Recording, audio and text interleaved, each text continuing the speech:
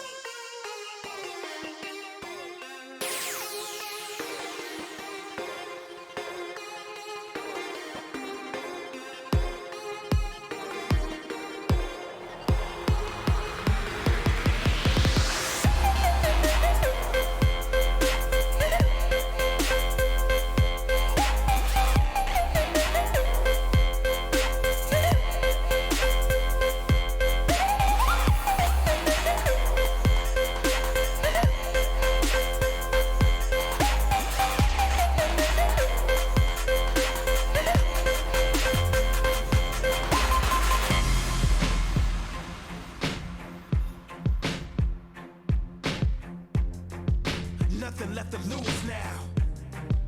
Everything to prove now. Long as I'm alive, I'ma fight back. My fire never cools down. You're fanning the flame that's inside me, and I'ma let it consume me entirely. Got me feeling fearless, unbreakable spirit. You'll remember the wrath when I leave. I came too far to give up. I will never bow down. I'm about to catch fire. Yeah, I'm about to catch fire. I'm about to set free. I'm about to set free. I'm about to catch fire. Yeah, I'm about to catch fire. Get ready for the new me. Get ready for the new me. Let's go. Try to hold me down and I go higher. Try to put me out and I go wilder. I'm a fighter, a survivor. And I'm about to catch fire. Try to hold me down and I go higher. Try to put me out and I go wilder. I'm a fighter, a survivor. Stand back while I catch fire.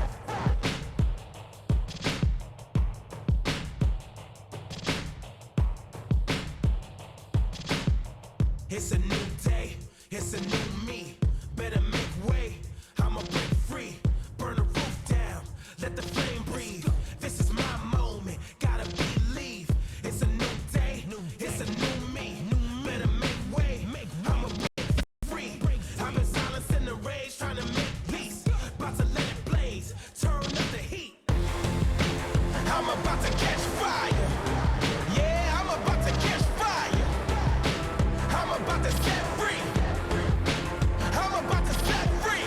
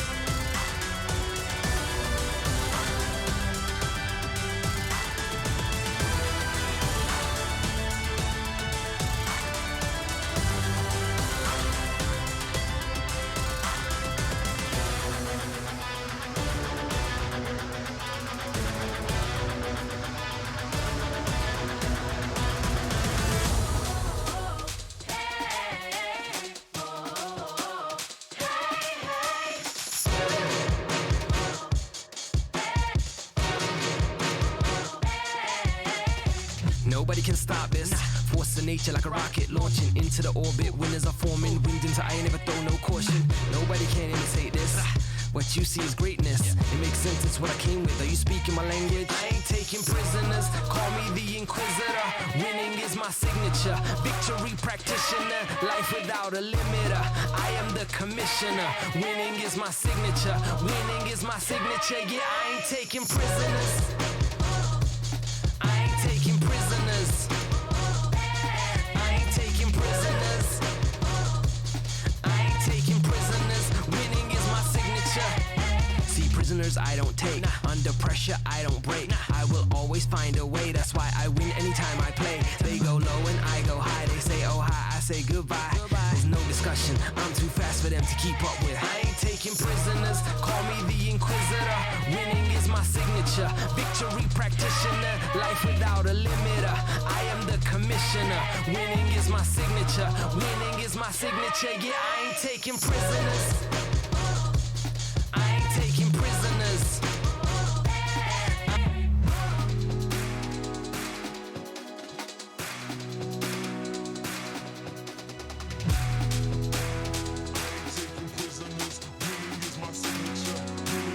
I ain't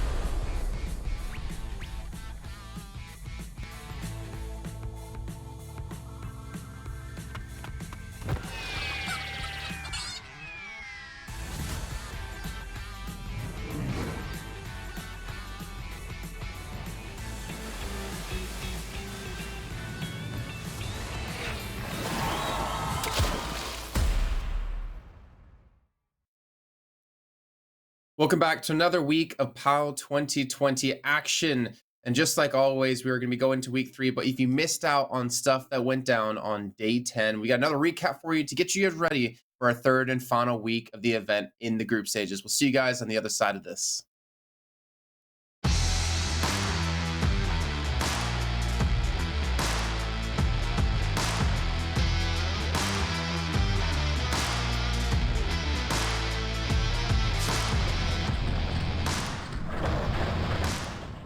Flashbang was so perfect, but I think it might have been a T-Flash. Derek in with a second kill. Tamer through the smoke. He caught him just up on top of it.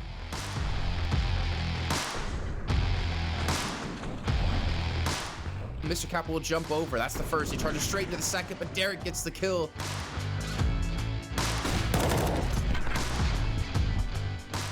Pro trying to get in towards Grave. He already gets flashed up, and he's going to be dinked, but he's still alive. What just happened? Pro was completely out of position. He has dinked right off the bat, but he still gets the kills and survives with 18 HP.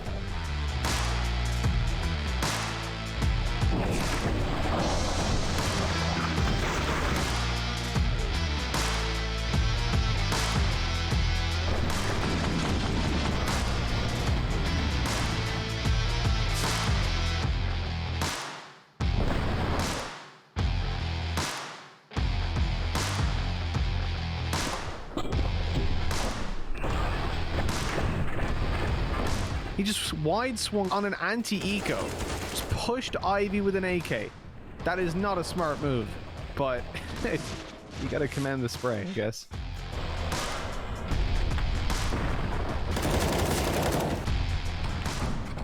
The flash was perfect. That was Wraith's flash. Yikes. 4 got so far into the site, too. Not even being spotted out. Now Tamir's left against 3. Let's get the first, but Pro's going to shut him down.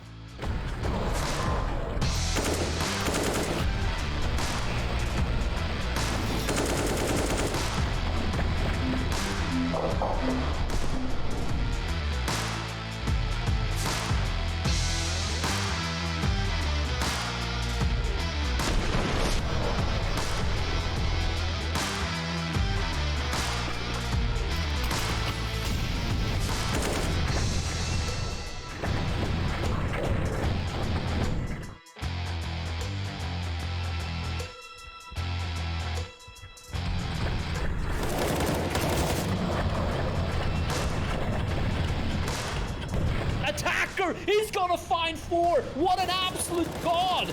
Holy, I don't even know how he got that. That was a full spray, Dinko.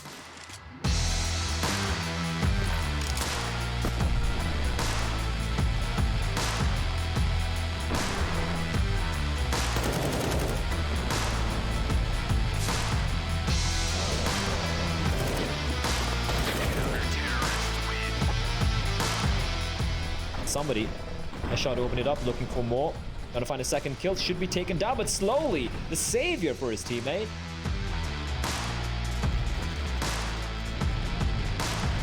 Investigate does reply back with 2 quick kills, but slowly there deny any chances they had of potentially winning an unwinnable round.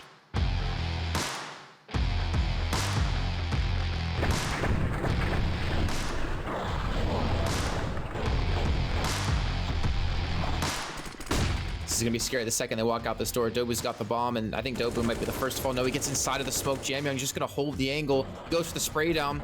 He gets the kill.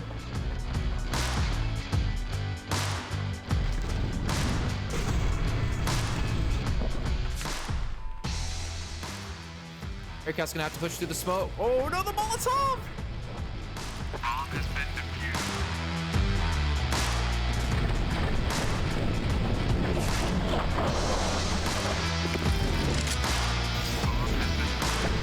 I guess here's one. The round's already done, but it's all about these kills.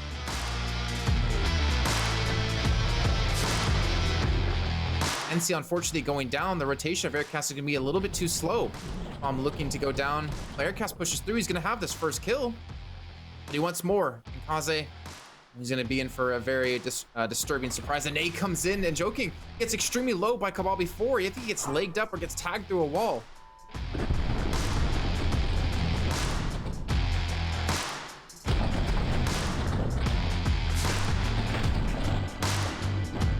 Jamyoung, he's not here. Incendiary's gonna come in, but Cabal has full HP. He's just gonna stick it and he's gonna hold it.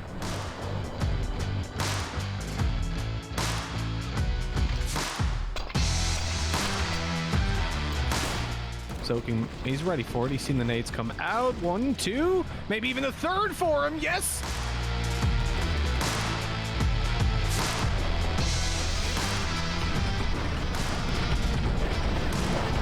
Advent, in the meantime, does pick himself up 2 kills. They run through a smoke. Not checking all the angles, and Alman's gonna close out the second. Actually, it's Advent to get the last.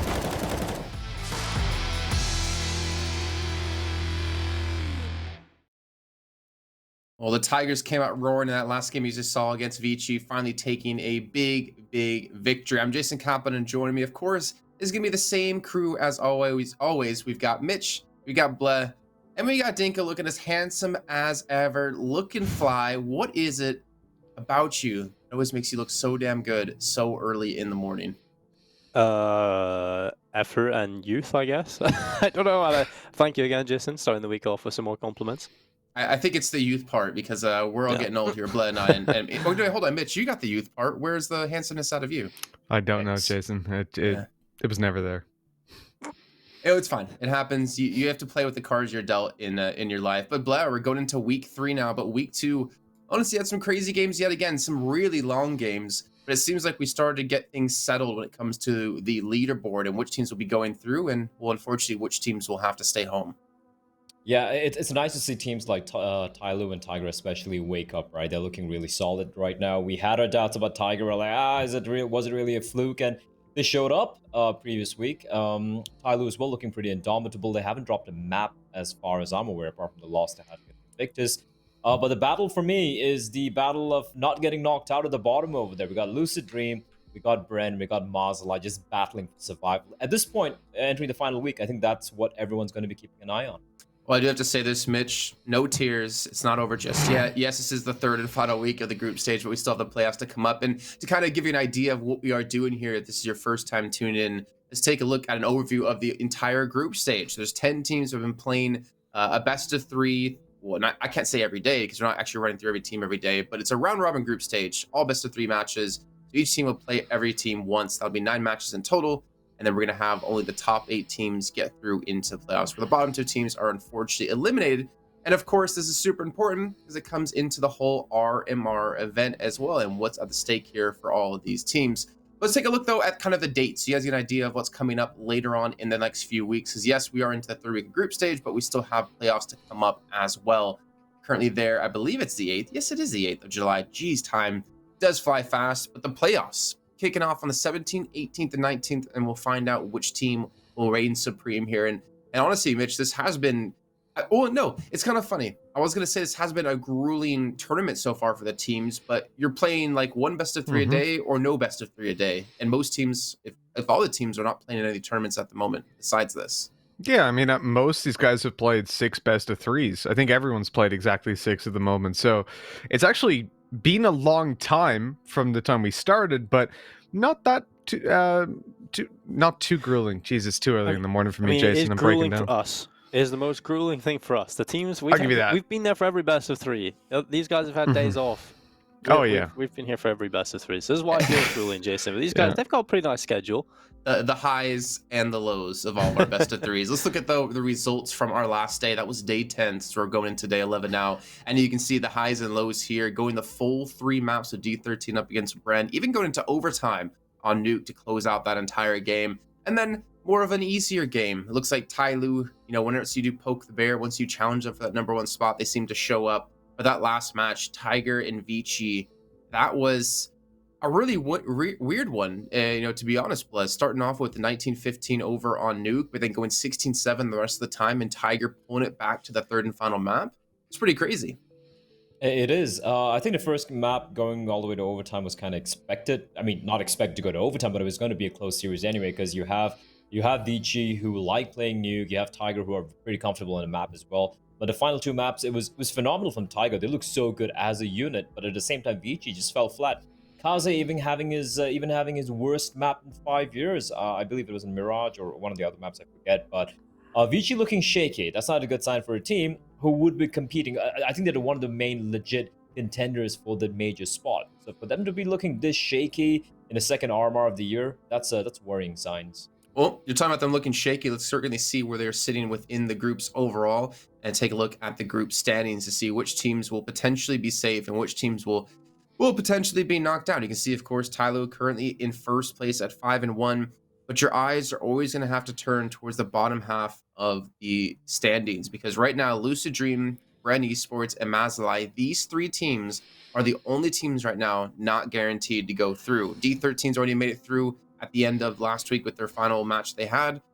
So it all comes down to these 3, Lucid Dream, Bren, Mazalai. Who's going to be the team going through, and unfortunately, which of the 2 will be going home here, Mitch? Yeah, indeed. And these guys have been pretty much neck and neck in terms of the performance, but not in the normal way, right? It's not like they're losing closely against big teams and beating each other or anything like that. They've somehow been like almost dropping some of the better teams. I mean, you look at Mazalai and some of the results they had, like, yeah, okay, they've kind of lost the series you'd expect to. They lost to Tyloo, they lost to Invictus, but suddenly they were like 2-1. They almost won that Invictus game. They were so close to closing it out in the second map, and it's very confusing to see that in a way, it's sort of good that even the bottom of the table can challenge the teams towards the top.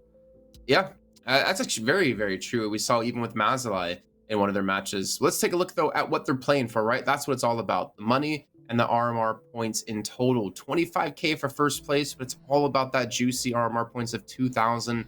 Dinko, we were talking before about like what's really at stake here. And if you're one of these teams who are low on points, or even a team who has no points, first, second, third place, like that's kind of where you have to focus on. Yeah, especially because every time we move on to a next RMR event, there's more points on the line, right? Because you started off at Rio and the points were, I think it was 1,600 for the winner. Now it's 2,000. So every single tournament you progress onto gets more points. So if you're continuing not to get points, then you're going to have a tough time getting back into a position where you can actually compete for those top spots. And so the teams here that have done well, or sort of the mid-table in Rio, have to get those extra points to be able to compete near the top. So every team needs to overperform or perform to their level to get these points now.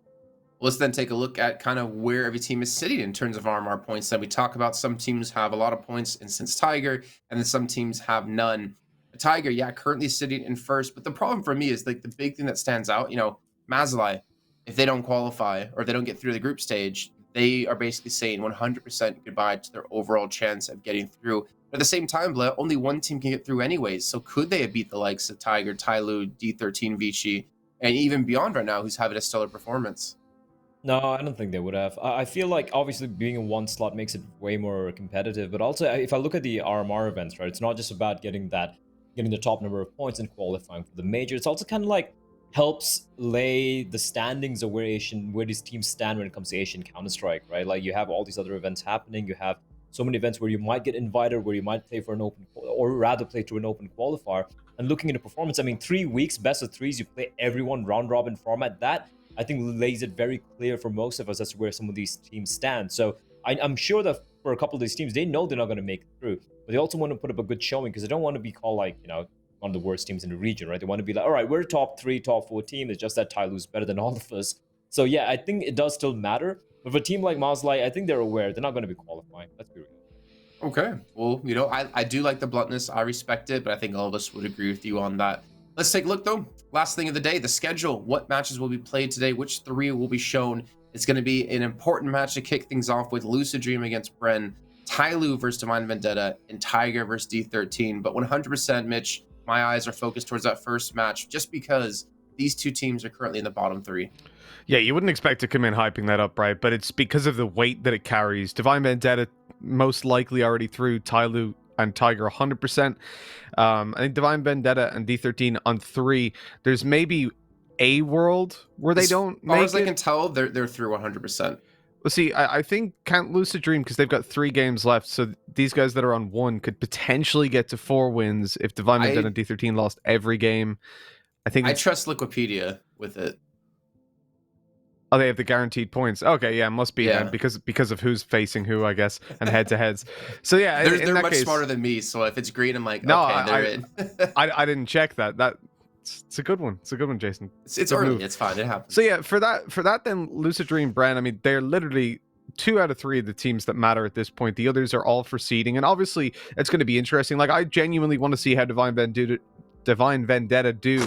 It's very early versus Tyloo. I want to see how that goes because they've been doing some pretty good damage as well. So that could be an interesting game. But yeah, Lucid Dream, Bren, who's going to be making it through? Well, this game could be what decides it.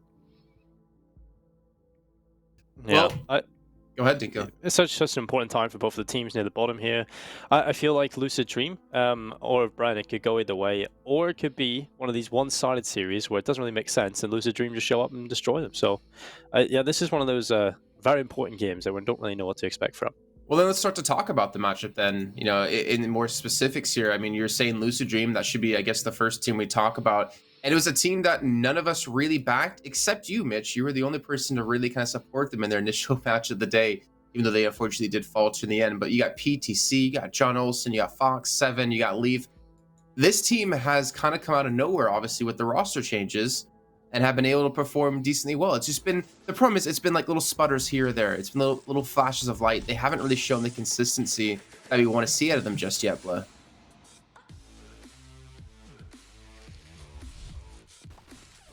Had a couple of maps which got a little close. They took a map of Invictus, who have been notorious with how inconsistent they've been in some of these best of 3 series. It's funny, Invictus, how they, they make things very close to themselves. But yeah, for Lucid Dream, you have this man on your screen, John Alton, magnificent mustache and a magnificent player as well on the server. Him and PDC have had to be the rock, and more of John Alton being the more stable player. PDC has his ups and downs. When he shows up, that's when Lucid Dream suddenly look very, not really super scary, but they look like, okay, they can potentially take a map. They can maybe pull off an upset win. But the rest of the team, like individually, they have it like 7-8-9. He has some special rounds, Fox as well, and of course, to find the fifth player, the name does escape me at the moment. Leaf. Leaf, yeah, there we go. And like crazy amount of clutches he's got, for example, right? But as a team, I agree with you. I feel like they really haven't found themselves yet as a unit, and it's going to be hard when you're facing off against the top 10, top 8 teams in the region. So I don't really fancy the chances, but then against Bren, I don't know. I think Mitch might get happy here. They might potentially get a win. I really don't know which way this one's going to go. I don't know which Lucid Dream's going to show up. And even if the good Lucid Dream shows up, I don't know if it's going to be enough. Well, now I'm kind of voting for Brendan because I don't want to see Mitch get happy. So let's start to talk about them a little bit. Obviously, the roster of players, we've seen the big man, Mr. Poppy himself, Papachulo being the one to really carry them through in the last few matches they've had. But you got Derek in there, you got Pro, you got Wits, you got Jaw. One little thing I do want to focus on, and I do kind of hate that I focus on it, is that I don't know. Actually, no, maybe it's a positive thing now because Wits, he did out-op their last opponent. I'm trying to think off the top of my head who it was because I remember comparing like specifically the oppers, and he was actually able to step up decently well and able to have some pretty solid op kills. But he's not the flashiest of opper. But maybe that's where Poppy comes into light here, Dinko. Yeah, I think Papachulo is probably the clear, consistent star player of this team. I use the word star very leniently. I don't think this team really have a star player, but he's the player that's the best, and I think Derek can be the player that steps up alongside him. This Brand team, for me, are just so inconsistent. I never really know what to expect from them. Basically, they don't have a system. They don't have a team where I can be super confident in any of their matchups. I can always expect them to be relatively close, depending on who shows up on this day. But then again, it's one of those teams that's kind of who shows up today. And it's Derek and Papachulo you have to really hope can play consistently. Because if they're not there, then this team have nothing to fall back on. Wits is good on a couple of kills, but he's not going to be your flashy opera that's going to carry you to win. So Bren have a lot of work to do in a lot of their series. They're never going to get an easy match, that's for sure. Well, let's see where their battlefield's going to be at, too. Let's take a look at the map video so you guys get an idea of what maps will be played and potentially, to shape how we think this match is going to go. Starting things off on Mirage, then going over to Nuke, and then Inferno. It seems pretty kind of standard so far within the region, but... Yeah, Inferno's map, which you're both pretty comfortable with. The Vertigo ban coming out from Bren, that's Bren just being like, all right, neither of us play Vertigo, but we're not going to take any chances. We have the slightly better map pool, and they go for it. Now, that basically allows the map that is Nuke to be... Actually, I'm surprised that Nuke actually picked by Bren. Yeah, one map played on it, which is the interesting part, because they could have chosen, Dust 2 off the bat, where they have, 50% win rate. Yeah. 67. I'm a little confused about that. But if you look at all the three maps, I think all three teams are pretty comfortable in it. Obviously, Lucid and Mirage would be a map that they'd be looking to take. Bren can play it as well, but Lucid, I mean, their experience in Mirage is mainly against Beyond, which is one of the best teams in the region when it comes to Mirage. So I think three maps, which I think both the teams are comfortable with. Nuke, obviously, for Bren, and we have Mirage with Lucid Dream. They're going to be feeling pretty comfy on that as well. Inferno, it's up in the air. Honestly, I don't know which one's going to take this. Okay, well, I mean, do you guys have any thoughts as well, Mitch? So I guess we'll start with you about the maps. Again, kind of the puggy style Mirage. It still kind of stands out why Bren chose Nuke. I think this is a map Bren specifically been practicing on, and they're trying to bring it out right now when their match 100% matters. Yeah, I think we saw it there 3 days ago when they faced off against D13, and we came in saying, oh, well, Bren have never played Nuke, as far as we can tell, the last 3 months, right? But in that game, we were mentioning that some of these teams have a deceptively deep map pool because they play, obviously... In the Asian scene, we can't so much limit it the way we do it in Europe and say, oh, last 3 months they've played this much, therefore these are the maps they know, because they don't play quite as much on HLTV. So there's that to take into consideration. But they also played a really structured game of Counter-Strike versus D13 on that map, so they clearly know it. So I think you're right, Jason. I think they've got something up their sleeve. For the Mirage pick, I think it makes sense. I mean, we saw Lucid Dream nearly take down Invictus on this map. It was 16-14, and they were very close to closing it out. As Blaz mentioning, their history versus Beyond, taking them to OT in this tournament as well. I think that's a pretty solid map for them. But with Nuke in there, I would be surprised if we don't make it to 3 maps. I think they're at least going to be very close in the scoreline. Okay, well then before we get into game here, give me a prediction, Mitch. I'm just put you on the spot right now. I'll go Lucid Dream, but I won't say a map score.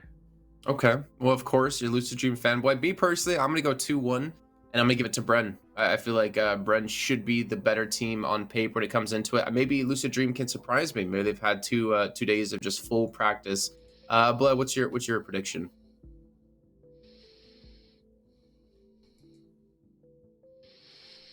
Okay, well, Dinko, you can give us our prediction when we do hop into the game here, because the game's about to kick off. Blood and Dinko, why don't you take the match away for us? Nice, Jason. I think I'm going to go with Lucid Dream. I'll just split it even. I like 50-50. I'm going to go 2-0 Lucid Dream. I think potentially they could 2-0 this. They've looked pretty shaky against some of the better teams in this tournament. I am, but I've got a little bit of theory behind it. So they've looked shaky against some of the better teams in this tournament, that's for sure. They've lost 2-0 most of the time. But the teams they go up against that are kind of around the mid-table, they look okay against them. I mean, they have beaten Divine Vendetta. They look pretty good there. I think any team they go up against is kind of around their level or just slightly above. They play pretty well. So I'm kind of looking forward to this. I think Lucid Dream might be able to pull this off. So I'll just, deep down, my brain actually thinks it's going to be 3 maps, but I'll do the Jason thing and my heart will say 2-0. Well, 2-0. All right. I was muted when I gave my predictions. I did say 2-1 to Bren. And Bren, well, Ja just able to find one. John Olsen with a quick trade to give a bit of handed over a bit of damage onto the couple of players here. If gonna get the bomb down, it's got no Kevlar because it did use up the utility he had. And Poppy, Pro, and Wits. Poppy Chula. Pro has been comparatively kind of quiet. You know, we've had a couple of games, but he hasn't really done much here. But this retake, let's see if it works out though. They have the one smoke, but they have to go for the kills first. Nice shot from Pro. Wit's gonna find another one. They know where Leaf is as well. They have a smoke, and everyone's just falling like flies. All on PTC. P250 in hand, and Pro taking the fight. They have the smoke. Haven't used it with PTC. Brilliant one tap. That's a round gone. Poppy still has a smoke. He's got the kit. He's gonna try and tap it at PTC. Lost bullet. Fadeaway shot as the smoke blooms. Brilliantly played. A 1v3 clutch to pull it off. No, that's a statement and a half. PTC, if he's going to show up in this series, then we've got a scary Lucid Dream coming up. PTC delivering the pistol round, 3 kills picked up, and Lucid Dream, 1-0 up. Immediately, we do see the force buy coming in from Brent, so they decided to pick up the pistols, the scout and play as well. I just want to see these again. This is such a disgusting pistol round, wasn't it? Oh, that's just disgusting. Weird. Yeah, brilliant from PTC. That's what we want to see. And now he's got an AK-47 in play. Lucid Dream sending all 5 players over towards B. Obviously, there's a timer on this play, Blair, so you can't really be wasting too much time. They're going to charge down in towards this B bomb site. Jazz here with the Deagle. Now they're going to come around the corner. The first chance for him. It's Derek that actually takes the first. Nothing coming off the back of Jan. Now John Olsen and Fox can cut them open, and they're taking the B bomb site by storm. This is where we're safe. Nothing you can do here. Wits, you want to fall on back, but no point saving, no point going for the kills here. 37 HP, still sticking around with the scout. And I guess they were fancying a potential retake if Poppy or Pro got a kill there, but Wits will have to fall on back, and I don't think they're even going to allow him to save. You can see Leaf is running up towards connected. They've dealt quite a bit of damage, though. Look at the health on John, Fox, and Leaf. But yeah, Wits gets another tag onto PDC. They were so low. They're getting a couple of kills more, but yeah, Lucid Dream. Not wasting any time. Foss hits towards B, 2 rounds back to back. I'm really surprised to go for third time there. Just the USPs now for Bren, and Lucid off to a pretty good start in a must-win game for both the teams. Yeah, it's a real good start. Mirage, well, this is a map we've got to favor Lucid Dream on, right? We know they've been able to play pretty well against the likes of Beyond, and we talk about Beyond's prowess on Mirage, so Lucid Dream definitely not to be slouched at. I think this team have a bit of an issue in terms of their map pool. I think the maps they're good at, or they've put some practice in, they're actually quite excellent at. But any maps that kind of sort of stray out of their map pool, that's when they look completely lost and out of the water. So I think this team they just need a little bit of extra time. Obviously, in a round robin format where you're playing pretty much every other day or every day, you're not going to have that time to sit down and practice. But we have had a couple of days, and I hope Lucid Dream happy putting the work in, knowing they've got an important matchup coming up here for them. 7-8-9 gets rid of Ja. That's going to be a good start for Lucid Dream. In this round, they shouldn't really have too many issues, so just moving forward. John Olsen down in towards short, spots a couple of players, and the smoke goes down as well. Now Foxen's out of middle with a Mac 10. Full minute on the clock. I like the matching gloves and Neon Rider. It's a good fashion statement. Is that Fox? Yeah, Fox. He's got fashion sense going there. Just waiting for some sort of high-end fashion brand, like the way Fnatic have a collaboration with Gucci. Get some of the CSGO, get some Louis Vuitton gloves in here. Okay. All right. We're going high fashion. The Counter-Strike went from just being a scrappy game and a bunch of kids playing it to like All about high the money, fashion game. It's all about the money. But speaking of money, money is fantastic for Lucid Dream. They didn't lose a single player that round. The previous one, the second round, they lost just one as well. So money looking pretty decent. The upgrade's going to be coming in for at least a couple of the players. The 3 is the Galil and the Mac and the Hand 799. What makes me a little sad is if you go back a few years and you talk about, ooh, I like this. Hold on. Oh. 789 just running on out. And, well, the trades do come in, but the trades will favor the CT's Poppy, even taking one down beyond the grave. Now Pro on the bomb site. He is blind, but he stays alive. DC slowly creeping on out now. It's going to be who spots who. And Pro, he spots the player, does the damage, but doesn't quite get the kill. PDC somehow staying alive, 12 HP. How is he avoiding all the utility, Dinko? And he's still alive and he gets a kill. What? I don't know what's going on. Finally, PTC's taken down, but at 2 versus 2, John Olsen and Fox, bomb isn't planted. And then instead of staying on the A bomb side, they're going to run straight through T spawn. And luckily, Brent haven't moved just yet, but eventually they'll realize they're not running towards this bomb site, they're going somewhere else. So at this point, do they just play together or do they send one player off towards B? Looks like Lucid Dream will be getting a free bomb plant at least, and they also can keep that one player up in the apartments and play a solid post plant. So this round's looking pretty good for Lucid Dream. I like their call. I mean, it definitely has a little bit of risk with it, but I like it how quick it was. They just kind of committed to it. Yeah, and the fact they didn't waste any time, I think that's very, very smart. Indeed. That looked like a full commit. It was the full commit, so Ren bringing back both the players towards A. Box is pushing pretty deep. They won't be expecting him. Was it a mid-air shot? I don't even know, but Ja gets the kill. It's all in Wits. How does he land that? How does he land that on John Olsen?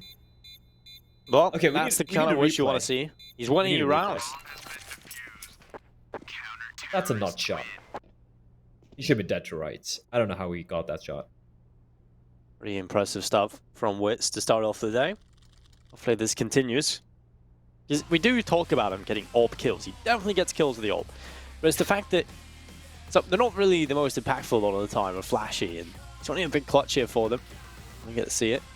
There we go. There's a knife as well. He was looking the wrong way. Dies on the bomb site. Oh my. Oh, okay. That was fast. That was fast even with the slow-mo. Yeah. It's a good shot. And well, Wits, they'll be happy enough about that. Lucid Dream, like you said in the previous round, money's good for them, so they'll be able to purchase up fully into this round. Like this smoke coming for a Fox. He's boosted on his teammate's head. Huh. Maybe a last from a depth. Deep right, CT smoke, maybe? You don't really need to go for a boost for... I'm talking about deep CT. So maybe the plan is to charge down the CT position. And we'll see if this works out for them. Very curious to follow that smoke and see where that goes. But now Pro just around the corner. And well, he's going to be waiting on for this to spray away with the MP9. It's going to be one kill from Pro. 789 gets one and a second as well. Good opening kills. Now Derek, he tried to move through the smoke to the back of the bench, but there was a Molotov waiting for him. And he got caught in position, allowing a free kill for Lucid Dream. And pretty much the round win at this point. It has to be a huge retake from Jam Wits. And there's just no way this happens. You never know. Well, never mind. That was a kill. That was a kill from 789. Oh, that's a brilliant flashbang as well, which trying to jump up, but completely blinded. And this round, it's all 789. Gets every important kill in this round. Charging down the bomb site, opening things up. And now Wits, the last remaining player with AWP. Take a look at Brand's money. They finally win a round. It's not clean, it's not clinical at all. Has to come off the back of a shot from Wits. And now they go on to the next round, they lose it. The money's gone. And the AWP's gone too. It's going to be a full eco pretty much here for Brad. Interesting how Lucid didn't even pick up the AWP. They're like, no, this AK buys are working out, looking clean, looking good. Yeah, that's brutal, Denko. That's so brutal for the money. And I just wanted to like touch upon, this should be unique, I just want to touch upon the fact like how, if you go back a few years, when you talk about Asian Counter-Strike, even Tyloo weren't necessarily the best team. Like you had teams like MVP Carnal from Malaysia, Kaze's old Malaysian team. They were really good. We had the Dreamscape guys from Singapore. Like Southeast Asia was a powerhouse when it comes to Asian CS. And then of course you had like a couple of Chinese teams. Tyloo was there. There was of course that experiment with Flash Gaming where they combined Vici and the Tyloo players. But in the end, like it's kind of sad if you look at it. Apart from Beyond, the other two representatives of Southeast Asian Counter-Strike, they're at the bottom. Look at it. It's Bren and Lucid battling it out not to get eliminated. While you have the Chinese teams, the Mongolian teams, even the Middle Eastern team facing well above them. So it's kind of a sad and a grim time for Southeast Asian Counter-Strike, considering how many countries, how many regions are there. Yeah, it kind of makes me a little sad for the region. Yeah, there's so many pieces. It feels like they're always starting from the beginning again.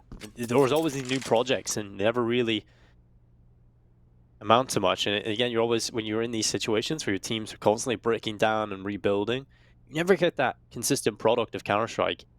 And we do know that there's potential, and there's individuals, and even good systems in play. But the fact that you just are never together long enough to make a team that can compete at the top level of Asian Counter-Strike, well, it's kind of unfortunate to see. I think Beyond are probably the best team in that respect.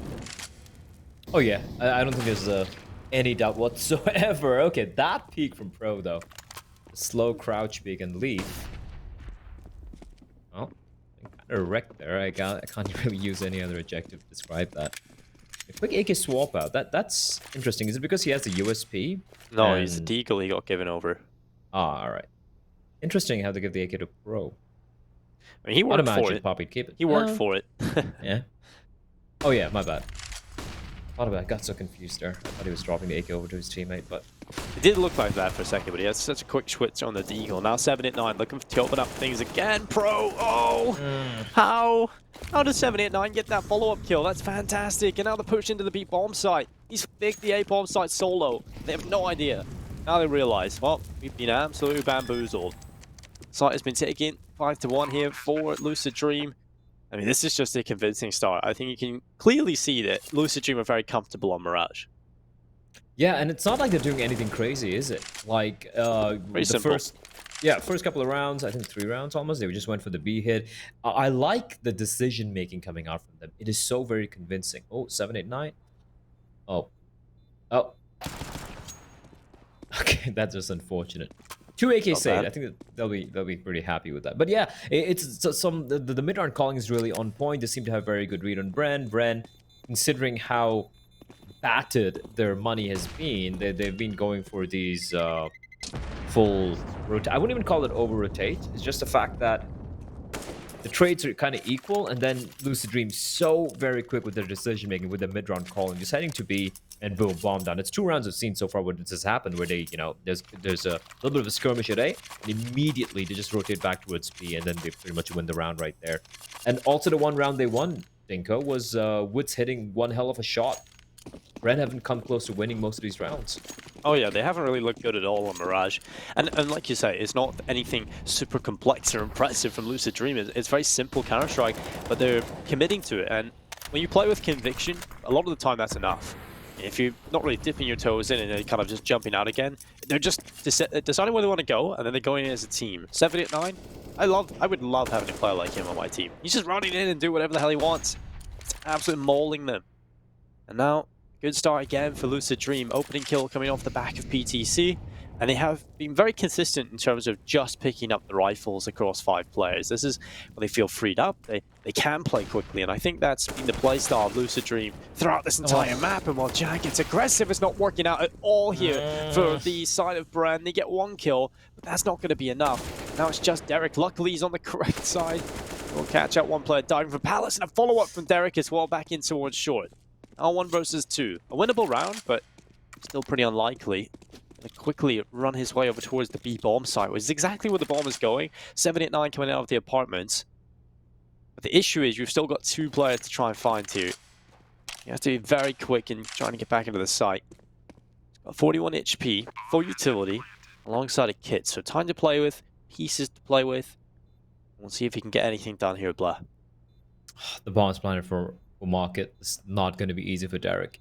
Got so many angles to clear out. They know he's not coming from market though, but that's the problem. The 2 of them both inside. The second he taps the bomb, now he has the Molotov, so he can at least try and Molotov off 1 position, but he realizes there's too many positions. Where does he toss it towards? He has no idea where they are. They could be towards benches, could be towards vent, could be towards apps, and he just has the 1 Molotov and the nade and the flash to use. So realizes might as well just hold on to his AK-47. Not wondering what he was doing there. He hears him running on out. There's no need to take the fight, Derek. Just want to hold on to your AK. You have more to lose Spam it. Oh, than spam they it. do. There we go. Nothing going their way. What a horrible round for Derek. I mean, if he had that one key piece of utility, it would have been a smoke. Throw that onto the bomb. Now the pressure is on the CT side. But he just doesn't have a smoke. Like you said, there's so many positions to check. He doesn't know where he can throw that Molotov. And now 6-1. Lucid Dream, they're just looking so much better than Bren right now on Mirage. All of the openings going their way. I think it's not like Bren didn't have opportunities to win a couple of fights there. I think Lucid Dream made a few errors. They had just dry fights coming in towards middle. It definitely could have worked out for Brett if they just won those duels, but they haven't been able to win the duels against Lucid Dream, who are just looking a little bit more crisp. Maybe some more inbots or DMing this morning. Well, or maybe they had their cup of coffee. Or they're they're looking, Diet they're Cokes, looking yeah. really good. Yeah, Diet Cokes, that's true. I'm not a big fan of Diet Coke. I hate Diet Coke. It I tastes think it so tastes weird. metallic or something. Yeah. It's such a strange taste, yeah. It's like Coke left out, like in a dumpster for like a couple of days. It's like, I mean, Coke Zero is okay. Have you ever seen the Crystal Pepsi, which is one of the sort of Pepsis that have been left for like 30 years or 40 years or something? Crystal Pepsi. It just sounds so bad. All right. The A play coming out from Lucid, and it looks like they want to go for a contact play here. This is based on a setup. I just want to point out the previous round what Bren did. What I liked was they went for the mid aggression once they lost a player, but Lucid was just ready and waiting. They were not out in the open. They were not caught out with the flashbangs and just winning every duel, like I said. Contact play coming out. Wits, this is your chance, buddy. Oh. And that's a nice shot. Fox trying to go for the crouch peek, but not really quite panning out. Pro's gonna strike. This should be the round here, but John Alton, he finds one. Smoke is gonna nullify his position for now. Gonna come down to PTC. 789 to make something happen here, but they're getting forced on back. 789 is gonna fall. The John Alton having to walk on out from the smoke, living on PTC, trying to position himself well. They do a bit of damage, Dinko, but this has been the most convincing round from Bren in the past 8 rounds. It has been. I think a lack of flashpoint. You see that from Lucid Dream. They could have neutralized both players towards Star and Jungle, but or connector, should I say. Those flashes were relatively ineffective the entire round from Lucid Dream's side. The flashes from the CT side were clearly better. 789 trying to peek over the top of the stairs, gets shut down. He could have been the player that turns the tides, but finally a round picked up here for Brent. We're feeling much more happy about this situation. The problem becomes Blair. The money is still good for Lucid Dream. And the CT side, well, if Brent lose this, they're going to be back to the eco. And we'll just see rinse and repeat of the last couple of rounds. What I'm confused about from Lucid is like the contact play they were going for. It was unnecessary, right? You had the utility, and you know what's working for you. You might as well just do that. Why are you going for these weird contact plays? You're not being pushed to go for these rounds. You have a 6-1 lead. There's no need. Like, I get it. There are moments, there are times where you have to go for that play, and that's not one of them. So I feel like they kind of handed the round to Bren, basically just giving them 3 aim mules to take. But now, there we go. Aggression from Derek needs to stay alive. He needs to stay alive, and PTC whiffing a few shots. Don't see that often. He's down to 30 HP, coming up the worst for wear that particular exchange. And for Bren, they keep all 5 alive. But like you said, Dinko, even if they win this round, they need to try and keep as many players alive as possible. The money's still not looking good. Well, I feel like Lucid Dream actually missed out on an opportunity to get an opening pick. So if you've cast your mind back to the start of this round, we have that jumping player in front of the connector. There's a player in underpass. He's ready for that. Take the jump across, use it to offset the player's crosshair on the connector, and just get a pre-fire swing in towards that connector area. Maybe an opening kill available to Lucid Dream, but Wits down in CT. He's going to pick off Fox, but now the push comes through. PTC finds the turret, and they're going to spam on him, but Papachulo uses the smoke to his advantage. He goes down pretty quickly after, but he's done enough. He's got the 1 kill. Now it's just Leaf. We usually talk about his clutching ability, and now he needs to pull it off again. No time. First kill for Derek, and absolutely no time to win the round. That's a horrible scenario for Leaf. And, well, he's going to stay alive. At least he gets the AK in the next round, but we're finally starting to see the economy break down here for Lucid Dream. I have not been a fan of the past 2 rounds from Lucid. I feel like they're switching it up for no particular reason, and this slow contact, default-ish play they're having, it's not working. What's worked has been his fast and furious hits. Like, I'm talking about just using the utility, nothing crazy. They've just been going for the plain executes, using the smoke and Molotovs and whatnot, and just taking his bomb sites and just having the trade game on point. I don't know why they need to switch it up. It's not failed so far. And they're just trying to be unnecessarily fancy, I feel like, just trying to be unpredictable or whatever, which is fair if you need to, I feel. And now, like you said, money not looking that great, about to break down, and they're down to just the 4 smokes and the 5 flashbangs. 1 Molotov as well for Leaf, but if they don't win this one, they're basically allowing Brent back into this map. Because at one point, it just looked like Leaf, Leaf and company were just going to run away with this map. So, for Brent, yeah, opportunity given to them. Can they, however, take advantage of it? That's a question here. I haven't lost anyone yet so far. No contact made. Pro looking to just regress towards jungle.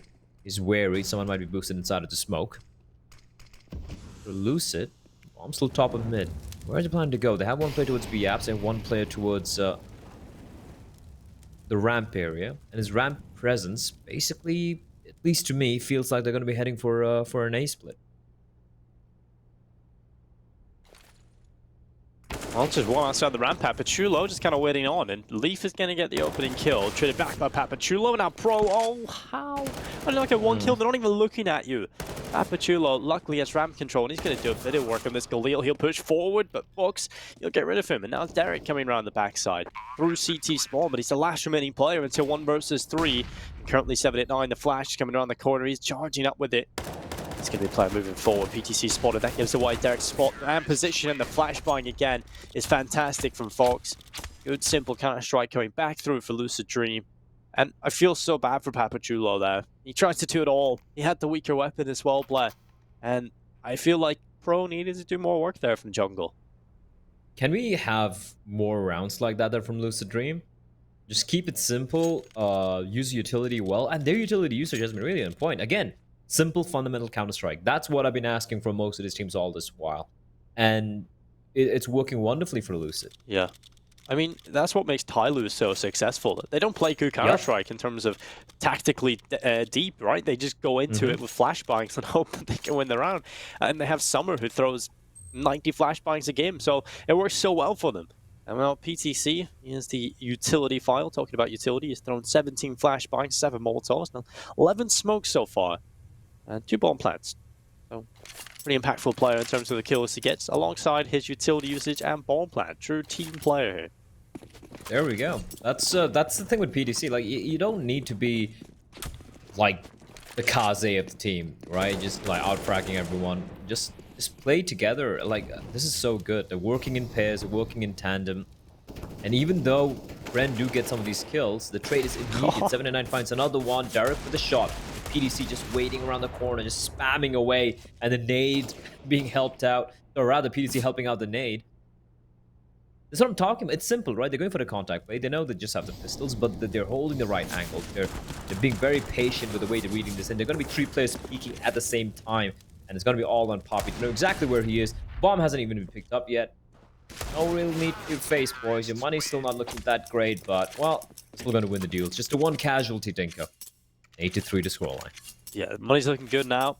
789, I think he's probably been the most underrated player, but the most impressive from this Lucid Dream side. Now, we know John Olsen, we know PTC, but coming into this tournament, I think 789 was kind of overlooked in his potential to show up for this team.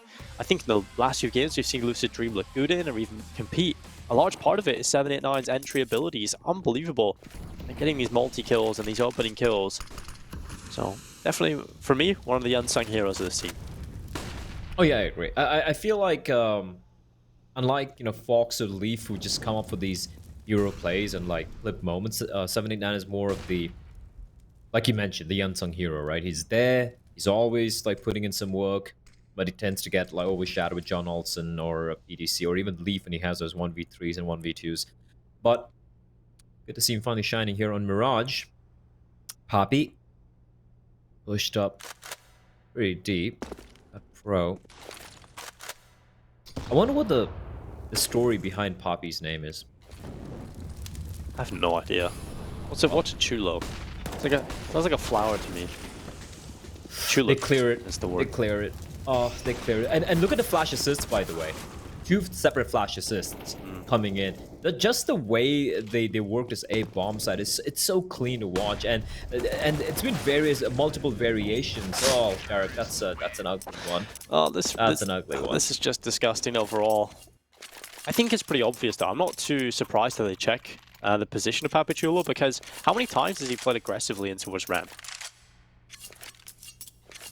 It's not just that though. Like when he goes to the ramp aggression, it was once we saw him, try to pull it off pretty much all by his lonesome. This time they were playing inside, right? They had 3 players kind of inside the side of the ramp area, of which was even not playing from the toll booth, he was playing from triple.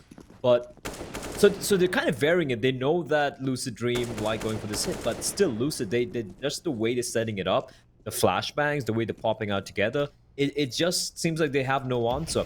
And then they know the money's broken. What do? Immediately go for the mid take. Immediately go for the mid default. Although this time they don't have anyone waiting towards A ramp. A little curious. But Lucid Dream are just playing whatever they've written down in their textbook, in their play manual, and it's just working wonderfully. It's kind of the stars aligning, right? You're playing your textbook right, and also your opponents seem to have no idea how to counter it. Yeah, if you've ever in-game led at any point, this is one of those perfect games where everything you're calling just works out. You feel like an absolute genius. And while Jan takes down Fox, John Olsen getting one alongside Leaf on the follow-up kill. And now Papachulo, Pro, and Wits. Not much they can do here with the pistols. Hoping for a couple of exits, maybe an outlier in terms of the player going on a bit of a hunt. But it's going to be 10 rounds picked up for Lucid Dream. And they're just, again, very simple. Mid-tick coming in, limits the casualties, taking the B-bomb site. Double figures reached, and quite honestly, I think this is definitely majority because Lucid Dream are comfortable on Mirage and Brent aren't so much. So again, I'm still relatively confident Brent will be able to climb back into the next map, but right now this isn't looking good for Brent at all. They're going to be absolutely backhanded out of this first map if they don't do anything. And also for Lucid, it's also like we all know, I think they would be aware as well when it comes to the 3 maps which is going to be played out. Brent do have a slight little advantage. They seem to be the better team overall on the next 2 maps. So for them winning Mirage in a convincing fashion, that could be the X factor, right? That could be what they need to take them over the finish line. That could be what it needs for them to get the win here. Going into Nuke, we know Lucid can play it. It was a very scruffy affair, I guess, against who was it against? Yeah, I think it was D13 where they played Nuke. And it looked weird. They also beat Divine Vendetta, mind you, on Nuke. Yeah, although 2-0. Although it was a very close affair, right? It was 19-15 if I remember it. And that is against a team who do really like to play Nuke. And we've been impressed with Divine Vendetta's Nuke side. So Brent need to pull up their pants. Yeah, Divine Vendetta nearly beat Vici on Nuke, so just take a look at that. As a result, not Papachulo. It's down 7-9. An advantage in play for Brent. Finally, feels like they haven't been able to get an opening kill and hang on to it for a very long time. Utility coming in from Lucid Dream, trying to force that CT player away, but Wits getting boosted up. He's kind of lucky no one's close by. They would have heard that drop off onto the bin. He's just boosted over the top and no one crossing the default, and I think that's perfect for Lucid Dream up until this point. Oh, Leaf gets shot, but he's not dead. Quite a bit of HP actually. And crosses back over again. Good flashbangs.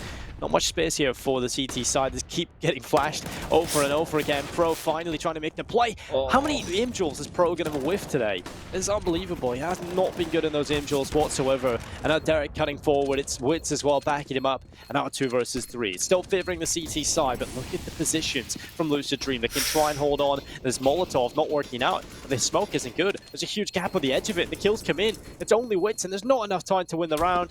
Bren. Oh, that's heartbreaking for them. How do you... They get the opening. Yeah, they get the opening, they get a tag, but again, there's a spacing in the flashbangs, right? Just delaying them. They even the Molotov got extinguished, but just... It delays them for so long, even though they were getting the kills. They needed to hurry it up, and that's the opportunity for PDC to strike. PDC is just waiting for those moments where men are just rushing on in. They don't have time to clear all the angles, and... Yeah, this is just heartbreaking at this point. Look at this, 3v2, PDC barely alive, and they have to clear so many angles, and Fox and PDC de-strike, no time remaining. This has been a brutal half, and like, Ren just don't seem to have an answer. Now the fast B play, it's going full circle, Dinko. It started in B, it's going to end on B. First half. Fox gets one, Jack on. Lucid Dream again, finding that opening kill, looking solid. They're pretty good at closing these kind of rounds out. I don't want to say it too early, but certainly looking good for them. Witz gets one frag back in towards Leaf, but look at that. Derek strikes from short, patiently waiting, checks the corner, and now he's under pressure though. PTC with a headshot, but he's alone. And PTC has a 1 versus 3 in his hands. He's finding 1, and not more than that. Pro with the follow-up headshots. 4 rounds posted at the half from Bren. It's not brilliant, not the ideal situation, but it's better than 3. It's better than 3. Not a single play getting double digits. That round, I just want to point out, I think it was the smoke from Lucid, but once he got the bomb down, they get the opening, they get the bomb down. The crossfires actually got nullified by their own smokes, which is not ideal. That's why the player from short was able to get the kill while going on the retake. Again, some clean shots coming out from all the players at Bren. But this one, Derek was allowed to push in because of that smoke, and I think there was a T smoke. So that was a little bit of a misplay coming out from Lucid, but considering how solid this entire half has been, I guess you're allowed to make a few mistakes here and there. Yeah, I don't even know what that smoke is. It has to be a failed smoke, because that just doesn't make sense being in that position, right? Because it's a little too deep for to smoke off short completely there, so a little strange. Although Leaf, he's going to be able to... Oh my god! Plucks Papachula out of the air. Now that is a nice shot. Deep smoke comes in towards short. That'll keep Leaf at bay. The bomb plant confirmed. That means, even if they lose this round, Blood, they're still going to have that solid 4 spike going into the next round. But they need this pitch to win. That would be ideal for them. John Olsen walking forward with the USP. Derek gets 1, a follow-up as well. That's good stuff from Derek. That might just confirm this pistol win. Unless a couple of kills come in quickly here from Lucid Dream. And PTC, he's the man that needs to do it. Roll with 1 kill. PTC back here, moving forward. There we go. 2 clean kills. Now 1 versus 1 up against Derek. And PTC, the time is ticking. It's just not enough time to win this round unless he goes back and gets the kill. He needs to kill immediately. And now that he doesn't get that, it's just not enough time to get back to the site in time. So he's got to flee the scene, but good pistol round, I think, from Derek. The rest of the team can't fluff it a little bit, but PTC, that's heartbreaking for him. If he had just had a few extra seconds, he probably would have won that. Although I feel like if you had a few extra seconds, the final player also wouldn't peek Bren. I think he kind of knew that the round was done. Yeah, that's true. That shot is just pure absolute filth. I wish John Alton had just waited like a couple of seconds there. Again, everything's in hindsight, so it's way more easier for us. But if you waited for a couple of seconds and then he just got for the white peek while his teammate just peeks with him, that would have been a guaranteed kill. And the retake could have worked on out. How many times? Wrecked by Poppy with a Glock. Okay, Poppy. I mean, that's a nice start. I like that Lucid Dream realized there's so many rounds to play with. What's the point in going for a 4 spot here? Likelihood of winning the rounds very slim. We might as well get the guns in our hands as quickly as possible. That's where we've looked at our best, and they realize if they win this next gun round, if they get the money in and win this rifle round, then you immediately smother any potential momentum being built up or confidence from Brent. Which map was it where, I think it was in Mirage, where a team won like 3 rounds just with pistols? I think it was against VG. Yeah, it was Divine Vendetta against VG, yes. Horrible, horrible series in terms of that. I'm getting flashbacks to Inferno as well. That was even worse for pistol run wins. Maybe had like 7 in a row. Well, John Olsen, he's going to go down. Ja with the headshot. Galil takes him away. 6 rounds picked up for Bren. And we move into this next round. It's going to be the rifles in play for Lucid Dream.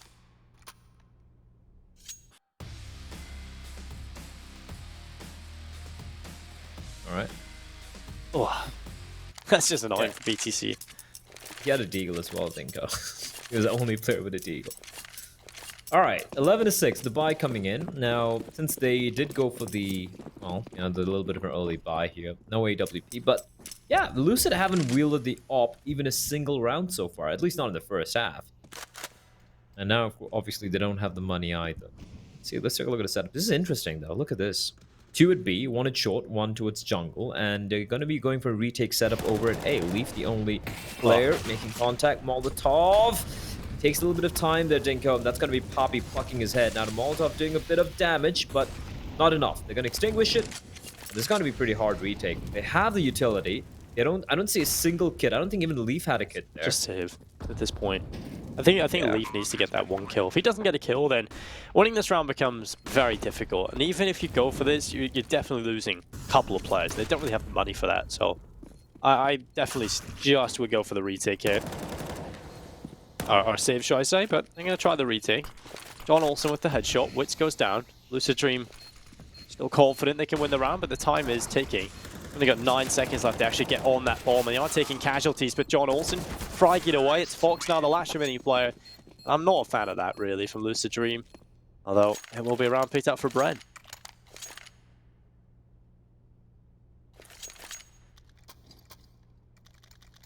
Well, AK's the MAC-10 was still going to be in the hands of Mr. Ja. Yeah, this was, I feel like, I wouldn't really call it a mistake per se from Leaf, but he should have been expecting at least, you know, the moment they knew where he was, they're going to be making his position very uncomfortable there. And his head just peeking out. I think he also just kind of needs to stay alive a little bit longer. As soon as he goes down, there's zero presence over towards A. Well, Jack's going to shut down this active push. Derek is well packing him up. Shows that underpass. It's early in the morning, Bluff. I mean, the words are there. I just haven't chosen the right ones. It's all right. I feel you. It's like you have all these big words in your head, and nothing comes out of your mouth. Yeah. Yeah, where's my vocabulary gone? Well, it'll wake up. I think probably about an hour, so halfway through the second map. And while Derek takes that on Fox, it's Wits coming through as well with a follow-up. John Olsen, the Lasher mini player, he's going to try and do a bit more than the 1 kill. Nice shot there. Won't be getting anything more. 11 hit on the board. Flawless start from Bren, pretty good stuff. And now we get into these gun rounds, and that's where we do see the ult finally come in from PTC. My issue becomes, though, we haven't seen PTC even get a couple of warm-up touches to this ult, so I wonder what he's going to be like straight away. Is he going to be hitting shots?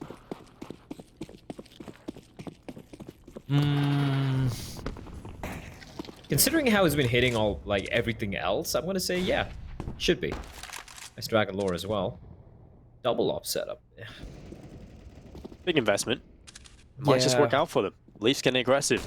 2 players down in the apartments. He has an opportunity, but the scope, the unscope's at probably the right time, I'm gonna say here. He gets away from the position, but look where the ops are both playing towards B. And now they're just going to walk onto the A bomb side. John Olsen needs 1 and he gets 2. Oh my god, John Olsen. That's exactly what you need from a player. You put him in that position, there's so much responsibility on his shoulders, and he just handles it like a pro. Double kill coming through. Now it's just Papachulo and Pro left into 2 versus 4, and the round's just being dispelled. And usually you get maybe 1 kill from that position. Yeah. And John Alton's so good. Leaf's gonna get a free kill here on Poppy. There we go. Decapitates him. Headshot for good measure. Another one. That was all John. If he dies there without getting a single kill, I feel like Brent could have potentially just won that. But 12-8, Lucid Dream finally get their first round on board, and more importantly, I think, at least in my books, they just lose 1 player, retain both the AWPs, thereby keeping the money a little bit more stable. It's still not quite looking good economy-wise for Bren, though. Considering how expensive a couple of those rounds got, they will just have to make do with the weapons they have here. And why does Derek not have... He could buy a MAC-10, right? Yeah, he's got money for a MAC-10 at least. Well, confident in the deagle. Fair enough. I can respect that. Or maybe unconfident in his teammates. Who knows? Maybe he's thinking he's going to get a weapon off the floor soon. And he's sitting next to his teammate with the AWP as well. Classic. He's kind of sitting back, he's not getting involved at all, he's kind of waiting until someone dies. Classic matchmaking strategy.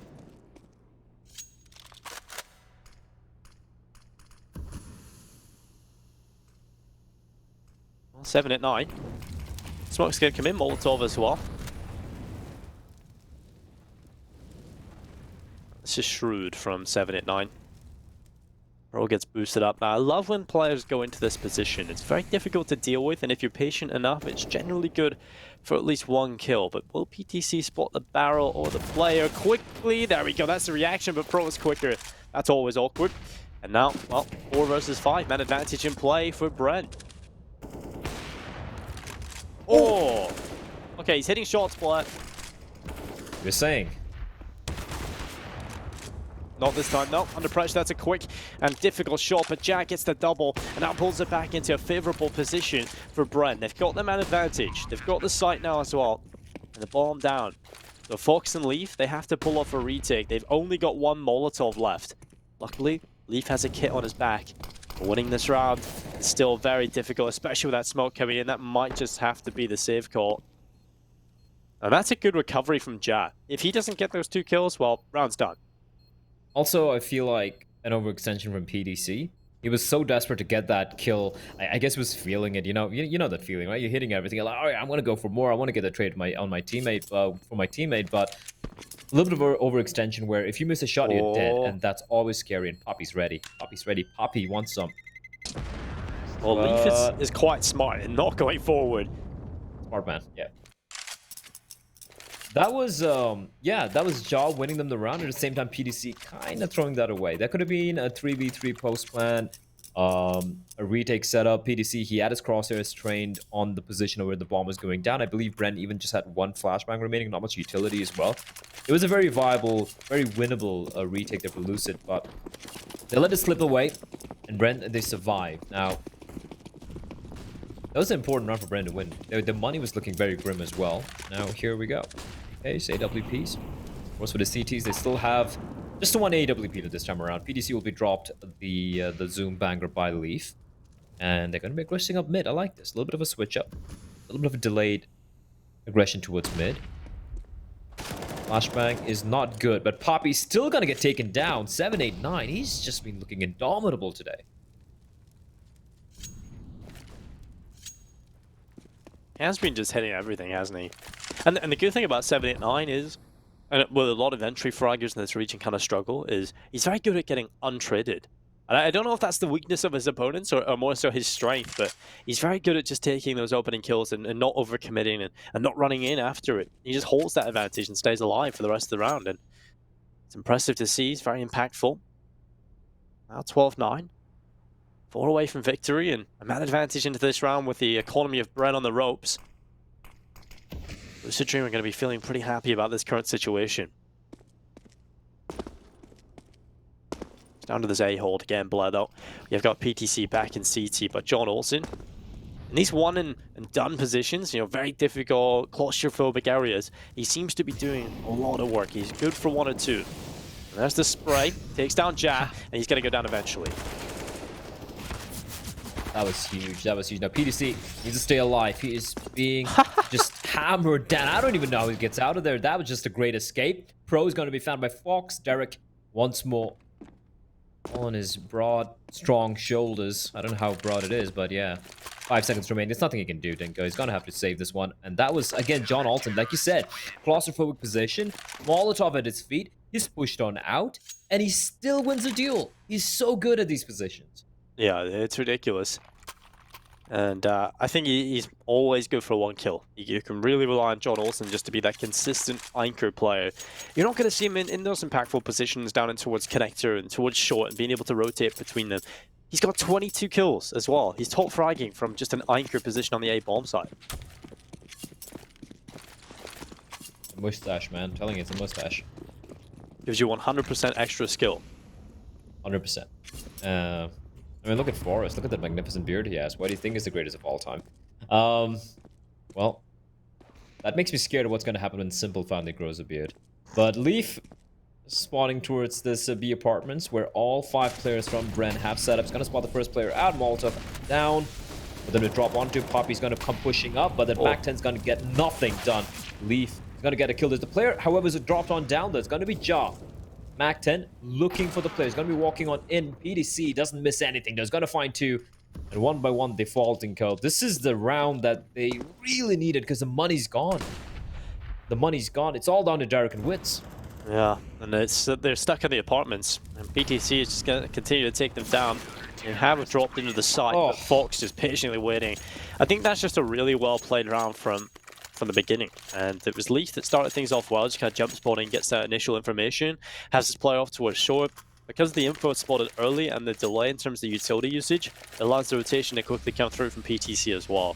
I think that's just a good round overall. Leaf getting this 1 kill, okay, probably could have got a little bit more in terms of the second play, but he wasn't ready for that, for Ja just running through the smokes and mollies to get in behind him. But just a fantastic round and really confident play from Lucid Dream. Gotta give again shout out to Mr. Fox there. He played that to perfection towards the pillar area, not peeking, not over peeking, not overextending, not giving a free kill. They were looking at him. I think like everyone was just looking at him to peek on out. Ja comes running out. Jon Olsen. I love how they're hyping themselves up to just run out Palace, and just one player goes down immediately. Nope, let's get back here. We're not going out there. If you're Ja, you do feel a little bit sort of betrayed. I can imagine this conversation in my head. Are we going out? Guys, are we going out? And one guy's like, yeah. And then Ja just runs out. It's so bad, I'm sorry. I mean, it works play. It's at least makes sense. It's not the best joke, but there's It's some better sense than to some it. of the stuff we've come up with in the past, so yeah, I'll take And it. it's Jon definitely... farming up a few of those kills there. And yeah, this is just an extended round, but it's guaranteed going the way of Lucid here. It's going to be 15-9, Dinko, and honestly, it's been a very convincing showing from the Thai side so far today. Yeah, especially on an individual level, I feel. No one's really doing much here for Brent. It's a couple of rounds from Papachulo and Derek, but other than that, I think it's just been a relatively flat performance out of the entire team.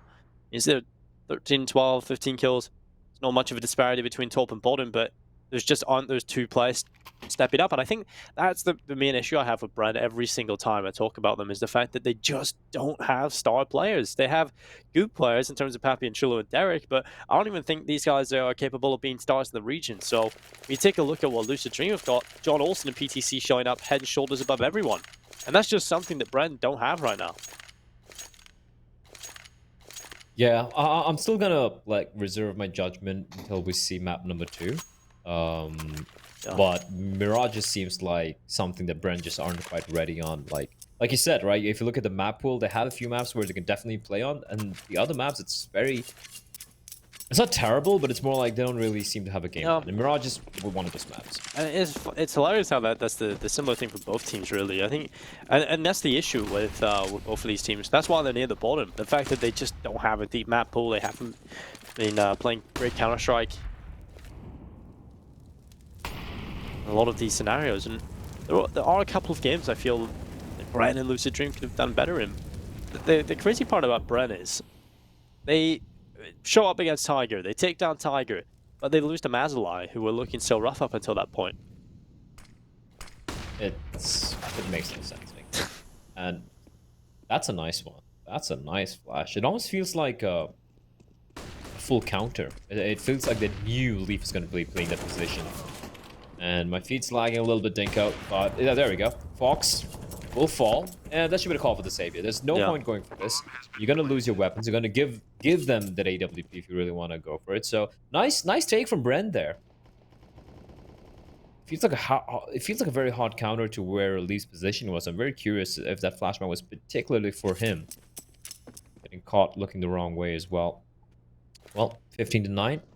Gonna be 16-10, so Brent at least get a double digit, so that's a little bit of saving grace there. And 7, 8, 9, holding a little bit of an off angle there. He's gonna find Pro, but yeah, I mean whatever damage they can do, it's gonna hurt the economy a little bit. But don't worry too much of Pro though. I do believe he will be dropped the weapon by one of his comrades, maybe by Ja, who's got the most amount of money. To win 6 rounds in a row, to take it to overtime, that's gonna be quite a tall ask, if you ask me. Double up setup once more coming into play. Maybe there might be a switch up for how Leaf plays that B apartments with the AWP. He does like to be a little bit more aggressive, Dinko. He does like to push in a little bit more. Let's see if he does that. Ooh, I like this. Oh, I love this. Nice. Really worked out for the sucker punch to end the game, and what 789 goes down into his underpass, but he's not going to get anything. Jon Olsen luckily able to trade back, and Fox with the aggression in towards the apartments is successful in taking down Ja, and Leaf's up here as well with the AWP, and that's immediately sent things into a 3 versus 3. It's a pretty bad start for Lucid Dream in terms of getting those initial kills, but luckily they fight back into it. Another damage has been done. Papachulo's on 15 HP. The players have relatively high HP as well. And now round that Lucid Dream can certainly win and close this first map. They're just going to be taking their time, sitting back. It's a 1-1-1 setup. So you have one player down in towards middle, kind of rotating between B and A.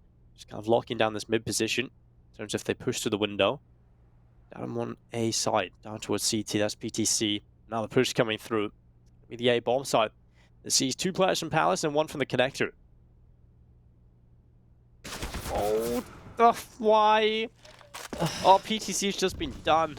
Well, it's Fox back in CT spawn. He's moving forward. Oh, PR, Leaf. No, it doesn't spot him on the gap in the smoke. And that's a little bit unfortunate. He had the perfect lineup to deny the bomb plant. And now Fox, well, he's got to be pretty impactful here.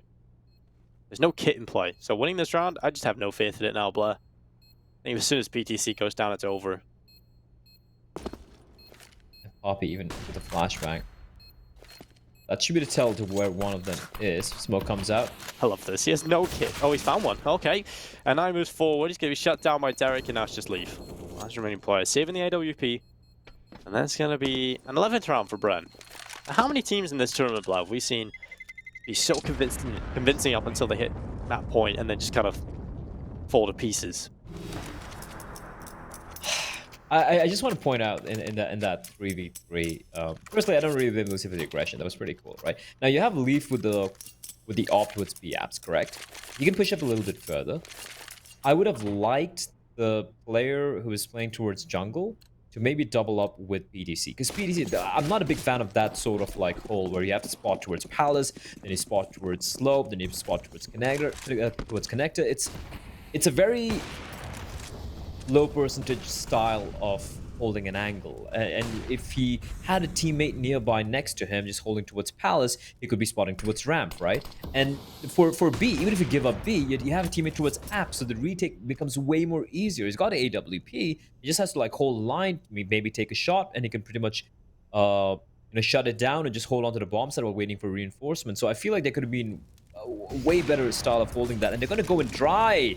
Dinko, why did he do that? I don't know. They still had a flashbang, a couple of flashes on Leaf.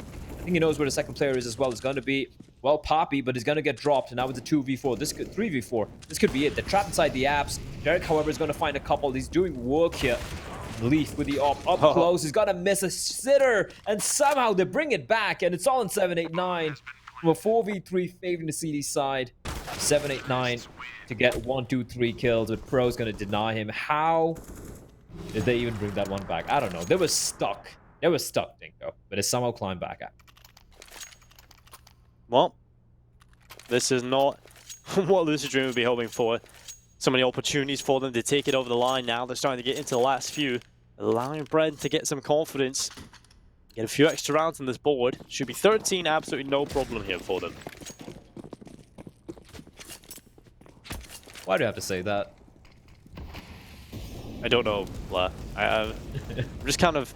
Every time I make a statement like this, it's just I'm hoping fundamental Counter-Strike prevails. Again, it goes back to what we're talking about, how majority of teams in the Nepal 2020, they struggle on the CD side. Even on maps where, you know, you generally have it slightly favoring the CD side quite a bit. Interesting. 11-1, right? The score was at one point. And Bren, they've brought it back quite fabulously. Even if Lucid wins this, it's still gonna be 16-13, maybe 16-14 even. So whatever confidence they had initially, it might have just got dissipated. Be an easy round here. The Wits continuing to take the fight, and he will fall, but just the one casualty. Clean round for Bren.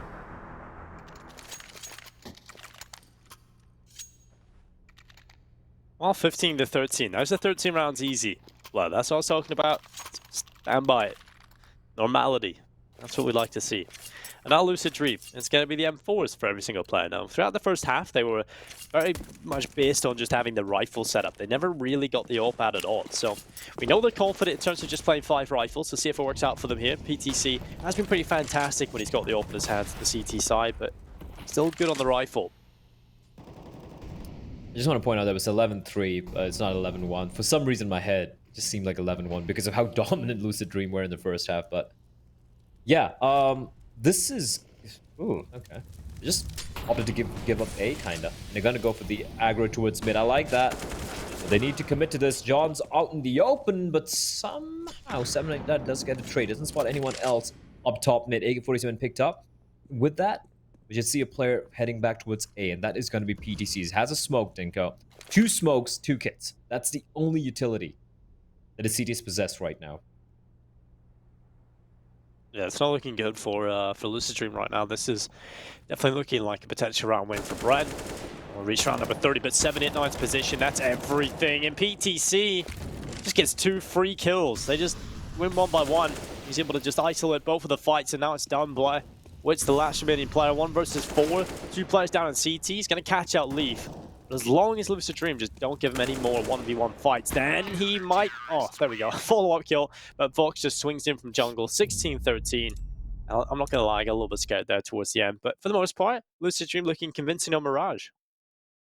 If he got a 3rd kill, he knew exactly where the final player was as well. That would have been very scary. But yeah, Lucid Dream. I felt like it was kind of slipping away from their hands there. Some very weird decisions. Their T side was great, but the CD side lacking. Too many weird decisions being made, some of the rotations and whatnot. Jason, Mitch, what do you think about this? I think that's kind of been... I like that. I like that. First time back, Jason. It's gonna happen for a while. You go ahead. I mean, no, you know what? Mitch, you have a cold, so let's get your talking out of the way now. Fair enough. So I can mute and blow my nose in a sec. We've been hearing it, don't worry. Players like PTC there were really a savior. Coming into those, with the exception of the last 5 or 6 rounds where things almost spiraled out of control, they were insanely negative on opening duels. I mean, Lucid Dream were consistently behind in that department, and yet for John Olsen, for PTC, pulling out these multi-kill rounds, pulling them back into rounds where really it didn't look like they had a lot of hope. I mean, there was one of the final rounds there were PTC, maybe 7 or 8 rounds in, or before, I think he found like 4 kills to pull them back into a round. It was absolutely nuts, just dominating everyone. And it was 3 actually. It was Pro Jan, Wits that he took down. And when you look at rounds like that where, you know, an individual steps up, wins you it single-handedly, I feel like that's something Lucid Dream can pull out a little bit more consistently. For Bren, they rely on Derek. So far in the games that they've been performing well, the last 3 or 4 games in this tournament, he's been dropping 25, 30 kills. And when he's not showing up to that extent, they just can't do a thing. And you could see that in the first half because he was practically non-existent there, and neither were the rounds for Bren. I mean, my eyes kind of go towards one direction again, and I feel so bad because it feels like I have a personal vendetta against this guy. But you look at Wits bottom fragging and PTC basically top fragging. I understand PTC didn't really pick up the op until, what was it, like round 20, but it was also like the threat that comes with him with an op. I feel like teams are a little bit more afraid going up against PTC than going up against Wits, especially when PTC was performing like he was before in that game. It's tough, and again, I don't have any ill will towards Wits or anything like that, but I feel like it's so important in the modern day of age of Counter-Strike to have such a solid and strong opper because of how impactful it really can be in a match for you. And you know, likewise here for John Olsen, having someone who can, you know, almost every time get a one and done, at least get one from a position that's very difficult to fight from. And it's just a hard, I guess, a hard game overall for Brent. I expected a little bit more out of them. Obviously, Lucid Dream's T side seems to be their go-to, and definitely started to struggle a bit when it came to CT. That's what we've been seeing, I guess, in general within the region alone. But either way, I mean, let's take a look though at the MVP and see who's going to be the real standout player overall within the match. And it's going to be the man with the mustache, the one. Honestly, I wish I could look as good as him with a mustache. I kind of have a patchy facial hair everywhere else, but 5 multi-kill rounds, 3 opening kills, and 25 kills overall, Mitch. I mean, we don't expect less out of him. No, absolutely not. John Olsen's been a standout player all tournament long, so we've come to expect it. One thing I noticed there was that PTC had the highest headshot percentage on the team, which is pretty uncommon for an opper, and it builds into a point I wanted to make, which is that when it comes to opping, okay, Wits, he can do the work, he's not terrible, he's not amazing, he's an opper.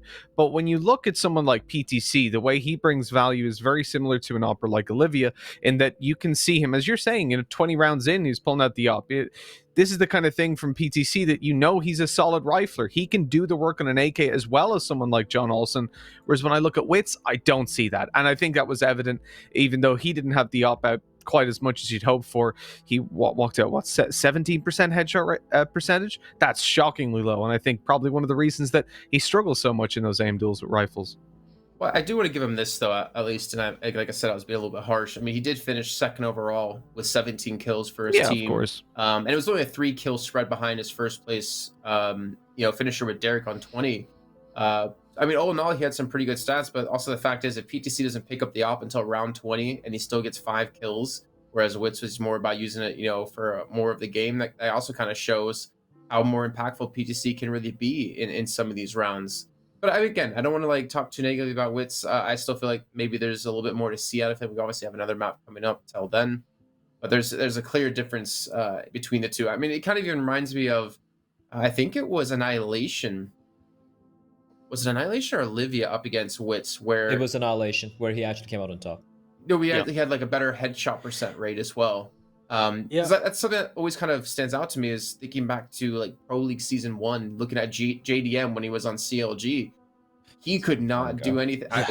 And probably most people out there won't even know the name anymore, but he literally had more kill, or he could not rifle for the life of him. He had more kills with a P250 than he ever had with an AK, if I remember correctly. That was kind of the stance for him, and you can't afford to buy a big green every round. But anyways, we're going to be heading to a short break. We have Nuke to come up next year in this match. This is PAL 2020, the Summer Asia RMR event brought to you by PGL. And we'll see you guys in a few minutes.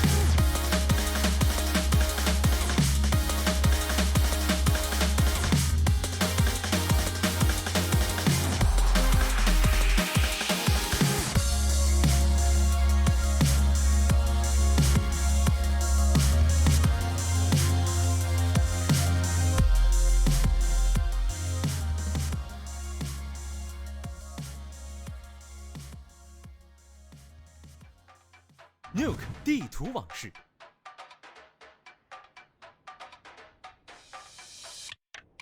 Nuke 拥有多层结构，易守难攻，是 CS:GO 中经久不衰的地图之一。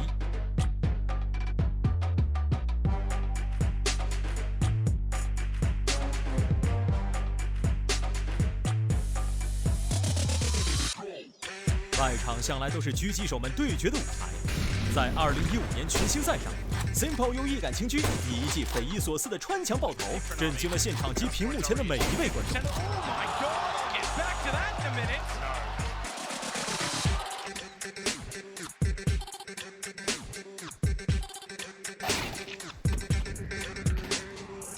铁板是 T 进攻 B 点的主要路径。在2020年 IEM 卡托维兹决赛上，效力于 Na'Vi 的 Flaming 正是在此处穿越1打4，彻底粉碎了 G2 的冠军梦。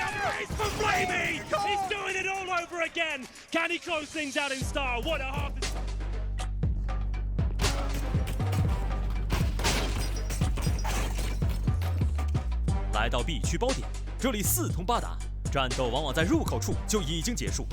K1是外场进入 B 区的路线 ，Forest 曾在这里以1敌5，凭借个人实力逐个击破，拯救了队伍。那一刻的他，是所有人心目中的英雄。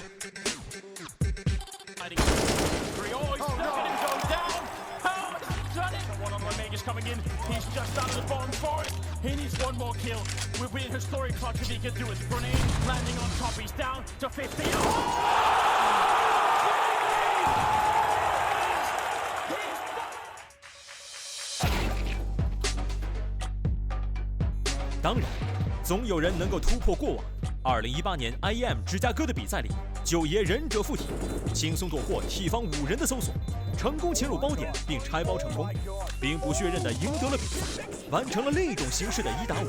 这就是竞技，永远充满了奇迹。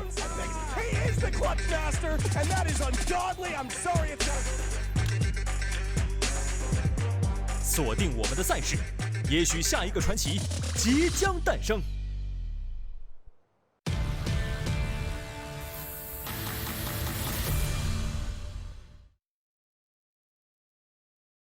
Welcome back, ladies and gentlemen, to PAL 2020 Summer. We're getting into the important games now, where Bren and Lucid Dream fighting for those bottom spots. Now, Lucid Dream are up one map after what looked like a convincing win on Mirage, but towards the end, they let a few rounds slip, but still confident enough in that performance, moving into the second map. This is Bren's pick, a map that they should be feeling a little bit more confident on left. They should be, 100%. And we did say, like, I think most of us agreed that this one, apart from you yourself, that this should be a 2-1. Don't know still which team it's gonna, which direction it's gonna go though, but it looks like it's gonna be a fast hit coming up towards A. Pro with the smoke. And a flash. Slowing things down a little bit. And John Olsen's pushed on up. This could be an opportunity for him to strike here. Okay, just waiting patiently. This upper hole doesn't look that great. A one player towards Heavens. And John Olsen alone there. Now, 789's going to drop on down. Let's set up a crossfire alongside John Olsen. This can actually work out in his favor. It's going to be 789. Gets the opening kill. Bomb down. And it's going to be Fox coming in as well. Quick trade. So 789 needs to get this kill. He whiffs the shots. And Derek with a double. And Jaw finds one as well, leaving it down to a 2v3. Bomb yet to be planted, though. And this is looking very messy indeed.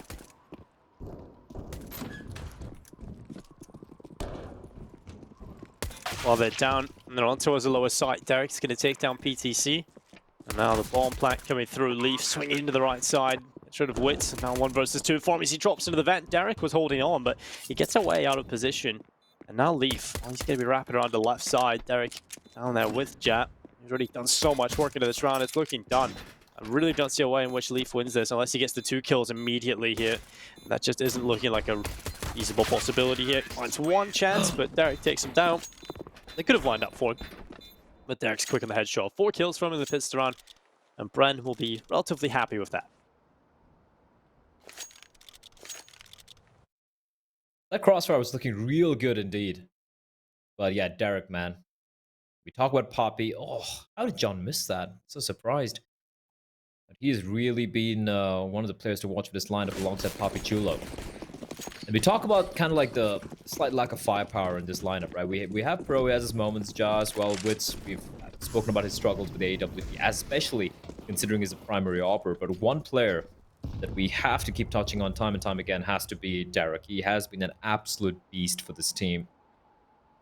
And if they're to win this matchup, and again, you gotta just remind our viewers here, this is a must-win game for both these teams.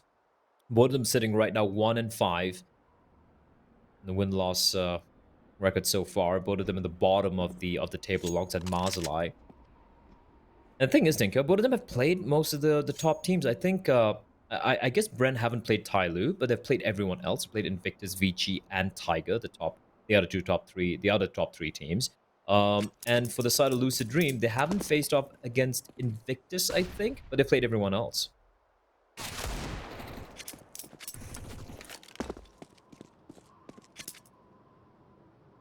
Who knows what it might be like against Invictus, though? The later matchups. I think Invictus are beatable in their current form.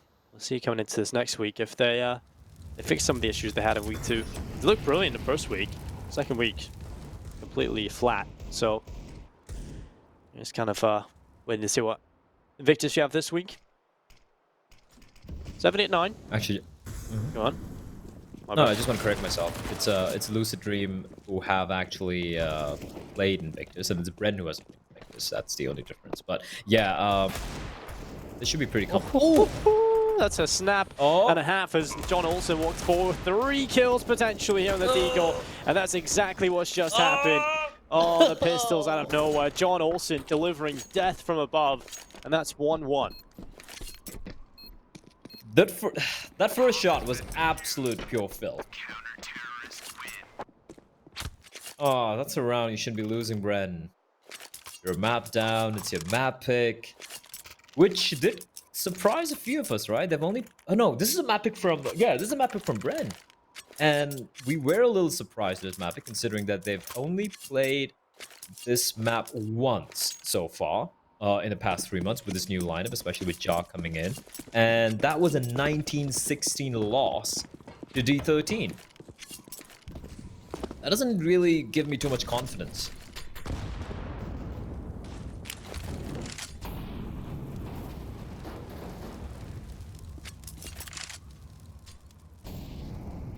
EDC shouldn't be facing that. Here comes the run out down the vent. I love it.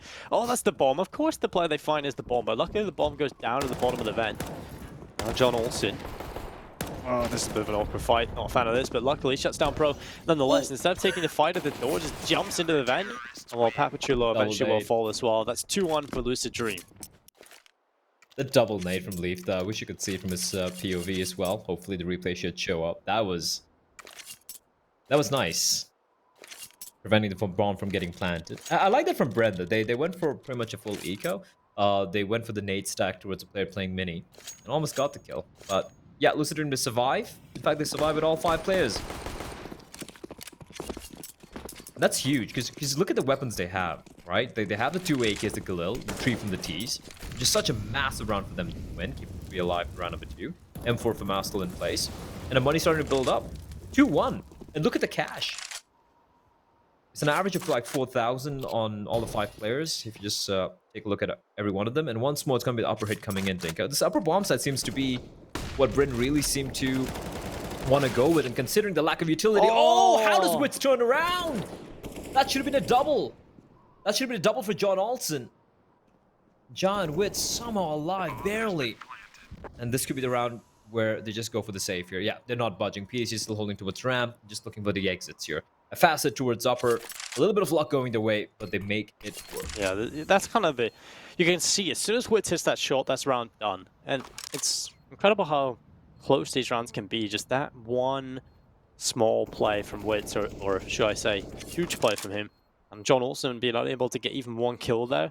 That kind of could have went either way. And luckily for Bren, they get the round, and that's all that matters. So it's going to be 2-2 to even things up.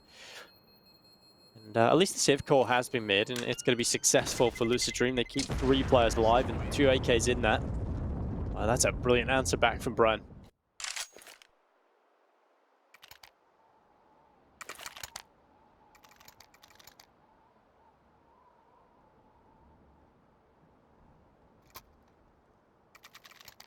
I'm still not very convinced. Nope. Yet, to be very honest. I mean, yeah, that could have went either way, for sure. I haven't tried anything else yet, right? 4 rounds. I mean, true. The third round was just the Glocks and a couple of nades. They have only been going towards upper bomb side. Haven't really mixed anything up. But now we do see the smokes raining in towards outer. Not really taking advantage of that. Could just be a ruse, making a bit of noise, a little bit of posturing towards outer here, and wait, they look like they're going to be going for it. As to play the wrap around towards heavens. Fox finds one nice spray. There's going to be looking for more. A little bit of an overextension there and allowing Ja to go for the trade. 3v3. And if there's one map, Dinka, where, you know, when it comes to a 3v3 scenario or like, let's say a 4v4, usually would favor the T-side. But I feel like Nuke is one of those maps where it actually kind of slightly favors the CTs because of how quick the rotation times can be. And now Ja left alone. He's got to find 4. He's found 3. I don't know where he is exactly, though. He's got the bomb in his back. Now PDC holding towards Soul Radio.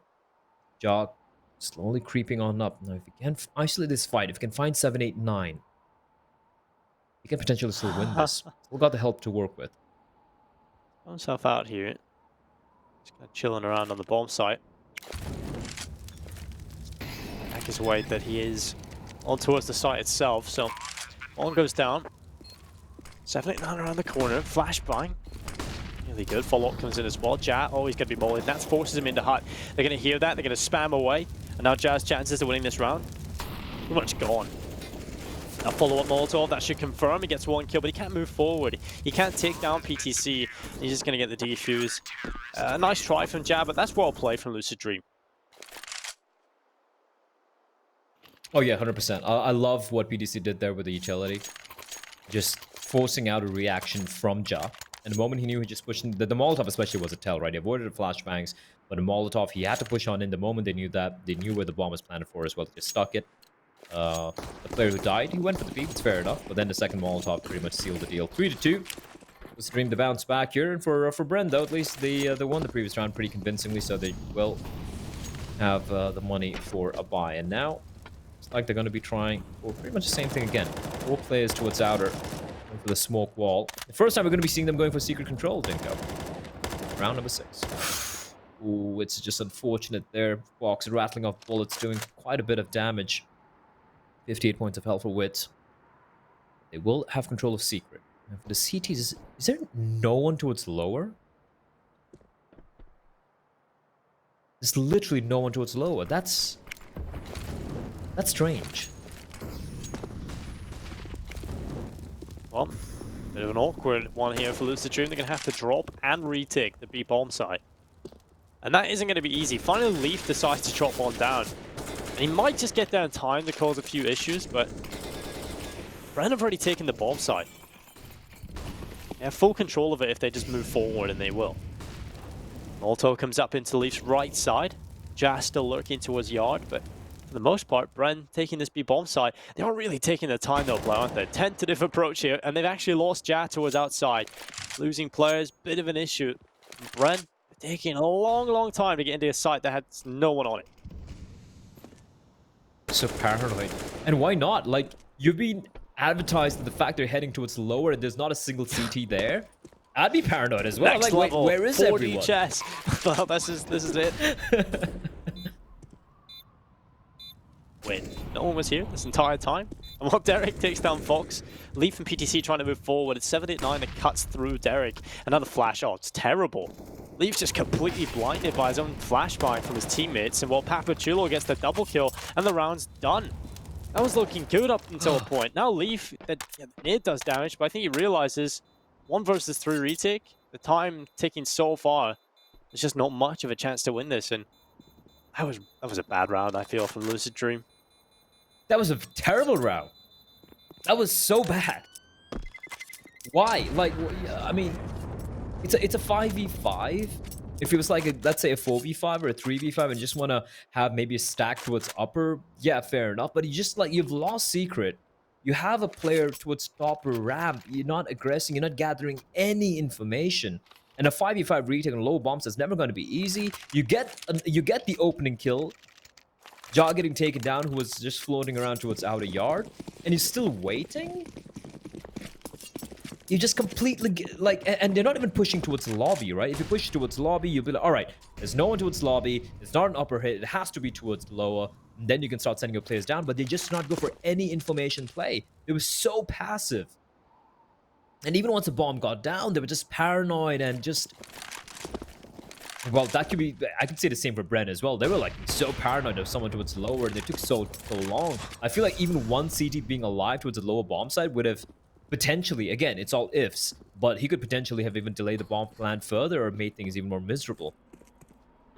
Brent took so long to head towards the lower bomb site to clear it out, despite there being absolutely zero presence from Lucid Dream.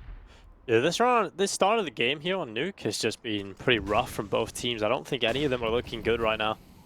I've already seen some back and forth be established, some questionable rounds overall. And now, well, I feel like this is one of the turning points in this game so far, at least in this first half.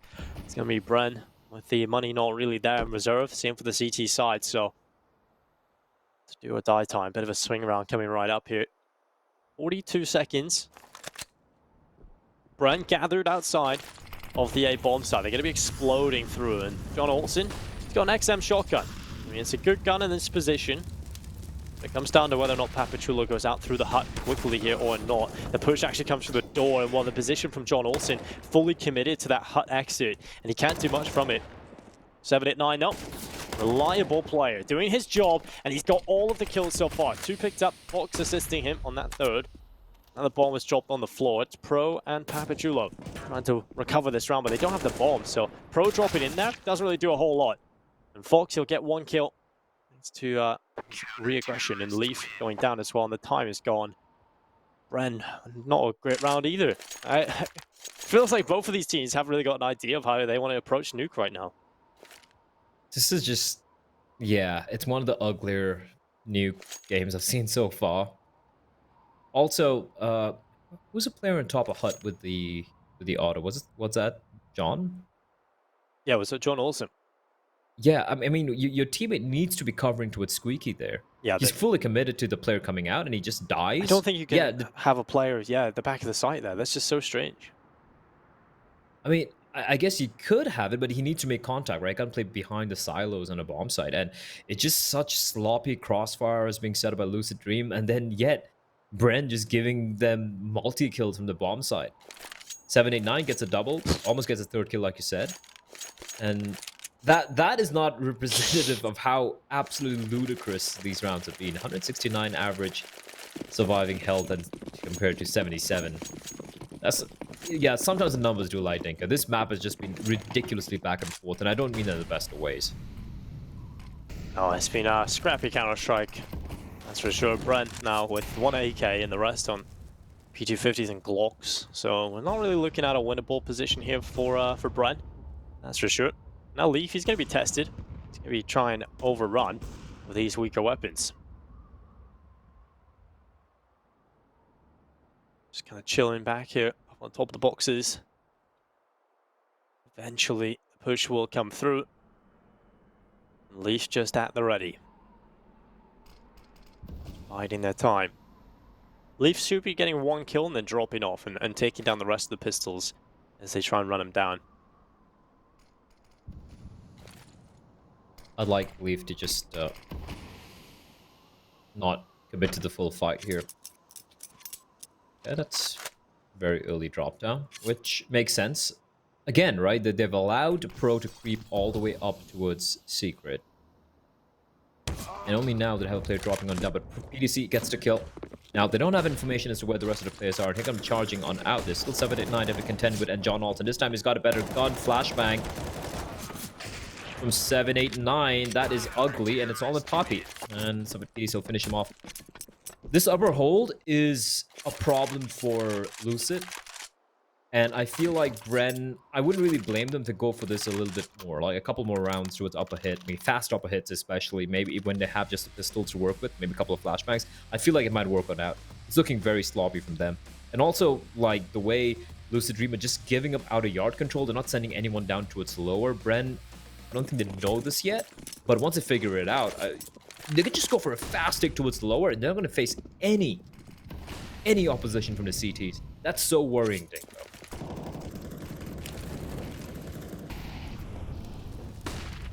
Well, that's a bit of a gap for 789 to play with. He's going to look to try and capitalize upon it. So once the player's crossing, now it gives away his position and kind of takes away his opportunity, but throws the Molotov down, and that's going to sever the attack. One player does get past it, but for the most part, held in place behind the red container. They won't be able to capitalize on their smoke execute. Look, 2 players still stuck on red. The smokes are gone.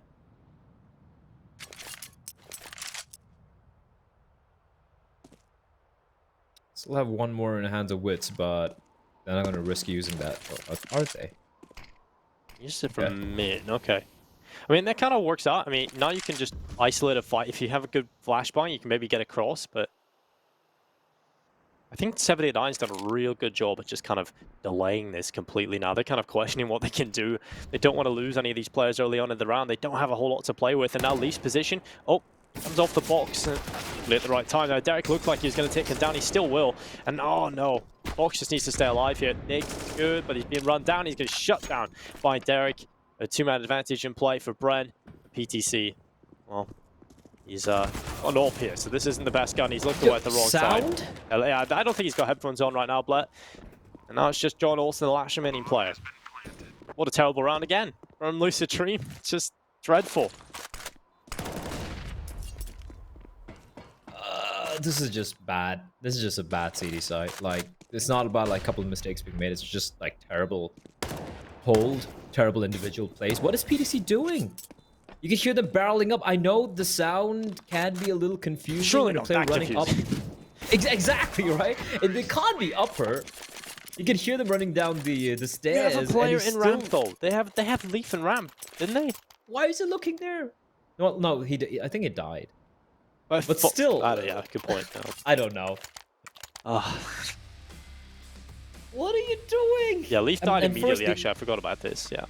And why is Leaf facing there? Like, why is he facing when his teammate's holding that angle? When Fox is holding that angle, you don't have a double peek possible. What is PDC doing? They're barreling down. It's just, it's not even like, you know, when you usually call out like, oh, they should have rotated here, they should have rotated.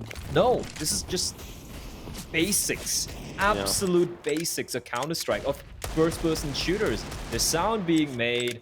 You turn around and shoot it. Turn around. Yes, it's that basic. Yeah, I feel like maybe he's under pressure in terms of knowing that he lost ramp control. He's kind of paranoid about being jumped from the window. At that point, you've just got to commit to the fight you know is actually coming at you. And well, Derek, he's going to get rid of PTC to start things off. Things are not looking good for Lucid Dream right now. It's going to be a tied scoreline, round 5-5. Well, at least as it stands, who knows where it might go. Leaf has got an AK, he's coming back in towards ramp. Molotov deploys towards the back of the bomb site. Now it's going to delay things, and well, there's a smoke available. And John Olsen with a deagle gets one, shut down by Ja. Now Fox and Leaf, they're going to look to try and make this round work.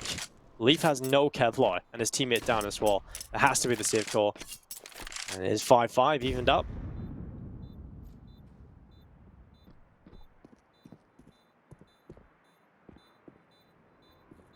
I was expecting a close affair or Nuke, but this is ridiculous. Like, this is just Bren not having too many ideas, but somehow working out because Lucid Dream just don't know how to play Nuke. They just don't know how to play Nuke. And it's not just about Nuke, it's just about they seem to have forgotten some of the fundamentals of Counter-Strike and how to, how to close off certain choke points, how to go for information plays, how to, kind of realize that, hey guys, we have no out of control. There might be towards secret. They might have lower bomb site. Maybe, just maybe, we send one of our players downstairs. But no. Yeah, I think this is pretty much testament to what I was talking about before on Mirage, where for me, Lucid Dream are a team that look quite good and quite skillful on the maps they put work into. But on the maps that they're a little bit more uncomfortable with, like Nuke, for example, they look terrible. They completely fall apart.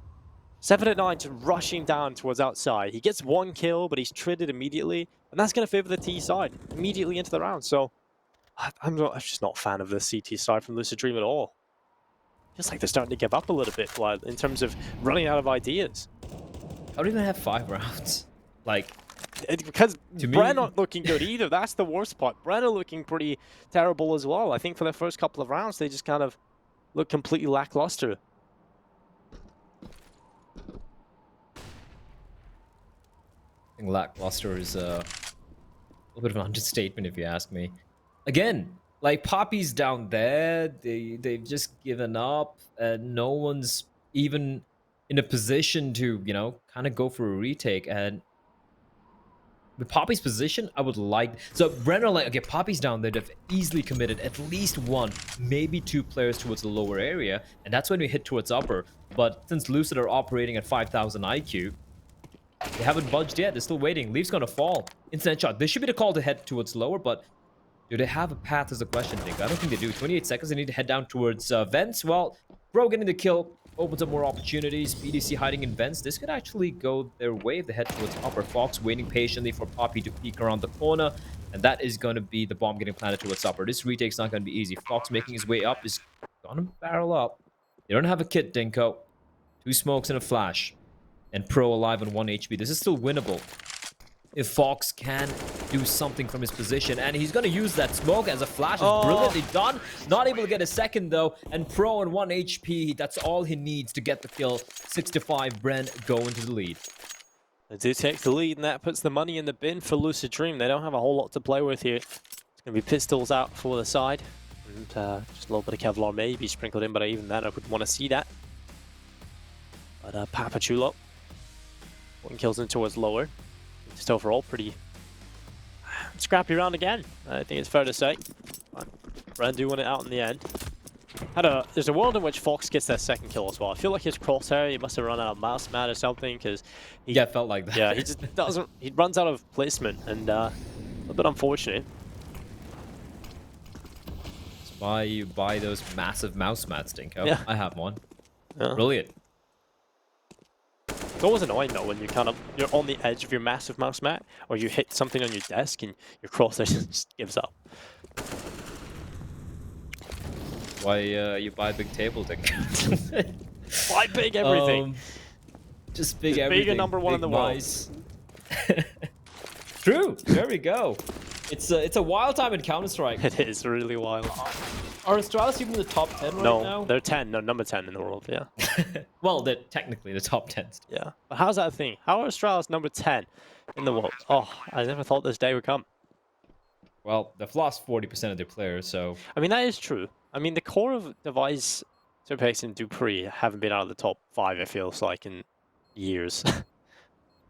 I gotta give credit to Big, though. Like, I know, like, a lot of people are, oh, it's online, I don't know how they're number 1, but if you look at it, they've looked... They're playing good Counter-Strike. They're playing very good Counter-Strike, and even the last LAN they played, I think it was DreamHack Leipzig. Yeah. They were so good in Leipzig. It was so very clean and good, and they won the event as well. So yes, I feel like even if it was on LAN, I feel like they could have done a very good job, if not even get the win. Yeah, the thing with the Leipzig performance as well, it was the first outing with the team. Yes. And the idea behind that, we definitely know that the team, from knowing behind the scenes, that idea with that roster, that specific roster, it wasn't the initial idea. And so it was like a last minute sort of thing as well. So it's not like they've been practicing a long time before the DreamHack. They had that Malta event, and then they had that big player break for Christmas and New Year's, and then they just went hard at it and they come out and win an event. Pretty good stuff. Well, now push comes in towards this top site. It's Pro with 1 kill, John Olsen. He goes down, and now Fox able to reply with 1 kill as Derek is down the headshot. A 4 versus 3 now, 3 versus 2 favoring Bren. Kills are coming back and forth, but the T side, they're favored in this fight. Okay, a lot of near damage, and finally another kill coming in for the CT side. Papachulo's on 21 HP, Wit still on 96, and the bomb has been planted. Okay, Leaf is good in the clutches, Blair. We know he can win this, but there's a Molotov in the hands of Wits. And that is something to keep an eye on, because Leaf doesn't have a kit. He has got a smoke, though. He's got a smoke. That will change things, and he's found a kit as well on the floor, so defuse can come through, just gotta stick it. Witz knows he can't toss the molly due to the smoke in the spray. It's not good enough. Defuse to the smoke, and it's gonna be Lucid Dream to walk away with the round. It may not be clean, it may not be pretty, but they get the round wins, and that's all that matters at this point. This entire map has not been pretty. I won't lie, it has been absolutely messy from both the sides, but Bren, at least, hey, they have the 1-round lead, and if they can get to 8, they can at least head to the second half with by winning the half. And honestly, I would want them to win the half. I feel like the CD side from Lucid has been extremely scrappy, some very questionable decisions being made, and it's not just as a team, right? It's even as individuals. Where did that Lucid Dream T side from Mirage go? I know it's a different map, I know it's a different side, but such strange decisions. Leaf goes for the full commit. Are they gonna check? They're not gonna check, but PDC just good for 1. You need to fall back there, 789. You need to fall back there. And Bren, despite taking quite a bit of damage, they will head on towards the lower bomb site. It's a 4v2. Leaf has been struggling so far in the ramp area. You need to at least get a kill before you get taken down. Nice flashes, nice utility being used by Bren here. The CTs know they've done a bit of damage, but especially with... Oh, Fox pushes on out. If you can get the second kill on Poppy, there is a world that can win this. But John Alton's so far away, and he's just still walking. And at this point, I feel like just going to go for the save. Yeah, I feel like they've given up mentally in this round. There's no way they can win this at this point. I wouldn't be surprised, honestly, if we see Lucid Dream get no more than 6 rounds now. I feel... Unless some chaotic situation goes their way, that's nice from John Olsen. He gets a 3rd kill. What? How? How's that happen? Okay, well, that's a lot of damage. A hell of a lot of damage, but last round of the half anyway. Lucid Dream. I don't know. I really don't know where they're going to be at in this final round. They just have not been good on the CT side whatsoever. The only rounds that they've won have been really close situations or rounds where Bren had pistols. So I haven't really been too confident in this Lucid Dream side over on the CT side. Hopefully they can change things going into the next half. The 7th round would be absolutely perfect for them. Best case scenario. I mean, think about it, right? They're not able to hold ramp. Their upper hold comes down to 789 getting a double kill. They just give up upper. Sorry, they just give up outer. And if they head towards inner, the T's, they still give that up as well. They still debate 5v5, guys. Do we go for this retake or not? It has been one of the most timid CD sides I've ever seen. Rotations are non-existent as well. There's no rotations. Like, what is going on? Finally, they have got PTC down on the lower bomb site. They've learned their lesson, but they realize, wait, there's another bomb site? And just took how many rounds? 14 rounds? That's all. Oh well, John Olsen. He's always good for 1 kill. That's what we like to talk about, John Olsen. I mean, this is a pretty good start. I mean, 789 pushes in PTC. Oh, there we go. That's exactly what we want to see. Maybe it's 4D chess play. Maybe they make them think. They condition them to believe that no one's ever going to be on the B bomb site, so PTC can make that play.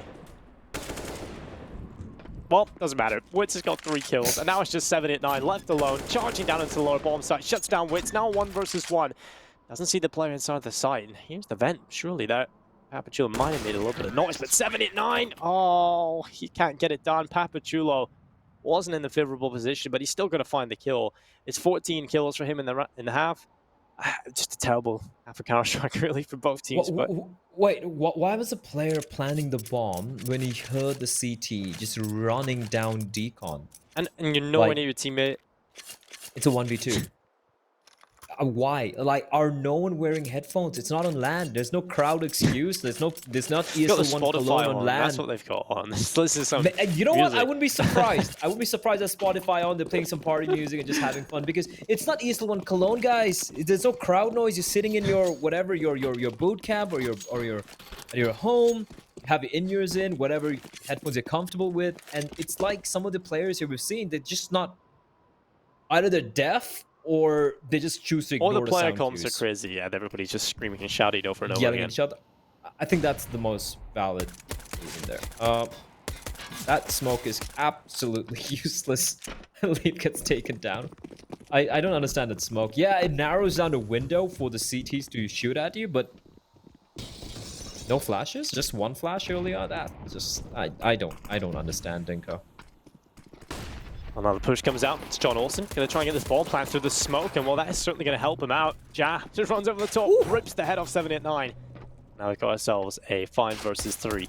2-man advantage in play for Bren, and well, Fox able to pull 1 back, but Derek is there for the immediate reply, and John Olsen will try and do his best, and that's exactly what they need. Another kill, and now a 2 versus 2. John Olsen has done his work, so it's PTC that needs to close it out. He's not going to be able to get a single kill. He was so clean with the P250 on Mirage in the pistol round, but here on Nuke, he can't hit the shots. And that's going to be a pistol round picked up for Brent. I know in this series we have to find a winner, Blah.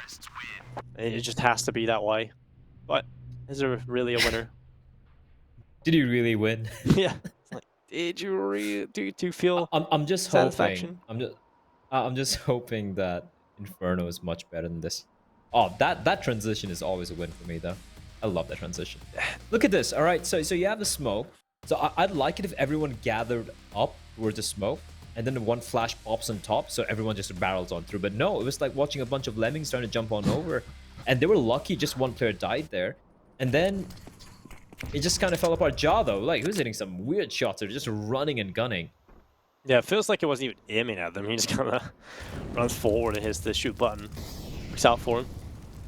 But there's a force spike coming in from Lucid Dream. They did get a bomb plant. And so that does allow an AK and a Leo in play alongside a couple of Deagles. Well, they could still win this round. Derek, though, going to be in a good position. His teammate Crossfire with him.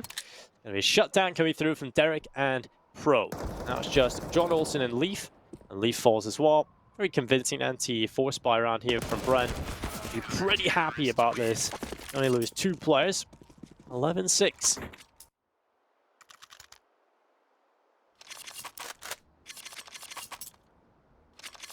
If you're at the end of the event, when we talk about the worst, but like we've seen some really cool games as well. Let's look at the bright side. But if you talk about some of the worst maps we've seen in the PAL 2020, this has to be one of them. This has to be up there, where Bren didn't do anything crazy. It's more about Lucid Dream, but some very, very weird decisions being made here. The upper hit coming in though, and a glock. And of course they're gonna win this. Of course they're gonna win this round. Pass it towards upper, just with the utility. Bomb gonna give you planted, but Pro comes to the rescue. He's looking for more. There we go, 3K for Pro. Oh, thank God. I don't even know how they won that, Dinko. Pro survives on 5 HP and Jaw from above with 1 of his own. That looked like Bren would just probably crap that round away.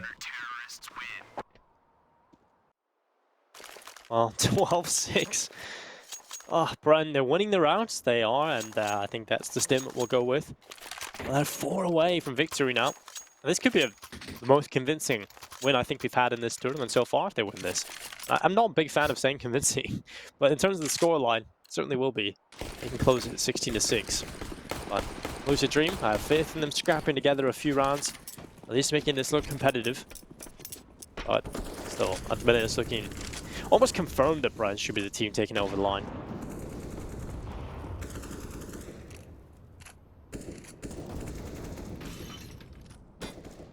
When I first heard of Bren, like a year and a half ago, and they started like making some waves in the Southeast Asian scene. Before then, there was this team like the Mineski team that had like Dubstep and Dispenser and a couple of other Filipino players. And I won't lie, like majority of the Bren players I hadn't heard of in the past, and they started making waves, and they were looking very solid.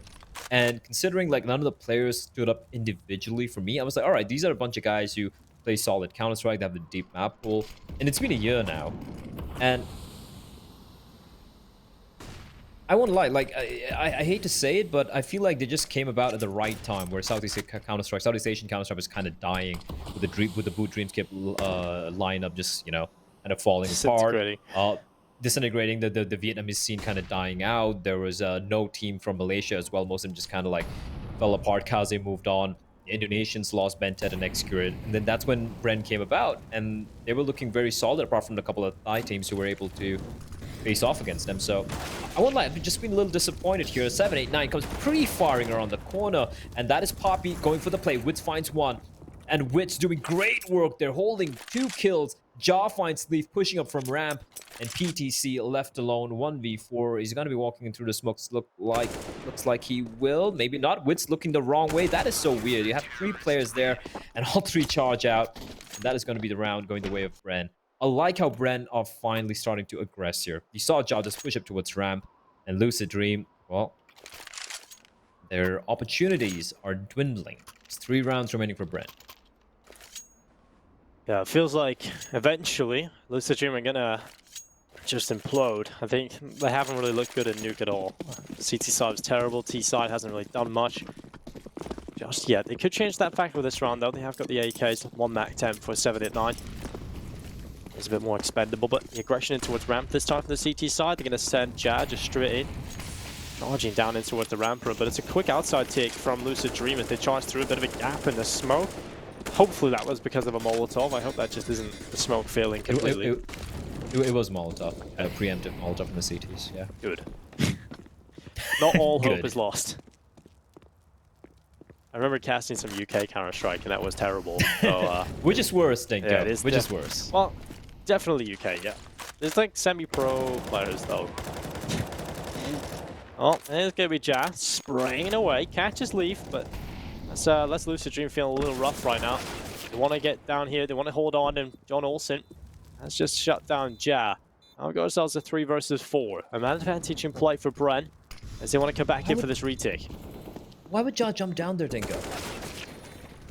Decision's not really there. Feeling confident. It's 13-6, maybe feeling it.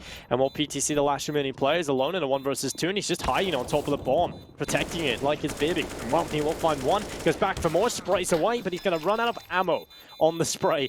And he's shut down as Papachula sprints on in, but is there enough time on the defuse? There isn't, and PTC will win the round. Ja. Why? It was a 5v3. He gets to kill in the planet through the smoke. His 2 teammates are top of ramp, 2 teammates coming in from secret, and he just jumps down. He just jumps down. He could have waited, just waited. This is a play, right? Look at his teammates. There's no one nearby. He gets to kill, and he just jumps down there and dies to the player there. Now, I'm not saying that would necessarily have netted them the round, but these are the mistakes we've been seeing from both the sides. Obviously, more from the side of Lucid Dream. You can't afford these mistakes when you're going to be playing against some of the better teams. You can't afford that against, let's say, a Tyloo or a Vici, Invictus, Tiger, or even, for that matter, even against a Divine Vindaloo. Vadudu. Like to call them now. Divine Vadudu, Divine Vindaloo, Divine Vendetta. I would like a Divine Vindaloo, right? Vuvuzela. And when we're talking about that, I just want to let everyone know that that was Mitchman. That's the words of Mitchman. I'm sure a lot of you didn't watch the pre-show because it's ridiculously early, but that was Mitch, okay? Yeah, if you have any angry tweets, please tweet at MitchmanCasts. Yep, that's M-I-T-C-H-M-A-N. Mitchman. Curly-headed, Frodo-looking guy. And well, Fox takes down Pro. An advantage opened up for Lucid Dream, and now they'll take the lower bomb site. You get out towards outside, it's John Olsen down into a secret stairs. I mean, Brent literally have nothing here, so if Lucid Dream even lose a couple players, I'm going to be very disappointed. Well, ready for disappointment? No. Alright, never mind. John Olsen never There we go. disappoints. John's a beast, man. Up! Alright, have a few more bullets there, but 13-8. And wasn't it like 4-1 for Lucid or initially? Wait, let me just take a look at the TV. God bless HLTV. No, actually, no, it was a very messy affair. It was 3-2, 1, 2, 3, 5. It was 5-3, favoring Lucid Dream. And then they got 6 rounds to the half. Yeah. And these guys just pretty much ran away with it. But, well, showing some signs of life, Dinko. And Yep, a small I'll take heartbeat. that. It's like 1 heartbeat though, not much more. Alright, let's see what happens here, bro.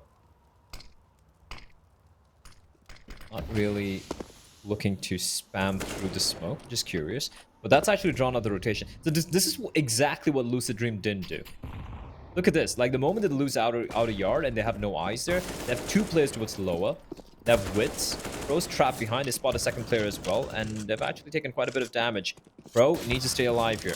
Now, you see 2 players towards lower in the meantime. Wits is there. There was another player, but he's going to be heading on above. And PTC just pushing on up, dropping down vents. This is complete chaos. It's just like they're just doing this on the fly, depending on where they get a kill. Finally, they're heading back towards the lower bombs. And now Wits re-aggressing out. The flashbang's going to force him back. Rattled off a shot. That's going to give away his position. He's going to reposition himself. He's got Jar towards Decon as well. They shut things down. He's going to find PDC looking for the second. Fox with a quick trade, though. It's a 2v2. They might be heading up towards upper, but no. Fox with the bomb towards Decon, waiting for his teammate to go for a plate at 7-8-9. Waiting patiently. Smoke will be deployed. Wits, there's a little bit of a gap for him to work with. Flash won't really hit him, and he spots a player out. That's an easy shot for Wits. And now it's all in 7-8-9 once more. Well, he is alone. And it's 1 versus 2, and he's going to pull his knife and run right into Papachulo. He'll take a free upgrade to the AK-47. Good AWP shift over from Wits. He had a big round there as well. So 14 to 8 on the board. 2 rounds away for victory here for Bren. Lucid Dream, they lose this round, I think it's done. I think we're going on that third match away, Blair.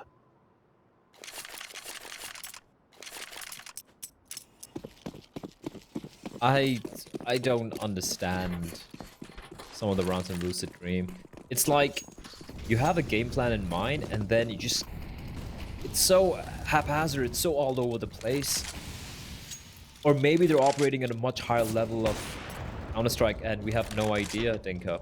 Maybe that's the answer. Maybe we're just too damn stupid to understand what's going on here. But Wits is going to find one. That flashbang's not going to blind him at all, and still he misses a shot.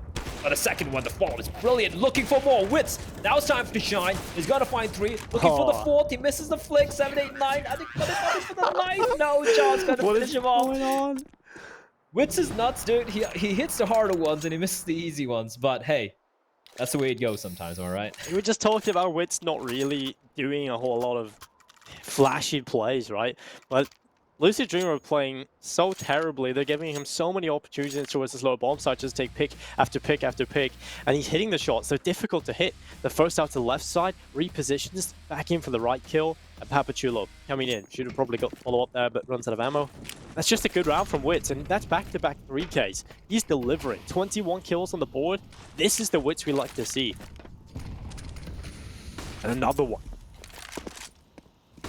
Yeah, finally waking up. And that's a good sign for Wits. Heading into Inferno, if he's going to be a little bit more consistent with the AWP, you get interesting on Inferno. And this could be it, Dinko. I think it is it, boy. I think this is it. 16-8 on Nuke. Not bad at all. Are you sure? Yeah, are you sure? John's still alive. Yeah, Good for one. I'm sure. And well, 16-8 on the board. Bren, they take it away. And I'm relatively impressed by this performance for Bren towards the end of the game. I think from the start it looked a little rough, but they managed to pick it up, and they look very convincing going into that second half. And Lucid Dream, oh god, how can you fall off a cliff so hard? Jason and Mitch, they've been watching the game, and well, you guys have had your fair share of Bren games. How are you feeling about this one? How Jason? could you fall off a cliff so hard? That's a little harsh. I mean, to be fair, they did look good in the first game, but you know, whenever Mitch is going to back Lucid Dream, they're not going to win. I think that's a fair statement. Yeah, evidently. The thing is, look, we came in, we said Bren probably knew a little bit about Nuke. We'd seen lots of signs of life for them versus D13.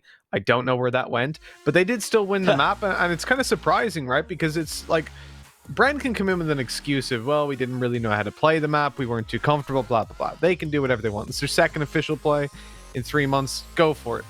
Lucid Dream, on the other hand, I can't really expect that from them. I mean, we've seen this team perform versus D13. It's actually the exact same scoreline for both these teams versus D13. Versus Vici, Beyond, they've done pretty well. The only tarnish on the record really is that one game out of 2 versus Vici where they lost 16-5. Other than that, it's always been close. They've at least hit double digits. But right here, their CT side was unlike anything I've seen from them before. Even in that game versus Vici where they lost so hard, they had no idea what they were doing. I mean, I heard Bled losing his mind at one point, and yourself as well, Dinko. It's like, when you lose control of outside, you got to rotate down and hold secret. You can't just give them all the access, but Lucid Dream seemed to just have no idea of what part of the map was under their control and what wasn't. And that's usually due to a lack of experience, but again, they do play this map, so I don't really understand. I gotta give credit to Wits, you know, as we saw in the last rounds there. Like, he can hit some sick shots. He does have those moments, and, you know, he was top fragging for his team. Like, he's been able to step up, and you really have to give him credit where credit's really due. But also at the same time, I want to give credit to Bren as well for the fact that on their T side, you know, we talk a lot about in these last few days, these last 2 weeks, is that there's been like these streaky halves, right? We'll see a team take 6 rounds in a row, then another team takes 6 rounds, or a team takes 7 or 8 or something like that.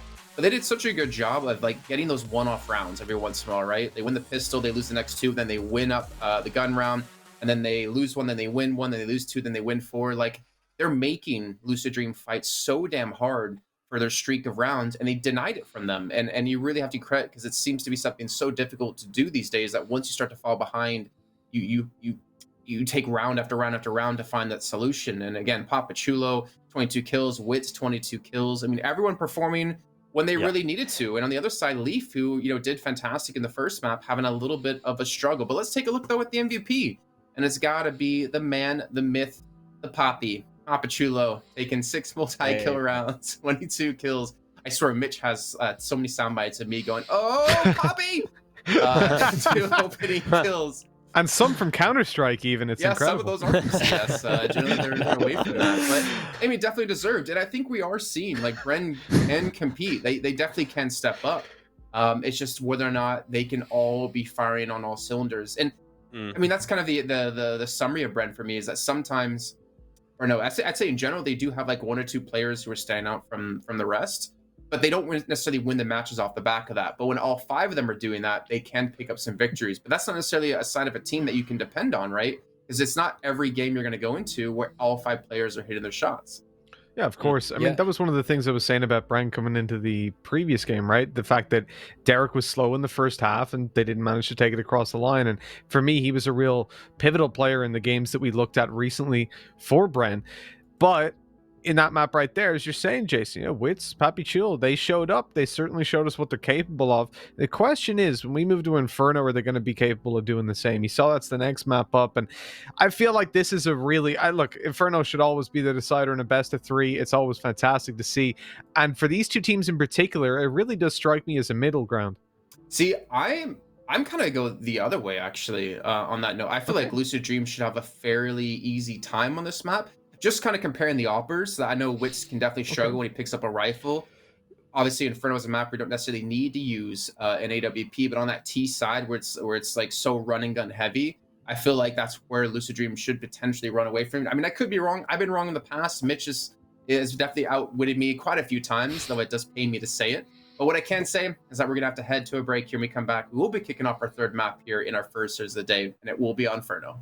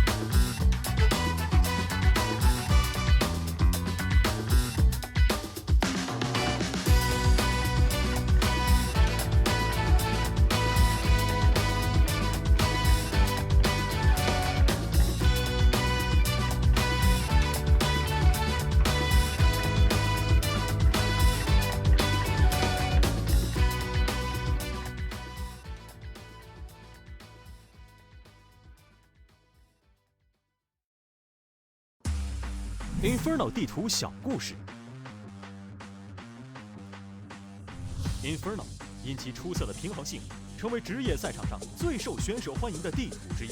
随着地图重置 ，T 的进攻性不断加强 ，A2 楼、香蕉道等都成为了控制地图、获取信息的重要区域。A2 楼总有出乎意料的故事上演 ，Nifty 就曾端着大狙开镜连跳，精准爆头。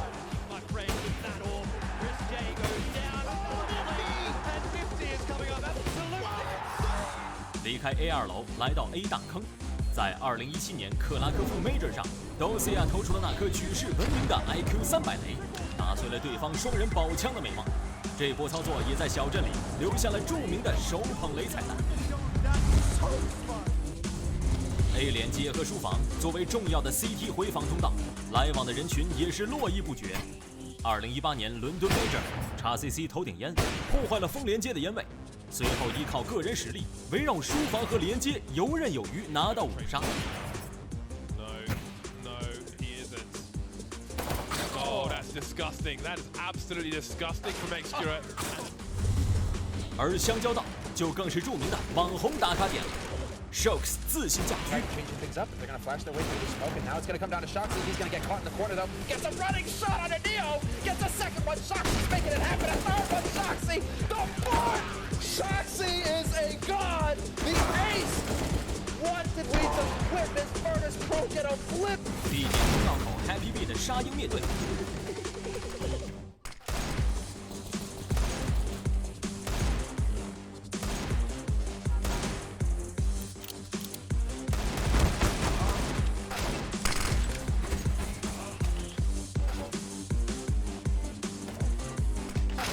这些精彩操作都给玩家留下了深刻印象。期待本次比赛中，亚洲的选手们能带来更多惊喜哦。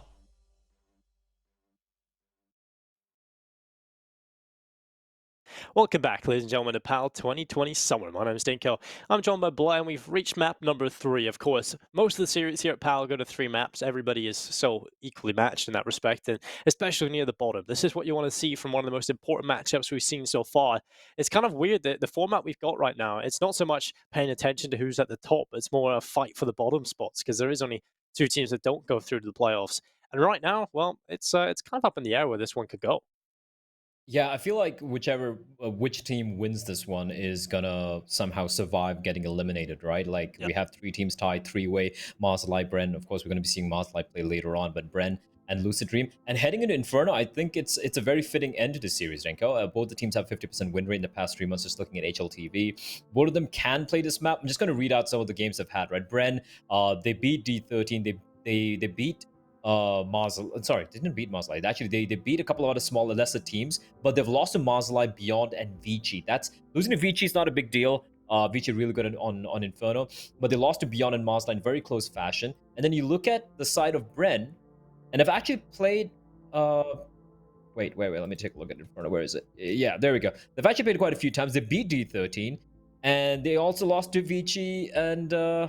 Where's the other team? I forget. But yeah, basically they've lost to a number of teams. They've lost Invictus, I'm sorry, a couple of times. They beat Beyond. So it's very 50-50. Both the teams showing they can play the map. At the same time, they do struggle against opposition, which is a little bit of a higher level than what they're used to. Yeah, I'm going to favor Lucid Dream coming into this. I think I just have confidence in them that they're going to be able to pick this up. I don't know why. I just feel like they look terrible, literally terrible. But the Mirage performance convinced me that they should be able to play on Inferno. This is a map everyone should know how to play, surely at this point. Ooh, flowers. Yeah, well, the flowers are back, Blair. That makes probably more sense than predicting Lucid Dream to win this, but nonetheless, I'm going to go stand by. I really like this. I really like this compared to the one in Mirage, the little studio to set up it for us in Mirage. Mirage just seems so desolate. It's like between some buses and like sand and just like a desert landscape. It's nice, It's got a balcony. Yeah, it's a little bit of here and some flowers and good view of the T-spawn exit. It reminds me of have you ever played 1.6 Nuke? No. Sorry, Nuke. What am I saying? 1.6 Inferno. Oh yeah, I played it. 1.6 Inferno. Yeah. You remember like they had the ladder, they had a heaven there towards T-Ram? Yeah.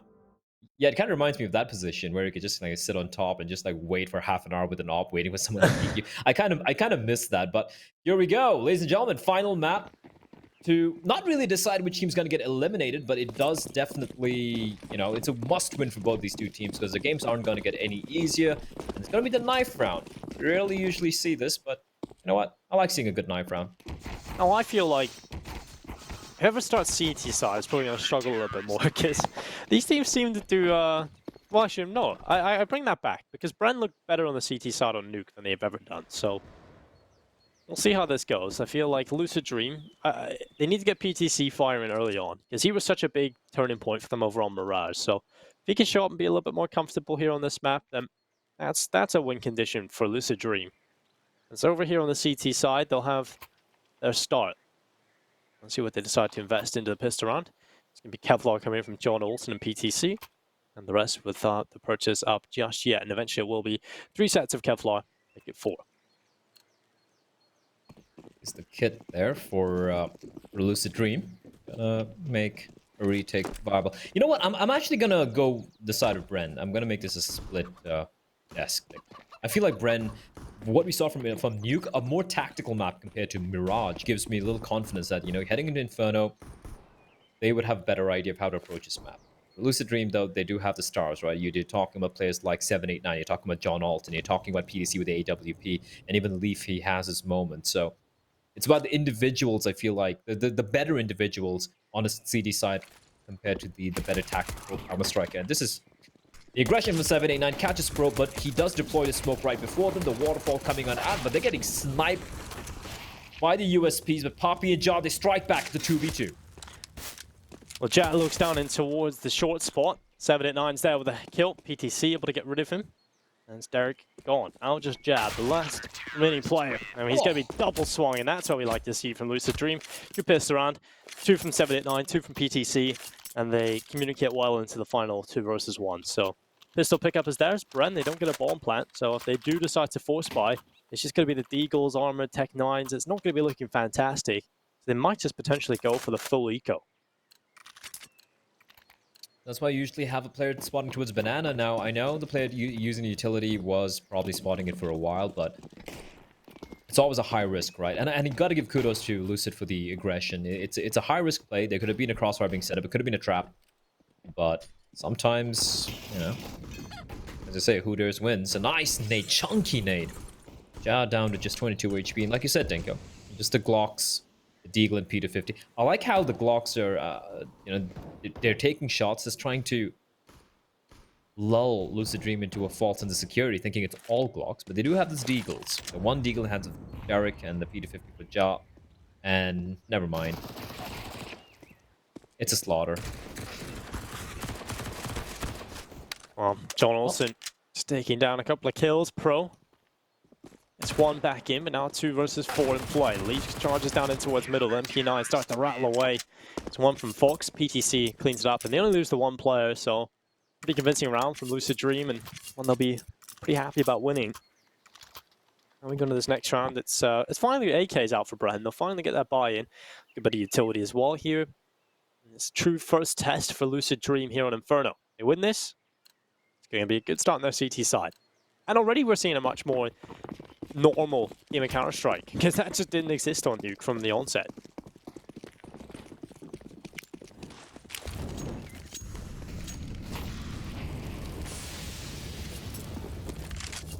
Well, Lucid though off to a pretty solid start. Still keeping the 2 MP9s. I would like to see maybe a little bit more of aggression from Lucid when you have the 2 MP9s, right? Maybe having like a setup towards apps, or maybe a little bit more aggression towards CDs, towards banana. The smoke's gonna delay them a little bit. They're gonna go. Ooh, Nate not doing too much of damage there. 79 PDC playing a pretty dangerous game. Boost comes in, but PDC more than ready for that. That was a very smart read. They knew that the smoke's deployed. They knew that the teachers might go for the boost just to peer over the smoke, gather some information. They get the kill. They fall back, use up a smoke as well. Well played from Lucid. Getting the opening kill, falling back a little passively. And despite having the inferior weaponry overall, they're looking pretty good right now.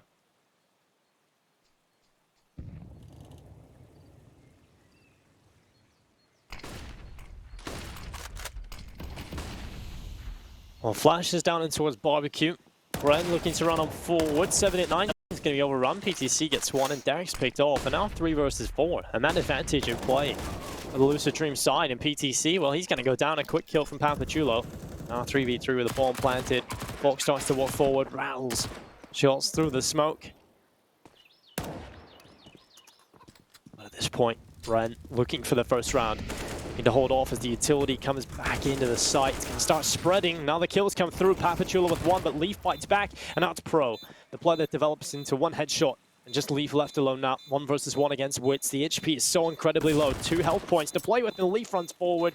Enough time for the defuse, there certainly is.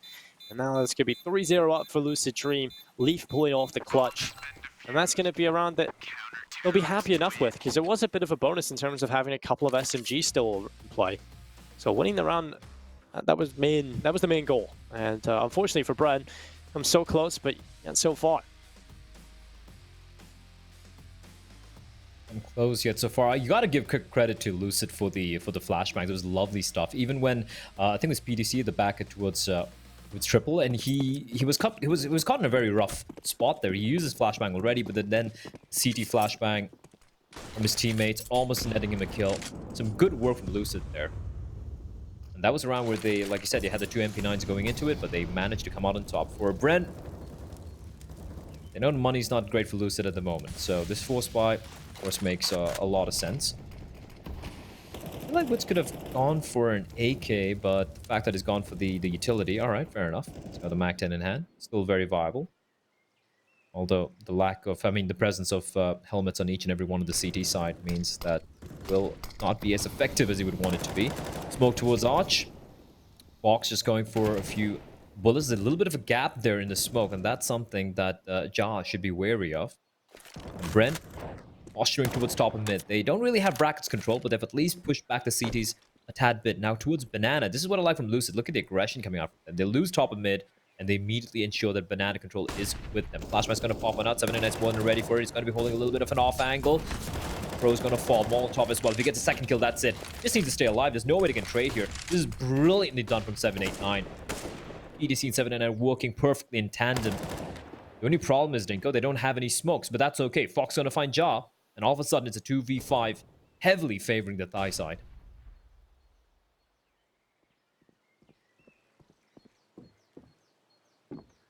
Yeah, this is done for Bren. Surely at this point, unless Lucid Dream makes some fundamental, monumental errors, and then that's certainly going to be a round win. And Leaf just gets aggressive at the right time, catches Derek looking towards the bomb site.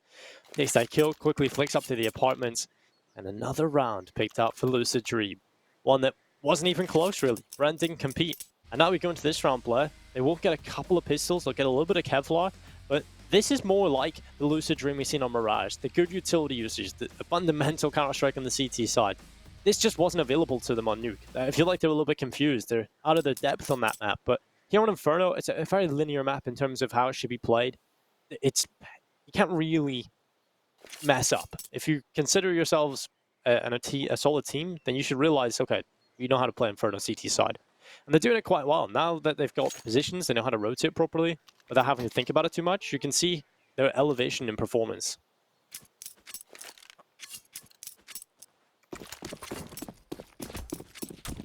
Oh.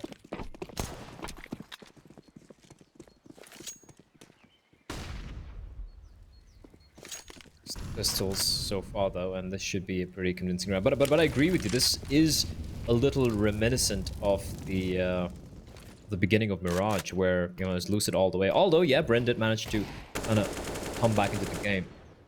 Yeah. I feel like that was only because they got a good start into the second half, though. Because they won a lot of rounds off of that, and it brought the scoreline back to look much more respectable.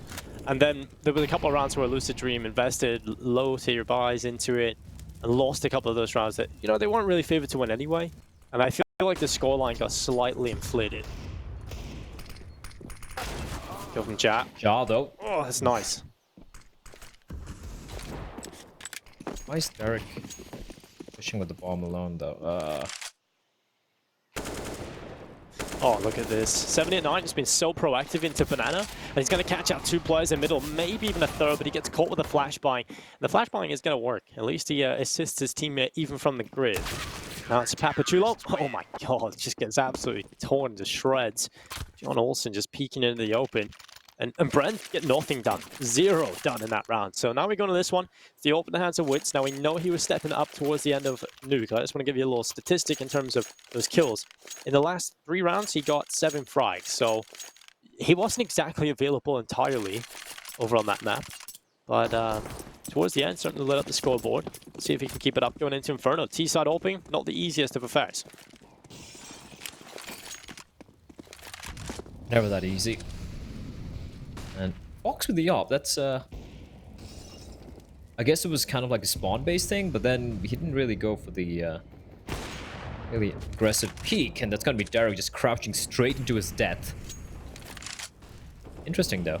I like how 789 PDC just opting to just work with the rifles and the rifle is spraying down towards the smoke. Pro doesn't really want to face there. Oh. I love this aggression. I really do from Lucid Dream. They've got 789 down deep in Banana pretty much every single round. And Bren, they just haven't got that option now. They're always funneled in towards the A bomb site. Because Lucid Dream have all the info in Banana, Bren have never tried to retake it. They just know they can set up in this A bomb site and just tuck in, play turtle. Well, Fox, I feel like it might even be just a positional thing with this AWP. Because I'm of the belief. Oh no, the timing was nearly perfect. Pro looked away, but he comes back and shuts down 789. And that would have been absolutely heartbreaking. He would have found 1 or 2 kills again from that position. I feel like eventually now 789's got to slow it down a bit. Wits, he's been holding this angle forever. So patient. Fox, he's gonna find Poppy. Oh, that's just unfortunate. He peeks out, and that's the moment which is looking the wrong way.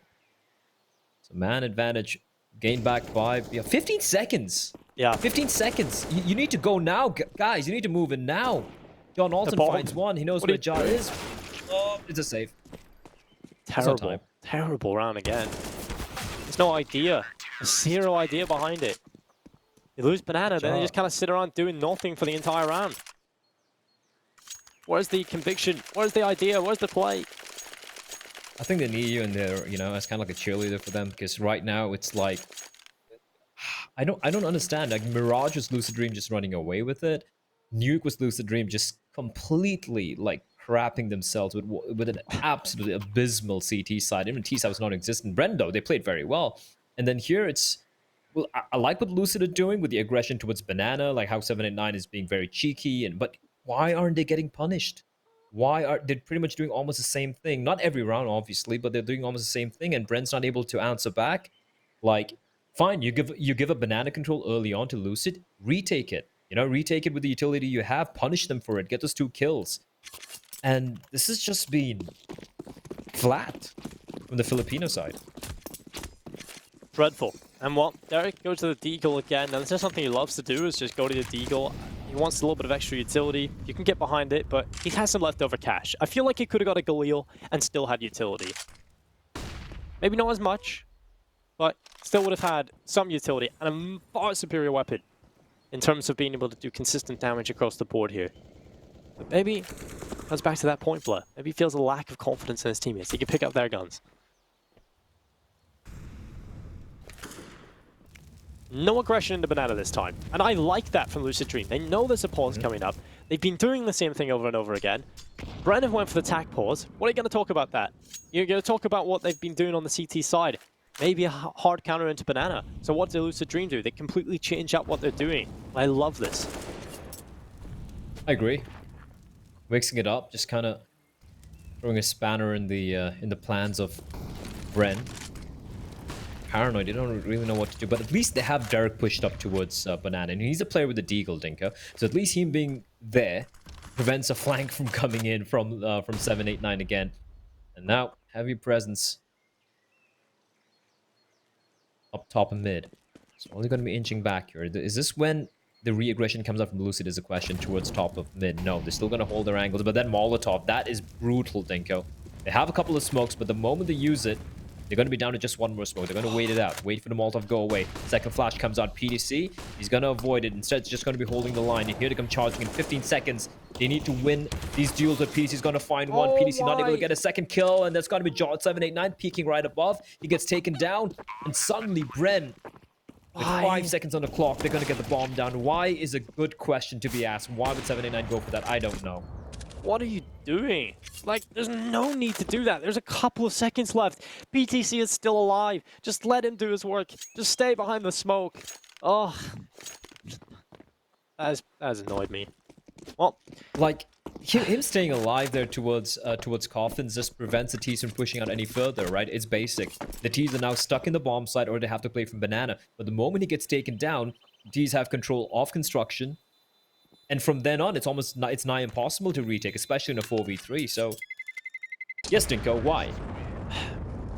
I mean, I could have understood why he would do it if PTC had died, but the fact that PTC is still alive just makes it so annoying.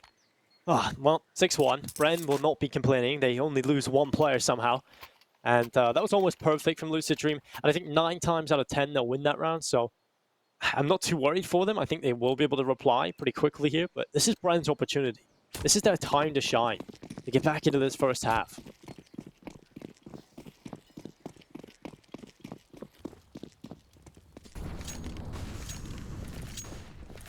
Double up setup coming into play here for Lucid. That being 6-1 up, the money is still not that great though. Oh, they have been hemorrhaging plays. I mean, even their aggression, it has been working for 1 or 2 kills, but there's a couple of times where 789 has just been destroyed. So they have been losing money, but for the most part they've been winning rounds. So it's kind of a nice trade-off, I would say. They're making a lot of noise towards mid. Aggression into banana again.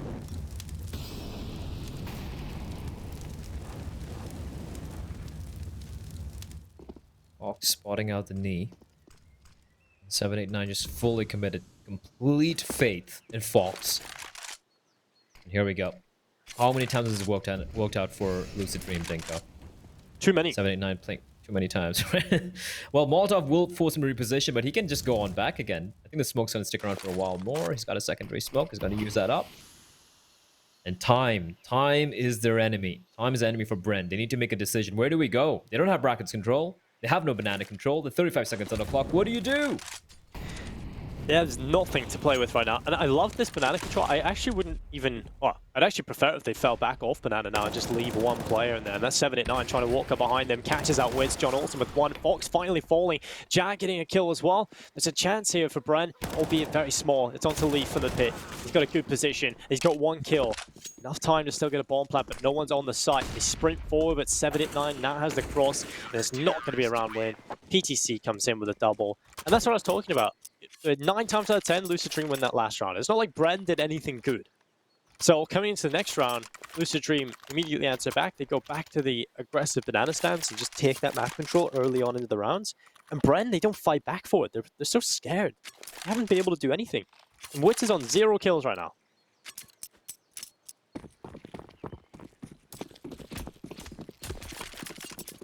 For some of our newer viewers, I just want to break that down a little bit, right? Like, you have 35 or 40 seconds remaining on the clock. You haven't taken control at top of mid, like the brackets area, right? Towards quads, towards archway. You have no control towards banana, like absolutely 0 control. And the fact that you allowed Lucid to push up so deep early on means Lucid could keep using the utility, keeping you at bay. Now with 30 seconds, you kind of start to panic. You're like, what do we do right now? You run towards A, and then you don't have time to clear all the angles. You just get picked apart. And at the same time, you have the players from banana just pushing down, timing it right, and you just get pincered. And even though it came down to a 2v2, the 2 CTs from B, they're already at A, and there's no time. You're not even able to cross on over to the bomb site, and you're out of utility. That is textbook what goes wrong on the T side of Inferno if you have no map control. This time, they've given up the map control, have Lucid. They're going to be playing this one way passively. PDC with the op this time around towards coffins, and he's got 789 playing boosted up on top of triple. Molotov's going to keep them at bay for a while more. And they're out of utility, Dinko. They have to go for the contact play here as soon as the Molotov gets extinguished.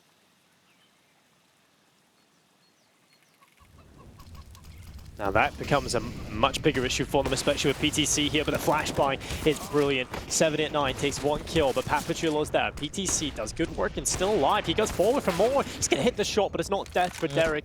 Instead, they fight back, they trade efficiently, and now they have to be bomb site. Fox has rotated over as the secondary AWPer here in Inferno.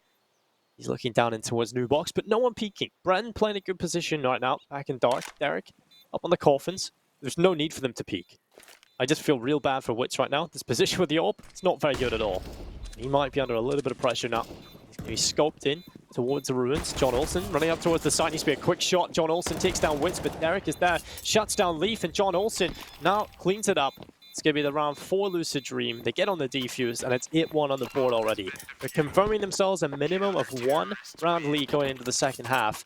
And with the way things are going, I just see that being much more. I'm not sure if Wits was trying to bait out the CDs into peeking him, with him scoping in and out. That would have been smart. That would have been pretty intelligent. But his teammate playing towards coffins was very low, so I would rather him try to go for the bait play there. But true. Yeah, I guess that was what he was going for, trying to force the player to he was trying to force the player at construction to go for the wide swing and peek at him, while his teammate at coffins would get the kill over there. But unfortunate. I like the idea. I mean, it could have worked out. I mean, at least there's some sort of level to that, but Wits is currently 007. We never really liked to point that out, but the fact that we were talking about him being such an influential part for the team going into the final map. T-side AWPing on Inferno, it's not easy. And we've already talked about Wits not really being able to get much done in any of the other guns, so that's a bit unfortunate. It's probably the worst half for Wits, to be honest. T-side Inferno, it really doesn't fit his playstyle. Hopefully it does change on the CD side when he has the opportunity to play better positions. Now though, at least Banana Control not given over for free to its Lucid Dream, and PDC just rattling off shots.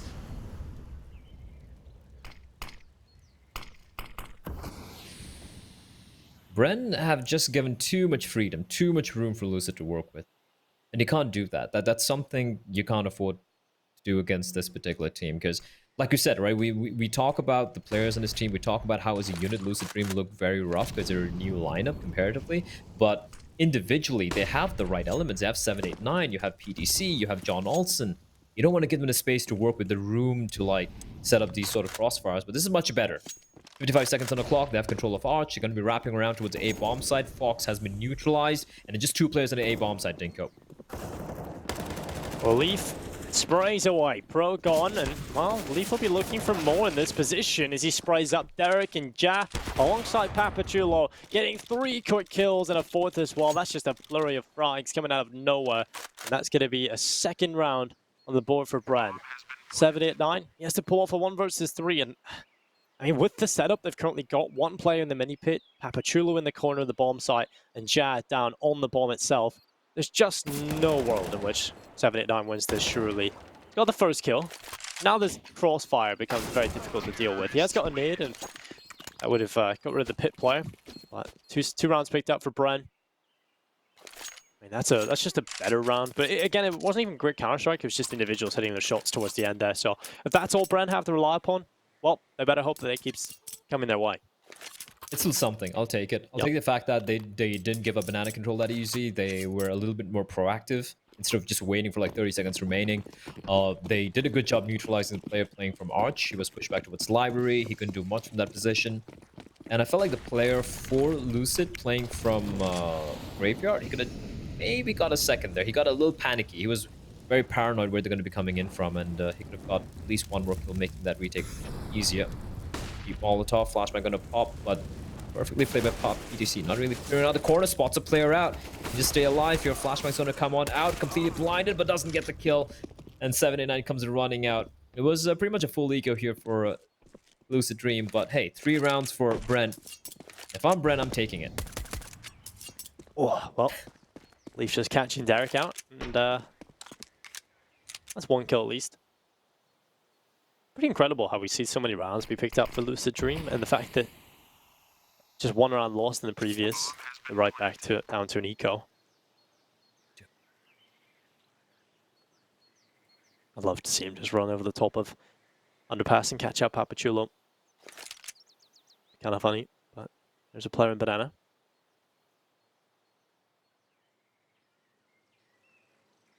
Leaf, to me, he looks a lot like, you can probably Google it, Dinko, but the player, the Chinese player Savage, he used to, I think he's retired now, but he used to play for a number of teams, and he kind of looks like the slightly younger brother of Savage. You can just Google him, HLTV.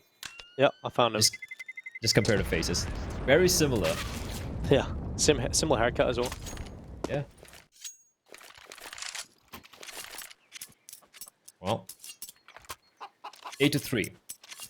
Already looking pretty respectable for Bren, but considering it was 8-1 at a point, like anything would be respectable. But here we go, another buy coming out for Lucid Dream. 7-8-9, once more going to be wielding just the MP9. So money looking like it's in a bit of a pickle for John Alton and company.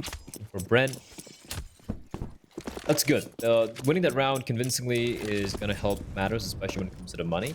And as we do head to the final 4 rounds of this half, you know what? If they can get to like 5 rounds, I think they have a chance. I think the CD side is good enough that they have a chance, but they need those 5 rounds.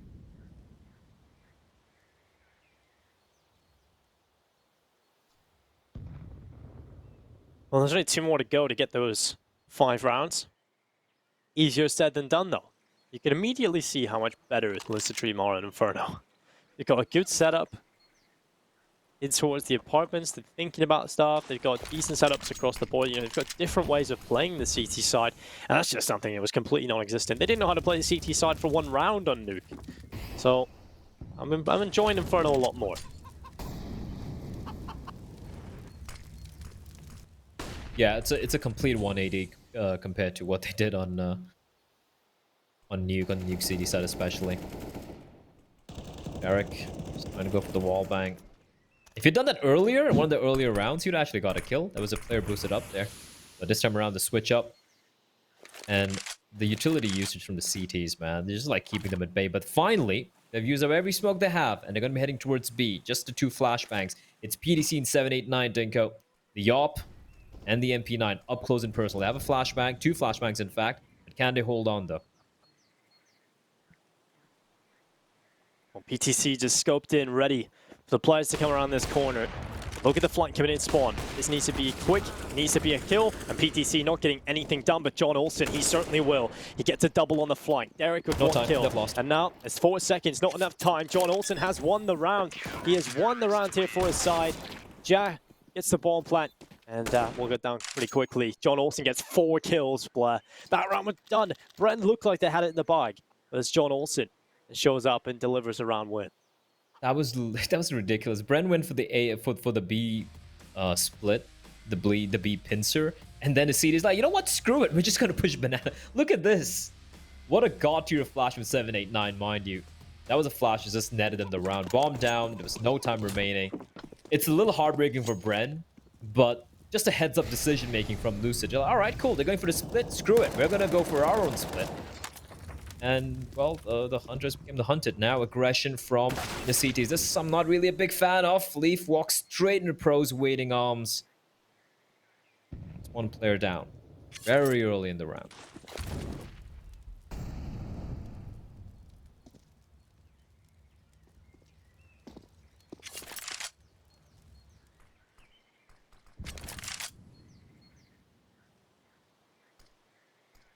Well, with the man down, I wouldn't be too surprised to see just leaving 1 player over towards B, but Lucid deciding that no, we're just going to be playing in the 2-2 setup. We're going to place our faith in Fox and John Alton towards the A bomb site. Pro, a sweet time, Bren. Still have time to work with. 50 seconds on the clock. They do have smoke, a couple of flashes, 3 flashes and to be more precise, and a Molotov. Molotov should be coming in towards the pit area. My game lagging a little bit, so I'm not really able to figure out what's really going on. But there we go, we're back with me. Fox spots out a player, 1, spots out a second as well. Ja, he needs to win this duel, and Ja is indeed.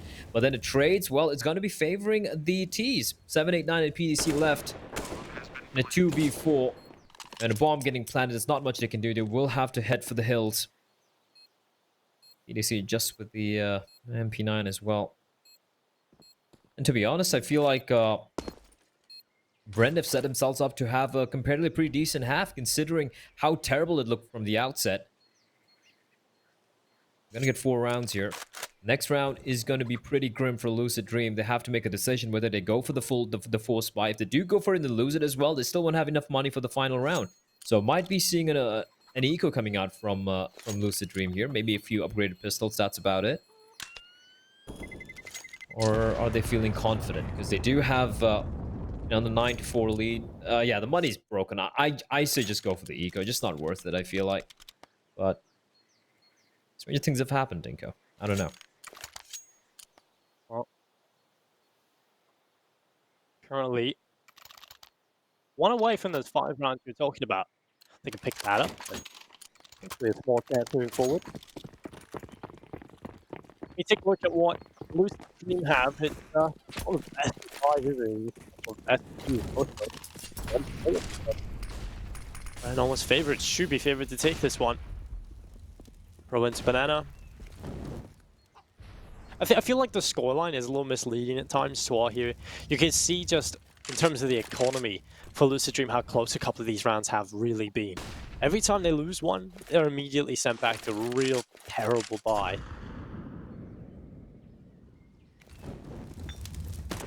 Also, just pointing out, Wits is yet to get a kill. Yep, it has been ridiculous really in this first half, unfortunately for him. Papachulo gets rid of 7, 8, 9. Wits did get the assist at least on that one. Maybe if we add up all his assists, he'll get enough kills. And well, Fox is around the corner behind the smoke. Just under a minute in play now. Fox, oh, he's going to be shut down as soon as we say it. Wits gets the kill. Good stuff.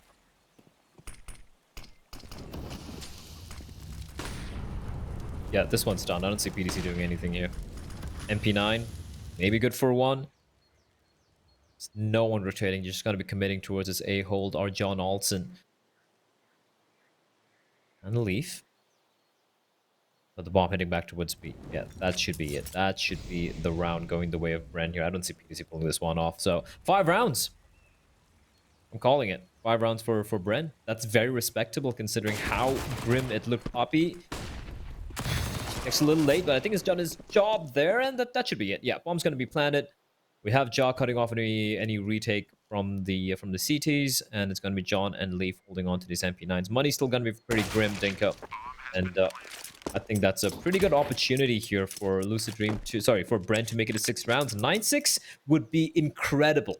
Would be absolutely incredible, considering how lopsided this map looked, at least in the initial stages.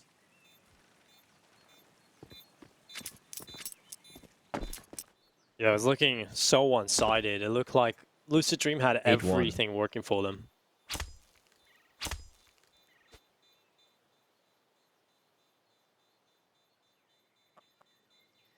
But now,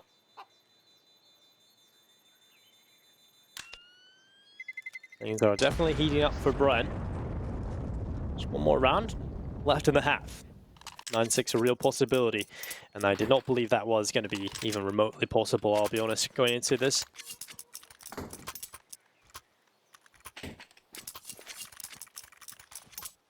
(8-1 to 9-5) and a very potential 9-6. Yeah, this is Brent striking back, and credit to them. They start suddenly starting to look good, starting to work together as a unit, starting to not give up the map control, especially the banana control. They've finally wrested it back from Lucid Dream.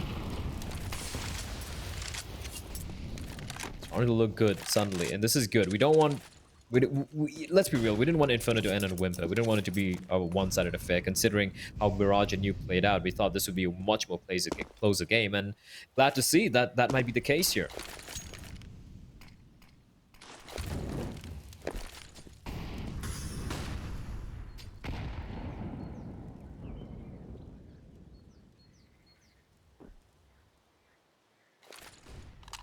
Well, smoke out to top middle. Leaf's going to play in front of this now. I hope the T side don't run through the smoke. Now, that would be quite a little advised decision. Just going to be waiting by. Leaf gets aggressive. Now, that was an opportunity, but Derek gets rid of him.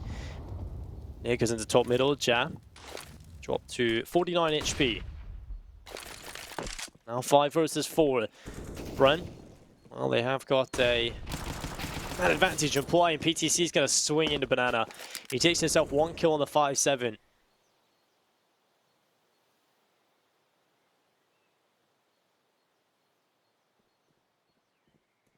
That was a pretty big regression. Unfortunately, he's not able to pick up the weaponry, but John Olsen, always good for 1. Now it's down to Fox. Nice shot, looking for the second kill. The tag comes in, but doesn't quite land a killing blow. Ja survives at 1 point of health.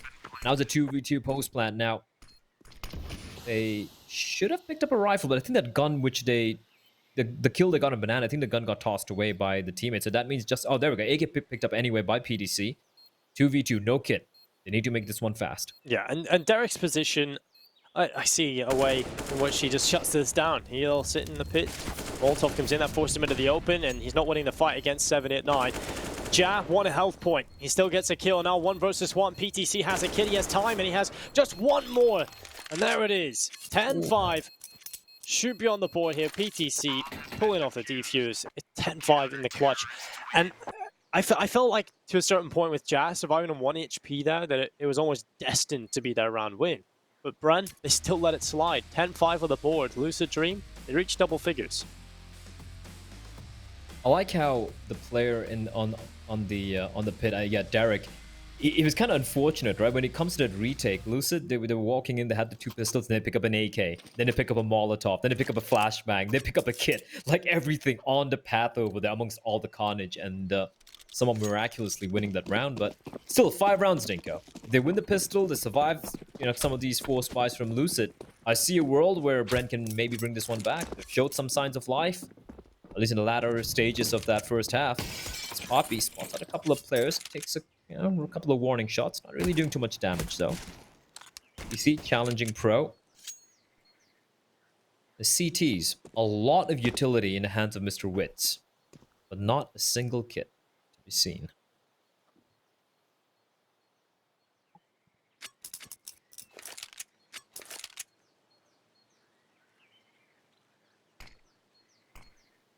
Well, smokes up, flashes in. It's going to be Papachulo up on top of the balcony. Drops in, takes down John Olsen. Now the push comes through. It's Papachulo with the headshot. He'll look for more, but the PTC bullet straight through his brain.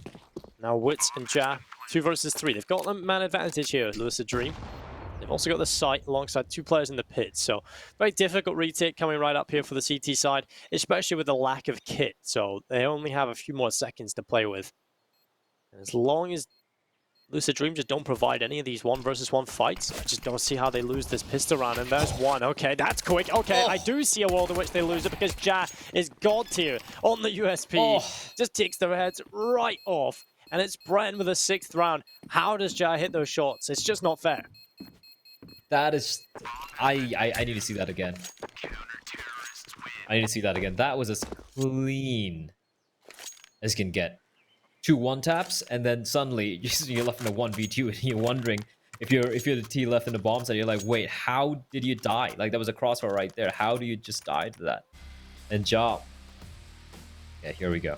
Okay, maybe a little bit later, but I feel like Lucid did a great job just taking control of the bomb site. EDC getting 1, 789 as well. Look at these shots. 1-tap. 1-tap. Oh, just clean. Yeah, the 2 players that should be so difficult to kill. There shouldn't be a chance there, but he just needs to hit the shots. There's like 1 opportunity. He captured it.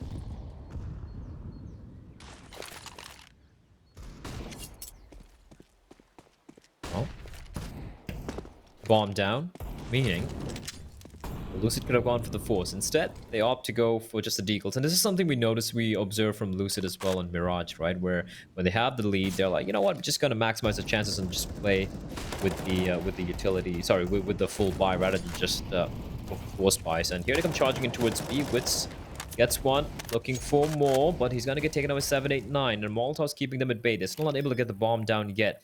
And they haven't rotated out. There's a player is gonna stick it, and 789. Well, okay. He sticks it and finds a headshot on the jaw and an M4 retrieved. They have invested nothing apart from Deagle in this round, Dinko, and already it's getting too expensive for Bren. Well, it might just end in defeat for them as well. The post plant's here with a man advantage, and Pro, he'll be trying to move forward. But it's not like they have a far superior weaponry situation. I mean, they have 2 MP9s, or 2 Smash shots, 1 MP9, but it's going to charge in and do a lot of work. 3 kills picked up, not only PTC, and they're on the bomb. The defuse is coming through, and, well, thank God they have Pro, because he just got a sick double. Okay. No time, no time. No time. And me. You okay, Dinko? No. Oh. Did I have a kit? Did no one have a kit? I'm just trying to look at it. Why? If they didn't have a kit, I am so done, Blair. Wait, we're gonna show the replay. I'm just gonna keep my eyes peeled. Because both the first 2 players that died at B... Alright, let's take a look at it. They didn't have a kit. They have $900 in the bank. Oh, they would... Oh, he got a kill, though, so that might have actually given the extra cash, but... Okay, I feel a little less annoyed about that, but... Oh, they didn't have a kit. Didn't quite catch that, so... That's unfortunate. Good round, though, from Lucid Dream. 11 on the board. They took the side without a single bit of utility. 789 should have died immediately, but he just walks away with a Deagle headshot and stays alive. I just don't know how this is happening. Also, why didn't they buy 1 kit? Just 1. 1 kit, yeah. Like... Wood's at $900, but that's... He got a kill with SMG at 600, so he has 350. So just like letting go 1 flashbang just to get the kit would have been nice. That would have been nice. I don't know what to say. You can't lose those rounds. Well, they do have an opportunity to answer back. They do have a buy coming in here. There's no kit again, but it is a relatively okay force buy coming up from them. Papachulo peeking out towards short. He doesn't get his opportunity. I think Lucid Dream, they should be okay in this kind of round. They should be able to play this one well enough. Not overcommitting anywhere. Now they go back to Banana. They'll be looking to put a little bit of pressure over towards B. And there has been quite a bit of utility used up now for Bren. They don't really have too much left. The one important piece here is this Molotov. And there's only 23 seconds left. Well, Ja. 15 seconds. They're all coming in. What is happening? How has this happened again? 3 players on the B bomb site. Just, it's a massacre. Just how? Look at the timer. There we go. At least the bomb plant comes through. 789, saving the day. And now it's Papachulo and Derek coming back into things. Charging up through Banana with the CZ. And 789, he's the hero. He is keeping his team in this round. And PTC towards the new box. This should be a difficult retake for Brian, especially with no kit. No utility to force these positions out. That round just overall has been pretty scrappy so far. Looking to try and clean it up. Lucid Dream. It's PTC with the kill now, just Papachulo. And he'll fall as well. Not a great round from Lucid Dream, but one that they win. 12-6. And bearing in mind that was a force from Bren. Nothing saved. It's going to be an eco and an opportunity, a very, very comfortable opportunity for Lucid to get to round number 13. I agree with you though, Dinko, that was like unnecessarily close from Lucid Dream. That should have been way more earlier when they went for the hit. And again, like the Molotov keeps them at bay. They just come in, they're just holding there. The 3 CTs that could have gone very messy apart from the heroics from the PTC. I do believe Leaf as well.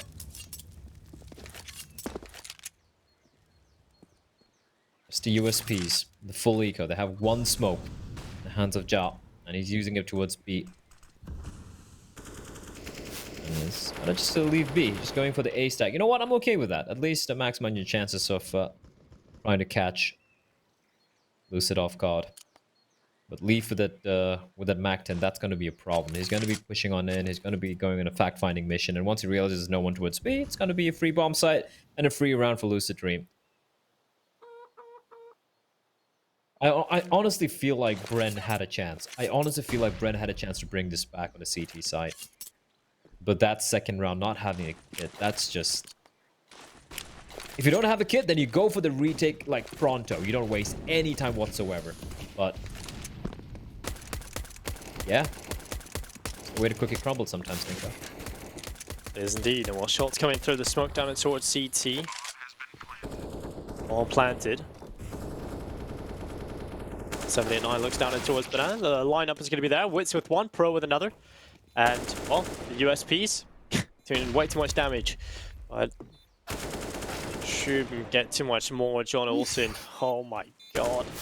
Stays alive at 8 HP. Save my sanity. And well, there we go. PTC clears it up. Losing 2 players, but luckily they've got money in the bank, so it's not too much of an issue. But 13-6, 3 rounds away from victory here. Lucid Dream looking to try and close the series. And again, what's on the line in this game is very important for both of these teams. I think whoever wins this should actually just evade those bottom 2 spots. Yeah, and it is looking like, and it's kind of crazy, right? Coming into this event, when we looked at the first initial games, we're like, all right, it's gonna be Marzalai, Lucid Dream, maybe Divine Vendetta, considering they're playing for the Middle East with a ping disadvantage. And worst case, we thought it would be Bren. And then we saw how Divine Vendetta were playing, and they were looking very good. Marzalai obviously looking like one of the worst off teams, and yeah, it comes down to these 2 teams. And I felt like, you know, Bren had the teamwork, had the team play to make it work, compared to just the individuals on Lucid Dream, considering they're a new lineup as well. But yeah, Lucid Dream, they win this, they still aren't guaranteed to survive, you know, to not get knocked out, but definitely make things way more easier for themselves. And for Bren, they're going to be down 1 win to 6 losses, and the 1 win being that the win they had over, was it Tiger? Yeah, they won against Tiger. Yep. Yeah, you win against Tiger and then you just lose to everyone else. That's, I don't know, man. I think I've been saying from last week, though, I've kind of felt like Bren are probably the team that are going to go up bottom. If Bren Marzalai is a game right now, I'm taking Marzalai again. We've seen it already. And Marzalai were looking rough back at the start, but they've, ever since that win against Bren, I think they've just turned things around completely. So, yeah, it's a bit unfortunate for Marzalai that they have now got the rest of the games are so difficult. I feel like Marzalai versus Lucid Dream, though, that's going to be a close one. It is. And I feel like it's gonna get messy, but it will be fun to watch, though, especially the Zilka machine. They wake up. It's 3v4. And Ja, oh, incredible hold. Incredible hold from Ja. He's all alone there, Dinko. If he falls, Lucid, they keep 2 alive to get the bomb down. Anything's possible. The 2v3, but Ja, extremely, extremely great control from his M4 there. And this is a little weird from Lucid, though. Like, look at the first 2 kills. John and PDC just go pushing, poking, and prodding. I'm not really sure what they're thinking of there. And then I would rather they've just, like, kept 4 alive and just gone for a B hit. Instead of just, like, going on this sort of, like, roaming mission where they hope to get lucky. It is a force buy for Lucid. The money is kind of broken. 3 AKs, couple of Deegs. But we've seen what's happened with some of these eco rounds, Dinko. At least for Bren, they have 3 kits this time. So that's good.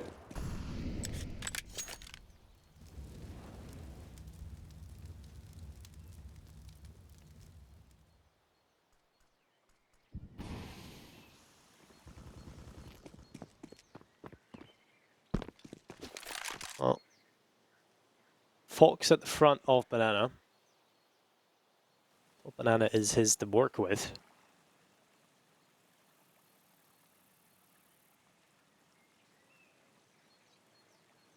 Now, 1 minute left on the clock, or just under. Lucid Dream have shown how they can win these kind of rounds, where they just have the lower tier buy. They did it with just pistols. We know they can be more than capable of winning with what they've got here, and it's 3 AK-47s. Leaf and Fox, they've got 2 Deagles. Now the push coming in towards B, just 3 players currently sitting here. Pro, well, the first chance is going to spray away. Fox able to take him down, and now the push comes through. Wits, oh, he's going to whip the shot, but John Olsen coming through as well. And it's Ja that sprays away. BTC gets rid of him.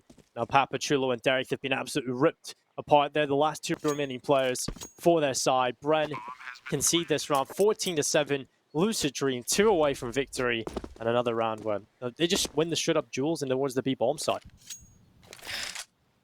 Again, contact plays.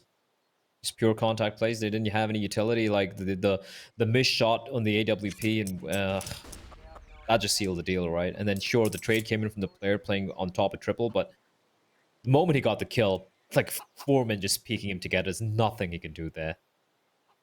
Witz is having a very rough time. Listen, I hate pointing fingers to individual players. I don't think he is the problem for Bren. I feel like there are too many issues with Bren as a whole unit. But as a dedicated opper, like, unless you're going to be like EDC, like you pointed out earlier, where he can do more than just op, he can rifle as well. Witz has just been too up and down for me to be convinced with his role in this team. He's a dedicated opper. Yeah, there are a few games where he does perform, but again, it's not like having big performances. For Witz, having a good game is just, you know, getting 15, 17 kills and just doing his job.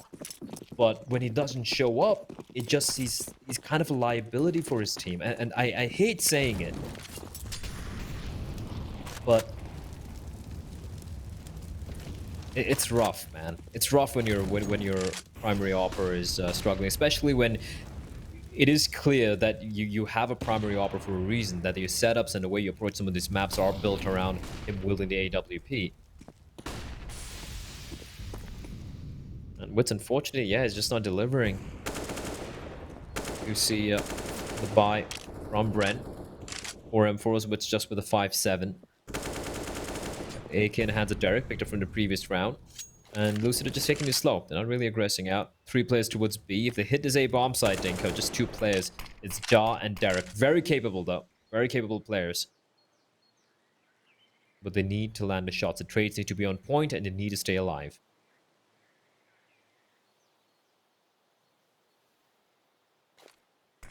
Well, smoke goes in towards the long side.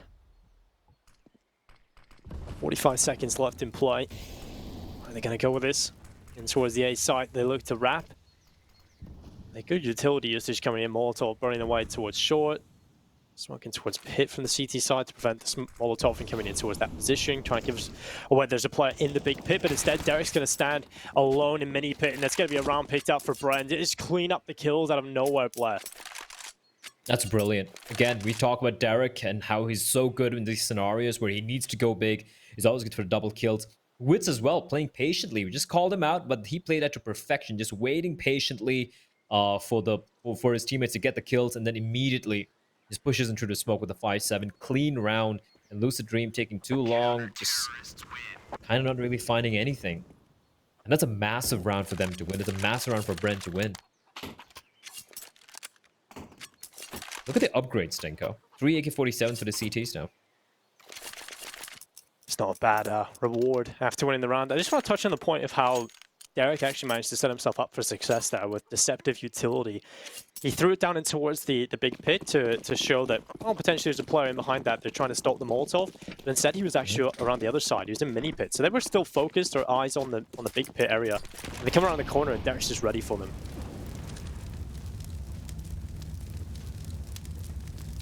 I'm most scared about his angle. Ooh, wait, what? Did that, like, go between his legs or something? I'm confused. Counter-Strike's so weird sometimes. Maybe we'll see a replay of that shot miss. It looked like it just landed on his feet there. Should have done some damage. Anyway. Just a deagle, Stinko. I like this from Lucid Dream. Not really going for the full investment. Just a deags. A little bit of utility. They have the AWP in the hands of PDC.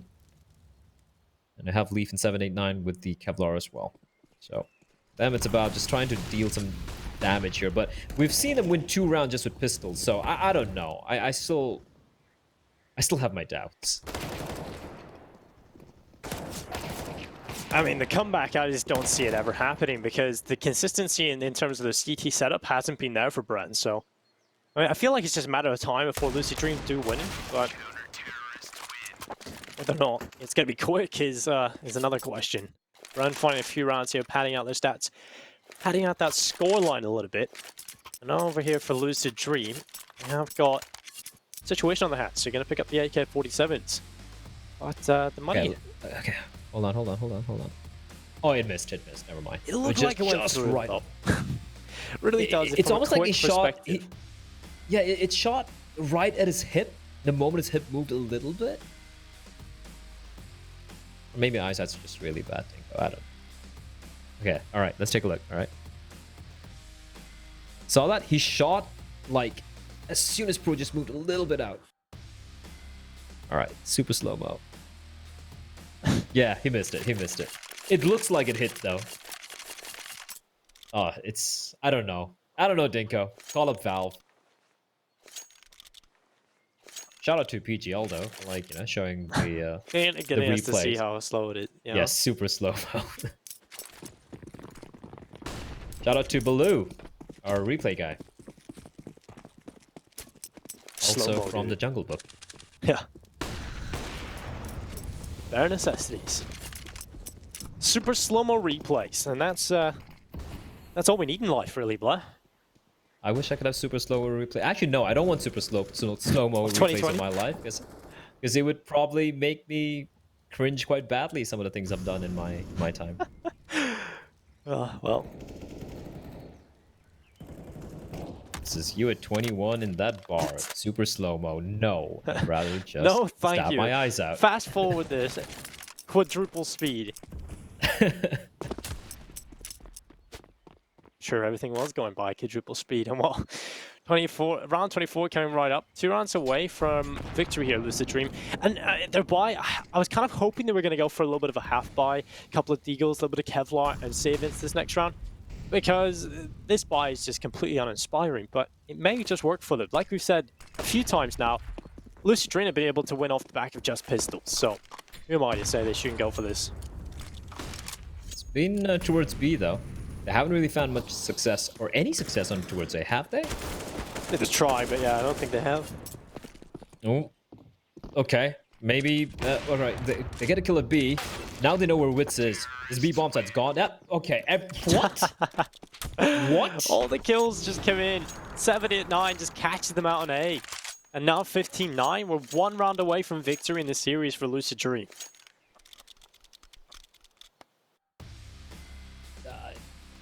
All the deaths, like look at this. They all died in like a second. So, okay, Fox gets the first kill.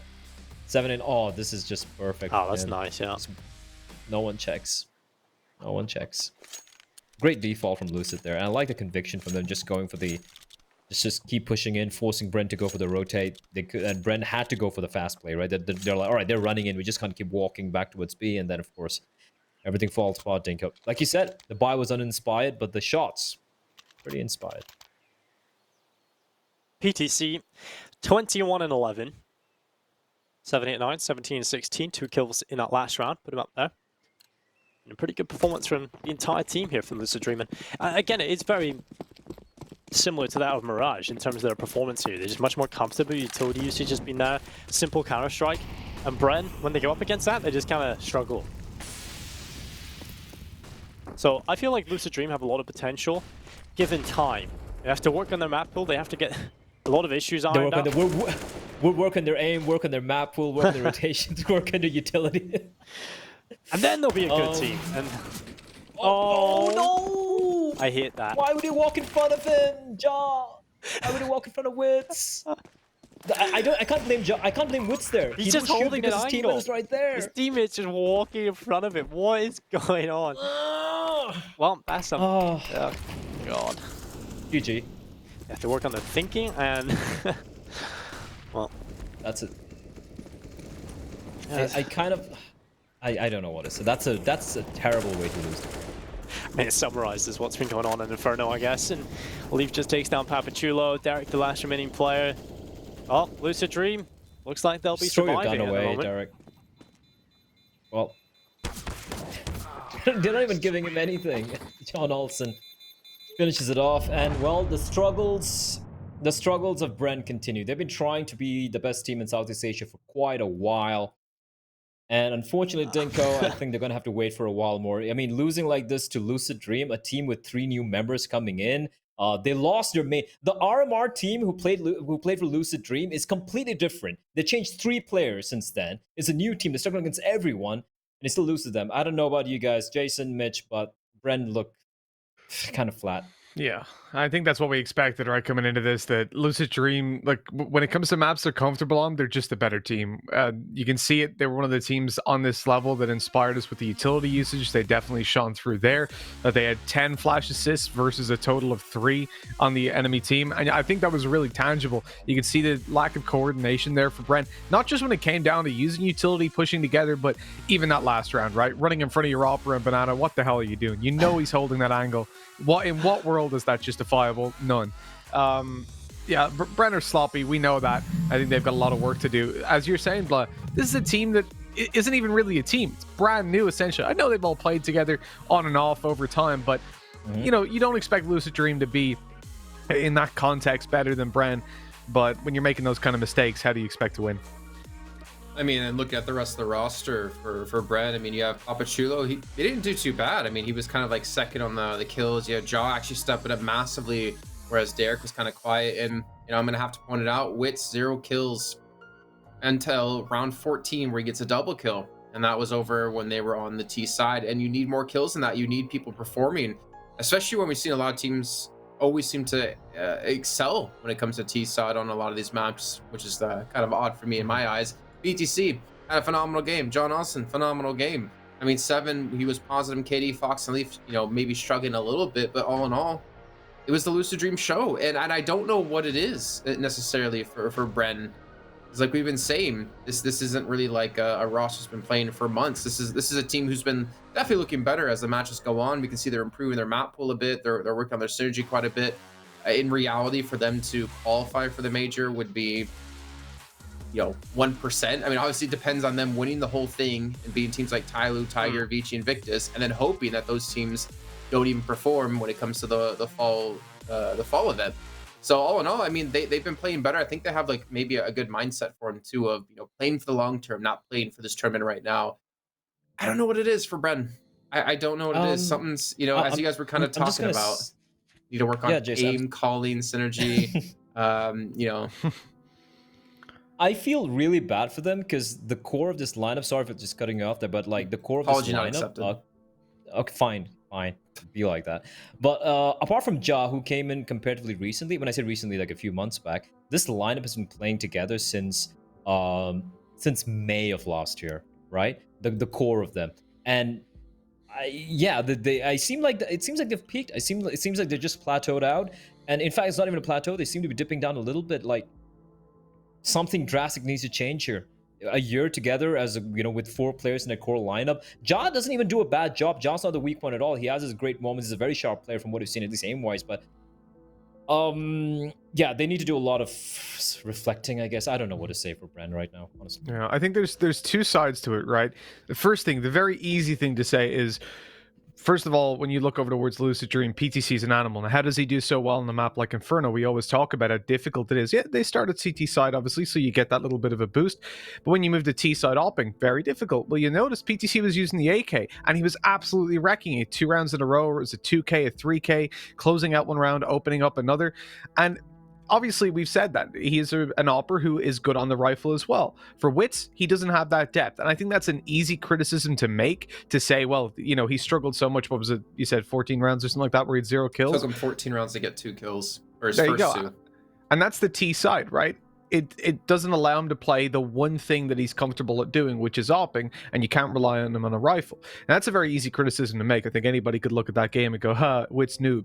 But I think realistically, you have to realize that Bren, when we come back to those other points about the coordination, about the utility usage, if you're playing out your full T side and you're finishing out with like 1 flash assist, what are you doing? You can't expect someone, whether they're comfortable with a rifle or not, to effectively open up sites to win those duels when they haven't got that backbone of support that Lucid Dream do.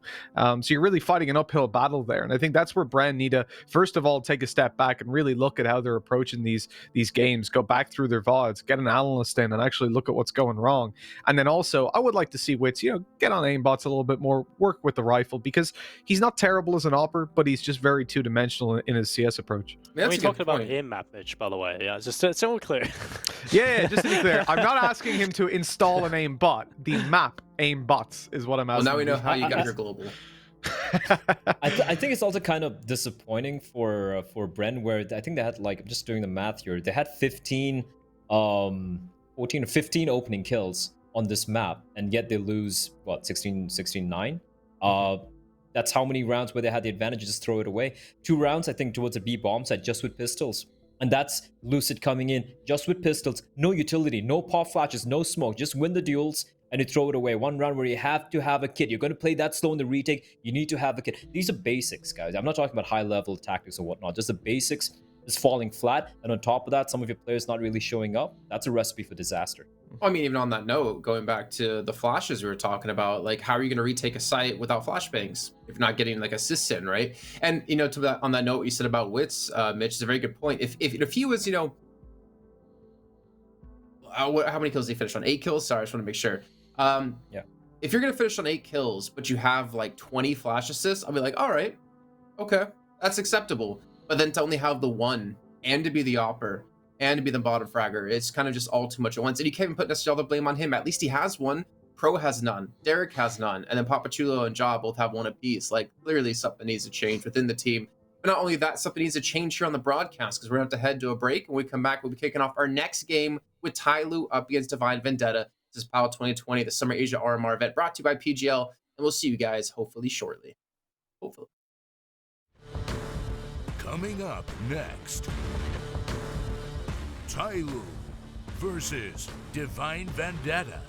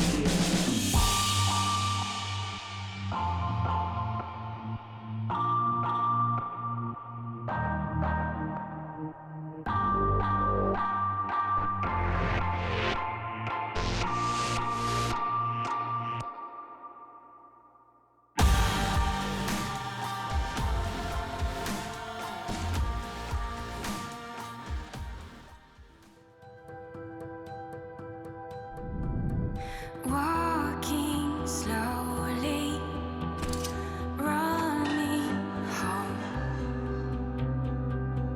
I will follow you alone.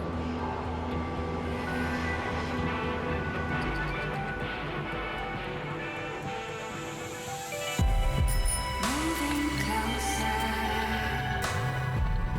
we're in motion. We're a beacon in the dark. Let me feel it.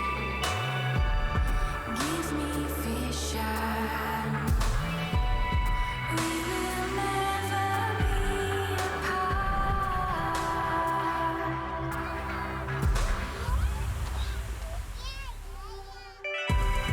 Going nowhere, nowhere special. We will never be apart.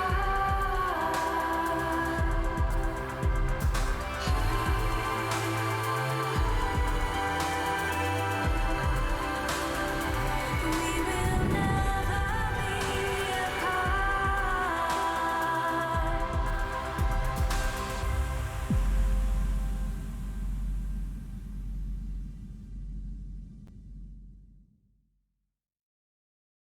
Well, we're back with the Perfect World Asia League 2020, the Summer Asia RMR event brought to you by PGL, and we're done with our first game of the day. But now that takes us to game number 2 between Tyloo and Divine Vendetta. Now, Tyloo currently sitting nicely in first place. Divine Vendetta trying to maybe change their seeding a bit if they can take this victory. But like always, I can't do this alone. I got 3 other handsome gentlemen to my side, 2 of them under me, one of them to my left, my right. We got Mitch, we got Dinko, we got Blair. Blair, I'm putting you on the bottom of the list this time. I'm putting Dinko right above you because look how flawless he looks today.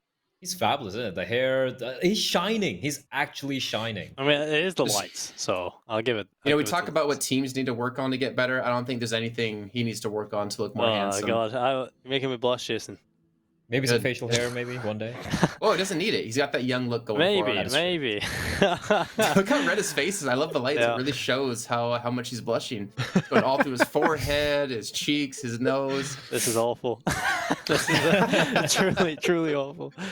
All right, well, let's move on then. Let's look at our matchup here between Tyloo and Divine Vendetta. Let's start talking about Tyloo off the bat. Currently 5-1, only lost to Invictus Gaming. That was a 0-2 against them, but clearly going to be the favorites when it comes to this head-to-head. My only question is for them, though, and we'll start off with you, Blaise. Like, how serious are they going to take this game? They're already guaranteed through, and the seeding, I don't think for them can really change too much when we get into the playoffs. Yeah, for Tyloo, it's not about, I don't think they really care who they're going to play in the playoffs either, right? It's more about for everyone else. We don't want to face Tyloo. So coming into this, it depends. I feel like Tyloo aren't really going to show anything crazy, but I feel like I have an inkling they're going to approach this game the way they did against Beyond, the last game they played last week. And my God, that was an absolute lack of respect coming out from all the players you see over here. Attacker, Summer. Somebody didn't even do anything. Somebody just sitting back, you know, on the bomb side, just tossing flashbangs for his teammates and being like, all right, guys, like, are you going to leave me anyone to find? Danking as well, slowly looking good. As a team, I feel like Tyloo not going to really give a crap. That is scary. That is scary, Tyloo. If you're an Asian team, that is a Tyloo who, you know, historically, they used to just stomp teams by not really giving them any respect whatsoever. So I feel like for Divine Vendetta, yes, it's going to be Tyloo not really trying too hard, but that, ironically, is a more scary proposition. I mean, okay, so on that note, I'm just going to give you a follow-up question. You say that, but they also went like 16-14 against Brent on Train, and that was a match that they probably should have been challenged. They also went 19-60 against Mazalai on Mirage. It seems like when they don't give a crap, they're not necessarily that like dominating force. Is that maybe them just getting caught off guard, or just really like, no big deal, we'll let it get a little bit close? I feel like they kind of tend to lift their foot off the pedal once they have a pretty good lead, and I think that's what happened against Mazalai as well, right? They were kind of running away with the game, and sometimes they slow things down, but they always have a good start. Is what I'm trying to say. They always have a good start, and whether they close it out early or not, that's up to them. But hey, at least they haven't dropped a map yet so far, apart from the loss to Invictus. So for me, that gives me a little bit of confidence. Yeah, all 2-0s the entire way through, and Dan King, you know, I guess we can kind of look at him a little bit too, because he definitely stepped up.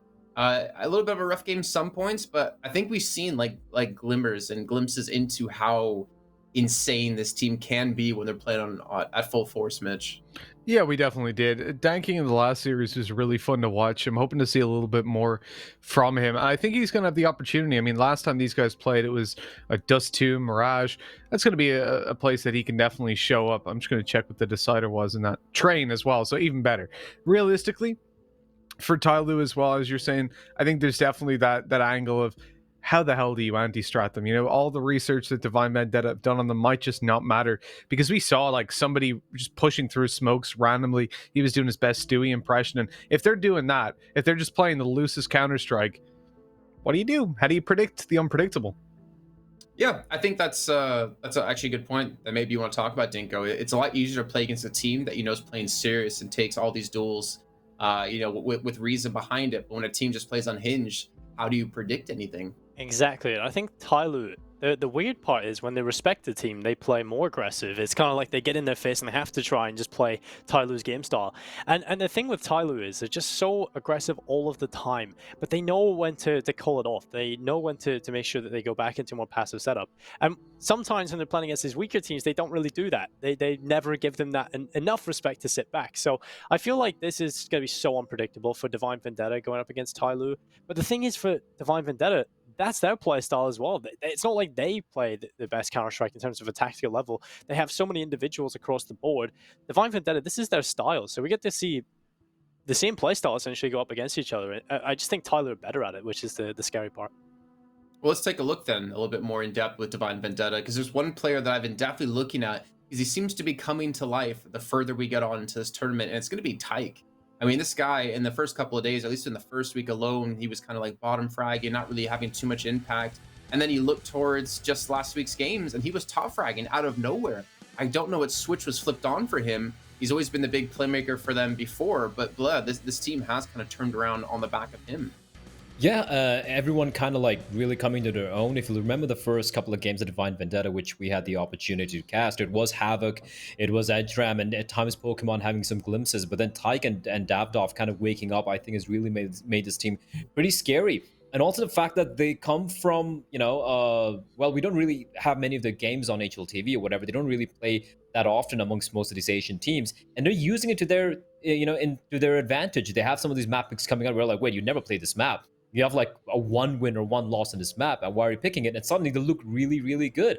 Taking Vici all the way to, I think it was overtime on map number 3. That was very impressive, if you ask me. Yes, Vici looked rough, but he can't take anything away from Divine Vendetta. I mean, that took Tyke dropping 28 kills to get it that far.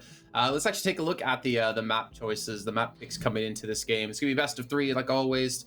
We're gonna be seeing Inferno chosen by Divine Vendetta, Mirage chosen by Tyloo, and Train as the decider. And Blah, I'm kind of with you here, looking at the maps and then the win percentages. Divine Vendetta 0-3 when it comes to Inferno. Yeah, it was against Vici and Invictus though, and it was kind of close. If I remember, it was 16-14, 16-12, or like 16-11, something of that nature. So I guess they feel comfortable playing it, and I'm okay with that. I think they're a team where we really can't base our predictions based off their past games, because they seem to someone just flip it over, and their picks have so far been very solid. I think they've won almost every single one of their map picks. I could be wrong there. So yeah, I guess they do have something planned for Tyloo. Mirage, though, I'm going to go the way of Tyloo. I think Mirage is just unstoppable. Train, it's up in the air. I mean, just looking at this, even though Tyloo are definitely the favorites here, I feel like it could be very, very close if you look at these maps. I'm going to go 2-0. Tyloo, every single time that we see Tyloo play, it's this exact veto over and over again. So this is definitely just 2-0. Straight up, Tyloo are winning this. Because every time I look at the veto, it's the exact same. It's so annoying. You never get to see anything different. I mean, and it's just, the thing is, I'm kind of happy with it, because I'm the kind of guy who orders the same thing from the same restaurant I do that as well. for weeks and months, because I like to know what I'm going to get. Mitch, let's get your prediction really quickly before we hop into the game. I'm going to go 2-0, but I'm very scared about Mirage with that Mazalai game where they went to OT and almost lost it. I really don't know what Tyler we're going to face, because it's a game that doesn't matter, but yeah, let's say 2-0. Let's be safe. Okay, I'm going to join you with you on that one as well. Let's head over to our commentators, myself and Mitch. I kind of just threw to myself there. I'm kind of used to throwing to the other guys. I was so confused, Jason. I was so confused for a second. I was like, doing another game. After last week, I keep forgetting that it's just it's Mitch not only doing one game the whole week, which is kind of refreshing, kind of nice for a little bit of a break. Maybe a quick one as well. So Mitch, we're gonna hop into this one. It's gonna be on Inferno to kick things off, and I mean, I understand that it was tough opponents they played against. You know, they Invictus twice, Vici once, they lost all 3 times. But Tai Lu, it's Tai Lu. They've not been able to beat a Chinese team on Inferno. Will it be today to change things up, to change their fate? I'm not sure. Honestly, like, Vici are the kind of team I feel like came into that game actually caring, actually focusing, and they took them to all 30 rounds of 16-14 loss. Lu, I don't think they're gonna care. If they've even watched a Divine Vendetta game, I'd be quite surprised. Probably the only experience they have is with this team as Camel Riders, and if they've looked at the lineup to realize it's the same team, I would also be surprised. Like, you have to realize. You're saying they come into this game like, who are these guys? Wait a minute. Wait, these names look familiar. Yeah, deja vu. Have we played these guys before? No, but really, this is it's 2 things. It's the fact that they know they're the best in the region. I mean, we saw them playing super loose even yesterday, or well, a few days ago, last time we were on broadcast. But also because they've already secured their spot in the playoffs. You know, they don't need to care about this matchup. So we'll see if they have, though. I'm exaggerating it a little bit. The Divine Vendetta, quite a strong side, but Attacker, my God. Last time we saw him on Inferno, he was spraying down. He got 7 kills, a 4K and a 3K on spray downs. This time he's done it with a USP to start it off and really set the pace for Inferno. I do remember hearing Blood in the highlight reel at the start of the day. Attacker! Ah! So a little bit of Arnold Shorts taken there. Yeah, I don't know why he came out. But hey, nice little 3K for him. Nice initial shots as well. And he goes straight up to the M4 and the ump going in for somebody on the other side. Though we see the Tech 9s. See the armor bought up into this as well. Looks like they maybe want to go for a quick B hit. And well, Slowly's going to be there. He's going to back away again, trying to play safe. Another flashbang as well to help them get in towards site. The player has gone around the corner. Slowly gets the first, but he's going to lose the M4. Now somebody's going to peek in. Smoke comes in. He gets overwhelmed on site. They get the ump. They don't get the M4, though. It looks like it got knocked away. But at least they're going to get a bomb plant. Oh, well, Summers coming in with a nice little spray down, taking 2, and leaving Divine Vendetta to do a little bit more. Now, look, they're in a 2v3. A little bit more damage would be great. They've already got the bomb plan. Pokemon's going to go straight through that smoke. Good timing, but there's a second player there. An Attacker just cleans them up. you in someone's way there, Jason? I don't know what you can hear. Just a honestly. really loud beep of a car. Because I mean, people might have realized on the stream, if they've been watching the last days, I look a little different. Because I'm actually not at home anymore. I'm over in Poland, working from my facial hotel room. reconstructive surgery. Yeah, also known as a beard trimmer and a plucking of the eyebrows for me. Oh, in my case. Very nice. Yeah, hopefully I'm not in anyone's way. But what a shot out of Attacker. Look at that. Just quick little transfer. I mean, I think if there's any questions about what kind of form Lu were in going into this game, I think we got our answer out of Attacker alone. Yeah. Up to 5 kills in 2 rounds. The last 2 rounds have been pretty damn good for him. But a challenge still awaits. Not in this one, but soon. Now, Divine Vendetta have gone in for a very mixed buy, and this early on, I mean, they'll have money for the next round because of the boost to your loss bonus. They're on full loss bonus, I think, coming into the next. So it's not the end of the world, but it is a little bit aggressive. I want to see some reward for it. And I kind of like it because of the damage they did in the previous round. If they manage another 2 kills even, that would be great. There's 1 already on the board. Cleaning them up with the SMGs, though. Summer's able for so much damage, but eventually goes down. And there it is. They've done it. Divine Vendetta in a nice position now coming into their buy round, where Tyler we're going to have to reinvest quite a bit. And especially on Inferno, because we could look at it and say, well, Tyler will at least get a bonus because they're forced to buy their rifles up, right? So they don't have to play this round with SMGs as they would have otherwise. But it is also Inferno. And this is a map where close range duels can be much more favorable towards a team. And so I don't think they'll look at this in a positive light. I think that's definitely, considering they're 3-0 down, a very good scenario for Divine Vendetta. I think we should also talk a little bit about, oh, well, hold on, Attacker. He has his own mind. He's going to push up middle. No respect play at all. Couple players over towards stairs, and there's a chance. Actually gets ditched. He gets left. His Attacker gonna check behind him. Will he push instead? He gets the first kill. The rest of his team has pushed up Banana. And now Tyke's trying to respawn, pushing second mid, but his teammates are gone. Lost out on 2 already. And Havoc's gonna continue to push out of apartments. He could technically get in towards this A site and lock it down to allow the bomb to rotate over, except Slowly is actually maybe even looking to push the bomb because it's still stuck on T stairs, practically in T spawn. So they get the A site, but they don't have the objective. They don't have the bomb to do so, and I'm a little bit worried that if the rotation comes through with the bomb, Ezreal won't be able to get clear. Yeah, this is a big problem. It's nice they found those openings. Havoc's definitely in a great spot, but Tyke needs to try and get back and help his teammate out. They've heard the scope as well. I think he knows Dan King is in towards Boiler. That could be huge if Dan King does decide to aggress on out. You can see he was thinking about it, but he decides to back off, slowly moving up through middle as well. This is a chance for a huge flank. Ezra, playing the most passive game of Counter-Strike I've ever seen, but I love it. It might work out so well for them. There's one player spotted. They know the scope is there as well. So at this point, I think Ezram can just go up banana. I think he knows that that's a possibility. Havoc, I expect to go through the CT spawn. He has to take the fight to Dan King and eliminates him. Now they know Slowly was here. It's time to go B fast. Havoc just a little bit slow crossing middle to make sure he doesn't get peeked out and give the info. And now he's good to go. Didn't take the AWP, interestingly, but I suppose exiting from that position would have been quite difficult with it. Slowly could have been around any corner. Although Slowly will pick it up. Does he go for this now? Or he maybe even assumes they've taken the op? No, he sees it now. Okay. I think saving over the AWP will be the objective. And in that, Jason, we see the benefit of having got those kills. When we were talking about those last 2 rounds where Divine Vendetta took 2 kills each. Or, yeah, no, just 2, right? But the benefit of that is that it actually does put some serious strain on the economy with the reinvestments that had to come through. And because of that, the op is valuable enough that they won't try a 1v2, which, let's be real, any of these players on Tyloo have a good chance of winning. Honestly, what an awkward round as well. And I like the play out of attacker pushing. But then Tyke, I mean, so okay. Well, one thing I wanted to talk about last round was like who are the big players we need to see for Divine Vendetta to step up to have like a pretty solid chance in this matchup against Tyloo. And I think Tyke is definitely going to be one of them. We saw him have great success when he starts to, you know, get rolling. I think Davdov as well. I think he's probably been the most consistent player on the roster throughout all the matches we've seen so far now in these last 2 weeks. I mean, thinking back to Nuke, he's definitely one of their biggest playmakers on that map, especially because of his AWP. We know Havoc can off. We can see them, you know, maybe switch hands if they're not feeling it on the CT side. Maybe a double up setup could come through. Though I would kind of hope not on a map like Inferno.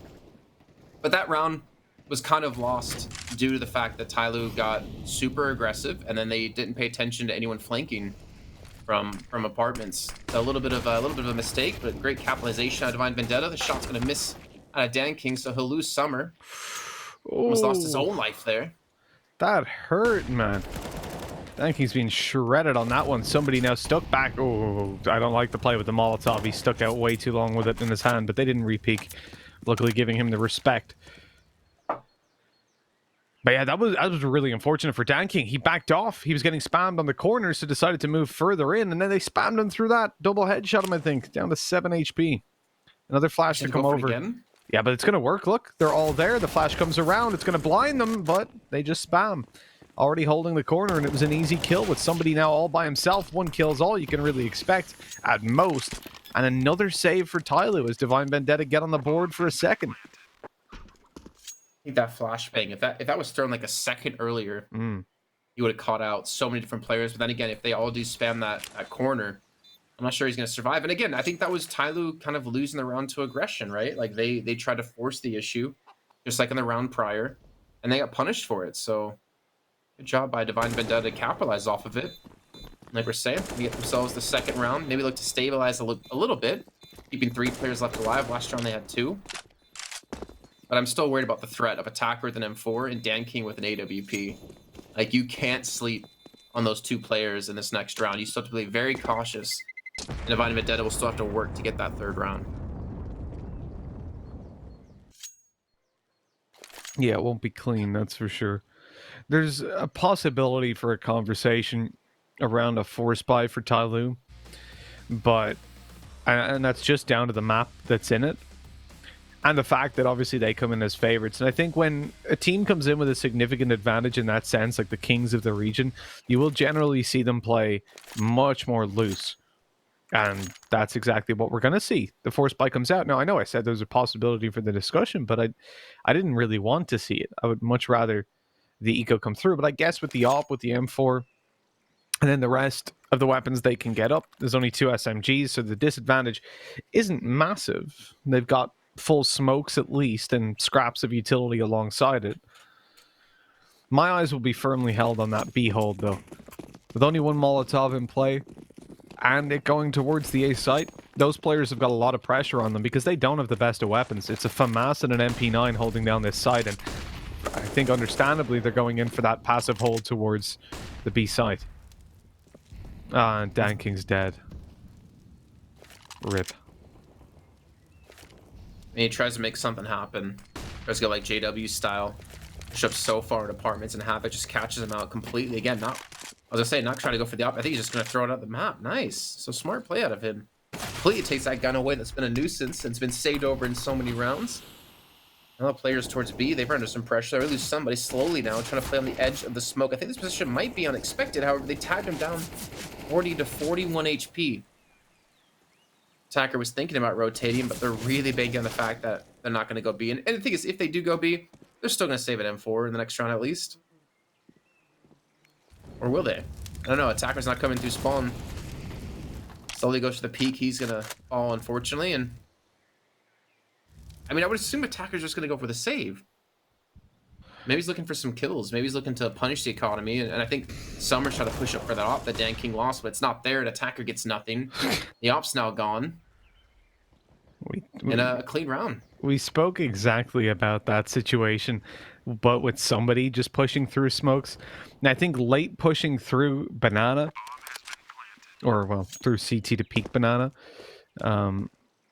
it's a little bit different. With the only M4 as well, I really don't get the idea behind that. Because let's put it this way. I know Summer's going to get contact. I doubt he gets much done. There's one kill at least, so some money. You can't harass them anymore. Let's put it this way, right? A 2v5, where you've got an M4. They haven't planted the bomb, granted. But what's going to be more likely to succeed? That 2v5 or a 5v5 where you've got the M4 and the UMP still, and also the T's haven't pushed forward. And you've got teammates to back you up. I think obviously saving those weapons is the best call, considering that they're on an eco in this round. So I really don't get where they've pulled that out. I think if they're up against Vici, they wouldn't do that. Yeah, I agree. They would be like, no, we got to save this. We got to play more serious. And again, it's not really disrespect to Divine Vendetta. It's just more of Tyloo, #1 team in the region. They don't technically need to win this game to get into playoffs. And I think when we get into playoff time, that's where we're going to see the true power of Tyloo. Somebody, please hit this. I want to see it.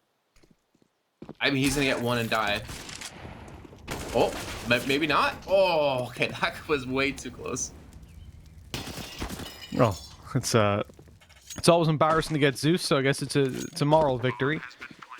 Summers managed to grab himself an AK, and I think saving this is again the right call. Show off. Someone's been on the KZ. Just gotta practice, man. Oh, true. I mean, I'll tell you this, like, it's kind of inherent, like, once you play CS to understand how the movement works with, like, bunny hopping, but then going over to Quake, you realize you really don't know much about movement. Yeah. Well, that's fair. CS isn't a very movement-oriented game, right? It's slow, it's tactical. I mean, even the fact that you can't move and shoot. Well, obviously you can move and shoot, but you lose your accuracy. That takes away any element of movement. We're not Call of Duty. Well, of course, we're not Quake either. Now look at this. Gorgeous little Zeus to him. Pick up the AK. I mean, I've seen 3 4Ks because of situations like that. But again, it comes down to trading for Divine Vendetta. They're going around that corner with the first player. Not only is the guy that kills him able to reset his spray, let's say, for example, he's able to pick up a weapon, swap to it, and get ready to fight. And still he's not peaked. That's a big problem. They're giving him way too much space. Let's be fair to Davdov, though, because he was the second person in line, right? He had an op. Yeah. And they don't really know how many players are going to be there. No, of course. I think more so the problem is, why is the second person gotten up? It's also part of that. You send your 2 through and get... I get the idea of having your op swing from behind, but I'd much rather him swing on logs and have 2 players with rifles push top banana. Oh, going into round 8. Divine Vendetta with the lead. Again, Tyke opens things up onto Dan King. He's been struggling. Only 2 kills for him. Somebody, again, is getting extra aggressive. You're trying to get the spam through the smoke. Ezra gets caught. Looks like they did do some damage. I think that was, yeah, peeking banana. And I mean, the ball's on Sully right now. Just to continue to peak like this. They're really trying to keep the pressure. They even have Summer to rotate back in. Except as we can see, there's really no commitment out of either side.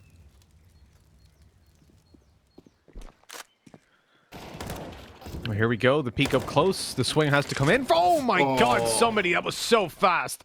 Davdov's down in a 4v2. The pre-fire on the corner, that genuinely caught me off guard. Divine Vendetta. They caught him off guard. I don't think he expected to hit that shot. I don't think he even saw, but the guy he shot, I don't think he even saw him. He just died. It's like, oh, okay. He was baiting the shot, right? Well, exactly, yeah. Well, I think he might have been even trying to shoulder peek up Banana, like, and then just died randomly. Oh, but doesn't have time. Got no I'm a little bit teammates on confused there. why he did go for the bomb there when he would have had time to get it and plant. And now he loses his gun for it. Well, he can be thankful he lost his gun before, not after time. True. Because that was quite easy to handle. They could have rotated a player second mid, then dropped into underpass together, and he was dead. He'd have no way to leave second mid. If he stayed under, he was dead because he got double peeked from either side. Even like in slow motion, that still looks like a fast kill. That's somebody got down bottom. And double up setup CT side. Okay, all right.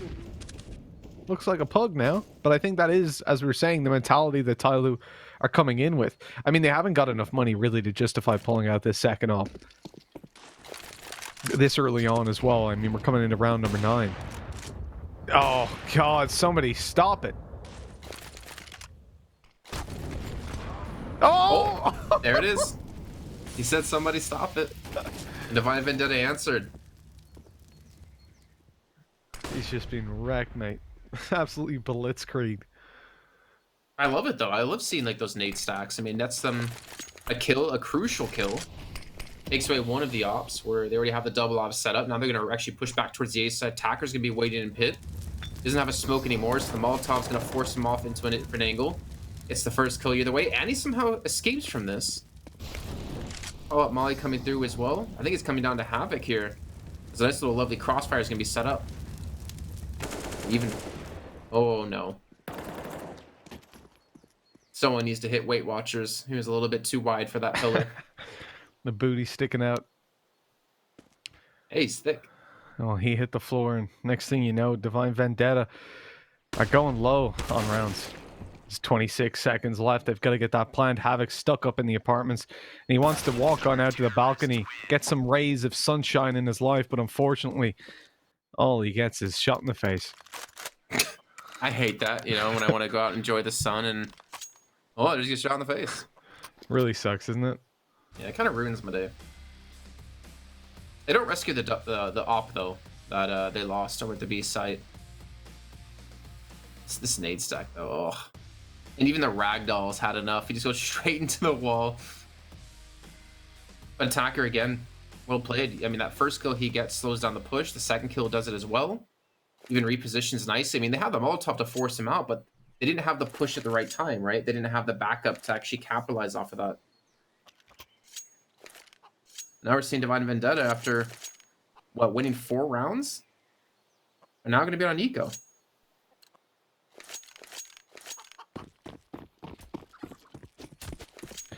No, I mean, they've already got the good foundations built, right? That T side isn't bad. Giving up 6 to 4 is perfectly fine. Attacker. Oh my god. And I think that just sets a perfect scene for how even Molly kills him.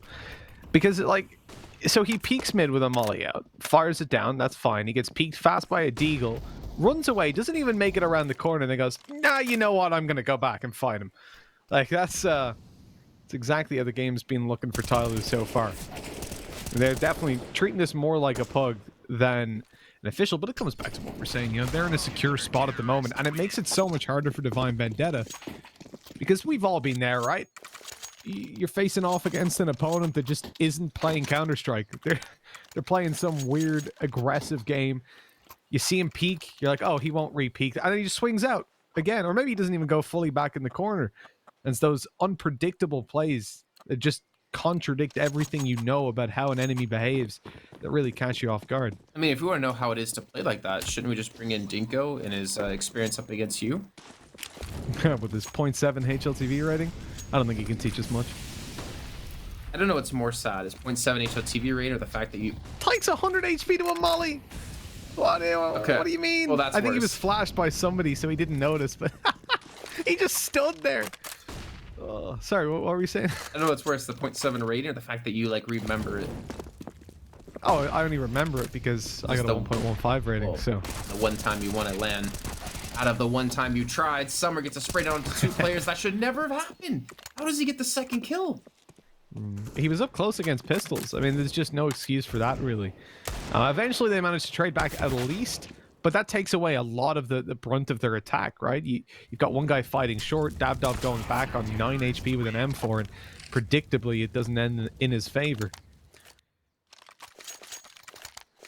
Yeah, that's a shame. 2 kills in 2 rounds with the Molotov. That shouldn't really be happening at all here. Oh, he's... Oh, no. Okay, I can kind of understand how you die there. Yeah, it's like the where floor does he is go? lava IRL. Like, yeah, where does he go? That's unfortunate. At the end of the day, just good mollies, good nade usage by Tyloo. They're going to do it again. And they No, actually I give mean- that... Yeah, look, they almost do the exact same thing to give it up, though. Alt mid's going to be the push. Looks like they're just going to pick up the pace and rush straight through here. I'm not sure if Tyler's going to be expecting this attacker's going to be off to the side. He gets the first kill. That's Summer to get the first kill. Attacker looks to wrap around from bracket, and, well, somebody's still picking up kills here with Grenade coming through into Pokemon. Down to the last 3 players against 4. And the push has been halted. Really well done by Tyloo to just deflect this attack. But it's not over. Oh, it's... Don't like the angle he was watching, though. That's a big problem. Somebody threw the smoke a little bit too late, pulling off the exact thing we were talking about earlier on. Davdov takes him down, and now at 2v3, Tyloo had the man advantage. Now they've lost the site and the men that were defending it. Dan King's looking for an angle with the AWP, wants to catch one of these players off guard as slowly makes his way through short. They are split. They need to win their individual duels. The molly through doesn't quite land where intended. In fact, just completely cuts slowly off. So he can't push forward now, and those players on the site remain perfectly entrenched. Dan King gets lit, and I think a save call has to be made here, surely. They stick around way too long, but Dan King, he gets them both on a collateral. The round still won't go their way, but that's one hell of a punishment.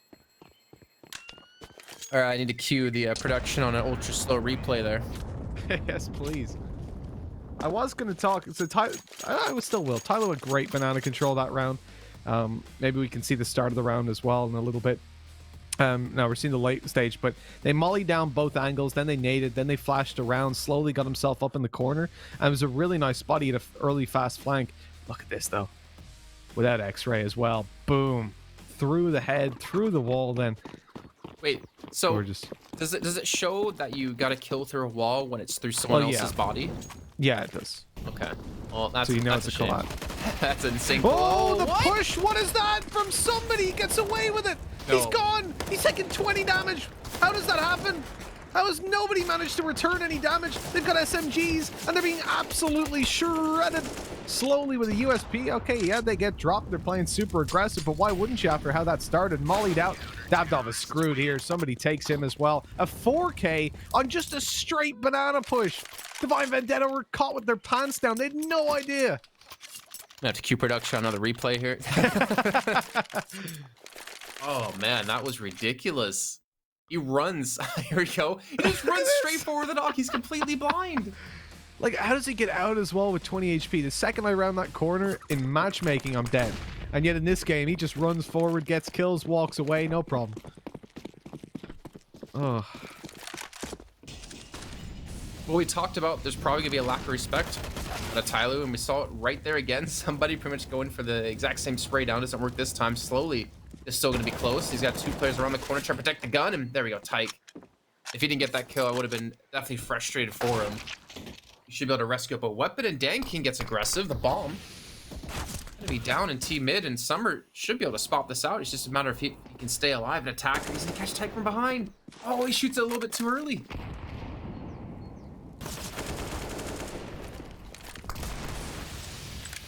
Oh, the Deagle onto happening? Summer.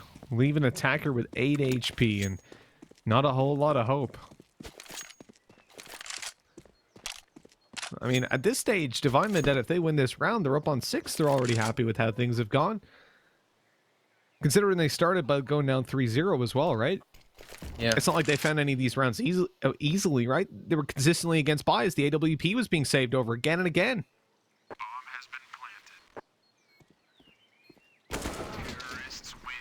There you go. The 6 rounds secured. Divine Vendetta have done a great job. This half has been... Obviously, it's not an amazing scoreline for them still, but they've fought so well for it. They're definitely showing that they've got the potential.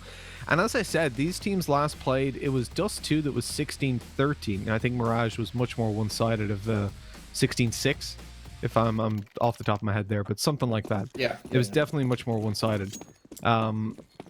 So obviously, doing well on this map and still losing makes it pretty likely Tyloo take it 2-0.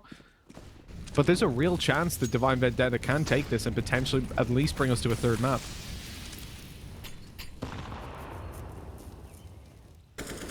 I'm gonna reserve my my thoughts about that until we get to the second half of this map. I'm almost expecting Tyloo just to run straight through into bomb sites with the way they're playing the CT side. Attacker's gonna have 3 players actually heading this direction. Flashbang comes through, Attack now being pushed, and we'll get the 1-for-1 trade. Dan King switch over to CZ. He tries to pull off, I think, a 360 no scope onto Pokemon there, but Pokemon's gonna get the kill. He's alone against 3, no bomb.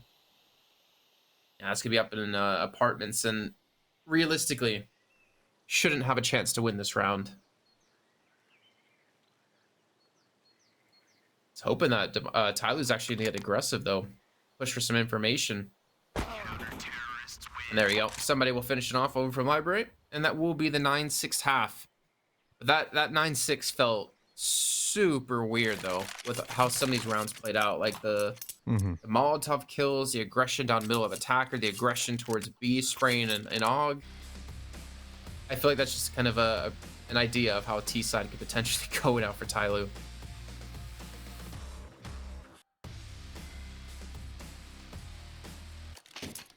I feel like Divine Vendetta can be happy with how things went, but this pistol is very important for them. We saw Tyloo dominate those first 3 rounds, end up on 9-6. They've done their job. But for it being Tyloo, I expected a little bit more of them. Oh, the little dink from Davdov onto his teammate. That's made up for the lack of damage done by Slowly. There's Ram on another though. Oh, Attacker. How's he always getting multi-kills? Honestly, just stop. It's ridiculous.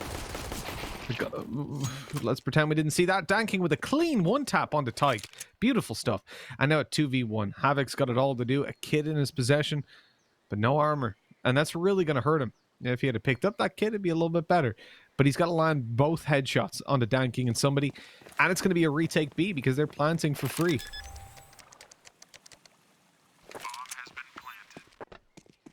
He's up against USP, so can't even use that to his advantage. Trying to fight from long range.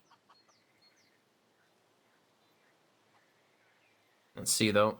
Gonna peek around the corner, and it's not gonna spawn anyone out. And I like the way Tyloo are playing this, making sure to not peek out, try to go for the trade kills. I think Havoc will have the opportunity for a 1v1 though, up against somebody who rounds the corner. But doesn't matter. Somebody responds with a clean headshot. And Tyloo will take the pistol round. They'll take themselves a 10th round. I'm going to see it one step closer to pushing us onto our second map, which will be Mirage. That is Tyloo's choice. Honestly, meaning this is Divine Vendetta's. Again, this aggression, like I kind of like it. It seemed to work out at first, but Attacker getting the 2 kills just completely tilts things back in their favor. And Dan King, he took a lot of bullets out of his clip there to close that out, but eventually did. Divine Vendetta, I think they're just going to go for... Okay, it's a timeout, so they're going to force up. I was going to say. Should be seeing some weapons come out of them. There we go. On Tyloo's side, with 2 AKs, 2 Galils. Summer maybe trying to decide if he wants to buy up a weapon or not. I mean, he could obviously keep himself on a pistol. Maybe go Mac 10.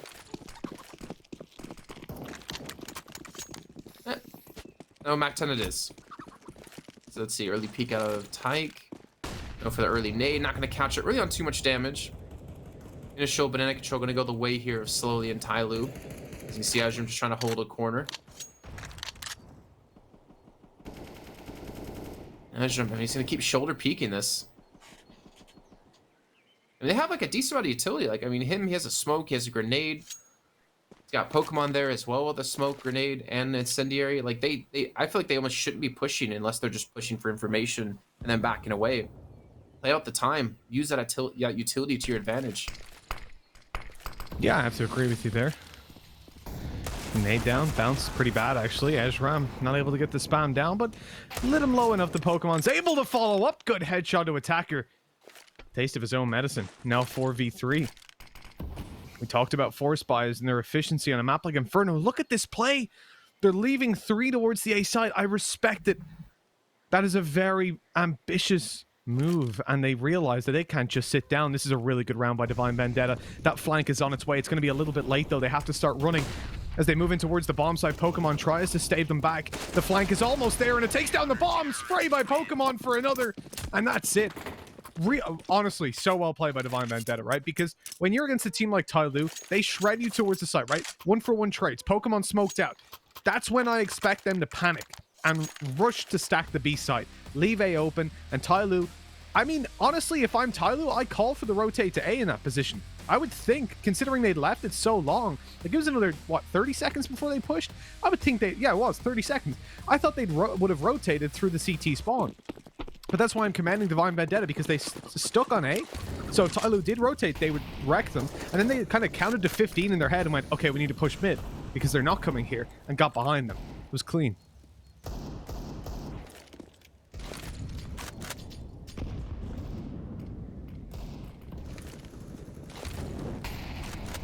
Into the next round. It's gonna be the pistols for Tyloo, and obviously with Divine Vendetta lose the pistol, but win the second. Very needy, but somebody just pushes straight through the smoke. Havoc's gonna fall. They're still gonna have 3 players left towards A as rotations come in on a Pokemon. Nezro's gonna be alone at the B site, and Davdov. Oh no, he's gonna need a couple more kills than this. Slowly comes around the corner. He's gonna fall. Attacker's on low HP. He's still gonna fall. Davdov gets a 3K. Might have saved the round for him, but the bomb's still gonna be planted. It's still gonna come down to the 2-on-2 retake. Somebody has the Galil. He's gonna relocate himself in towards Pit, and Dan King with the dirty D. We look for anyone wrapping around from the CT side, and the flashes are good. The Molotov is good as well. Ezra tries to get on top of the box, but I think he actually misses the jump. 20 seconds left to go. They do have a kit. Dan King quite can't hit the shot, but he's gonna look for the first. Davdov's on 4 health. He's gonna fall. Now it's just down to the 1-on-1. Deagle up against the... Oh! What? That's some shot. Very quick connection to Ezram. 11-7 we go. Tyloo winning out that round, and what a spectacular way to close it out as well. Back and forth, Jason. There's no clear-cut winner, is there? Not just yet. What was that shot? Still shaking. Like, I don't know. And some of the shots we see now has been pretty ridiculous. Even thinking back to that spray down we saw, I think that was somebody who pushed up towards Banana, taking out Davdov and T-Stairs. So yeah, upside is Divine Vendetta, they bounce back after losing the pistol round, but then they lose the following round. Giving Tyloo 11. Giving Tyloo a really good chance here to take a 12th and potentially a 13th, as I'm expecting Divine Vendetta to be on a save. Oh, wait. Davdov's rotating away. A Pokemon's rotating in. And they're going to hear Pokemon. Yanking.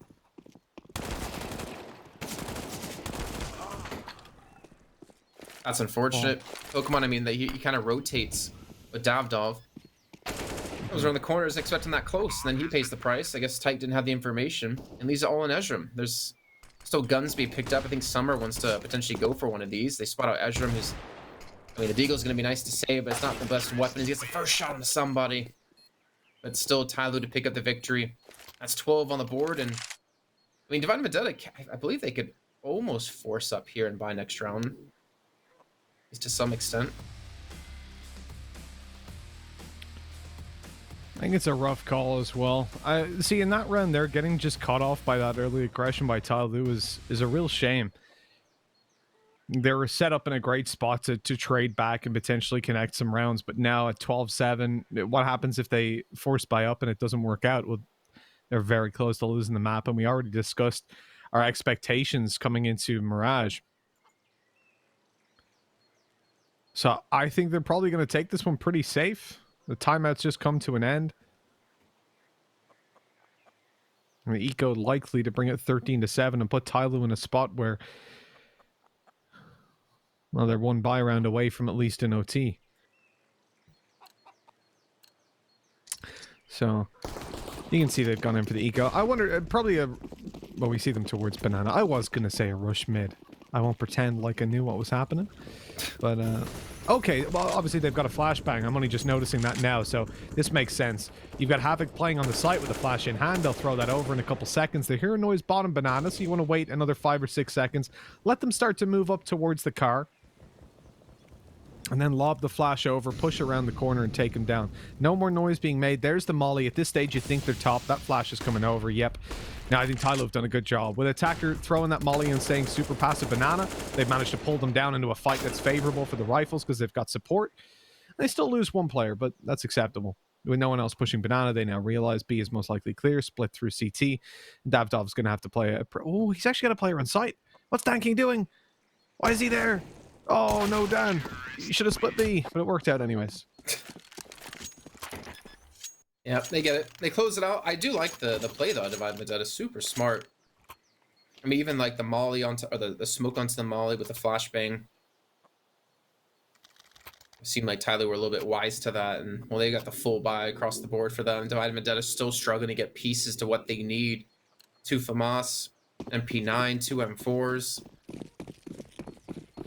And they're still having holes in utility. I mean, you can see Havoc and Tyke in particular. He's going to go up for the weapon. This is almost a much-needed win here for them. And look how fast Tyloo Ravine about this slowly pushes up. Pokemon's able to get a spray down into 2. I'm not even sure how he got the second player in that one, or even the first at that rate. Intermission is going to work out against Tyloo.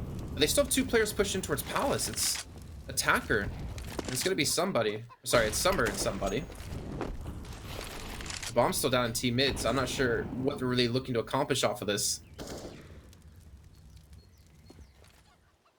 Oh, Davdov.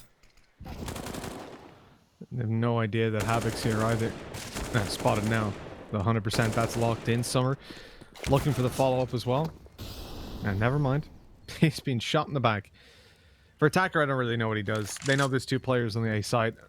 He's got 56 seconds, so lots of time to wait out. It looks like he wants to just take the heads-up duels. Guess he is known for his multi-kills, but not this time. Says Havoc from down below. That's 13-8 we go.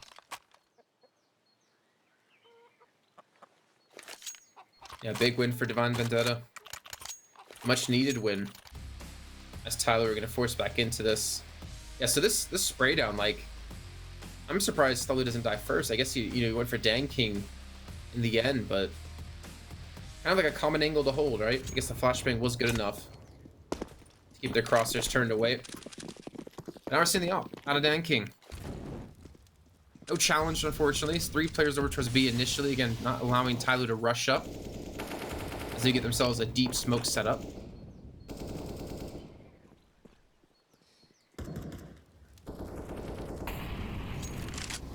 That molly down. Attacker shouldn't really be pushing forward on the back of this. You know they're probably going to make an aggressive play. That molly's missed, though, in towards the tree. They have more angles to worry about as Attacker starts to put pressure. He sees the player fall back. They know clear out top Banana.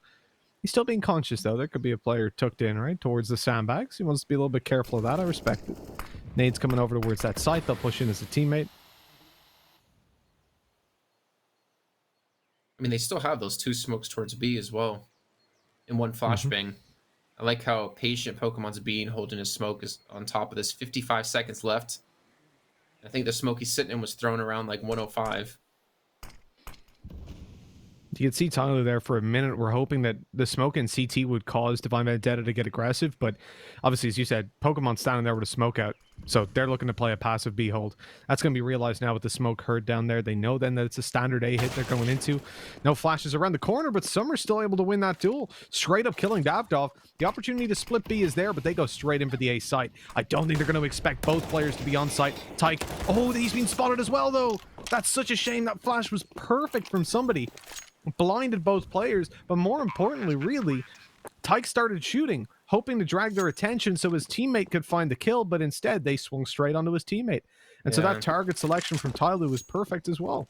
I mean, we literally were talking about earlier on with Bren having 3 flash assists the entire game. And here we already see that round with that one just working out wonders. It gives him so much information. They never would have known there was 2 players on site. Now they want to hunt these weapons down, or it looks like Attacker wants to. I guarantee if that was Bren, they would have went into site. Tyke would have probably killed one. Then they trade back. They don't think the player's on site. He gets a 2k. They win the round. Like, that's... Divine Vendetta probably would have won that round if this was Bren they're playing. But the problem is, and it's the problem we've been highlighting again and again, that teams in this region don't seem to use those flashes. Not necessarily they don't seem to use them, because it's... Remember, what we're talking about is flash assists, not enemies flashed. And I think... we see them buy a lot of flashbangs. I certainly see them throw a lot of flashbangs, and I see a lot of people blind by them. What I don't see is someone using that flash to peek, to seize back map control. I think the most efficient they've been is pushing enemies off angles, but even then, they don't seize the angles afterwards. So it's sort of just a, let's delay the round 2 seconds. That's essentially what it plays as. Nice shot by Dan King. Completely shutting down Havoc on top mid. And, but no, that's definitely where Tyler would come ahead. They're a better team. They've been right. This team plays a lot at an international level, at a European level. And when they play in these tournaments, I'm sure there's a stage where they got heavily punished for coming in and playing Asian Counter-Strike. And then they realized, we're going to have to play their game.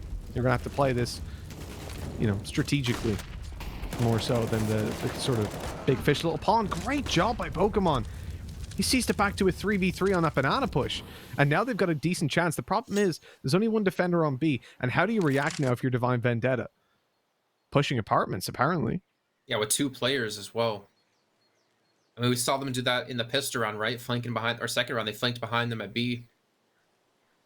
Will they expect this, though? Will they expect actually 2 players in towards... Well, they're actually going to wrap straight in towards Long Dan King, though. In the meantime, it's going to not check. And he's going to fall around the corner, and somebody takes Tyke's head clean off. Down to the 2-on-2. They know 1 player's towards B, 1 player's towards A. They're going to rush straight in towards the site. Davidoff needs to hit some insane shots here. Zed just going to back off, switch over to the op. What? I didn't even see him. Yeah, the nade smoke was still kind of blocking it. Summer, he knows where both players are at this point. He spotted one over towards the library. He's waiting for that peek. He's just not getting the shots hit. Now they know that he knows that they know where he is. And that's it. It's done just like that. Well, it doesn't matter if he knows that they know where he knows they are. They're still going to hit the shot. There you go. I love it. Well, now we know that they know that they know that we know that they've won the round. And that's really all that matters at the end of the day, is getting rounds on the board. Kills, no kills, opening duels, whatever you want. As long as you're winning rounds, it's all good. And 14-9, Divine Vendetta are going to have to win a couple more. Let me do quick math. They need to win 9 in a row to get into overtime. Obviously, it's a solid... it is going to be pretty rough, though, right? Because it's 7 rounds they need to get themselves the win in a row, consecutive. There's no room for error in this one. Oh, Attacker. He's in every single Molotov. Drops a smoke down. Oh, that's beautiful. Little Gappy clearly knows the lineup forward, and it almost gets him a kill. Ezram, though, he was doing some sort of limbo around that corner. I don't know what that movement was. Just dropping down to the floor. A limbo. Okay. It was like the dolphin dive. Just swinging around that corner. But he got the kill. And went down to a 4v3 now because of the trade by Pokemon. A B hold with 2 players, 2 towards the A side. I mean, this definitely isn't the worst for Divine Vendetta. They've been in worse situations and still made it work. Especially as the player watching middle is the AWP, right? So they have that solidly locked. Still don't want to count Tyloo out. I think Divine Vendetta still need to close this round out cleanly here. Because again, money's definitely hurt on their side. If they somehow lose this round, they're going to be on a really bad force up into the potential final. Flashbang's being thrown in. Pretty decent. It's still going to be the 1-for-1 trade down to the 2-1-3. Reinforcement is going to eventually come in towards C2 spawn as Tyke smartly backs off. Now down to the afterplant. And they're going to know no one's coming from Banana. All 3 players coming in from generally the same position. Summer's kind of left alone at the moment. Somebody's going to have to rotate in to help out here in a few. And the smoke actually might even block him off. And yes, it does. He's going to have to push through the smoke, but the Molotov will keep that angle clear. Flashbang in. Somebody trying to play around the smoke. Summer. I mean, they're running out of time. 14 seconds left. You're going to have to pick up the pace here. And Tyke gets the first, but now it's down to Summer, who tries to get around the corner to survive, to play out the time. And Havoc will get defused through. So 14-10, double digits going to be a reach here for Divine Vendetta. Yeah, maybe the whole thing about Havoc's playstyle is being comfortable, right? He's got his hoodie on. It looks like a pretty cushiony hoodie, you know? Cushiony hoodie. You know those hoodies you get and they fit, they feel good. You feel like there's just a nice soft duvet around you. Yeah, it's nice. Now I just miss my hoodies. I mean, you're that sounds like a nice motorbike. You're over in Poland, but it's warm, right? I've only ever been to Poland when it's just ice everywhere. It's not bad. It's pretty nice here. It wouldn't be hoodie weather. No. That's the worst. See, the thing is, in Ireland, we have sort of hoodie weather, but it's more like hoodie and jacket. So we never get like nice weather to just wear a hoodie and feel okay. I mean, it's kind of your choice to live there, right? Yeah, I don't know why I did that. I mean, you could always move. I could. Got Just a place hopefully there not now, Germany. So. I don't want to be in the same country as you. Don't think I want to live in Germany, Jason. I'm good. I'm good. I like my people. What can I say? Okay. All right. 14-10, and Tyloo forced. Well, kind of a force. I mean, they can buy up next round anyways, so might as well buy up the extra pistols and give it a Mac 10 in there. I've done pulling the angle. Been so reliable on the AWP. I was actually expecting to say that and he would die instantly for some reason. And Tyke, well, speaking about reliable, he gets himself a triple kill as they try to enter the site. And they quickly retreat away, realizing, okay, well, this one's not going to work. There it is. Make me look like a genius, Davdov. Thank you for that. And somebody... Brought a knife to a gunfight. He just wants the deagle. Just let him have the deagle. Tyke ain't feeling it.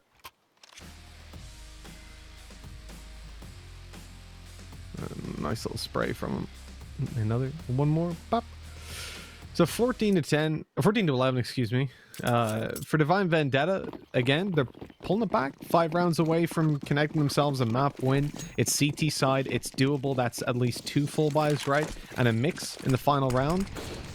It's not the end of the world, that mid push, though. This is a dangerous change of pace from them. They get the opening duel.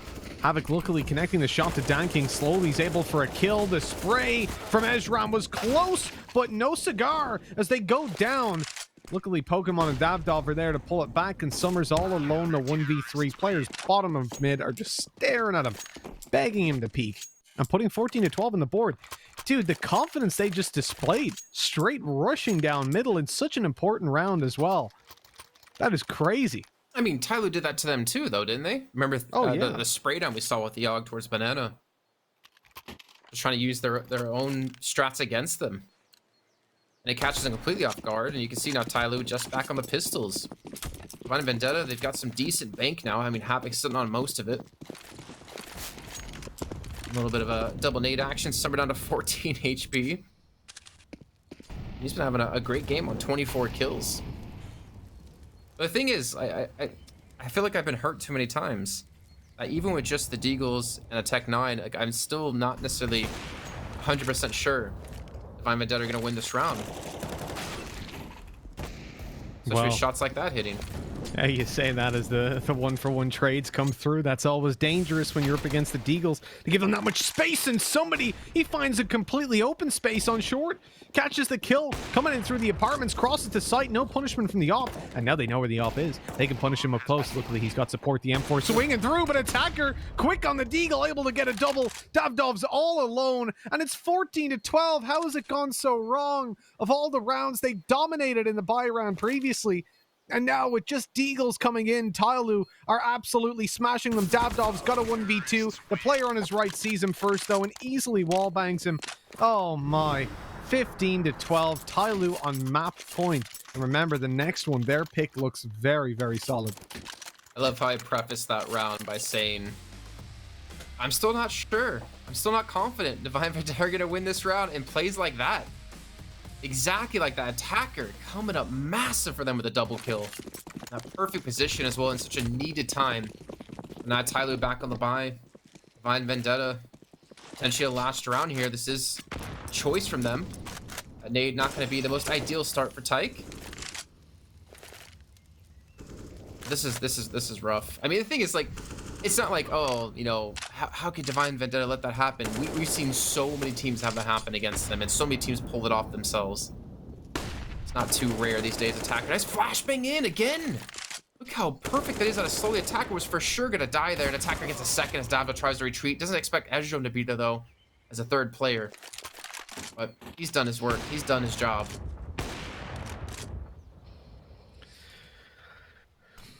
There's a lot of pressure on Divine Vendetta at the moment. I think you can see it there in the spams going through. Ezram grabbing the FAMAS over the AWP. Alrighty.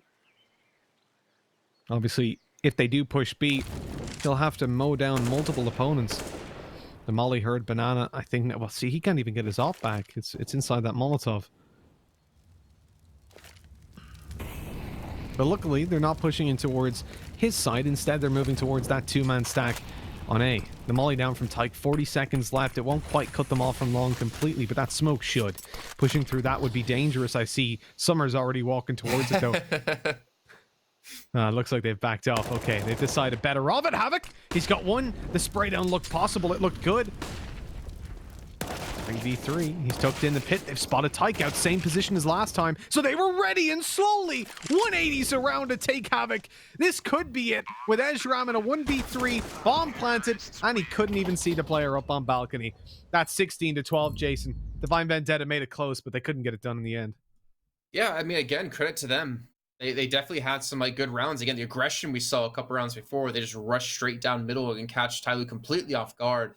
But you got to give a shout out to Attacker. 29 kills. He had a phenomenal first game, a phenomenal first map here in the series. And I'm really curious to see what Blett and Dinko have to say about this as well. Because start things off, Dinko, I mean, great play from both sides, honestly. But again, those Deagles, you knew you were in for trouble when you see Tyloo pick them up. Yeah, Tyloo's skill is just too much to handle for so many teams, right? And coming into this tournament, I just don't think anybody matches them, even comes close to the firepower that Tyloo possess. Now, the issue with Tyloo is sometimes they misfire a little bit and they don't all show up, but this is a Tyloo that everybody's showing up in. Even Summer getting plus 20-odd kills. So, I mean, this is looking like a solid team. And I found off the Divine Vendetta, though. I mean, coming into that second half, the confidence really started to rise up. They started to find round wins. I was thinking, okay, well, Tyloo's lead may just be crumbling here, but it's just one of those rounds, isn't it, from Tyloo, where they just pull off some crazy play from Attacker's Deagle. There's nothing you can do about that if you're Divine Vendetta. You can play with confidence, you can play your own game properly the entire time, then suddenly, Attacker just pops off the Deagle. So I think at this point, we just got to realize that Tyloo are by far the best team in this tournament in terms of individual skill. So it's not going to be easy for anyone on this level. When are they just going to introduce weapon bans in this game? Just stop Tyloo from using weapon. anything other than... Yeah, you can veto a weapon at the start of the game. I mean, that would be quite messy. I think maybe we could try that for some different tournaments. Some sort of fun one. We'll experiment with it. Well, Blad, what was your thoughts on this map? I feel like for Divine Vendetta, yeah, they lost the game. He might be muted somewhere, and he's been trying to... Yeah, he's muted. He's been trying to talk to us. I do apologize. I'm back. Yeah, I feel like even though Divine Vendetta lost this map, I think there's some good takeaways. They put up a fight. They really did put up a fight, especially against Tyloo. And this is the first time that Divine Vendetta have lost their map pick kind of convincingly. The only other time they lost a map pick was against Lucid Dream on Nuke, where it went to overtime. This is the first time they've lost a map pick apart from that. And that too was against Tyloo, where basically it was attacker really stepping it up. Tyloo playing a hard aggression style. And a lot of huge clutch rounds coming out, like slowly, for example, the final round, getting those 2 kills, which he should never have got, to be very honest. And I like how Divine Vendetta in the second half, they were just trying to punish Tyloo with a very similar style of aggression. They were playing not scared. They saw a lot of good signs coming out for them. And compared to the first series we had today here, there's not much of criticism from my side for Divine Vendetta. I think they did a pretty good job. It's just that, as Dinko said, the individuals in Tyloo, if Danking has a slow game, if Summer doesn't really step on up, we got Attacker just 29 kills casually, just like that, along with the Deagle as well. So, kind of expected, but at the same time, I'm not really disappointed if I'm Divine Vendetta. Yeah, let's take a look at the MVP actually for that map. You could probably guess who it's going to be. Attacker on his 29 kills, his 9 multi-kill rounds, and his 6 opening kills. I wonder how many of these rounds where he basically clutched it out himself because of the big plays he's able to pull off. Thinking back to the pistol round where he gets a nice little 3K. I think that was over towards short. Yeah, playing under. Oh my, I can't even think of the name of what that position's called towards short off the top of my head for some reason. Quads? What's Shelter. up? Yeah, Quad, yeah, shelter, whatever. Yeah. I do like though, as something you brought up, was about Divine Vendetta. Like they weren't afraid to play aggressive against the best team in the region. Like even pistol round, or sorry, second round, the force-up round, they have players towards B, they have a big stack towards A, and they just push down behind them on Banana, catching completely off guard. Like they themselves also showed no respect to Tyloo, and that's something we have to commend them on. Yeah, I feel like that is a sort of mentality you need going to a matchup like this, especially against Tyloo. They've done a pretty good job so far. They've had some pretty big upset wins. The losses PG Gaming. So they're showing a lot of good things here. And I know they're playing from the Middle East, ping issues and all of that, but so far they've done a pretty good job. They're definitely going to be avoiding getting knocked out of the group stage. And I see a good future for this team. Hopefully we get to see them on LAN or something where pings won't be an issue. But even with whatever is going against them, they're putting up a pretty good showing. This is better already against like compared to Vici and beyond against Tyloo. Divine Vendetta have put up a better showing so far. You have to keep that in context. Yeah, they're definitely getting better as the games do go on. And speaking of the games going on, we do have to head to break to get the next one ready to go. It's going to be a Mirage as we'll continue out this series. This is the Perfect World Asia League 2020, the Summer Asia RMR event brought to you by PGL. We'll see you guys soon.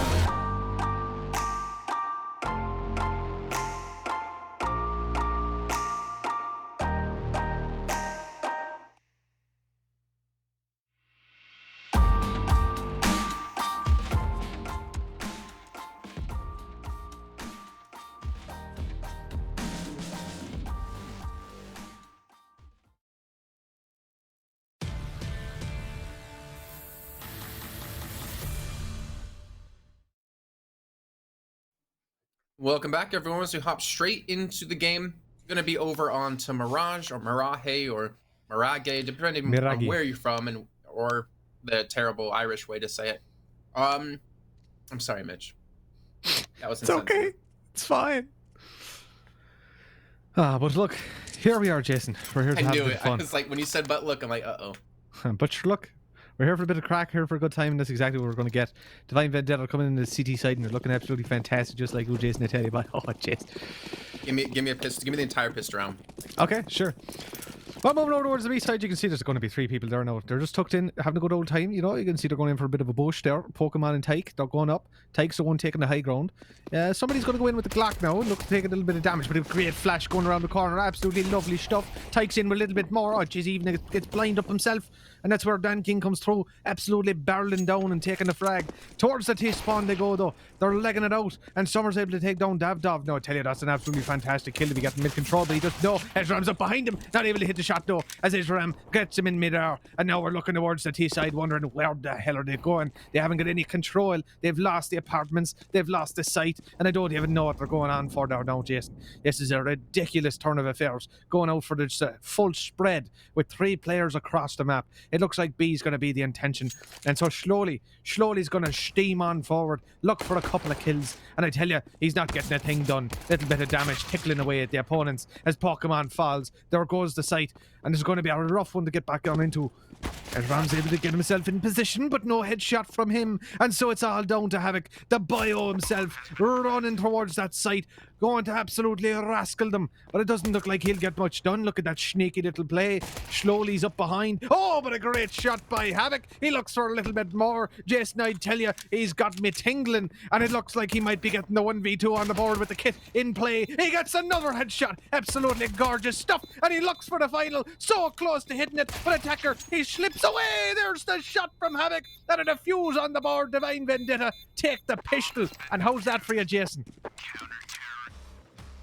Sorry, I swear I heard some Mrs. Doubtfire in there. I've actually never seen Mrs. Doubtfire, so I don't know. It's kind of like snippets. Similar accent. Yeah, we'll see. When I went for that long, it fell apart a little bit. But yeah, I would like to apologize to all of our Asian viewers who have absolutely no idea what was just said.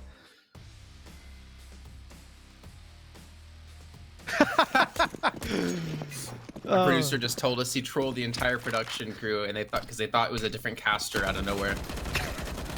Oh no, it was just me. Oh, I think they were excited, like, oh, we finally got rid of Mitch. God, and then they're like, screw you, Jason. We'll go into the second round. Tyloo actually bought up, seeing the Galils come through. They've already lost 2 players. Dan King is slowly the first to fall. As Attacker, of course, it's Attacker. He's gonna respawn with the first. Dog. 18 HP as he peeks around the side, and even more damage being done by Attacker there. As somebody's gonna fall over towards middle. Summer alone. Versus 3 has no bomb. Like Davdov is just shooting people in the backs every time, but he gets the kill. That's gonna be the 2-0 start for DV.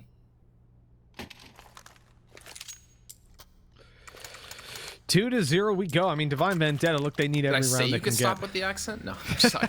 I'm sorry about that. No, Jason, go on back to it. No, it's a great start for them, right? Because you come into this game and Divine Vendetta, we mentioned their previous Mirage performance versus Tyloo. That was a 16-6, let me double check. Yeah, 16-6 loss. So realistically, winning those pistols, it's very valuable because they could represent a large chunk of the rounds that we expect them to have a chance in.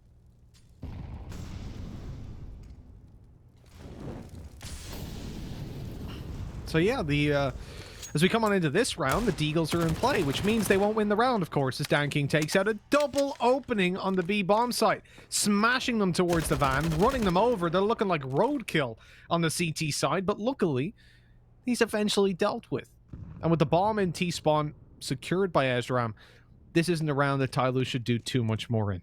Attacker with a Deagle and low HP should be easy to deal with. I'm tempting Faith, and my god, he came close.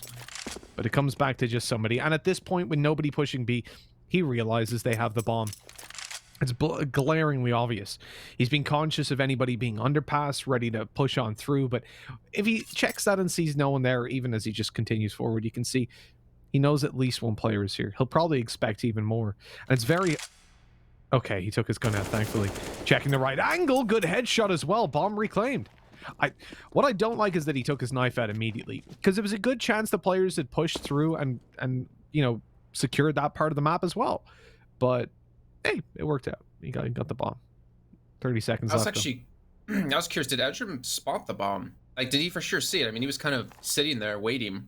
I just couldn't really tell fully where it was on the minimap. Yeah, I think he did, and then the reason he was watching middle like that was because they had no mid controller. It's the player could have come underpass through to him. You wouldn't know. Oh, that's unfortunate.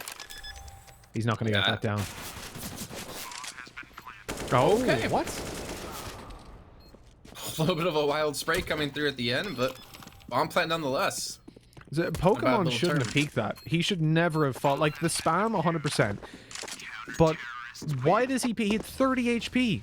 And he went for that face. If he dies, that gives the time for somebody to tuck in and play a little bit later on for the 1v1. Wait, did he have 30 HP? Or...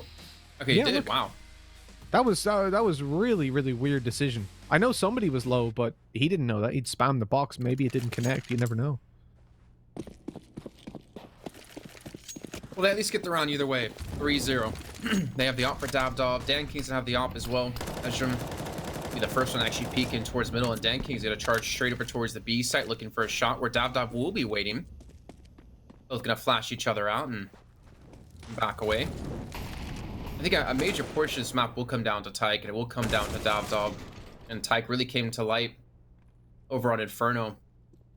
And Pokemon, some of you haven't really been able to talk about as much. I mean, he was there in their first match, and he kind of surprised us as being the person to stand up for his team. He hasn't been able to replicate that all too well. Somebody, he gets caught trying to jump up. And he gets caught trying to throw a flash out with the smoke even blooms. I know you were complimenting him there, but it just sounded like such an insult. He was there for the first match. I'm pretty sure he was on the server. Yeah, yeah. He logged in today. That's all he did, but he logged in. But no, like the 2v4 should be Divine Vendettas as well. We'll see. They've been making some weird decisions. I don't mind this pushing up on the ramp, getting some info. It's not bad, but it's what it leads to. If he now decides to run and cause the rotate towards that B side or towards even middle, he'll give away a lot of information. Luckily, though, just tucking in, playing it safe, playing it slow. That's what we need to see. Pokemon's got the angle. Havoc's further back towards CT, just spotting the cross from Connector. I can't complain about the setup they've got. Oh, he's heard jump spotting, though. He's heard running. Slowly, he's going to run around and take that shot, but they have no idea about Pokemon. He's the pivotal player in this round. He's the one that should go unchecked, but hold on. Slowly, he's actually watching for it. Loses the fight. And a 1v3 for Dan King. He's capable of finding these. That is for sure. A flash over for the peak in Pokemon. He's info on 2 players. No idea about the third. The Molly will flush him into the open. Has to take the fight. Pokemon's got a great angle, though. And a great shot. A 4K for himself. Not only good in the early round, but as I said, that positioning on close ramp and how passive he played it, I absolutely love it. Yeah, I completely agree. I mean, Pokemon, especially in that position, just plays so cautiously. Even on the re-peaks, he was like very, very, very careful, which was nice to see. Obviously, these rounds, already losing the map before, like, you don't want to throw this away. And a 4-0 start against Tai Lu? That's phenomenal. Let's see, though. As we move into our 5th round, Tai Lu going to be back on the bye again. And of course, as I talk about Pokemon, he's currently on 8 kills. He's top in the server. Seems to be my my stroke of luck, my commentator's curse. Whenever I talk badly about someone, they do well. Except, I guess for Mitch. Whenever I talk badly about him, which is all the time, doesn't really change his fate. I think it's because... But maybe... What? You're sort of live narrating whenever I'm doing badly. It doesn't change. Well, I mean, maybe I was talking badly about you before you played in that show match for Stinko. There we go. That could be it. It could be it. Maybe you were talking in a positive light about Dinko, because I don't know what happened there. My God. Interestingly, he had the same amount of kills as someone who'd never played CS. So that was fun. And one more thing, he will make the point at some stage whenever this comes up that I had a better team. I decisively remember him saying his team was way better and I was going to get smashed. And also, we picked the teams ourselves. So he had the choice to pick some of my players, and he didn't. So all you're saying is you're better at fantasy CS than him. Yes, and shooting people. That would be it. Okay. I mean, I can't argue against it. But interesting, I'm terrible at fantasy CS. My God. I've been playing the HLTV fantasy the first couple times it came out. I sucked at it. I don't know what was wrong. And also, I just don't win pick'ems. All right, now, Tyler hasn't been able to win any rounds either. A little bit unlucky like you. Though they have the entire A site to take. I mean, we see 2 players, Ezreal and Pokemon, defending from spawn. Ezreal not quite able to hit that initial shot as they start to rush through and towards the side, and Yankee just jumps across, and even the second shot gonna miss the bomb, gonna go down. Now we're into a full-on afterplant situation, and the utility, I mean, it wasn't even there for Tyler, and yet they're able to get this far in, get this safe, and that should be a first kill on a Havoc. And look where they're playing. They're just so far off the site. It's a very, very passive hold from Divine Vendetta, and you see the problem with it there. When you give someone like Tyler that much space and that much respect, well, they're not gonna reciprocate the respect, unfortunately. And you saw it, I think, very similar to on Inferno. The rush from Divine Vendetta straight down middle. That round works out so well. They ruined Tyloo even though they were up against rifles and full utility. Then Tyloo take Deagles, Divine Vendetta play passive. They play a sort of standard CT side, right? You'd go 3-2, hold down, let them push. And when that happens, Tyloo pull out this insane individual skill and start absolutely wrecking people with those headshots. And I think it is very much just, if you're going to beat Tyloo, you have to avoid giving them space, because that's where they thrive, when attacker feels comfortable. And as I speak about him, he's being pushed down, a flash around the corner, Pokemon. Oh no, the timing on that was horrendous, you poor chap.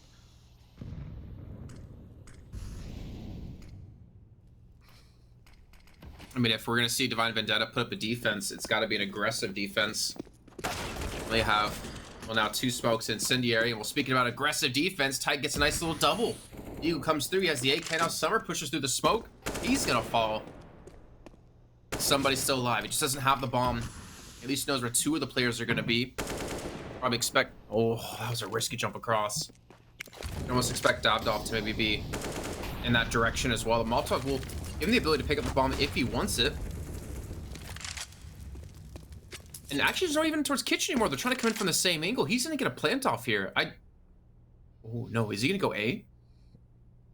It's a sneaky play. Ezram's ready for it, though. He's already backing down, taking the head peek angle.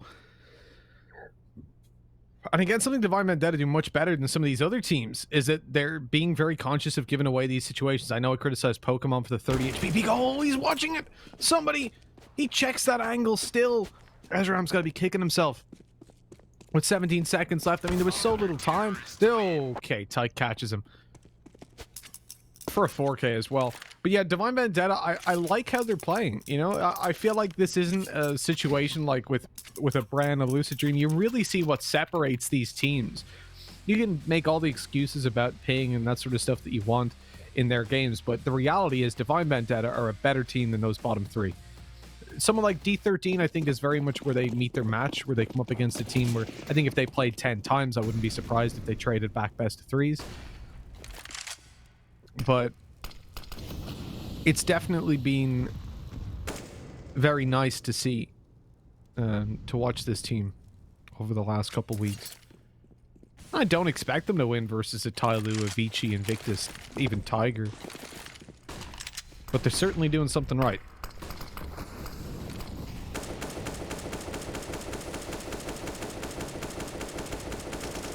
I'm just worried if this is going to run out. I'm not necessarily luck, but if we're going to see Tyloo wise up a bit. It's definitely been a hard-fought first half for them. They've been able to get the bomb down. Inning's been a little bit of a different story, and well, Davdov gets the one-on-one against Summer. I mean, Pokemon still has an MP9. The utility to retake with, it's not too bad. I mean, they have 3 smokes that can cover up a lot of these different angles. Davdov not able to win the trade this time against somebody, but it gets him low. Havoc will finish him off. Now down to the 3-on-3 as Pokemon's at the big kill into slowly. Attacker trying to spray and pray, and Pokemon gets a second with the MP9. What's going on? Danky's left alone. He gets one. Bomb being stuck. And unfortunately, the 2 kills he gets there at the end is not going to be enough to win the round. Divine Vendetta up 6-1. Even facing in the end, spraying away wasn't really worthwhile, was it? They've lost the AK and armor they could have had. Yeah, I feel like for Divine Vendetta, the question comes down to how much depth do they have. And at the moment, it doesn't seem to matter. I mean, they gave up the site there. They allowed Tyloo to go through. And that was a retake, just one off individual skill. Good utility usage and spams early on that lit almost every player low. They fixed that then as well to make it every player low as they pushed back in. And all in all, there's very little that you can really complain about in that round for Divine Vendetta. Matter of fact, they made it harder for themselves, really, with the passive A hold that we saw fail for them on the round where Tyloo picked up. And yet still, it works out for the retake. Now, they do have a problem here, which is the low economy that they've got. So utility will be relatively low if they take M4s, so they've got to take SMGs. If a mass or 2 out, that puts Tyloo with a weaponry advantage. So must be so annoying for Danking in that spot that the bomb just wasn't planted for him. And it's surprising considering how much control they had. Oh, Dav is going for it. The madman, the mad lad. He gets behind 2 players. Hello? Okay. Well, somebody will catch that Pokemon, but Dav's still going to win the trade. Picks up an AK for his troubles. That's going to be slowly still pushing towards B, trying to get the rotations to come through. And Ezra gets caught looking the wrong way, but Dav again. Picks up the AK before he gets himself 3 kills now in the round. 8 HP left, and Dav just hit a whole nother level in Counter-Strike. And Dan King's trying to push in towards the B side, but he's lost slowly. He's by himself. You don't know exactly where he is, and this ideally should be a 7th round on the board unless Dan King can pull off something amazing. I mean, this is literally as many rounds as Divine Vendetta found the last time they played this team. Already built up in the early half. Not even the early map, the early half. Dan King, swing it through. Decent amount of damage done. Oh, Molly and Nade. He's got everything to work with on this one, but 9 health remaining. That's a big problem for him. The nade goes through, but they hadn't already pushed. They were delaying it 20 seconds. They've got plenty of time. He has to spam. They could be defusing, and he's getting flashbacks to the previous round. Unfortunately, they bait him completely out into the open, and an easy 5-second defuse after. Plenty of time left. A 7-1 on the board now for Divine Vendetta. This has been an incredible half for them. Already, like, I'm blown away by this early performance. Tyloo have had, what, 3 buy rounds that they're just not able to get any ground in? That's unheard of, considering how the previous map went, considering how the last time they played went. And you can say what you want about Tyloo. Oh, they maybe didn't do their research. They maybe don't care about this, blah, blah, blah. It's Mirage. I don't care whether they've sat down for 1 minute or 20 minutes or 2 days and researched this team. They should be performing on Mirage. There's no excuse for that. I'm just wondering if we got the maps pick right, or map picks right. Like, if this actually was Tyloo's choice, because it sure as hell doesn't seem like it. Definitely doesn't feel like it, as his rounds continue to go the way. Divine Vendetta, nice little flashbang and Danke, not spraying, not making noise, just gonna hide around the corner as they walk straight into him. They line up, he only gets the 1, but at least gets 1 kill instead of dying off.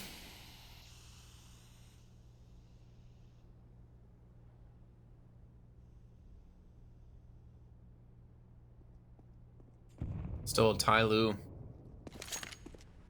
That's something I expected to be saying going into Mirage after Inferno. Only the 1 round. You got Havoc, you got Tyke. Trying to hold towards short. Attacker's actually pushed up though inside of house. And once the push starts to come in towards B, if Havoc can't deal with it himself, Tyke could be flanked. This could be where Tyloo get back on the board. Smoke gonna come through. Tyke now knows he's gonna be here. Comes around the corner straight into him, and Tyke's gonna win the battle, but he's lost his teammate.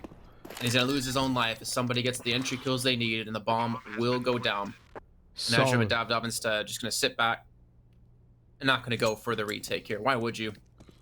Don't want to give up an op, especially when you have really no money, which is kind of insane. Again, they're up 7-1 and they have no money to buy up next round. Now, those are some damn solid entries, though, by somebody to just completely clear the site.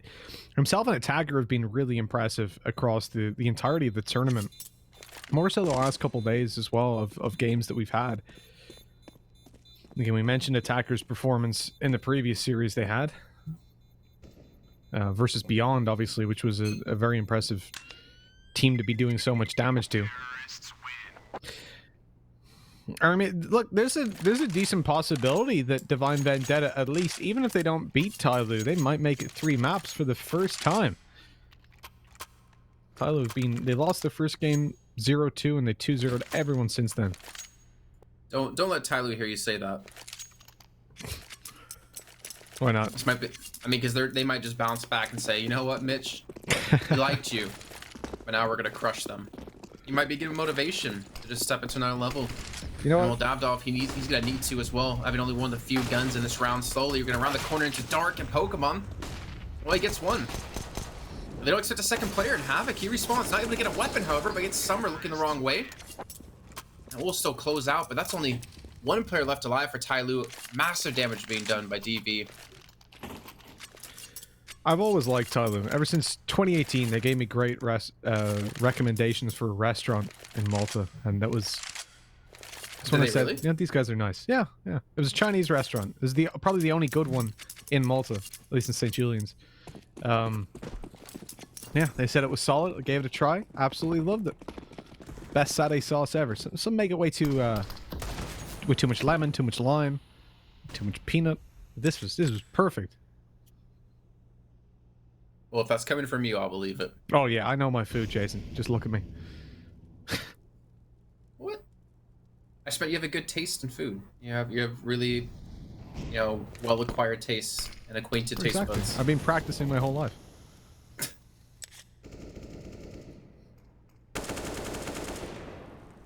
That's not good. This is a little bit of a shame. It still confused me seeing a team up 7-1 and have to save, you know, 2 rounds in a row here. And they're still getting some decent damage done. This isn't necessarily a clean round for Tyloo like last. It's just only the one player, however. But Tyke and Pokemon respawn again. Going from a 4-on-2 down to a 2-on-2. Bomb's still back down towards T-spawn, funny enough. And you can see slowly he's going to run around to pick it up. And somebody, oh, if he dies here, this might be the round. Gets the first and puts it down to a 1-on-1. Massive round here for Divine Vendetta. They still have a chance to close this out to get up to 8. I mean, Tyke hasn't got a disadvantage. He has Kevlar to play with. It's just he can die with one less bullet to the body. He also has no idea where Slowly is, but I mean, that's reciprocated on the other side. This is a very even scenario. Considering how we started, that shouldn't have been probable. Certainly even close to possible. The bomb's now planted. Tyke will realize exactly where his opponent is. Tries to peek out, but what are you doing? He thought it was B? Are you mad? Oh, no. You just see him, like, running with his knife out, and then that small turn to the left going... Well, like, his whole team must have been going, it's A! He's like, wait, what? Oh, no, that's the guy shooting me. Oh, that was so awkward. Look at him, the little turn to the left, like, wait, what? It's A?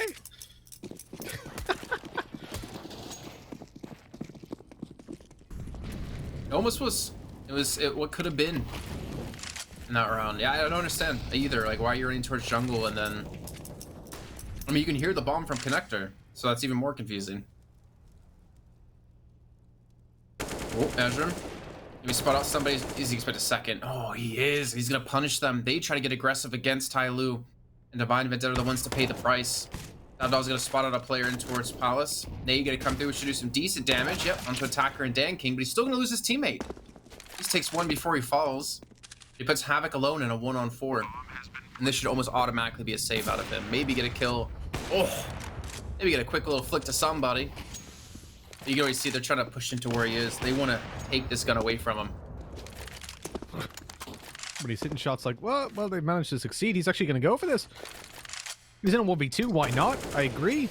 You're 7-4 up, so saving might be preferable. Let's see. Quick shot by Havoc.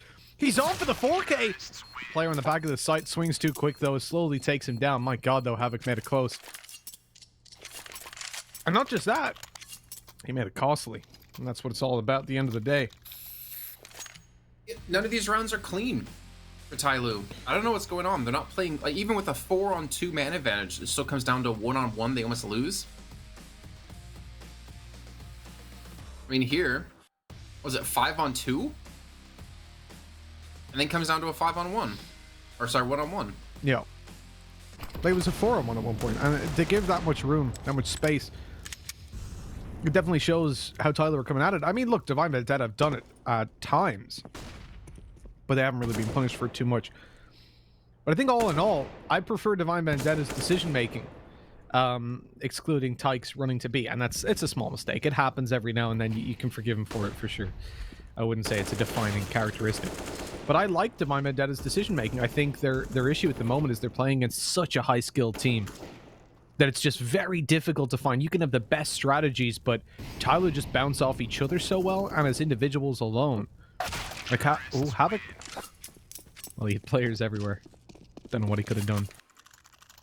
At this point, that lead, that 7-1 that was looking so good for Divine Vendetta really has fallen apart. And those early games can be deceptive a lot of the time. And you'll hear me when it's 7-1 in a lot of games saying, well, you know, it's not time to call it just yet. There's still time to get back into it. The thing was, in this one, Divine Vendetta had won out 3 buy rounds. That's... Usually teams don't get that many, but it was consistent bomb plans by Tyloo. They were keeping it relatively close, but the buy runs never went their way. And so it was looking like Divine Vendetta would then get the reward. Look at this top mid push. Again, a ballsy play, and one they're not being punished for initially. And then eventually those trades come through. But with slowly tagged down, it's a 3v2 that should be relatively easy to win out. Oh, hold on. Okay. No, I agree. I mean, it's all about these games being so streaky, as I was saying before, right? It's not like insane to see a team win, you know, 7 rounds straight. I mean, albeit it wasn't really 7 for them this time, I don't think, if I can remember correctly. I don't have a second monitor, unfortunately, to check. Yeah, it was 4 rounds straight, and they lost 1, then they won 3. But again, the kind of very streaky games in the Asian region, and it looks like they will get themselves that first half guaranteed victory with their 8th on the board here. Just want to point out, by the way, Attacker on 3 kills. He was on fire last map on Inferno. He hasn't been able to do a whole lot of anything here.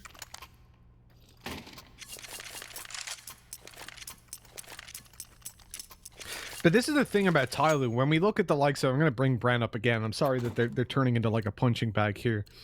Again, they're a team that perform as we expect them to. That's, I guess, the worst thing you could say about them, really.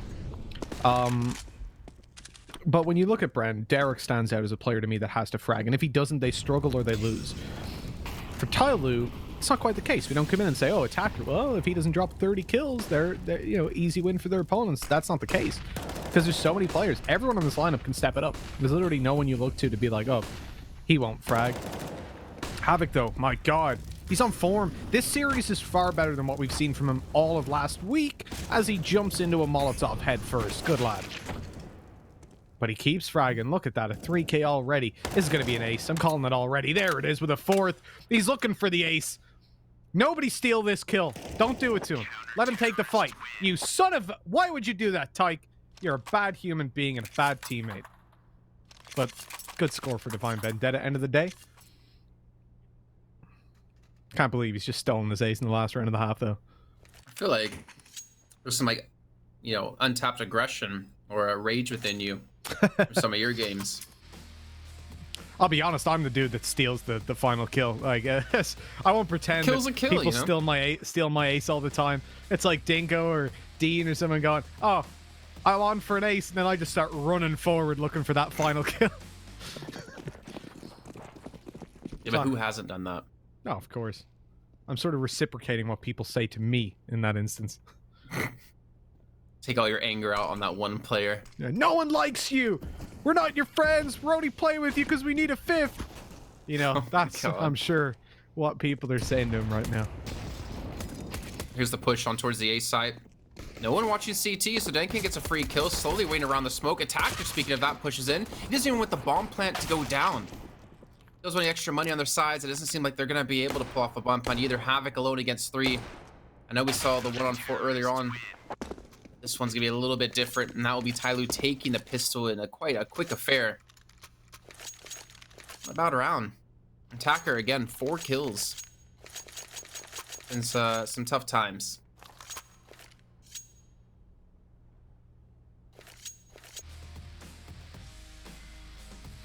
One hell of a half considering those kind of things, right? Like Attacker's the scoreline on the board. 3 kills and a half is not something I've seen from Attacker in quite a while. And in a matchup against one of the teams in the bottom half of the table as well, and it speaks to how good Divine Vendetta have been in this tournament.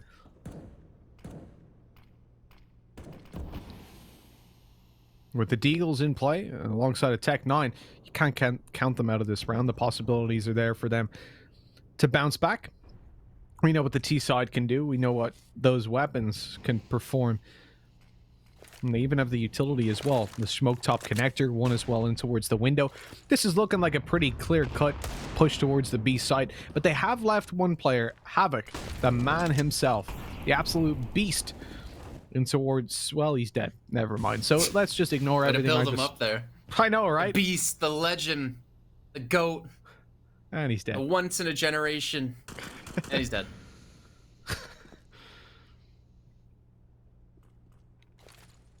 Looks like they want to just kind of crash towards short. Slowly, he's got pretty much the perfect weapon for this. But he dies. Deal comes through and somebody not trying to fight at long range. He's going to fall to Davdov. On a 3-on-2. Bomb will go down. Measure him.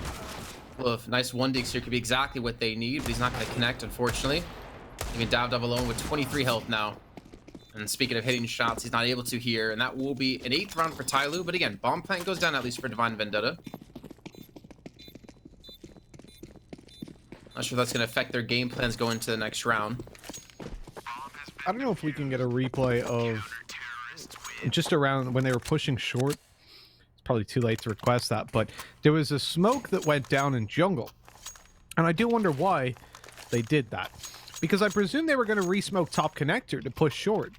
But instead they smoked short and chucked the jungle one, which I'm presuming was to try and convince the players towards the A site that there was a short smoke, there was a jungle smoke, so it was going to be an A hit and stop them rotating. The thing is, it only bought them a couple seconds, like 4 or 5 seconds. I think at that point you would have been better off just smoking connector the once, or just smoking short and then pushing up and using your other one to block off the window or the doorway or absolutely anything else. I like the intention behind it, but I think that is more efficient on a slow round. And if Havoc is still alive, because he was obviously dead at that point, and they'll react pretty quickly when they see 3 players short. Either way, we come into 9-8. Tyloo is still behind. Another pistol buy for Divine Vendetta. Remember, the loss bonus is building up exponentially. Not actually exponentially. That's complete misuse of that word. But it's building up at a pretty drastic rate because of that 1-round boost you get by losing the pistol. And so they're in a spot where they can afford to take this second pistol buy and still buy up in the next round.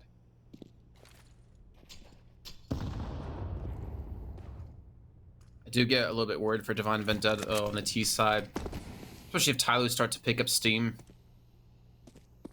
As we kind of saw in Inferno, it's really hard to combat against Tyloo once they get going. It was the aggression really caught them off guard when we did see Vendetta swap over to the CT side. And oh, look at this, they're trying to barrel through the smoke. Somebody's gonna spot the first, goes for the shots, hits the second, and the third. The bomb's now down. We try to pick up a Tech 9 to have some weapon to use here in this the rest of that round, and he's gonna fall eventually. But still, the damage has been done. They've halted them back. Knew where the bomb was. Rotations have come through on the CT side, and Divine Vendetta just trying to pick up the bomb as they round the corner. Ezra. Oh. He spotted just yet, though I think he actually spots out his opponents. Tags up a little bit of HP. They're being flanked. And Dan King a little bit close there. They'll close it out still and tie things up at 9 apiece. Shout out to our observer there for the lack of X-ray. I actually really like it in situations like that. I think it perfectly shows, we know they're going to push apps. There's no, us seeing them run through the smoke isn't going to be like, oh, they're pushing the smoke. We know they're going to do that. But the fact that we don't see it, this is exactly what he sees from his perspective. And it's much easier to see, yeah, if he fell there to one of those players, you understand how difficult those shots were to connect. And so I really like that. I've had to have a conversation with my mother when she watches me cast this game. I know exactly what you're going to say.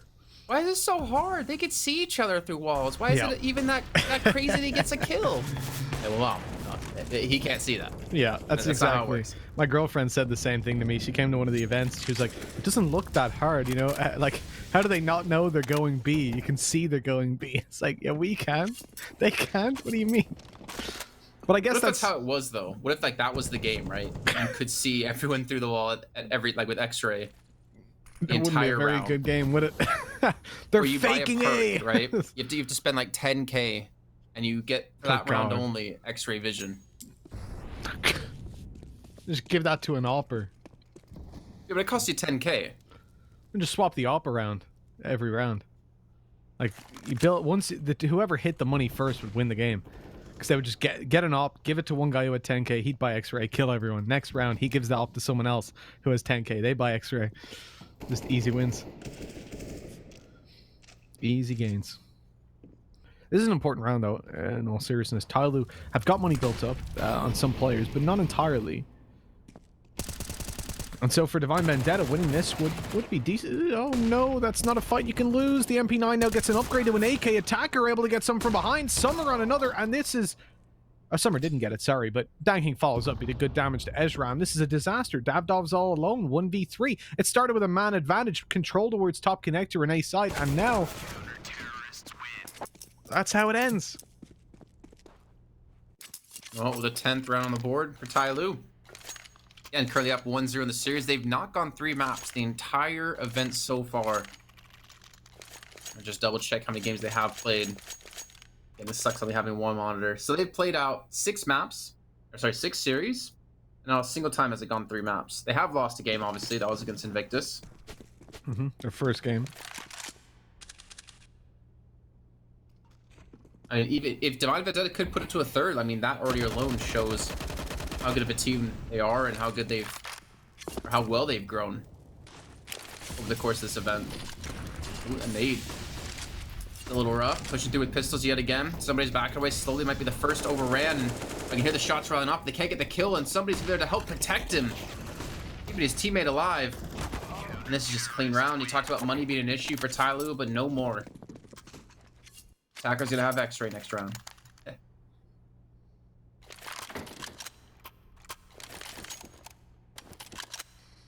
Guess I thought that was funnier than it actually was, Mitch. Thanks. You're welcome, Jason. You're welcome. Gotta take you down a few notches every now and then, you know? Yeah, only a few more to go, and then we'll be the same height. God damn you. God damn you, Jason. Well, yeah, you are a few notches above perfectly average height, so I understand that. It makes sense. Wait, did you do perfectly average height in the world, or yes, from your country? Listen. See, this is the problem. There's these noobs who think average is a number. It's a range. One standard deviation means that you get the average, what the majority of the population exists in. What part of this range are you? On the lower end of the range or the higher end of the range? Listen. It's not a spectrum. It's a range. So you're in the range, you're out of the range. So what's the range? The range is, I think it's 5'6" to 6 foot. It's for one average standard height. Deviation, yeah, from the average. And how tall are you? In the range. I'm in the range. That's what's important. You're focusing on the wrong things here, Jason.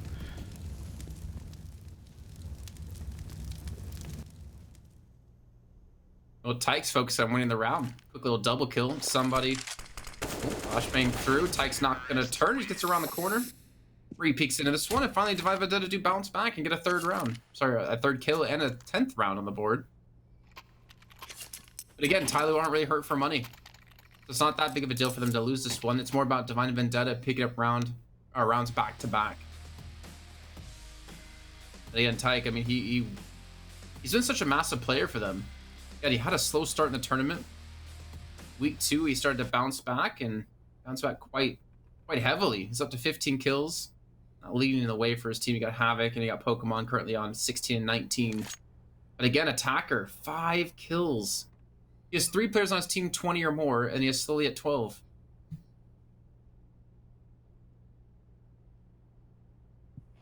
Well, true, Jason. Do you know, at the end of the day, Divine Vendetta are putting up a fierce performance, aren't they? I am actually quite impressed by them. Coming into this series, I know we've taken them as favorites or a team that can do some damage against some of the mid-tier teams. And I think that's what's expected of them coming into this tournament, is that they perform versus the middle of the pack. They can maybe cause some upsets there, like the likes of Tiger, who aren't really on form. But other than that, we don't expect much. And they beat D13, they beat Tiger, lost to Vici. You know, it all made sense. Lucid Dream was a bit disappointing, but still. When they come up against Tyloo, though, that should be a stomp. It should be a 2-0 every single time. It's just no.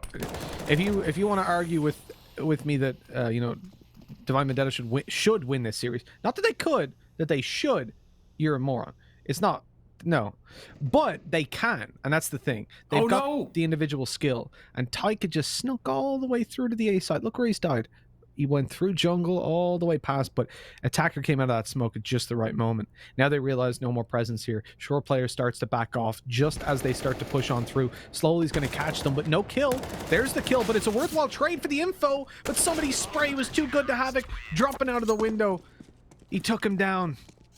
If Davdov had been the one to swing first, I think that would have went a little bit better, but he wasn't in position to, so you can't really criticize it too much. 12-10. But at least Divine Vendetta have the money. That flank, though, at a Tyke. Yeah. I mean, it wasn't spotted forever. And then just like that's so unfortunate, too, because he's playing it so patiently. The thing is, he didn't even see anyone on the site, really. There was a player, I believe, in Sandwich at the time, but Summer wasn't spotted out. And now speaking of Tyke, he's going to rush straight forward, and they look prepared for this. And they will get the kill. The rest of the team going to continue to push off the back of that, and Pokemon's going to respawn the spray down of Attacker. 3 kills comes through. Havoc trying to redeem his team, but he's all alone. We'll get the one onto him at least, but that's still going to be the round for Tyloo. The pace was picked up, but it didn't net them any different story. This is the problem with Attacker, right? When you're playing against him, he's the kind of player that you're winning a round. You have every right to win it. You don't do anything wrong. You're pushing together. You're playing as a unit, and he swings out, sprays down 3 of you. It's like, what do you do? It just pops out of a corner that you haven't checked or you haven't checked yet. You know, you're gearing up to go on and peek him. And as soon as he finds that small gap, that 1 second window where you're not looking his way, you're dead. You're all dead. I think we've yet to see him in a one and done position get just one. It's always 2 or 3. Good connection by Danking. Now it is pistols for the most part. Smokes go over. Players already on the bomb site. This should be a plant. I mean, I don't think there's anything that Tyloo can do to stop a plant going through. And at that, considering investment, it's already a success for Divine Vendetta, but they do want to win this round. It's so late on, and considering they've got this much control and pistols to hold at close angles, this is one they can definitely contend with. But is a plant really a success anymore for them? It's going to be 14 rounds for Tyloo. Unless Davdov can pull something amazing. I mean, Summer even does a little bit of a TK. Helps them out. Yeah, that's the problem, is that it's nice that they're able to get a plant, but they're still going to be down 4 rounds, and Tyloo are going to be up to 14. Look at the damage, though. Like, slowly Danking, minus, they're below 15 HP. Like, 1 more shot by 2 of the pistols, and all of a sudden, this is a 3v1. That could have easily went their way. I mean, there was a team kill in there as well, but, you know, it is what it is.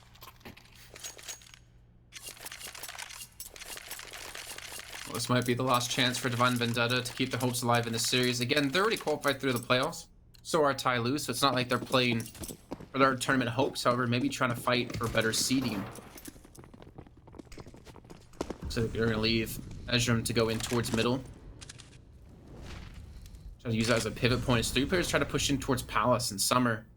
And he's in a decent position to deal with this, except he's kind of left all alone. They're going to walk out of Palace, and Summer immediately gets that first shot off. Tyke's going to push out as well slowly. Gets one, but no one's actually helping out the man on site, so Summer's going to fall. Another 4-on-3, the smokes. Well, they got 1. It's going to be Tyke throwing his in now. They're going to try to block off stairs. Actually, no, for connectors, so jungle could be open. Stairs could be open. They're struggling to even get the bomb in a position to actually plant it in, and Danking's already behind him. Sneaky boy. Sneaky boy with the P250. Only 1 shot, though. Didn't manage to connect. The other Tyke comes through with a double, and all of a sudden somebody's by himself. And they see him. They take him down. Tyke saving that single-handedly. Another 4K. He's been on fire in a lot of these rounds. I think 3 rounds he got a 4K in. Single-handedly winning them. And that's, at this point, you can definitely see, if he didn't find those 3 rounds, Tyloo would have won the game already, easily.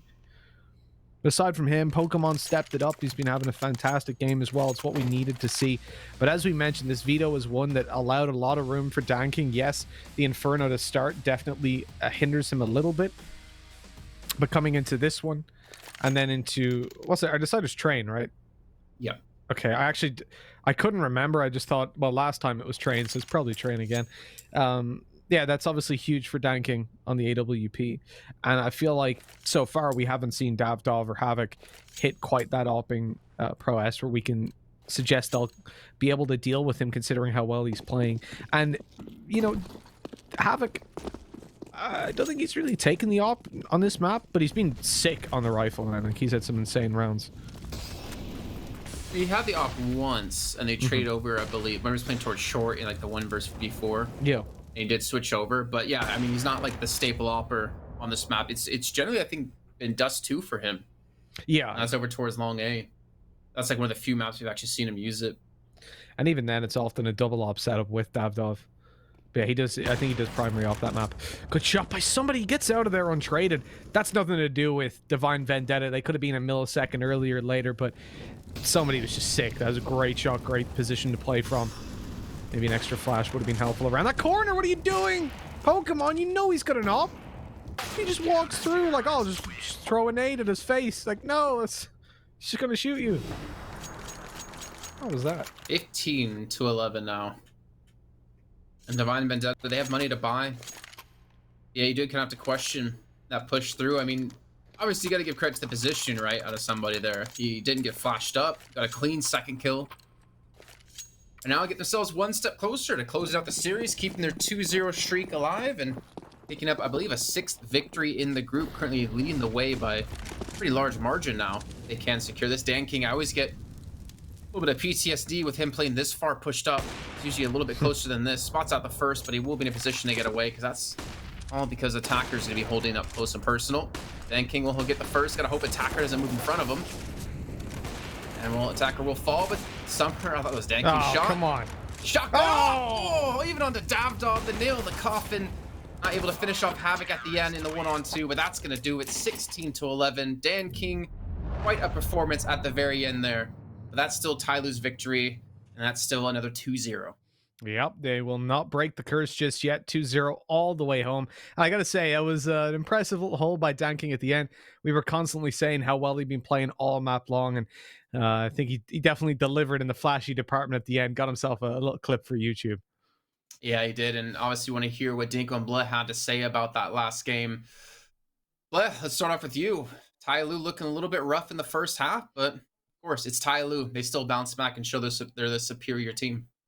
Yeah, just the individuals again. I mean, I know we're harping on the same fact over and over, but like, I think the final round from Danking kind of exemplifies how they were playing, right? Attacker having a quiet game, although he had just finding the groove, looking very, very solid. I think all three of them ended close to 100 ADR at the end of the series.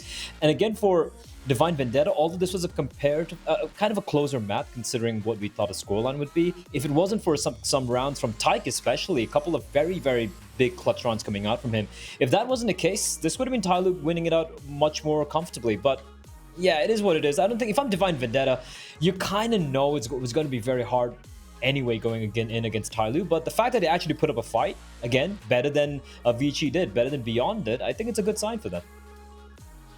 Yeah, I think Tyloo coming into this, I was a little scared for them in the first half. I thought they were going to just implode, right? Because Divine Vendetta, it can often show up and just impress you without really expecting it. So I was kind of expecting one of those showings, but then Tyloo, they got a few rounds in a row on the first half, still 9-6, still not looking good. But then Divine Vendetta in that second half just kind of fell flat in the first few. Tyloo just building up the lead. Divine Vendetta finally get one round under the board, and Tyloo instantly answer it back. And I think that's what's so good about Tyloo. Like, when they're going up against these teams that suddenly have an opportunity to get back into things, Tyloo are very quick to shut you down immediately after that. And I think they just have so many individuals, like we're saying, but the fact that they've got these individuals, it means anybody can pop off on any part of the map. So no matter where you go, you've just got someone shutting you down, taking at least 1 or 2 kills with you. So it's never easy to play against them, especially on the CT side.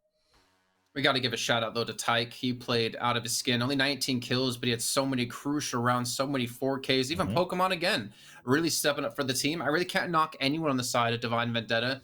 It just came down to Tyloo being a bit better. As we saw, Dan King drop 29, somebody on 28. An Attacker, I mean, he ended up getting to 11, so he definitely came back on the CT side. I think he was at like 2 kills for a good portion, and 3 at the end of the half potentially. Tough game. But again, Divine Vendetta not gonna be too sad. I feel like if anything, it's a learning experience for them up against Tyloo. They're already through to the playoffs. It's not like they're fighting for a chance to get there. Obviously, seeding can be a major factor, but this is a good indicator for them and how they match up against Tyloo, because there's always that option that Divine Vendetta could be meeting them in that first round of playoffs, Mitch. Oh yeah, the possibility is there. I mean, it all depends on how these next few games go. If Tyloo lose theirs and Divine Vendetta win, you could end up in a spot where the seeding matches up, at least then coming into round number 2. I think the problem is, Tyloo are unlikely to lose. They're playing against Lucid Dream. They've got Tiger as well. Those aren't games I'd really expect them to drop in, especially with Tiger's current form. And then for Divine Vendetta, they've got Beyond and Bren. They can beat Bren, no doubt. I think Beyond's a pretty rough game for them as well. So it's a pretty rough situation all in all for Divine Vendetta, not being able to take this to a third map considering how they started. But I think, as we were saying, the fact that they did so much damage and really made Tyloo fight for it is a really good sign for the work being done on that side. I think it's a good showing of what they have to offer as a team, and obviously from the region of the world. Let's take a look, though, at the MVP, and it's got to be the man no other than Dan King with the 29 kills he dropped, the flashy plays towards the end, the 102 ADR. Well, he's deserving of a smile there, Dinko. Yeah, definitely. I think we've been all waiting for Dan King to show up in this week, and last week he's doing so. So this makes Tyloo a deadly team. If you have Dan King being consistent and always getting those multi-kills, I feel like every time he gets an MVP, he's got at least 8 multi-kills. So it's pretty incredible to see him on the CT side AWPing. And you never really feel safe when you're going towards a bomb site that Dan King's on. So I think this is an added factor that's going to make Tyloo the top team in this tournament. Everybody's kind of firing. It feels like Tyloo is starting to get into their stride as we go deeper into this tournament. When we reach the playoffs, I think that's when they're going to hit peak form. Okay, well, gentlemen, thank you very much for your insights into that last game. We do have one more match to come up after this. It's going to be Tiger up against D13. I'm not sure exactly how long the break will be, but what I can say is that match will be kicking off within the next 24 hours. I gives myself some room of freedom there. I'm going to feel good about that one, and we'll see you guys on the other side of this break. Coming up next, Tiger versus D13.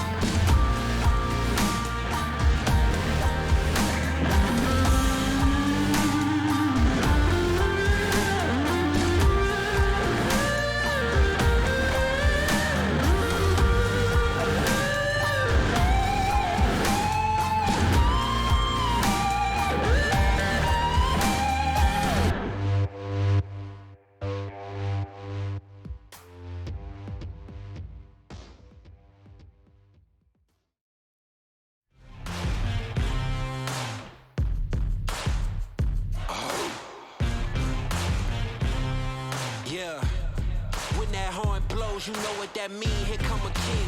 Bow down, don't step in the ring. The end is near, hear the fat lady sing.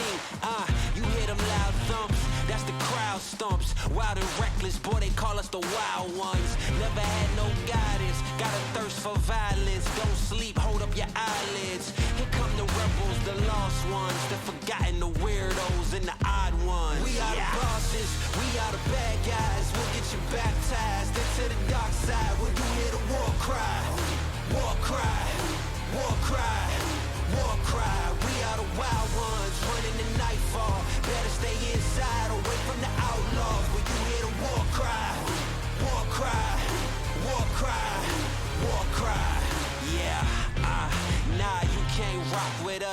ticking time bomb. Who wanna talk with us? All has fallen, we thrive in destruction. So hide your jewels, keep your chains tucked in. Watch the beauty all turn, nowhere to hide when the beauty's all burn. Bring on the chaos, we won't make him. Take us to your leader and watch us take him. Kick in the door and break in. Take everything you stole from us, everything that you owe to us. Take every opportunity you never showed to us. With no mask, so you know it's us. Listen to our war cries. We are the bad guys. We'll get you baptized into the dark side when you hear the war cry. War cry. War cry. War cry. We are the wild ones running the nightfall. Better stay inside, away from the outlaws. When you hear the war cry. War cry. War cry. War cry. War paint on our faces, battle of the ages. We ain't the safest, we was locked in cages. You tried your best to erase us, now you gotta face us. Nobody can save us, we wild and dangerous. Nobody can tame us, who's sparking the flames up? You can go and blame us. You can go and blame us. We are the bosses, we are the bad guys. We'll get you baptized into the dark side when you hear the war cry. War cry, war cry, war cry. We are the wild ones running the nightfall. Better stay inside, away from the outlaws. When you hear the war cry, war cry, war cry, war cry. We are the bosses, we are the bad guys. We'll get you baptized into the dark side when you hear the war cry, war cry, war cry, war cry.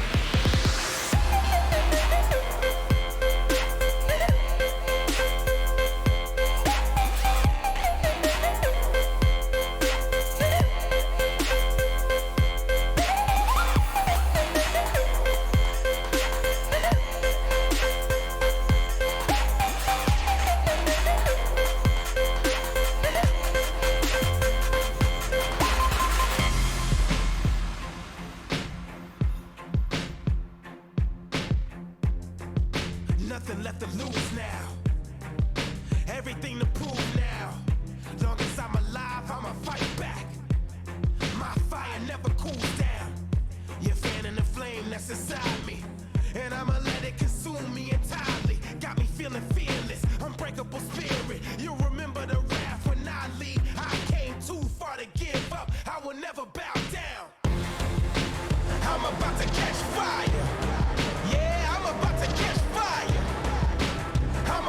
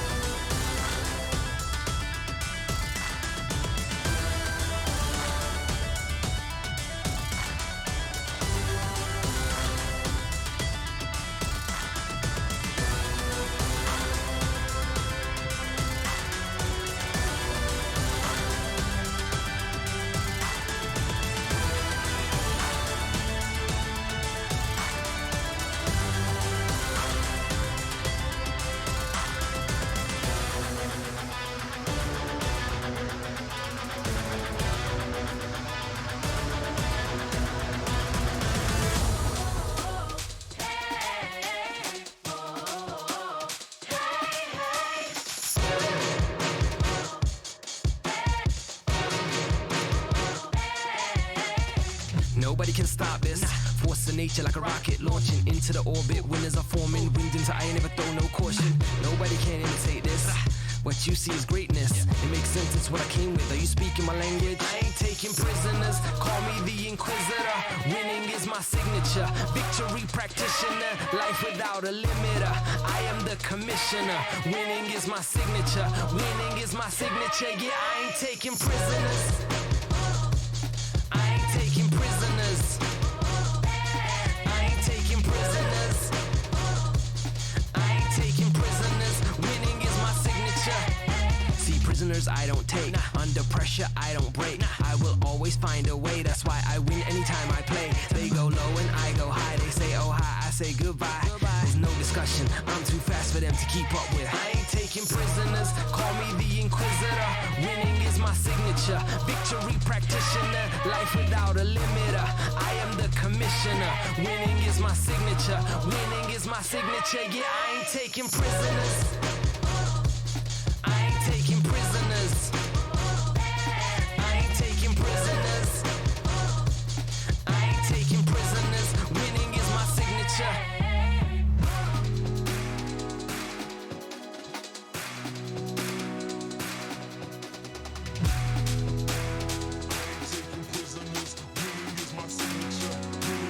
I ain't taking prisoners.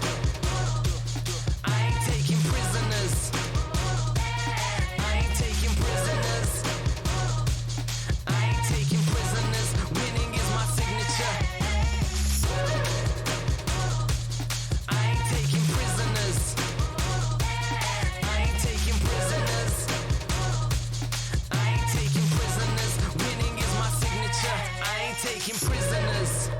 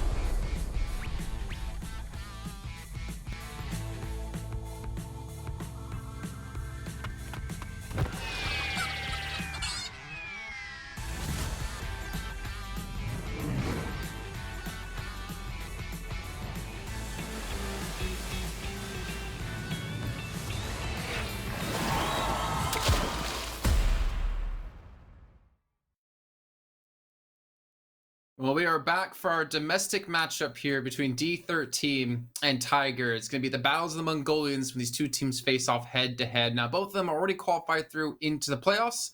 We'll find out in what seeding, obviously, later on in this week. I'm Jason Kaplan, and still joining me is going to be Mitch. It's going to be Blah, and it's going to be Dinko to talk about this game. And off the bat, let's start talking about Tiger. And Dinko brought something up before we even went into this segment, talking about Tiger. What kind of form are they going to show it today? Mitch, what do you think? I think that's a very brave question to ask. I mean, there's just no way to tell. Tiger have come into different days looking like completely different teams. I think recently they've warmed up a little bit, and I'm going to hope that because of that, they'll be able to put up a good showing, because D13 are not an easy opponent. This is someone they're going to need to do a lot of damage against. And I'm hoping that's some construction work and not some sort of failure of bodily functions going on there. It was like we've been sat here in silence for 25 minutes and we get a call 15 seconds left and just this is Pardrill's go through his house. Oh god. Listen, I'm just gonna mute myself for like 5 minutes while I figure out what's going on. Okay, I was trying to keep a straight face. All I could hear was something just either bled, dying, or construction work. But yeah, so recently, obviously, we've got now I segue back to reality. Yeah.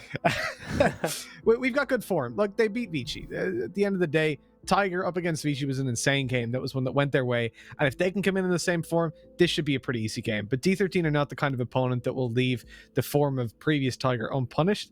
And so it's someone that we have to look out for. So I can just imagine what Blau's dealing with in his ears now. Even though it's muted. I just want to see some like roof fall, like some dust from the roof above him, just like right in front of his face. So the funny thing is, it was like quiet, it was nice, and suddenly my neighbor just starts drilling through the wall, like literally as we go live. I think it's quiet for now, but if it does start, I'm gonna mute myself again. But yeah, just digging a hole in, see you. That's just hilarious. But yeah, So anyways, to kind of focus up, let's take a little bit more of an in-depth look at Tiger as Mitch is going to get his stuff together. Mitch is so red. This is a professional broadcast. Oh, This is like Dinko earlier on when I was talking him up. Dinko's saying the guy's drilling a hole to spy. Oh, he's hammering now. And I'm the only one that's reacting to that. It's just a guy in his roof just staring down. Yeah, that was a good shot, Blair. Right, so let's talk about this. So Tiger versus D13, right? The two teams that Battle of Mongolia. It's what we've been waiting for a very long time in terms of what are Tiger at? Because when we came into this tournament, we looked at this team as the team that clearly are the best in Mongolia.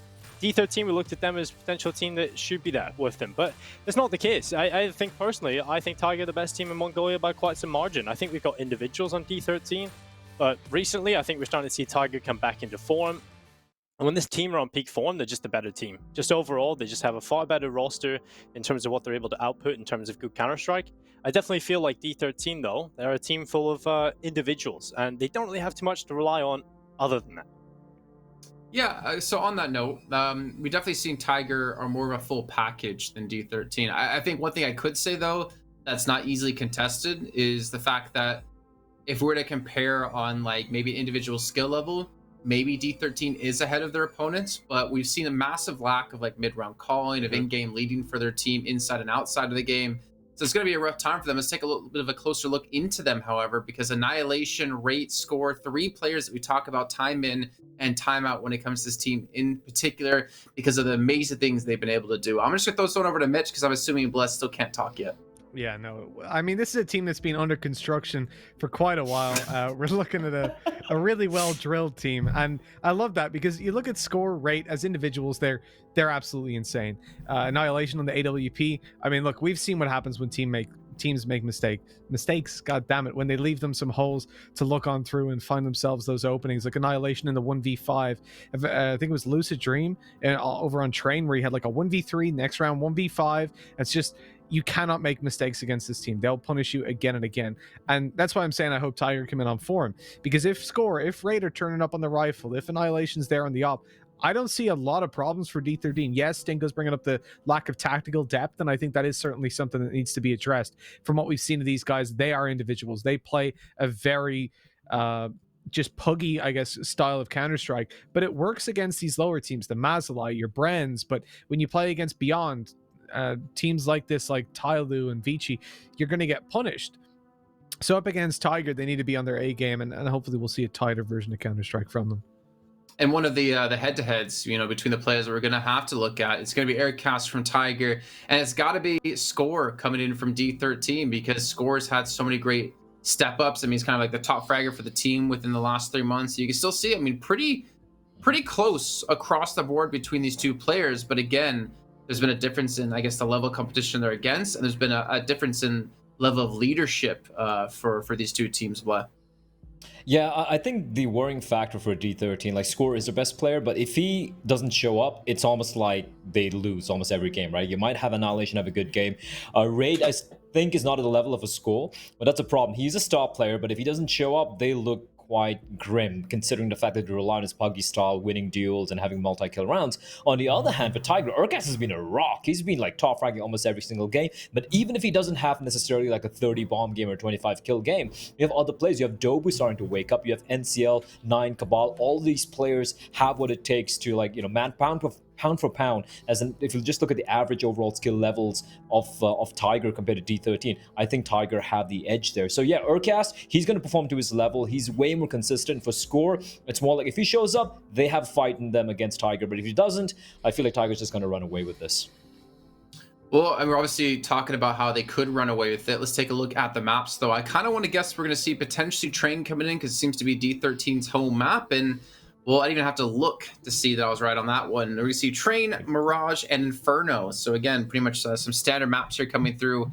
Dinko, do you have any thoughts about how this could potentially go then? I see a world in which D13 could pick out Train, but overall in the rest of the series, I just got to favor Tiger. So I can see a 2-1 in favor of Tiger. I can definitely see them picking up Mirage and Inferno. I think they'll just be the better team on that. Over on Train, though, I think we've seen enough from D13 to be confident enough in them putting up a good fight there and potentially taking it away.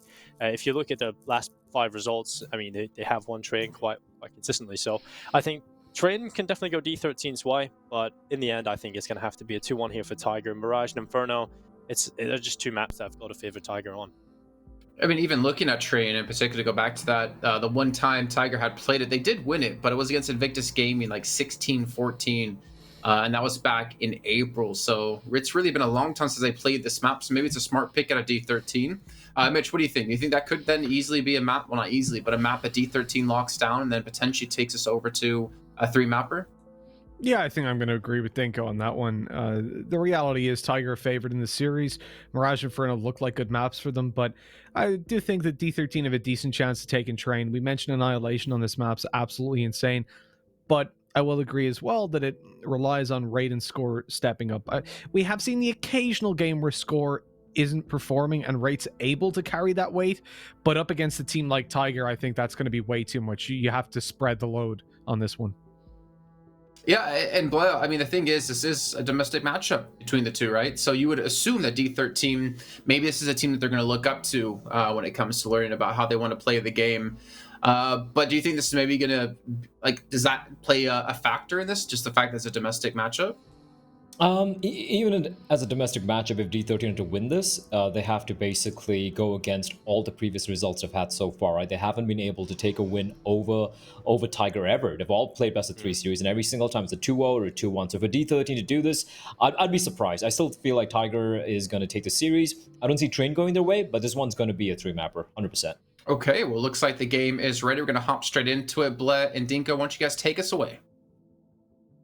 Thanks, Jason. I'm looking forward to getting into this one. This is the match I've been kind of waiting for since the start of this tournament, since we've seen some signs of life out of D13 and seeing these individuals show what they can do. I think Tiger, if you'd asked me a couple of weeks ago or just at the start of this tournament, Blair, I would have said D13 have a good chance. But now that Tiger have warmed up into the tournament, I just don't see a world in which D13 can beat them, unfortunately. Yeah, it's going to be real hard. And even if it comes down to Train, I feel like D13, they have issues on this map. They're not flawless. They're not the best team on this map, right? I'm just kind of trying to remember which games we saw of theirs in Train, where some of them were hit or miss. Just taking a look at the results recently. Yeah, they destroyed Bren on it. They got dismantled by Divine Vendetta. 16-7 the scoreline was now, and they also lost to Tyler pretty convincingly. So it's not like, even though it's kind of like their home map, it's not like they're unbeatable on it. And looking at Tiger, yeah, they've only had the one map they played like 3 months back, but there we go, Urcast. If he's gonna hit shots like that, doesn't really matter if they have experience on this train on this map or not, and it's gonna be 2 bullets, 2 kills, Denko. Urcast has come to play, he's looking for more, he's gonna aggress further, Score's gonna get a kill, but Annihilation finally finds Urcast with a bomb getting planted. It's a 3v3. Well, Tamir and Annihilation. He's sprinting back up towards the brown holes. Tamir down on the left side near the oil train. And these 2 versus 3 post plants. Not going to be too easy for the young Mongolians. And what? Annihilation looks up. It's going to be 1 kill from Tamir. NCL. Maybe drop. Dobu runs out of ammo after the shots land on the Annihilation. Luckily the kill comes in. And now Tamir, the last remaining player. 1 versus 2. And it just doesn't get to work for him. 9 on the defuse. Has the kit. And it's Tiger that win the pistol. Little messy post plan there, but at least the first 2 kills from Urcast were just phenomenal. And then maybe he overextended a little bit. I guess he was trying to prevent the bomb from getting planted and expecting no one to be covering. But look at his shots, man. Like, whoop, 1 shot. And I can hear the construction resuming in the apartment, so I'm just gonna mute myself for now. It is quite unfortunate how that has happened. They're just hammering. I don't know why they're hammering just on so my random. roof. It's There's just... an apartment above. Why? Well, that's the issue, I guess, with other people. I know. That's why I don't like people. That's why that's a problem. I wanted to move out. Like, I wanted to like step out like to a standalone house, but that's too much of a hassle. So my apartment makes sense. It's usually soundproof, but you can't soundproof someone drilling and hammering a rooftop. Anyway, Bai coming in for D13. They get the bomb down at least. So Krieg, okay. Huh. Yeah. Surprising. We haven't seen this in a while. For good reason, because it's not very good. And well, Annihilation takes down 9. They push on towards the A bomb site. Coming in from D13, looking to try and reply, but Score is going to show us why he's picked up that Krieg. Follow-up kill from Rit as well through the smoke. Dobu gone.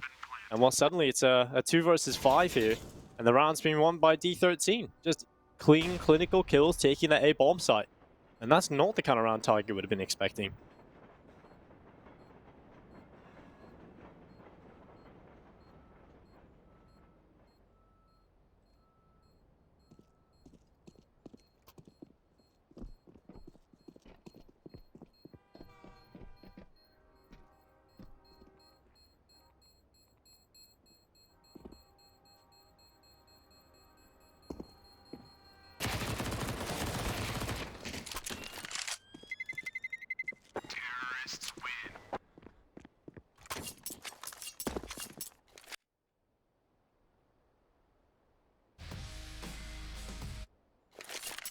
Well, it looks like I was muted all this while because on the stream. So It's just been a rough. That'd been awkward, like like awkward silence for a long time. It's been a rough few minutes, but we should have It's been rough. I don't know why everything's going wrong for me right now, Denko. It's like hammers and drills, but it's gone wrong for Tiger as well. So at least I have company. Oh yeah, you're not alone on this one. And well, we haven't seen this one before. We've got our own little room. Ooh. I like the camera panning back and forth. Maybe the construction's up here. Yeah, I just want to look. I just want to look above, like someone drilling on the ceiling or something. Maybe they're trying to build a studio up there. Maybe that's what it is. It's kind of cool. I like it. I think this might be my favorite yet so far. Because we've got a room, you know, and there's windows. Getting shot in the head is highly unlikely from this position. So yeah, I kind of like it. The little PGL side as well. Oh, you know what would be sick? You saw that little bit of an extension right next to it. If you can move over there, I get greedy, you know. Like you can see the extension right above, right? I want it all. I want it all, Dinko. Well, at least they have the FAMAS and the AK-47, Dinko. That's something they can work with. But D13, despite losing a pistol round, they're showing that they will not be cowed to their bigger brothers from the region. And it's going to be NCL making contact with Mr. Cap and Ray. 2 quick kills. And with that, NCL and Urcast will be done for, at least for this round. Dobu replies back, though, looking for more. Another kill onto Mr. Cap, that one at the edge of the smoke. And suddenly, it turns back around. Well, Tamir charging through the connector, catches out 9. Now we got ourselves a 2 versus 2. Spray coming up from the heaven position. Dobu down on towards Ray. And now it's just Tamir left alone. 1 versus 2 for him on the AK. Gotta find himself so much success here in this scenario. Just not looking good for his chances. Well, further backing, that's going to be the Deagle headshot from afar. I thought for sure that was going to be the Dobu ace, but Cabal comes in and steals it all away. 2-1. Tiger, they do reply off the back of a loss themselves, and that's heartbreaking for D13. They've been given a good chance after winning that second round force buy to come into this. They also come into it finding a couple of kills and keeping it even, but Dobu, he just shows up on the FAMAS to another level. 4 kills, excellent repositioning. Could have got the ace, but Cabal steals it away. And again, that was based off the fact that Urkas went for the play, right? He pushed up, he got an AK-47, then the FAMAS was salvaged for Dobu. So, are you really surprised, Dinko, like having such a back and forth affair? I mean, that's what happens in domestic matchups. And when you look at Tiger, the way they've been playing, at least in the past couple of games, and then you look at D13, who have looked so sick so far, at least when it comes to the individuals. Yeah, I'm expecting a series like this. It's going to be back and forth, a lot of individual brilliances coming out. And of course, the stars like Score, Annihilation, Raid. On the other side, you have players like Cabal, like Dobe, and of course, Mr. Urcast. It's going to be fun. I'm actually expecting a more fun series. It might be scrappy. It might be a lot of back and forth action. Might be a few rounds, which might confuse us, Dinko, but at least it's going to be exciting. And that's exactly what we want to see from our third best of 3 of the day. Feels like we've been charging through these. We've managed to stay on schedule for once. And now we're here in the final best of 3. Score taking a lot of damage on board. Urcast rattling away with the MP9. 9. Taking shot after shot, and all they're all landing. It's kill after kill. Tamir last alive, 1 versus 4. He's got 1 on the MP9, but much more than this. Not going to be expected. Cabal fully blinded, takes down Tamir. And that's 3-1 for Tiger. And we've seen 9 show up in that round when he's been tested with the players running towards him. Obviously, it is against the lower tier buy and it is against with the scout, but I feel like 9 has to show up today, especially going up against the likes of Annihilation on this map. He is an incredible flashy AWPer. We've seen what he can do in towards that A bomb site, but I think we're kind of romanticizing our last experience on train with Annihilation. I think we remember a big play from him, but for the most part, he was actually quite quiet on the map. He had around 15 kills, around that number. So before he popped off and got a 4K, so it's not exactly always great here for Annihilation. So he did have a relatively quiet performance in comparison to what we can expect from him. So I hope that he shows up today. I hope it does. And you're saying he was having a quiet performance, and I could hear my neighbor starting to hammer down again. But they've quieted down, Dinka. I think normal services will resume, and I agree with you. I feel like that's the thing with Annihilation. We hyped him up, right? Because some of those rounds, like, you can't take it away. He is extremely good with the sniping weapons, right? With the scoped weapons.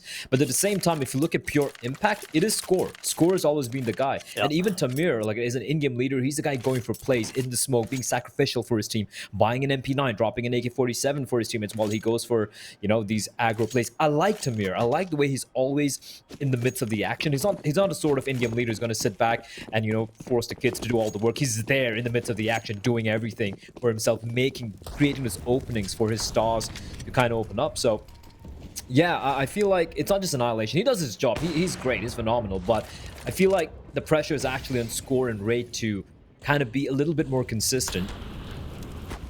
And 9 as well, like you mentioned, he is kind of like the new player in this lineup. When I say new, he's been around for a while as well. But if you look at NCL and Cabal, these guys have been in the Asian scene, Mongolian scene, this Asian scene for like 5-6 years now, and have shown what they can do. They've had some big wins under their belt. They've played way more events than 9 has. And for 9 being the latest addition to this team, I feel like if he could be someone with the caliber of a Raid or a Score or an Annihilation, I feel like Tiger could be an even more dangerous lineup. Well, 9, good shot on towards Raid. Catches him out. Now 2-man advantage in play for Tiger, having no issues at the moment, really cleaning up. And this is what you want to see. You know, other than that second round, Tiger have looked pretty good against these lower tier buys. So it's a good sign moving forward. But it's in this next round where we'll get to see the true challenge, the true test, right? This is where we'll see here. The Deck 9 and the Deagle. And, well,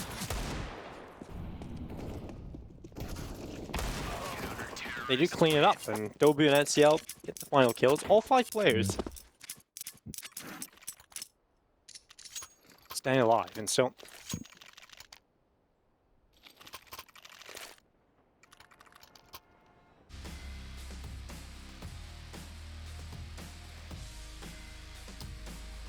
Pretty convincing round though. Like apart from the second round, which they lost again to the pistols, at least that well, not really pistols. They had like what 3 rifles there, so pretty good hold here. And again, I gotta say, if D13 don't take this map, I feel like Tiger's just gonna run all over them in map number 2. So, and one thing they've really been good at is opening up these bomb sites with the rifles they have. They've always had pretty solid T sites, and if they don't have that here early on, it's gonna be a problem. And look at the aggression, Dingo. This is ballsy. This is very ballsy from Tiger. Yeah, really ballsy. And well, Urcast, he's a player that we know can show up in these situations. So getting aggressive early on, getting into the face of these young players, that's going to be a statement. And well, Urcast tries to get forward, but he's shut down immediately. Mr. Cap takes him away, and a man advantage opened up for D13 into round number 6. It's going to be Tamir with the kill onto Dobu. Now 2-man advantage in play on the D13 roster.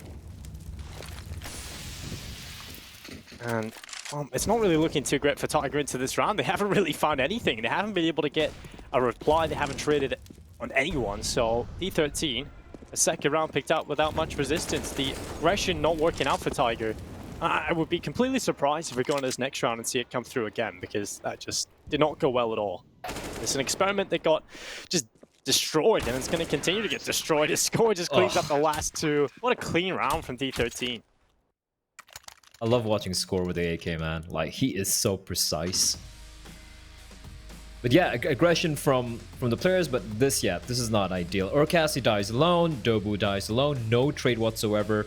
Cabal, he should have hit that shot. And yeah, everything's just going wrong. Look at this. Absolutely no position for any of the teammates to trade. And I like aggression, Dinko, but that was not how you aggress. The dual op setup comes out, though. They had the money. They need to convert this Y, and it is going to be Raid. Not really even going for the full pick, just going for the kind of like a semi-pre-fire wallbang shot there, not finding anything. And now Cabal and 9. Dual ops. Just the one player towards Inner, and that is Urcast. Interesting. Both the ops towards Outer. And look at Dobu's position, Dinko. He'd pushed down all the way towards Ivy. Now he's going to be falling on back. That's so much information gleaned early on for the CTs. And Tamir going to be coming out. That's going to be 9 falling. Annihilation with the AWP. Oh, that's a nice little bait jump from Tamir, but the timing doesn't work out. Annihilation not able to get the trade, making it even Stevens for now.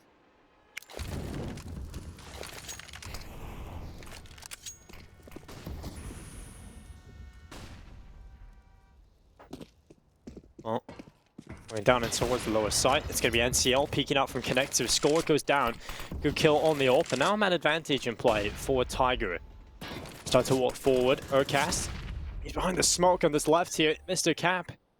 He is in a good position, just trying to cover his teammates. Looking over the top. Bullets are whizzing through. It's going to take a little bit, but not too much to worry about at this point. The Molotov down in front of the connector. That forces players off the angle. Now with 30 seconds left, they move forward. Annihilation with 1 kill. Mr. Cap is doing so much work, and he's looked impressive at the start of this map. It's Dobu and Cabal, the last 2. A 2 versus 2 retake, but the position from Rit, it could be everything, but Cabal is so quick on the trigger. He'll look up to heaven, but it's Annihilation. Of course it is. Nearly gets the fast flick off towards Dobu, but there's enough time surely for this defuse. Now, no kit, but 10-second stick, I think he just has enough time, so it should be all good. And Annihilation nearly hitting the shot, but in the end, it's Tiger that win the retake. Expensive round, though. Very expensive round. Yeah, double op setup. Just down to the 1 single op save in the hands of Dobu. This could have been even more ruthless. Nice shot from NC. I think it was Cabal there from above. This was good reaction from him to find Raid. If he got taken down, that's a round done. And I think Annihilation thought Dobu was sticking it, or else he wouldn't have peeked there. But yeah, Dobu clutches it out. Dobu's having a hell of a game. We talk about his player, about how he needs to step up for this lineup, and he's been looking very solid. 10 kills already, if I'm not mistaken here. And trying to go for the wall bang. A little bit of an exchange there, but no one really finding anything. CL. I like this Ivy presence from the CTs, though. They're going for early Ivy aggression, and then they kind of like, you know, reposition themselves. And of course, later on, they check Ivy as well later on. But this basically gives a lot of room for the CTs towards outer yard to play with. All that being said, that is terrible timing from Mr. Cap. How is he not aware there might be CT playing towards E-Box? And that's a big mistake. And that's a player lost early on.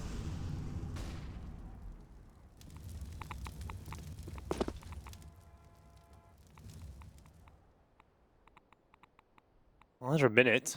Still in play. D13 losing a pretty pivotal player so far for them. Immediately into the round.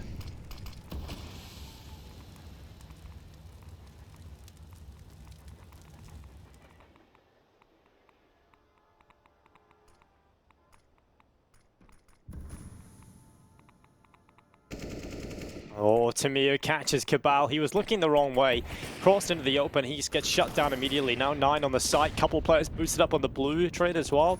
This is looking pretty rough now for Tiger suddenly as they flip things around. 9 dancing around the bomb train, but he's shut down by Tamir as well. And while it's just been cleaned up, Tamir is saying no to everything. There's plenty of time to get this bomb down as well. And that's going to be a round collected for D13. It started off so badly, but Tamir, a player that's usually unsung, a player that's pretty selfless in his approach to Counter-Strike, gave himself 3 kills into the round. So fantastic stuff. And now Urcast, this time's limited. He'll be shut down. Rit gets rid of him. And there's 3 on the board for D13.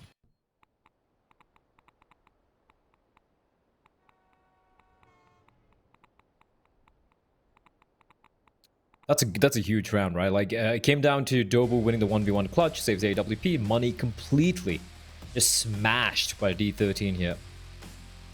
I'm not a big fan of how Tiger holding his outer yard. They're just getting forced back into like the connector area, playing in the back of bomb train. And when that happens, you need to have your protocols, right? And the crossfire really wasn't there. They're just getting picked apart one by one. Some weird angles being held as well. I'd like the aggression. I like a little bit more aggression towards outer yard, maybe towards teammates, maybe alongside pop lock control as well. You might as well even give up Ivy. It's fine. You can just posture towards Ivy early on, fall on back, and just aggress towards teammate because you're giving so much space and room to work with. And when you have the AWP in the hands of Annihilation, scored and raid with AK-47s, they're just going to be just spraying people down. That is a little messy from Score. I thought he would have got a kill there onto NCL. Instead, kill going the way of the CTs. Although their trade has taken place, Dobo has been found as well, and Cabal's going to fall. So looks like normalcy will resume, but not yet. Urcast finds one, picks up an AK-47. Annihilation finally puts an end to him.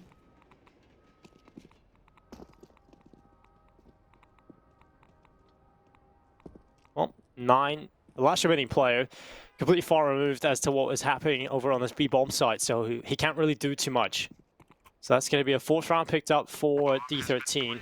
And they're putting themselves in such a strong position right now where they can build so many rounds out of the T side of trade. And we usually talk about this as the half that's one of the most difficult within Counter-Strike. But D13 as a young team have come into this against Tiger, often looked as the best in their country. And so far so good on their T side. They've broken down that economy blur, so finding more rounds, it's looking pretty likely now for D13.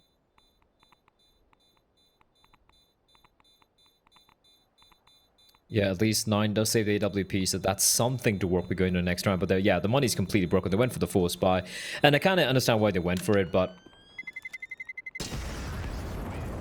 there you have it.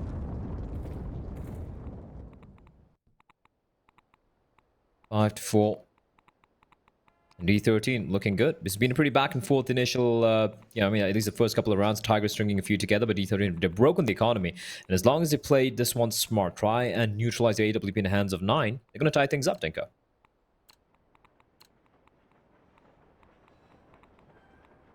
Yeah, I mean, there's no way, surely, that they lose to just 1 AWP.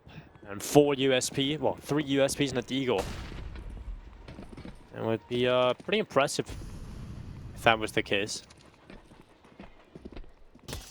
So now, 9. Looking down in towards T-Con. Tamir around the corner. Waiting on with the AK-47. Waiting for this aggression. And now Cabal starting to walk forward. NCL behind him. 1 kill from Score. NCL goes down. Cabal, he gets rid of Tamir on the USP. So, 4 versus 4. Strange situation right now in terms of a good bit of damage potentially being done here for Tiger. As now Cabal has an AK. Alongside the AWP of 9 and a Deagle here for Urcast. E13 look to limit the casualties to group up outside of B. All talk goes down in towards Pop Dog. The rest of the squad making their way over towards the B side of the map. Look at the stack coming over here, Blood. They have a good read of this at the moment, Tiger. The bomb is indecisive. In fact, it's not going towards B. It's going to bring itself back over towards this A bomb site. Rit's going to be the front man, and the rest of the team going to be gathering over here. This is the perfect call, the perfect decision, and they're going to avoid that stack. I would like the AWP in the hands of 9 to be maybe towards connector, at least some eyes, right? They can play it a little bit more passively, just spot out a player, rattle off a shot, scare them back towards inner, but they're not budging.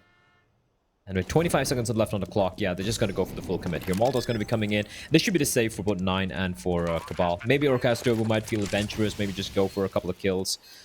But I respect that. I can respect the stack coming in from the CTs. Can't really fault Tiger here. They had a low chance of winning this round anyway. And they at least ensure that they will keep 2 weapons into the next round. Bai should be coming in. 9 can drop a rifle maybe over towards Adobu. Cabal can drop for Urcas, and NCL can pretty much buy for himself. And they have an AWP in play as well. So it's going to be pretty decent buy.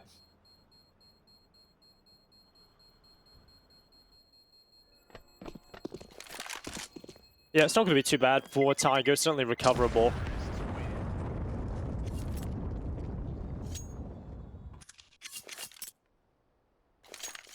What do you think, Dinko? Like, let's say D13 get to round number... Let's say the 8-7 with Tiger with a 1-round lead. Do you think D13 have a chance of... Sorry, Tiger have a chance of taking this map? I think Tiger have always got a chance of winning every map in this pool, right? Because that's the thing. Tiger coming in as the big favorites. I think D13, we're more looking at this as the map they have to win if they want to be able to compete in the series, or at least put up a respectable showing, because Trin is their map. It's their home ground. It's the one they've looked most convincing on. So they almost have to win this. But obviously, we can still expect Tiger to be able to put up enough of a fight and even potentially win this. That's how good this team can be. It's just a question of consistency and whether or not they are going to be that good today. Right now, they're not looking awful, but they're not looking as clean and clinical as we know they can be. I think against some of the weaker teams, and what's going to be different now, you're against a domestic team as well. Tiger kind of struggled a little bit against some of the teams they should be beating quite comfortably. Except for the Vici one, that was dominant. Yeah, I mean, even the first map, beating. Okay, he still won 3 maps, of course, because Vici are just so good at, in terms of, they'll not lose convincingly overall, but those last 2 maps, well, Tiger just crushed them. I actually, if you go back to the game between D13 and Lucid Dream, if you remember that, that was a scrappy affair, right? It went to like overtimes, all the 3 maps, very close score lines. And I know I'm bringing out like what's the property call again? The transitive property in maths, which Mitch keeps bringing up. According to that logic, they 16-7'd Lucid 2 maps, 2-0'd.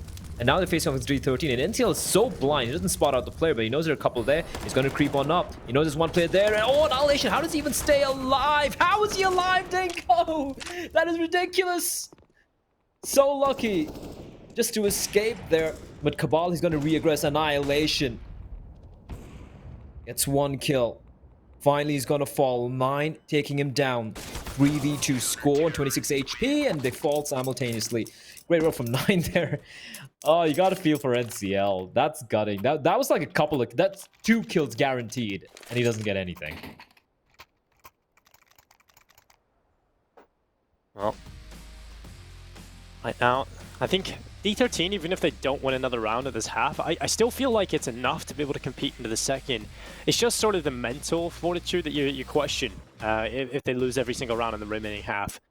Because at that point, you haven't tasted victory in quite some time. So I feel like D13 have to try and keep it as competitive as possible for a little bit of time. And Tiger, that was a pretty good round from them.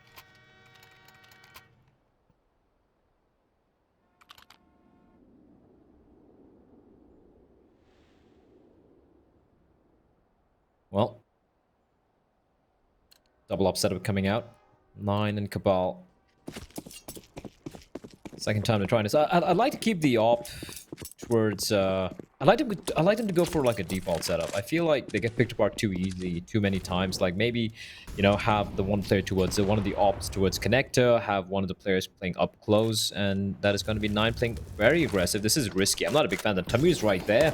Dobu as well. He should be careful, but at least the smoke's going to bloom, and he's still going to take the fight. Goes for the full commit on the spray, and that's a danger man taken out. Fine score. And a Molotov's going to keep him trapped. That's fine. That's cheeky. I like that. I like that. Oh, but Annihilation not going to fall for it, Dinko. They use a smoke to bait out the fact there's no CTs left, but Annihilation scope just scoped into the position on the dumpster, and well, Dobu, he finds one, but gets traded.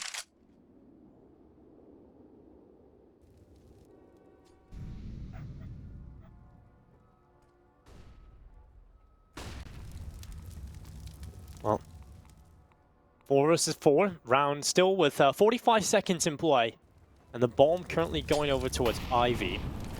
Molotov down into Annihilation's position prevents the peek even up on top of the pallet. So no vision really being gained right now.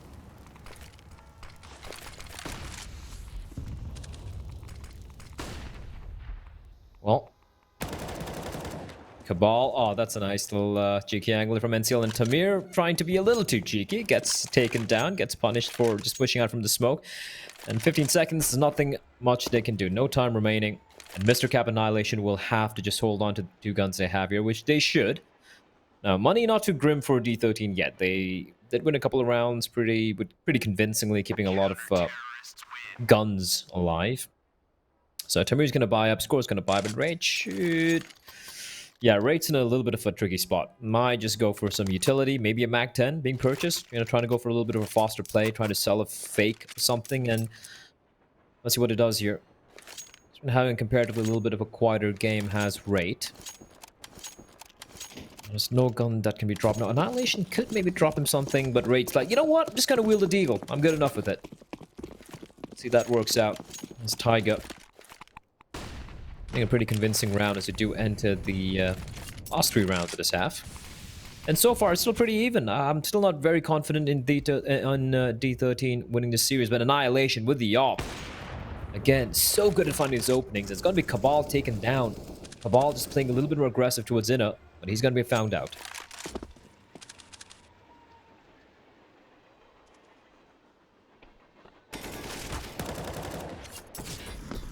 Dobu. Should be a little careful there. Mr. Cap survives on 9 HP. So far, so good. And 9 with aggression. Oh, I'm not too sure about that. He's got his teammate on the bomb train, and we do have Dobu slowly falling on back. The Molotov, that could be it. If you can... Alright, that's interesting. Tosses in a Molotov, but doesn't take advantage of it. As Tamir is going to find Dobu. Tamir just opening up that bomb site. 2 quick kills. Captain, so very good in this sort of situations. And NCL, a lot of work to do. Is going to find 1, 2, won't get the 3rd. Annihilation will be good enough to find him, and it's on Urcast, and he's going to find 2 people looking his direction, and Raid's going to plug his head off. That's a huge round for D13. Annihilation, again, so good in finding these openings, forcing Tiger to go for this aggressive, kind of like mid-round aggression, where suddenly they get caught out of the position, and Tamir, massive double kill as well. And with that, Tiger, hard decision to make. I would rather see them just go for some a light buy, but I don't know about this. They gone for the full investment. Still pretty good, Denko. AWP, 3 rifles, and 9 down to 2 HP score. Picking up the AWP, playing his spawn. D13, yeah, they don't necessarily have the tactical depth, so to speak, but I do really enjoy watching the small little plays from them. They're so fun to watch.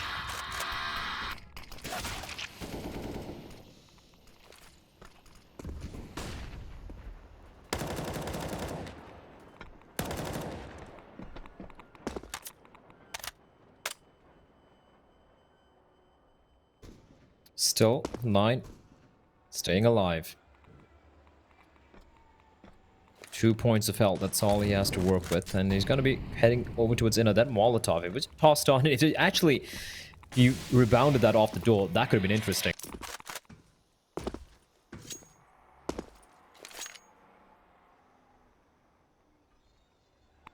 So far, 50 seconds, D13 taking it slow. They have no idea where the remaining CTs are, but well, neither do the CTs. 5 players now, slowly creeping up towards Inna.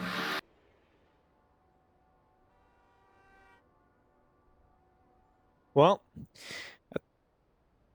just a lower tier buy here from Tiger in terms of what they've been able to bring into this one. Score taking down Aircast. And well, an advantage for the T side. Ball plan easily confirmed. Potentially even a 7th round now as 9 tries to strike down in towards the back of the bomb site. 35 seconds on the timer. Well, NCL trying to spam away. Tamir in behind the white trend. They're playing this one quite well, D13. Not overextending, not giving anything away.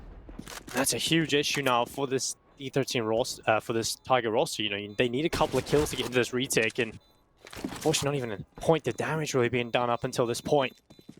The battle catches one. You can see how many he actually managed to connect onto with his scout, but no kills coming in. It's quite a disaster, really. Another one tagged. Are they always going to survive on barely any HP? Annihilation's the only player who manages to survive with any amount of HP. Score goes down to the bomb.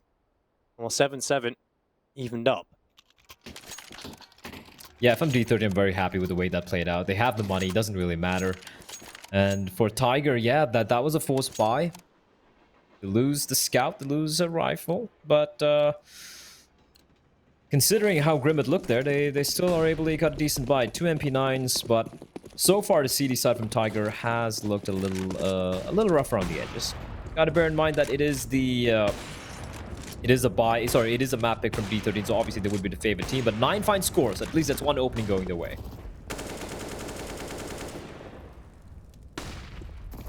Well, Tamir holding on. Good push. Dobu 9. Alongside NCL with the kills, and it's a cleanup. Tiger managed to get 8 rounds on the board coming in from the CT half. Now, of course, we usually do and want to see a little bit more from the CT side of affairs in terms of what you're able to produce from this. But 8 rounds, Tiger won't be complaining too much, especially with how solid D13 are on this map. 7 rounds, pretty impressive stuff from D13 nonetheless. Good stuff on the T side. They got off to a pretty scrappy start after losing the pistol, but they answer back and then lose the follow-up round after that. I think this is exactly the type of Counter-Strike you want to see in this matchup. Battle of Mongolia. Number 1-2 team. Tiger being the number 1. And the hungry underdogs trying to take them down. It's quite incredible how much Mongolian presence there is in this tournament. We've got 3 teams. There are actually a couple of other teams, a little bit lesser known than D13 or let's say Marzalai or Tiger, but it's crazy how much depth there is to this Mongolian scene overall. And yeah, I agree. We were jokingly did say, when we saw Tiger struggling a little bit in a few games earlier last week, where they're like, are they even the best team in Mongolia right now? Maybe D13's better, but then Tiger striking back at the end of week 2, showing that they're still the kings of the region. Nice shot from Mr. Kaplan to get the opening kill. And Tiger are basically telegraphing exactly what they have in mind. And these USPs are so deadly. Oh, look at the tags going the way of D13. Oh, barely any kills though. Right on 2 HP. Urcast doing a good bit of damage. Shuts down the opportunity of getting rid of him. He will head back in towards T-Con. Cabal on 1 health point. Now they're just going to slow things down. They still have a little bit of time to play with, and they want Dobu to be the player that makes this incredible play and gets them back into things. They get aggressive, and Dobu catches Mr. Cap around the corner. Annihilation's there with a headshot. Urcat's going down. Now a 2-man advantage in play for the CT side. 30 seconds. NCL with 1 kill. Now they move on towards the bomb site, and there's a good bit of damage done to the CT side, but they're still fighting back, scoring Annihilation, finding the frags, and Annihilation shuts it down. 8 apiece.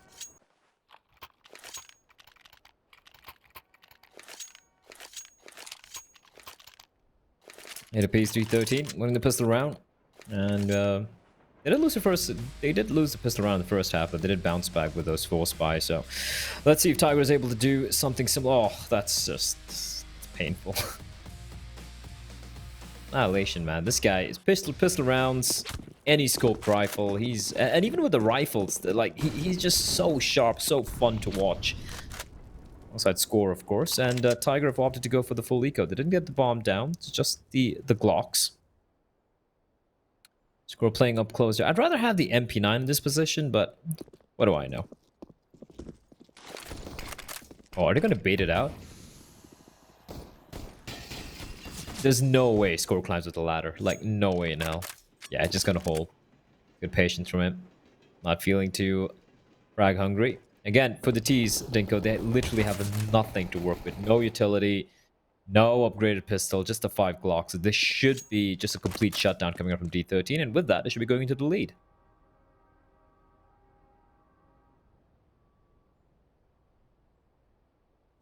Well, just the Glocks coming out. It's going to be easily taken down.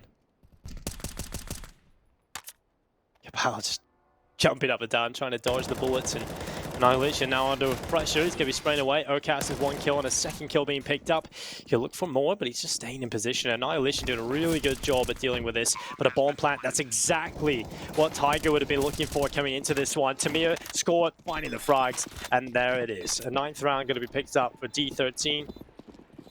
And, I mean, that's exactly what you'd be looking for coming into the second half. Got this opportunity given to you up against the pistols. You can't afford to lose too many players to it. You can't afford to take too much damage. And now Tiger in a position where they should be trying to answer back now with their weapons. They don't exactly have the AWP available to them. So I think it's just going to have to be the full rifle setup coming in from them. 5 AK-47s. Now this does free them up a little bit, but obviously on a map like Train, you want to have that AWP in play as often as possible.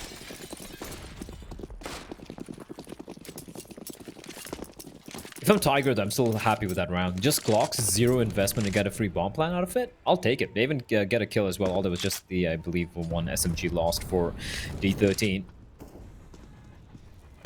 Again, it's their map pick. But we've seen D13 fall on this map. They have looked a little shaky. They're not exactly flawless. And Tiger, despite not having really played this map that often in the past few months, they're showing signs that they are aware of how this map works. They seem to have an inkling. At least the CD side setup, what they did was, some of the setups are pretty decent. But the T side, that's where it's much harder, Dinko. Train T side, one of the, if not the hardest T side in CSGO right now. And especially the way D13 like being up in your face. That's gonna make life harder. Look at Score. Just look at Score. Look at where he is. It's so unnecessary. So unnecessary, but it works out, doesn't it? He clears it out. He's like, there's no one here. Inner's clear. And they're gonna have 4 players now waiting for this inevitable hit coming in from Tiger with 43 seconds left on the clock. It's ridiculous, Dinko.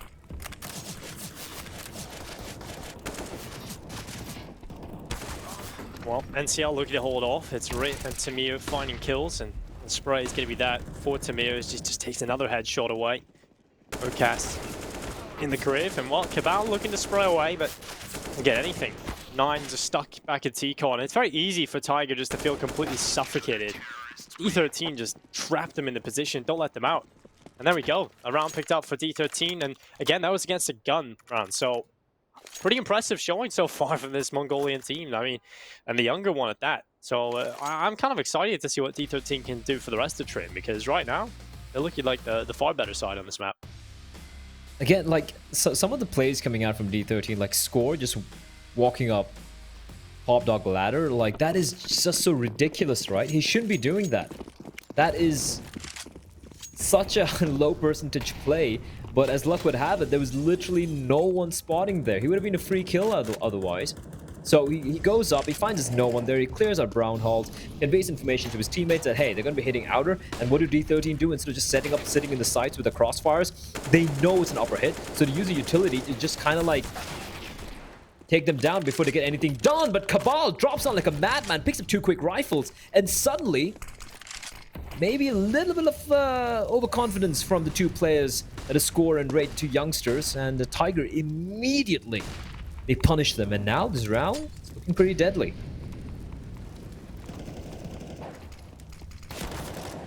Oh, Mr. Cap.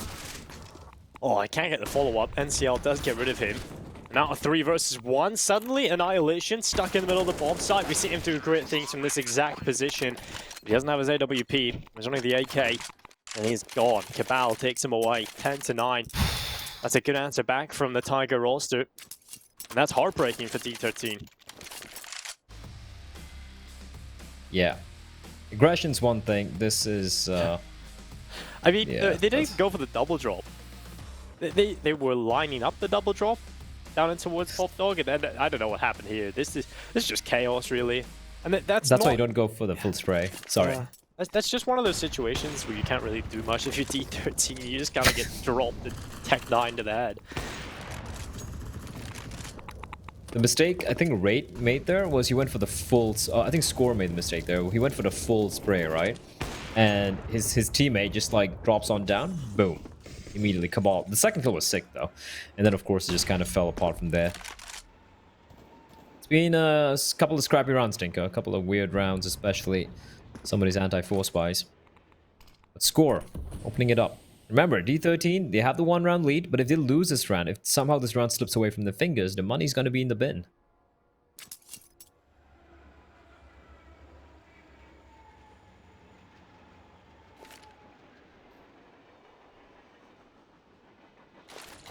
Well, Tiger at the ready, utility going out and towards the bomb site. Flashbang following it. Interesting to see how they fare in this A attack. Being a man down, it's not going to go well for them. Mr. Cap is ready for Dobu, gets rid of him easily.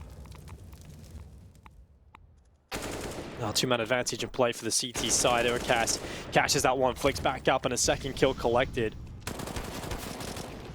Mr. Cap is going to do well on the FAMAS. That's the bomb dropped. That's a big issue for Tiger. And again, it's just Urcast left alone. A 1 versus 3 clutch. Gonna dive back. He has the op to deal with and scores angle. It's hell. I've seen a world there where Urcast actually manages to hit that shot, but the op coming through nonetheless from Score. It's 11-9, and D13 do well to answer back after their nightmare scenario from the previous round. That was a mistake by NCL with the bomb, making its way from Olaf. Like, your teammates got both the kills, the two big kills on the oppers towards Z. His Molotoved it off as well. This is when you just leave Olaf. You have a teammate towards near E-box. You have Urcast on the bomb side. You play together. You head out there, you get taken down. It's not just about him getting taken down, not being traded. You have the bomb. The small little mistakes being made, and nice try from Tiger actually to bring it back. It was a 4v5. In fact, I believe it was a 3v5 at a point. Urcast actually bringing it back, but well, it's not to be. Very, very slow peek there from Cabal, and Score rattles off a bullet, and he will fall on back. I like how no one's rotated yet. Everyone's still holding on towards Outer, and Score heading back all the way to the back of Z now. Let's see him slowly falling on back. Waits for his teammates, tosses in a smoke. Tamir pushing up behind the bomb train. D13 know what to do on the CD side. They have some pretty good protocols. Except for maybe a little bit of some over-aggression from some of the players. But here we go. It's going to be in a play, Dinko. They have the AK, they got a few Tech 9s, and they have the utility.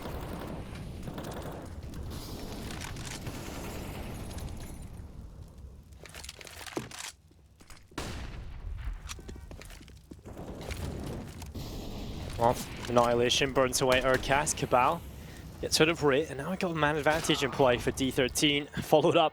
Now it's just Cabal left alone in a 1 versus 3. It's not looking at all winnable. D13 have actually been pretty good in these scenarios where they hold the advantages. They don't really give away too many mistakes. So, good stuff. 12-9, and now 4 away from victory on Train. And we talked about D13's prowess on this map, and this is kind of what we expected. The fact that they will be coming in swinging on Train and feeling confident. I think it's when we get into the next map is when we get to see the true outlook of this series, because that's when we get onto a Tiger comfortable on, and we'll get to see what D13 have up their sleeve. Will they be able to compete with the best in their country? You can definitely have your own pocket pick. You know, Train coming in here is your home ground. This is very comfortable Counter-Strike. But the issue I've seen from D13 is sometimes when they get onto the maps they're not so comfortable on, they can sort of fall apart.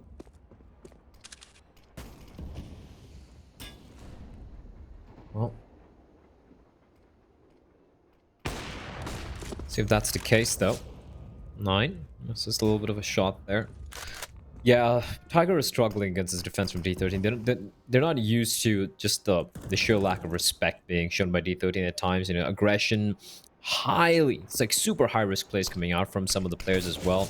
Just catching him off guard, and I like it. Oh my lord! Oh, how does he not get more than a? Well, he gets nothing, but he's done the damage. He's found information, and Tamir is there to finish him off. Urcast down, NCL internally bleeding on 10 points of health, and Raid pushed up all the way towards mid. This is what I feel Tiger should have done on their CD side, instead of being so very placid and just playing way at the back towards the outer bomb site.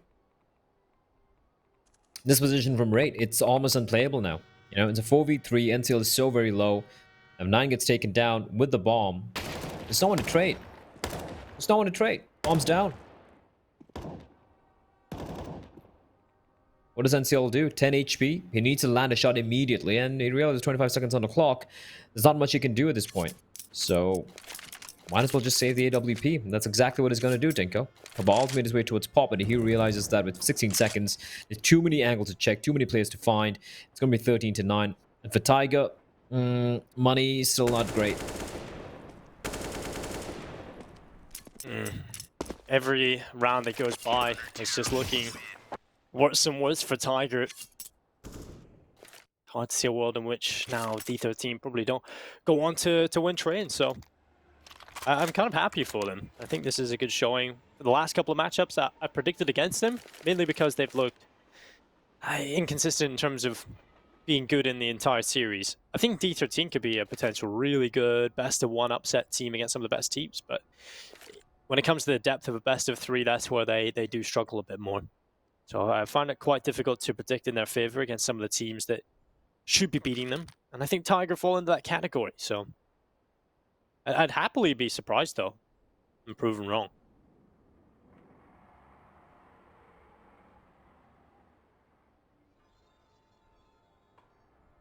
Well, a little bit of a timeout getting called, and oh, this is grim for Tiger. They've gone for the eco. They have the AK and the AWP saved to try and make something happen. They can. We've seen them pull it off. But D13, man, I love this in-your-face playstyle. And again, you got to remember, right? When you talk about these domestic matchups, these players play against each other quite often. I'm very sure they usually scrim against each other, so they have an inkling. They have these small little insights and intuition as to how some of the players and how their opponents are playing, which can make things quite grim indeed. That is so unfortunate. NCL, RIP. That was heartbreaking as well. I hope we can see a slow-mo of his body just falling forward with a nade behind him, like his back broke or something. You like that? I like that. I do like that. Oh, Cabal gets rid of Tamir. It spams through and catches out Cabal in reply. So it's going to keep the man advantage in play here for D13. Now an AK picked up for Dobu. It was much more potent. I feel like Dobu, he's not playing awful, but he still hasn't really been in a position where I've said his name a whole lot. Yeah, he had his moments on the CT side, but it's not just him though. Almost everyone seems to be kind of quiet here for Tiger. Dobu flashbang. Not good enough. Raid avoids it perfectly, and it's all on 9. Nice well, try. Annihilation. He just doesn't miss, does he? He just really doesn't miss. 21 and 11. This is what we come to expect, though, from Annihilation on the CT side of train. He's just so incredible in towards that A-bomb side connector area. Okay, let's go to the body. Shout out to our... Oh, look at that. Isn't that cinematic? And it's faced straight into the wall as well. Shout out to Baloo, our replay guy. He's been on point. He's been on point with their slow-mos, catching all the action. Yeah, you have requested a lot of replays today, and he's lived up to them all, so... Great stuff. Hey, it's a back and forth job. You know? They make us look good. We ask for good stuff. Ooh, score finds one. That's a fast play coming in. Whoa, second kill. That was fast. Is there anything this nice guy can't Molotov do? there. He can all pick a rifle. He can clutch. He's maybe not as fast with the op compared to Annihilation. Okay, he's dead. Why? Well, it was brilliant up until a point, and he kind of gets caught in position. Annihilation is over here. Ray is going to take a little bit of damage, but they still hold the man advantage. They can slow things down a little bit.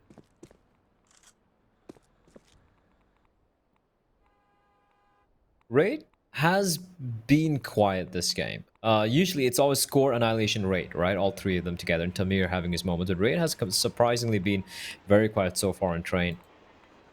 And that's actually a little bit more scary if I'm Tiger, because that means he is going to wake up. That this is a guy who rarely has a bad series. 9. Mine's Mr. Cap. This is doable, Dinko. This is very doable. I know exactly where Annihilation is. Throwing out all the close angles. And Raid heading all the way from Pop Dog. 2v2, post plant, bomb down. Heavily favoring Tiger. Well, they're out past the E-box already. 9. Such a strong position. Somehow we've got into this situation where it does favor Tiger quite favorably.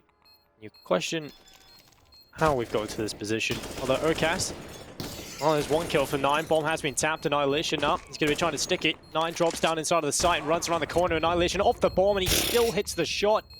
What a god. How? He's got it. What a god.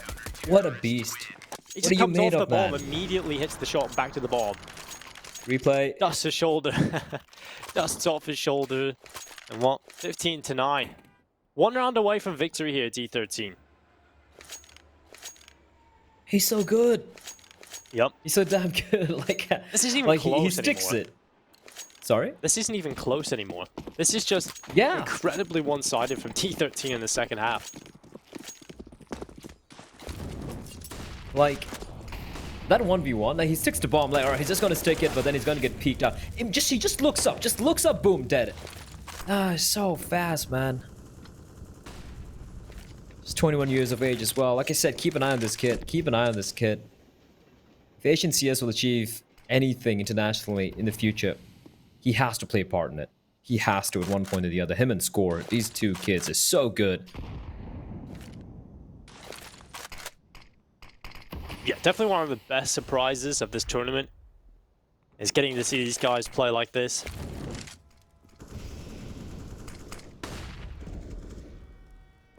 Cabal taking down Rit.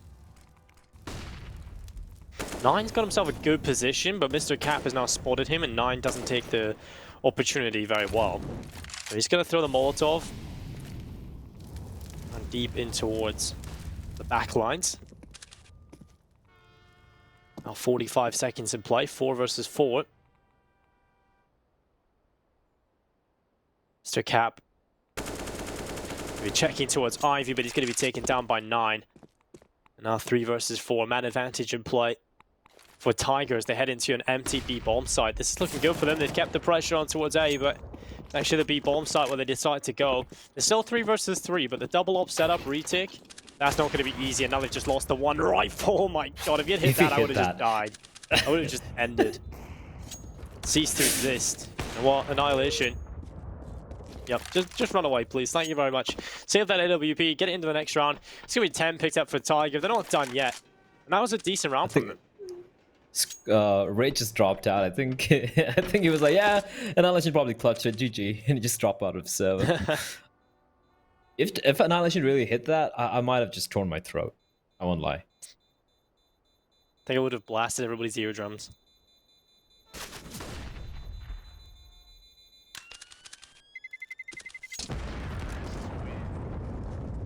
Well, the round picked up for Tiger. They do reach double figures, Blair. Yeah, that's cool. But D13, they look so good. They look so damn good on the CT side. And just in your face. And I like how they're giving kind of like, look, domestic matchups as it is can be a little messy because the teams know each other so well that you don't expect the usual style, you expect from the two of them if they were playing someone else, for example, right? But it just been so dominant. This series is just shutting it down in your face, gathering information. There were a couple of rounds where, I won't lie, I was like, oh, what are you doing, Score? Why are you going up pop dog? We'd have a man advantage. Like, it is so unnecessary. But even then, it's just working out for them. So apart from this couple of... Did he get the wallbang kill? Yeah, of course he did. I feel you, Dobu. I feel you. This guy is just disgusting.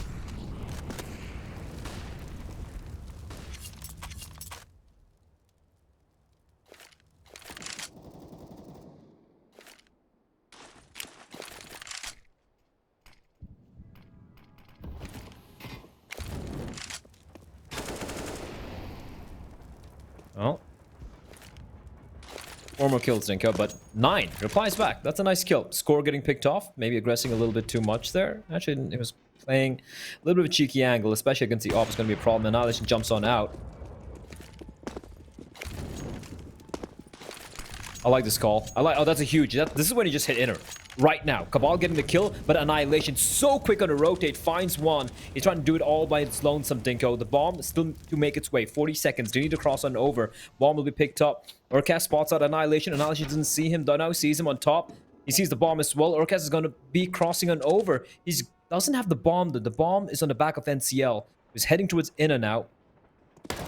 Waiting patiently. 9 gets spotted out. This is messy, Dink. I don't even know what's going on. It's the Glock and the Op versus Rage, and Rage just goes up like a madman. There's no need for that. And that's going to draw an annihilation. Mr. Cap with the AWP doesn't spot anyone out. 10 seconds. They're going to get the bomb down. But this was a round I feel like D13 could have closed out. What? I don't understand why Mr. Cap falls all the way back there. He could have denied the bomb from crossing, and there's only a few seconds left. But it's weird. Yeah, I mean, all right, saving the double op setup. Yeah, just a pretty scrappy round. I think maybe D13 feel like they've closed out in their head already, but they haven't. So stop making these mistakes. The more mistakes they make, it's gonna let Tiger get back into things. Also, Raid taking that fight at Pop Dog. I don't know about that. Like, he knew he has an op and a Glock, but is it worth it? Was it really worth it? I don't know. That was just messy. Again, a little bit of like D13 being a little on the edge of the seat. It felt like, you know, very panicky rotations and over rotations and weird positioning coming out from some of the players there. Like you mentioned, Mr. Cap playing all the way at the back, just preventing the bomb from making its way down. Great as well. That was just so weird.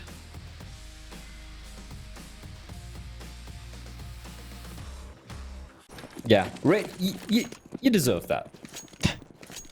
You deserve that. You don't get away with that.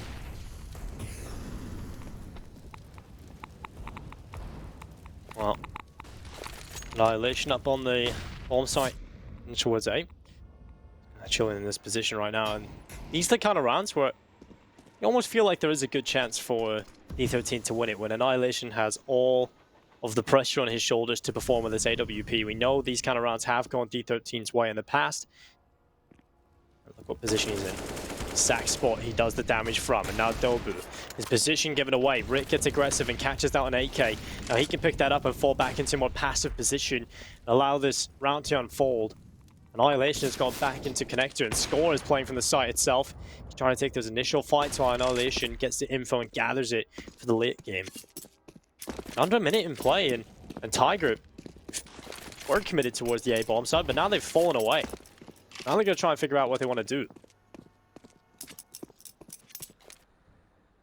Them falling back towards teammate, and they know that Annihilation spotted them out, so it might be... D13 might be thinking that Tiger think it's Inna. And with that, they're going to be sending 3 players back towards Ivy with 30 seconds on the clock. It's ballsy. And could have worked out, but Rate. Now, I've questioned his aggression, Dinko, and I haven't questioned that, but he still gets the kill, so what do I know? Honestly. Quite a bit, Blair. Well, I'd like to think that. Oof. 9 has just made this a 3 versus 3, so we're tied up again. All planted. Are we trying to close this? If possible, but 9 says no. 3 kills picked up in the round for him. Just Tamir left alive. The Tiger, they're not done yet. They're fighting back. Nobu taking down Tamir. And, well, Tiger fighting back. 3 rounds away from overtime, Blair. Decision to make, economically speaking, here for D13. Shouldn't really be expecting a bite. Huge round from Raid there. I wasn't, sorry, what am I saying? Huge round from Raid. Huge round from 9 there. I just want to point out that Raid's position there, after he gets the kill towards Pop Dog, I'm not a big fan. Now, he had many options available, playing towards Olof, playing towards, staying towards Pop Dog itself, right? Playing on the bomb train, something like that. But that was kind of like a one and done spot. Now, he might not have been expecting the play coming out from the CTs towards Ivy, but still, I feel like if he stayed alive there, even if he doesn't get killed, if he just stays alive giving information, that's going to be good enough. I like how Score was just left and right and right and left, but in the end, clean round coming out from Tiger and Dinko, D13, it was 15 to 9. Or 15 to 8, something of that nature. And now Tiger are 2 away from taking to overtime. This is very doable.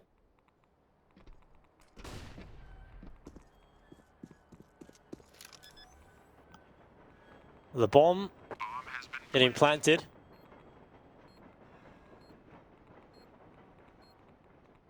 And Tamir, he's just kind of sitting hoping that a player overextends and runs in towards connector. He would be able to save the weapon, but he would be able to actually do a little bit more damage and pad the stats a little bit. It's going to be hard check that Molotov clearing him out.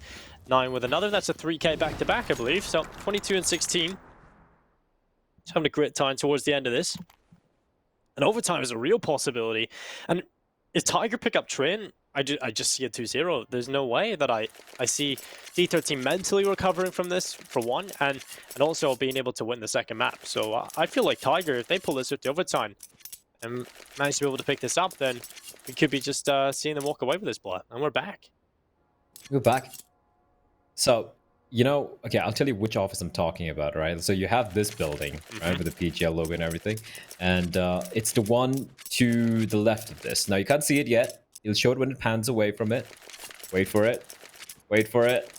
Wait for it. Ah, it's the one overlooking where you set up the smokes and everything. Ah, never mind. You know what? I'm happy with this. I like this office. Oh, there we go. The one on the left. There we go. That's the one. The one, the windows you just broke. You want that one? That's better. Yeah, I want that one. It looks better. It's higher up. You get a better view. You know? Oh, blah. Once you get the big bucks, you can afford that one, right? One day, Dinko. Saving up. Esports money, baby. We'll take. You know what we'll do? We'll take Mitch's money and we'll just buy that. Yeah, he doesn't need it, right? No, not at all. Yeah, there we go. Well. At this point, I honestly do see Tiger winning the next few rounds here. They have looked good. They have looked unstoppable. But I suppose this is the first sort of buy we've seen for 313 in a while. But 9, he just isn't stopping. He's hitting every single shot. Really able to get one back, but bomb has been planted over towards B, and it has to be a retake. How are you not...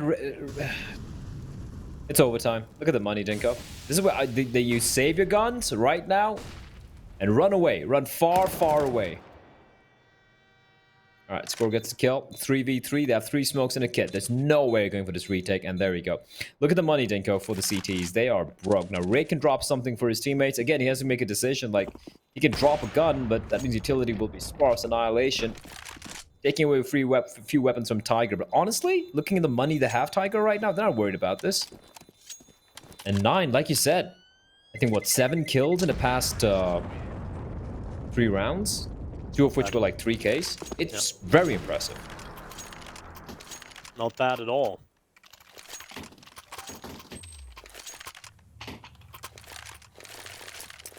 $81 grenades used from Ray on this map. 21 smokes, 21 Molotovs, 13 HE grenades, and 26 flashbangs. Not bad at all. I think on a map like Trin and Inferno, you see a lot more Molotov usage than you do on other maps. Yep.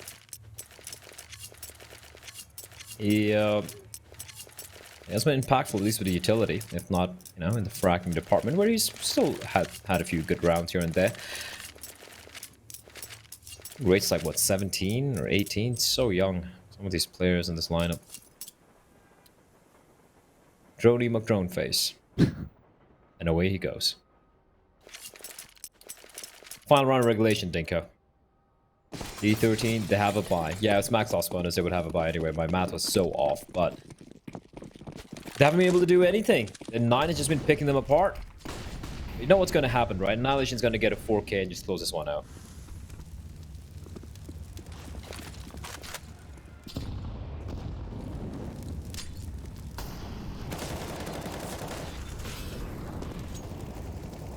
Well, Tamir gets rid of Dobu. Good start coming in for D13. This would be heartbreaking for Tiger, you know, fight all the way back to the last round of regulation just to lose out 16-14. Urcast, he looks to be the man to pull it into his own hands. The good headshot, but he's going to be shut down from Tamir that just swings from the bomb train. Urcast is looking over towards Hell, but NCL, he's got the kill back in. Annihilation, he's still alive. He's still inside of the site. He's going to flick out to the right side, and that's the bomb going down. Just over a minute left, and I think Tiger have actually hit a brick wall here. They have no control of B. Cabal's still stuck in Pop Dog. There's barely any map control right now. It falls on to 9, who hasn't really got involved just yet, to try and pick off a player here. And even then, they'll still only be pulling it back into even odds. So this is not looking good for Tiger. It looks like D13 might have just done enough. They don't have the bomb in their possession. No one peeking from D13. No one giving them an opportunity. Comes on to 9 to find this kill. Cabal shuts down Rit though. And now they can focus together. Now this 2 versus 2 becomes winnable.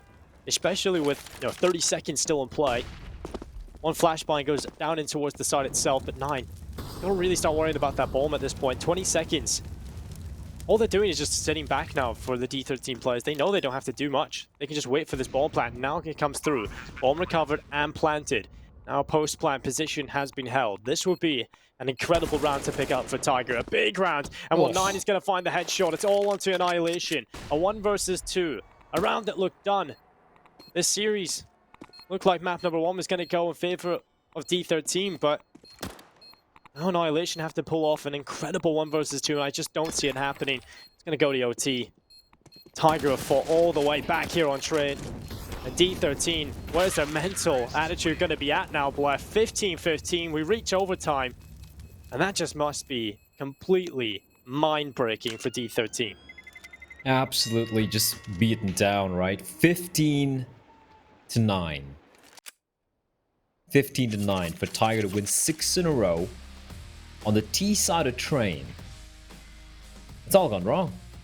It's all gone wrong, especially once he got the opening kill. Like you said, it was a 3v2, bombed down in no man's land, and somehow they bring it back. Oh, that was a nice little snap by 9. 9 just wakes up. He just woke up the past few rounds. And yeah, you had like, you know, a couple of rounds of just 1 kill or 2 kills, but still each kill was so instrumental in Tiger taking this overtime. And I agree with you, Dinko. If this map slips away from the hands of D13, Tiger's going to win this 2-0. They just would have broken the morale of D13 as more of a stats for you guys. Swift Ice, yeah, 100%. 9 has just woken up in the past few rounds, and I do believe he's right now top of the server as well. And just 1 frag shy of Annihilation is sitting on 25, I think. So for all the players, we talk about Dobu, we talk about Cabal, NCL, and Urcas, and 9. The unsung player of this lineup, keeping them in the game. Here we go, overtime. Gotta remember, this is the Valve overtime. That means 10k start money. Meaning, if you lose 2 rounds back-to-back and don't save any weapons, you will be kind of broke in the final round. Here we go, 9 again! Opening pick, and he's channeling his own Annihilation, I guess. Kinda.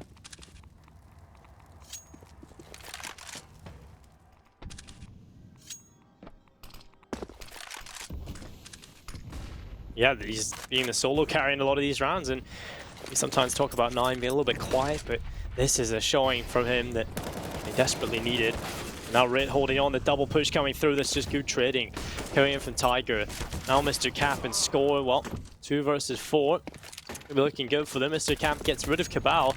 Now 2 versus 3. Save. Has to be. 10k overtime, double up setup, huge investment. Can't afford to throw those away. Can't afford it at all. Now 16-15. Tiger is just not stopping. They keep winning rounds.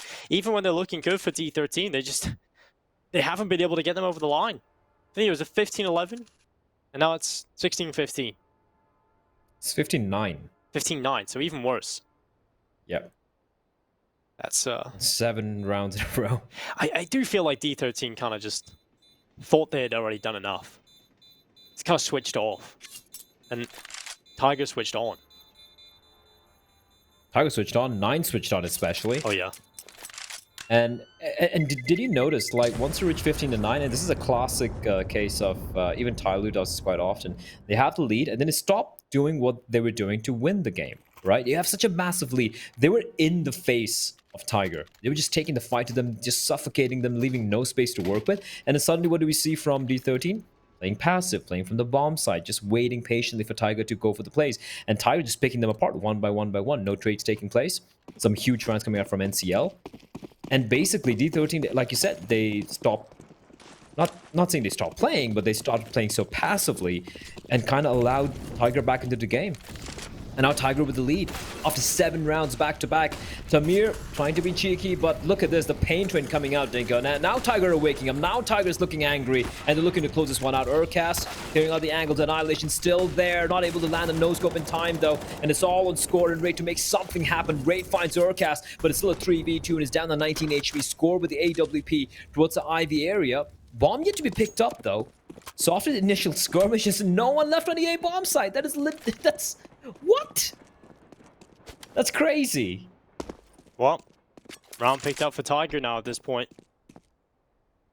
NCL over towards Ivy. I think his footsteps have just been heard, so Score takes him away. All planted over towards B. Still just can't see a retake really working out here for D13. Got to be so successful in finding these quick kills. It's still looking highly unlikely with the positions being taken by the Tiger players. 9 holding down towards the backside. Dobu and up over it, walks right into him, and 9 as well cleans it up. 17 to 15.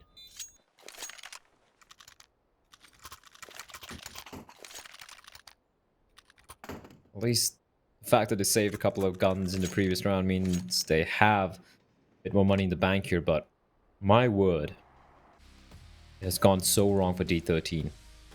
15-9 to 17-15. And Urcast, man, just opening it up. 3 kills for him. Just making that bomb site his own. And now, final round. MP9 to double up. Annihilation and score. Rate being aggressive, but the flashbangs is so good. Rate so blinded. But at least he has score to provide him cover fire if needed. And NCL should be wary of that fast little flick from score. And Rate re-aggressing.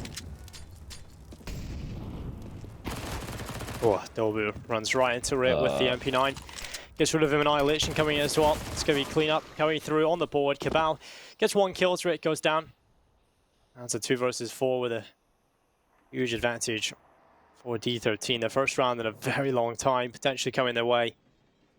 And the most unlikely of ones as well. Tamir crosses in the smoke. Cabal walks right past him. Tamir sees he's clear, but they've walked right past each other. Oh no. What? Cabal. He's going to pick up the bomb, and surely comes down to spotting Tamir on the stairs. He's seen him. He knows he's there. Now he has to be ready. Oh, what? How? Why? What? Oh, what? How have you not seen him? You reacted to it. Saw him. You literally reacted to that.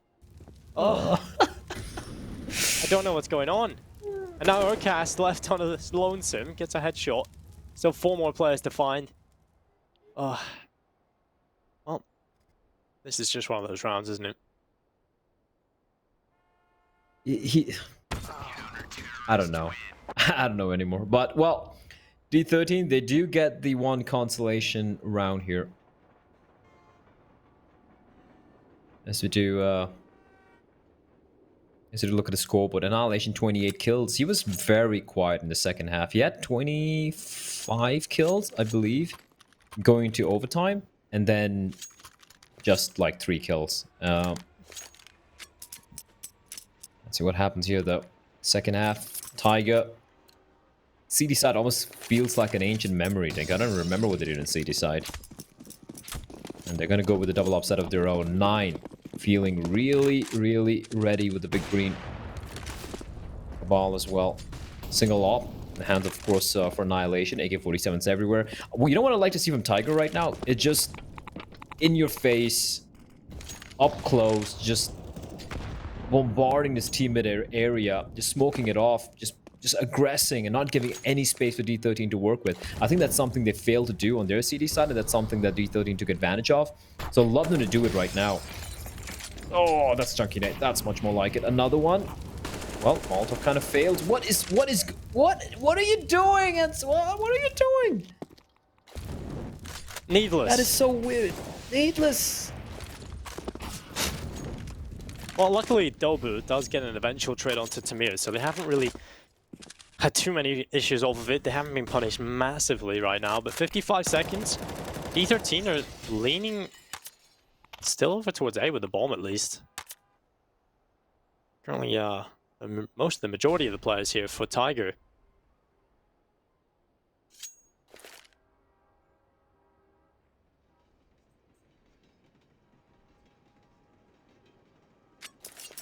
I don't understand some of these rounds.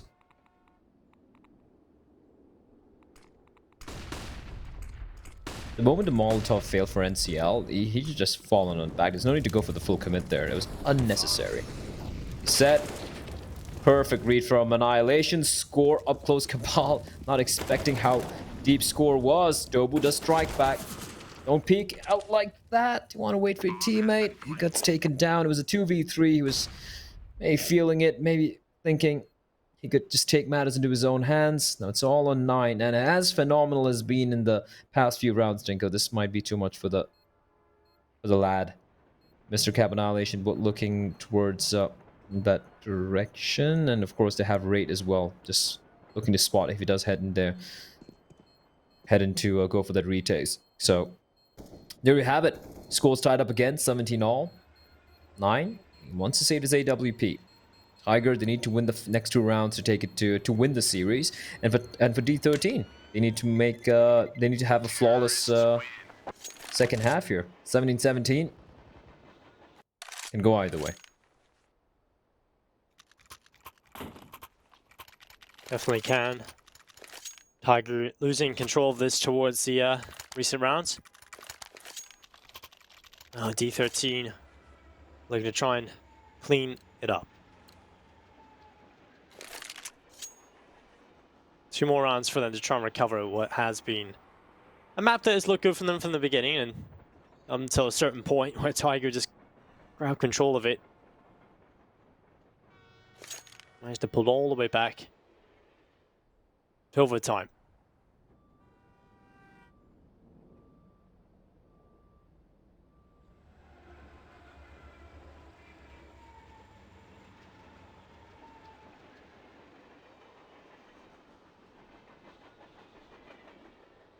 $17-all. Yeah, honestly, I feel like at this point, and I mean, not trying to be a hater or anything, I like Tiger to just win it. Because, well, D13, they had 6 map points. 6 map points. You had so many opportunities to close it out. And most of those rounds were buy rounds as well. They had the guns, they had the weaponry. They allowed Tiger back into this game. I just feel it's fair. Nice flashbang there. The ball would have been done for annihilation. Oh, gets spotted out. And he won't make his escape. Dobu finds a kill, spraying through the smoke. And Score trying to be sneaky. NCL. The timing, no flashbang, mind you. Just goes to the dry peak. And he gets the kill. It's so strange how they're winning some of these rounds. Or rather, how they're winning some of these duels, Dinko. It's like, you cast EUCS for a while. Every time a CT goes to the peak towards Pop Dog, there will be a flash, if not 2 flashbangs from his teammates. Antil just walks in dry and he gets a kill.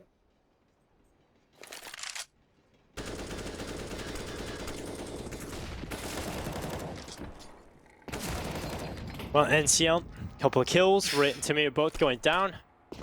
Now it's just Mr. Cap, and oh, that's awful timing for NCL, but luckily 9's available, and it's map point for Tiger here on Train. And they just need 1 more round, and they've got it under their belt. A map that we said D13 should be picking up. They should have picked it up. They were in the lead by quite substantial margin, and now they've let it all slide away. 18-17, they again under pressure. Will it be overtime number 2? Or will we find ourselves going to the second map with Tiger, the victors of map number 1? This is atrocious from D13 towards Pop. Also, I can't really blame them because NCL just walked in dry. Like, what do you do against that?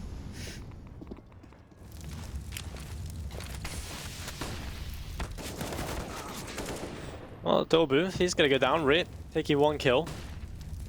Now man advantage in play here for E13. And NCL is going to pull that back immediately. Score just kind of peeking out on his own. No trade potential. Not really a fan of that.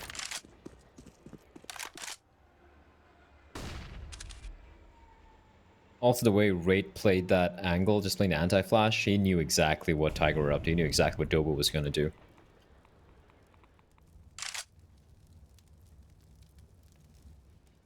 I feel like this could be it. If you look at the setup from 9 and NCL, this is where D13 usually struggle against when they have this aggression towards teammate. But if they head towards Inner, Dinko, which looks like it's going to be the case, Tamir and Mr. Cap making the way there, while we do have Raid trying to kind of just throw a fake over towards Ivy. It's going to come down to Urcast. Now, he's got the M4. We know how good he can be. And he has an incendiary, so if he can kind of like delay the bomb from getting planted, they've used up all the smokes as well. So if he just tosses in a Molotov there, that's going to delay them for a few seconds. Got a nade as well to follow up if needed. And there's going to be rotation taking place. Bomb is fully committed, and it's going to be Mr. Cap going down. But no, Tamir's actually going to be heading on back. Mr. Cap was a player who went down. But 3v4. They have control the outer bomb side. Bomb is going to get planted with 16 seconds on the clock. 3v4. Tamir, Annihilation, and Raid. And I think they might be able to pull this one off, Dinko. I just kind of have a feeling in my bones. Well, They have got good control of the side, but Urcast is going to walk forward with the M4. He checks the left side. Annihilation with a kill on the Cabal, but Urcast, he's good for one. And now the pressure truly is on for the last two remaining Ts. Annihilation's still alive though, and he doesn't miss shots. He'll go back for more. NCL gone, and now it looks like double overtime is coming our way. Urcast taps the bomb, but he's still got a 1 versus 2 in his hands. He'll catch an opportunity onto Annihilation, but no smoke. Can't really deal with this. He turns and finds one. Now the time really is taking 2 seconds. Annihilation doesn't peek. He's won the round here. Good stuff from Annihilation, just hiding away. It's just not enough time for the defuse, unfortunately. Just 1 second away, and it's 18-18. Double overtime coming right up. 4v3. You're about to lose the game. You're about to lose your map pick. You're about to lose a series. Sorry, rather, well, setting yourself to lose a series. And Annihilation, of course, shows up. 3k from him. 3 shots. Everyone hits. And we're back to square one, Dinko. Overtime number 2. 10k start money. Scores tied up.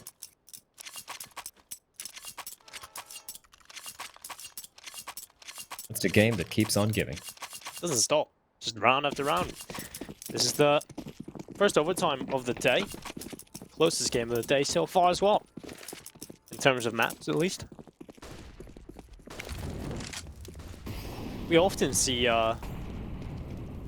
some, one-sided affairs on some maps, and then we get to the third map. That's where things are very, very close. But we're starting things off immediately with a close affair.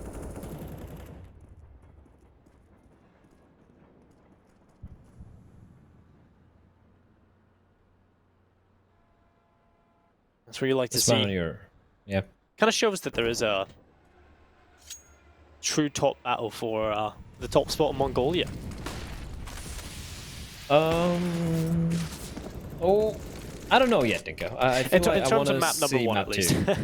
Oh yeah, in terms of map number 1, this is like so even, isn't it? Annihilation and 9, they had a battle of like a long battle of patience there. Pretty much an enemy at the gates scene going on there. Annihilation coming out on top. 9, his patience finally giving out, going for the peak, and Annihilation was kind of quiet in the first half of overtime, but just waking up the final round. Right in the nick of time as well. He has been instrumental in D13. Well, almost having won this, but now looks like he's waking up and trying to like close this one out. A little bit of a ruse towards Zinna. Urcast calling for reinforcements. We have the rotations taking place, but there's still a player towards an outer yard. That is going to be Cabal with the AWPs playing towards Ivy. Watching for the cross. He finds one. Gets 2. He knows as the player is crossing over to the bomb train, it's going to be Wraith. He finds another kill. Cabal is not stopping anytime soon. Finally, Wraith drops him. Now it's a 2v2. Score and Wraith. They're going to have to get the bomb down. 5 seconds, just in the nick of time, though. And Urcast slowly walking up. He can't make any sound. And he hears both of them running away. He knows where they both are, but Score is still going to be good. Gets the kill. That is so big. Cabal, I felt like he'd done everything he could. 3 kills. Bombed out 5 seconds, and in the end, unfortunately, Score and Raid, the 2 youngsters, stepping it up. D13 this time, facing success in the beginning round of overtime.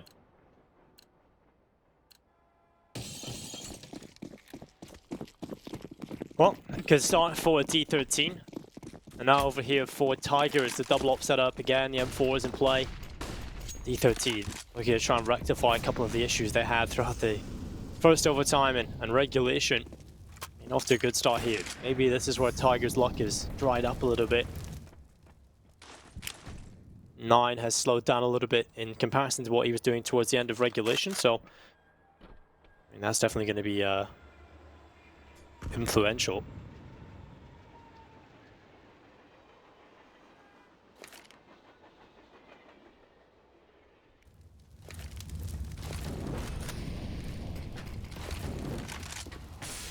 Well, he's got a little bit of utility, drawing out the whatever nades the CTs have, and they still have a second phase of utility remaining, Dinko. So they could easily go for the second set of nades. There we go. And now the hit's going to be coming in. It has to be Urcast going weaker, but Wraith just runs out from the smoke like a wraith, gets the kill, and disappears back. That's just ridiculous. And Mr. Cap pushed all the way to its connector. He's going to sneak in through the smoke, and NCL, he has no idea where he is. Mr. Cap's done the job, and also more unnecessary. But at this point, you want to save your 2 AWPs, 9 and Cabal. You have no money left. Zero money left in the war chest of yours. You want to fall back here. Save the 2 AWPs. At least try to get one more round in the CD side. And I don't know what Cabal's thinking there, Dinko. I don't even know if I was thinking. That would probably be the most reasonable of explanations. Ones that kind of line up. Come on, 9. He's trying to get into this next round with an AWP. Oh. Not going to be able to do so. Oh. And now look what they've got. Nothing. It's going to be 21 to 18. It's going to be flawless from the T side. D13 reach map point again, surely at this point. And potentially finally taking it over the line. A little bit prolonged. Could have been a 16-9, but instead it's going to be a 22-18. I'm still gonna wrap my head around my head around what the final two players were doing there. You have 2 AWPs. The player runs up, kind of like a semi-quasi one-man retake scenario. Picks up an AK, dies. Second player just sticks around.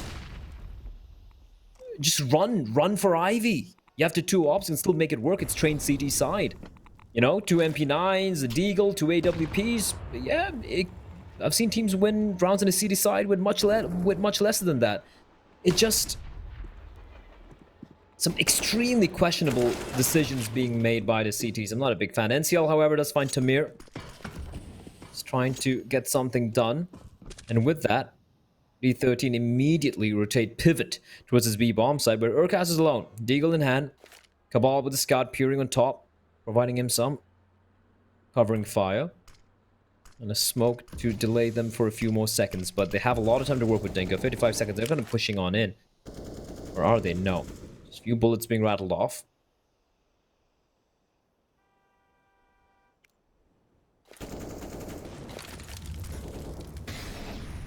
Norcast, what can he do? Deagle in hand, all alone on the bomb site, and here comes the train.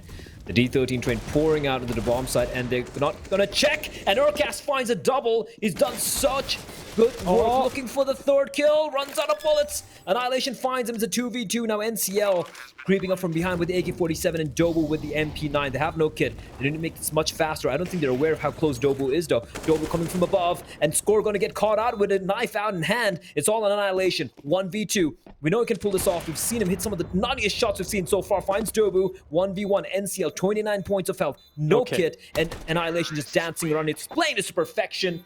And that's going to be a flawless half coming out from D13. Annihilation with a 1v2 clutch to close it out. Yeah, I feel like that's exactly what you need from Annihilation. 36 and 19. What is this performance from this guy? He is unbelievable. We usually talk about Score being a player as well, stepping up. He's 26 and 21, not bad at all. The rate is up there. The 3 individuals popping off for D13. They could have closed this so much more convincingly. But now, they might just do a double overtime. It'll be the same result. They'll have the map under their belt, but they'll definitely have had to work for it. And the fact they've had to work for it is hard. Kind of scares me going into the next map, to be honest. We'll see if we can see if they get it over the line. It's going to be a tough road for Tiger, after realizing they could have been in a position where they take the first map away. But Urkas shutting down Tamir. It's a trade kill, actually, because they initially lost that first player.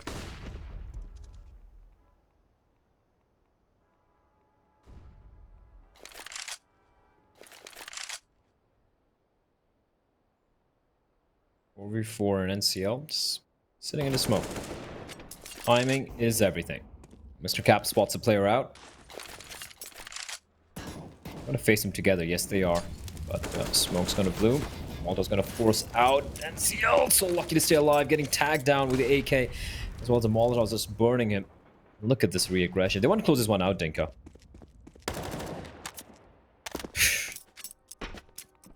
Rich shuts down NCL.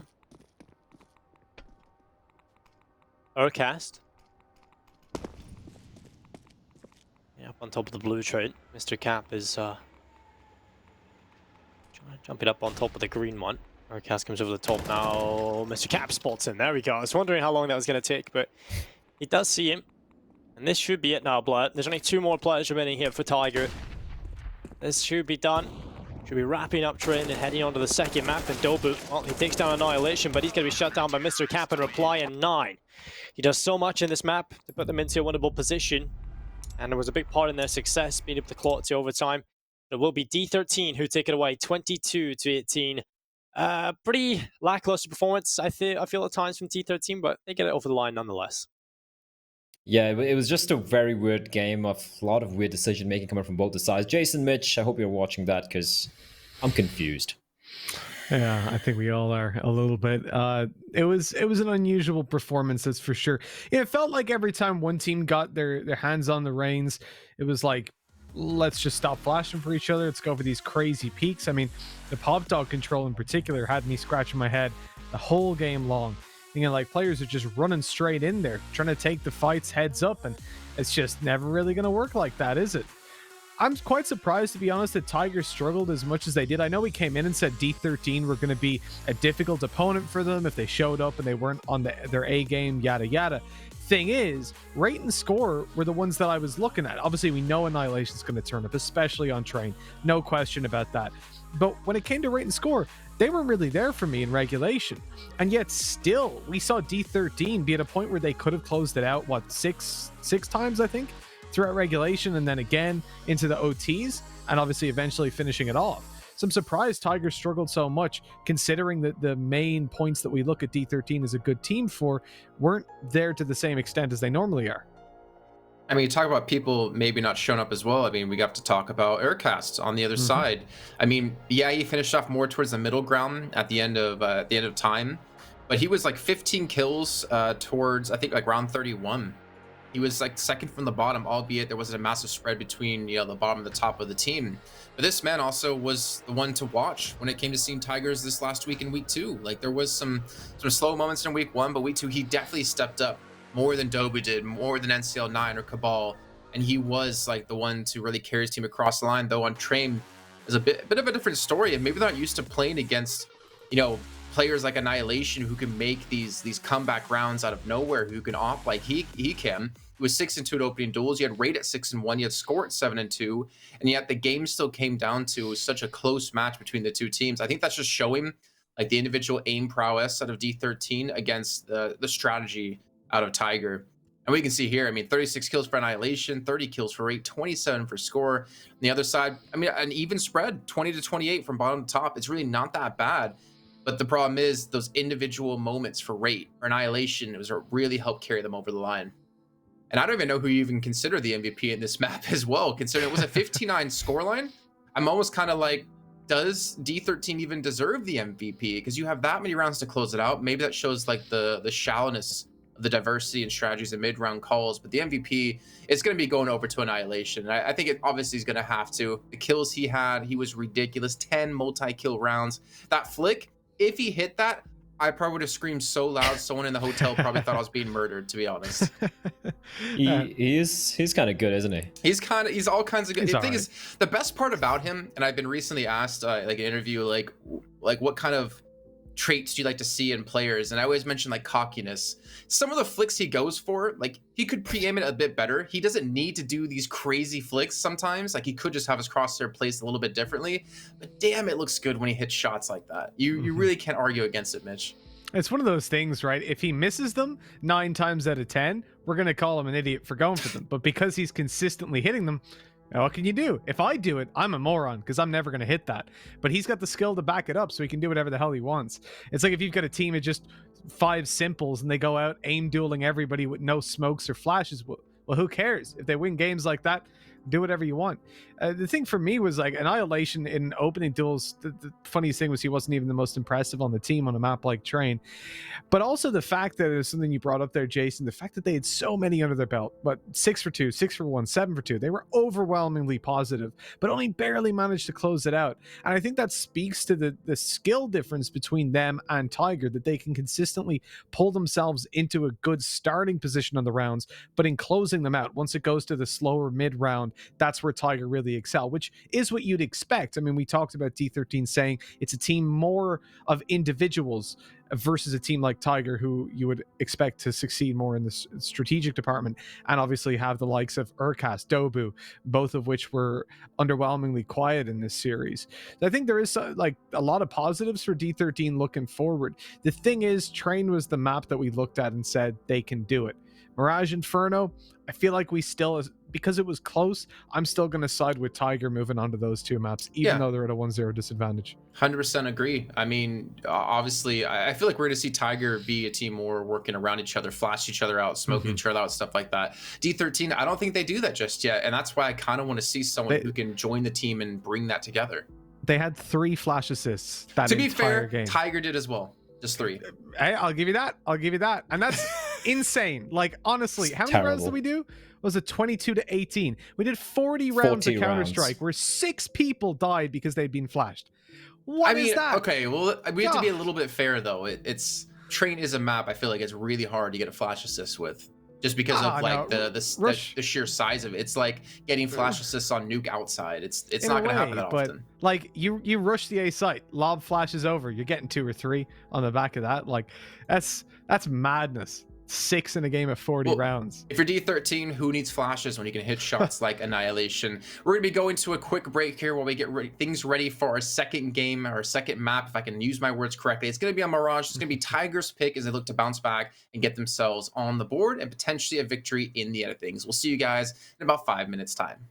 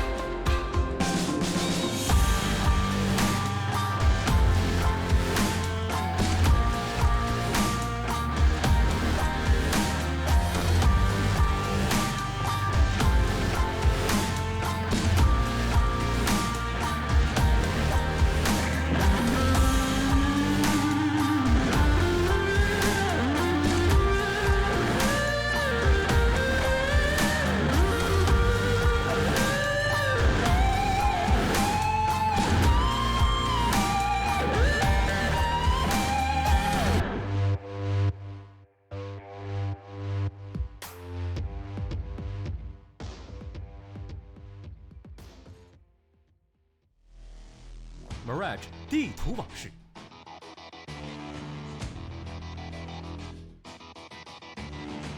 Mirage 作为一张热门的竞技地图，其合理的地图分布以及远近兼顾的交火距离，都给人留下了非常深刻的印象。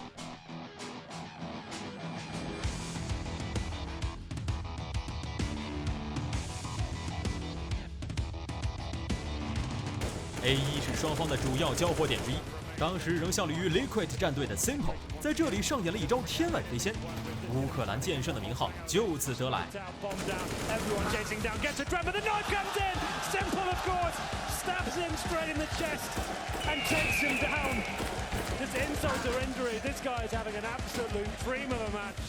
穿过 A1 来到 A 区，作为常规的爆弹点，这里通常会上演投掷物的交互博弈。当年 Team 在对阵 Cloud9 的比赛中，就凭借着灵性火焰，完成了一波出其不意的3杀。Triple spray runs through the smoke and a CP out, and that shatters the defense. Cloud9 in a 2-on-4. 中路作为连接 B 区和 A 区的重要通道，也是双方抢夺的重要战略区域。波黑天才 Nico 曾在此处凭借一把 AK 完成了单人灭队的壮举。может выйти. Как же бандит этот Ника. Бомба, напоминаю, стоит. Бэм подставляется. Ника, это один он знает. Это этот раунд. Это эйс от Ника. Минус 5, 6-1. 当然 Mirage 地图最为人津津乐道的操作，当属冷神在白车的跳狙。2016年哥伦布 Major 半决赛上 ，Colt 凭借一杆跳狙，奇迹般的完成4杀，强行将比赛拖入加时后翻盘，4次封神，也在 B 区面包车旁留下了专属彩蛋。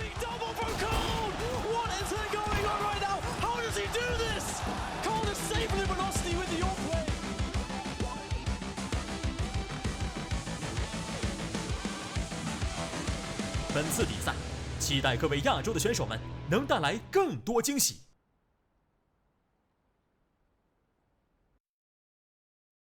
Well, welcome back, ladies and gentlemen. That one was certainly a long one, Blair, but we're heading on to map number 2 nonetheless. Now, Mirage, I think I've got to favor Tiger going on to this one. I think they should be good enough to win it, but after that performance, it's kind of hard to call.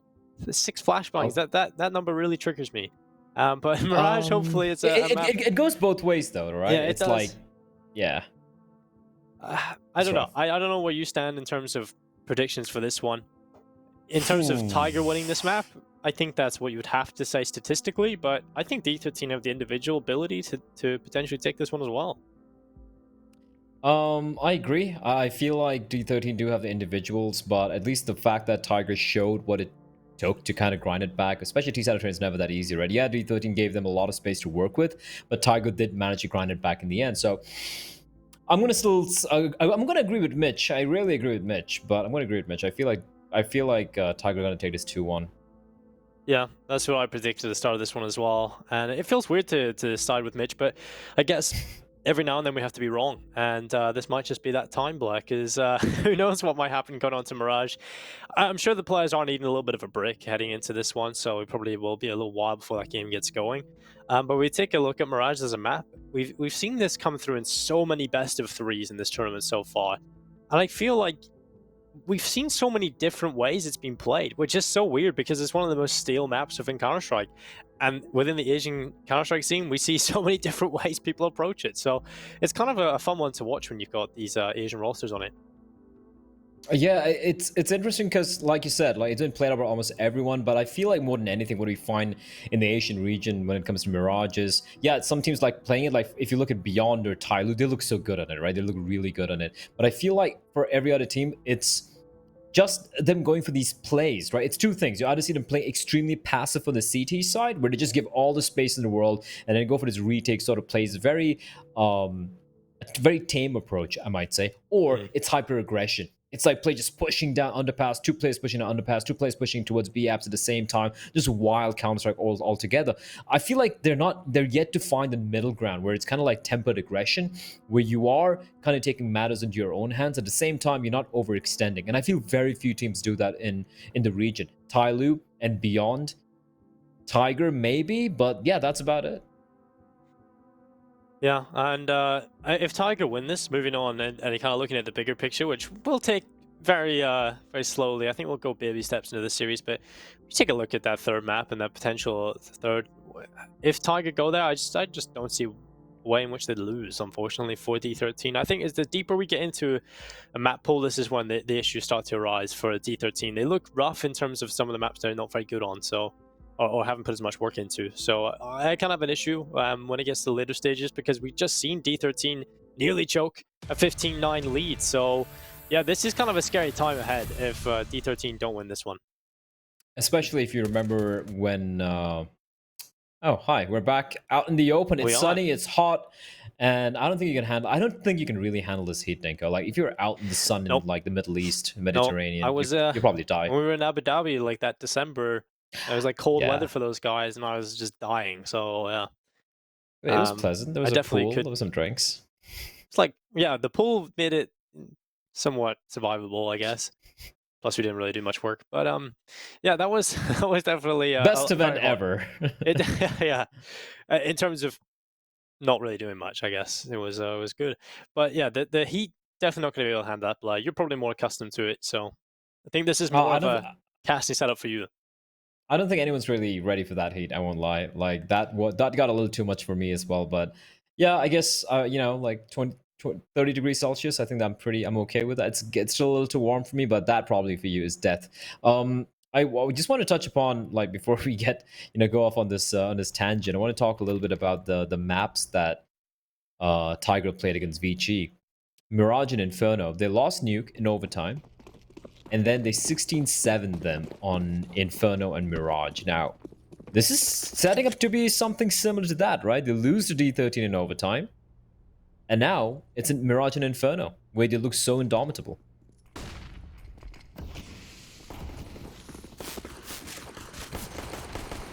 Well, here we go, though. Just jumping on out. Mr. Cap, Urcast. Well, saving Mr. 9 there. And they're not able to get the kills, and 9 just dancing around. Great flashbangs coming out from his teammates. It's brilliant flash work from NCL, the utility guy for the team. And with that, it is going to be Score left alone. He's going to find one. P250 in hand. He's kind of the mini raid boss here, but 4 USBs looking his direction. And NCL is going to seal the deal. Yeah, Tiger taking it 1-0 up, and D13, well, they lost the pistol round to start things off over on train, but they were quite good at answering back with the rifles. They don't have that option now. So it's just going to be either a full eco or a weaker pistol buy. Score's gone to the Deagle, but everyone else? Yeah. I mean, it is Score. I can kind of understand why his captain would be like, yeah, you know what? Yeah, go for the Deagle. I can see you getting a triple kill. Also, a little bit of a shout out to guy. I do believe I messed it up with the name. So shout out to Replay Guy. That's Assassin. He's the one who's been giving me super slow-mo replays from all the different POVs and everything. And of course, a shout out to Baloo as well, our observer, who hasn't really missed much of the action. Makes your life much more easier, Dinko.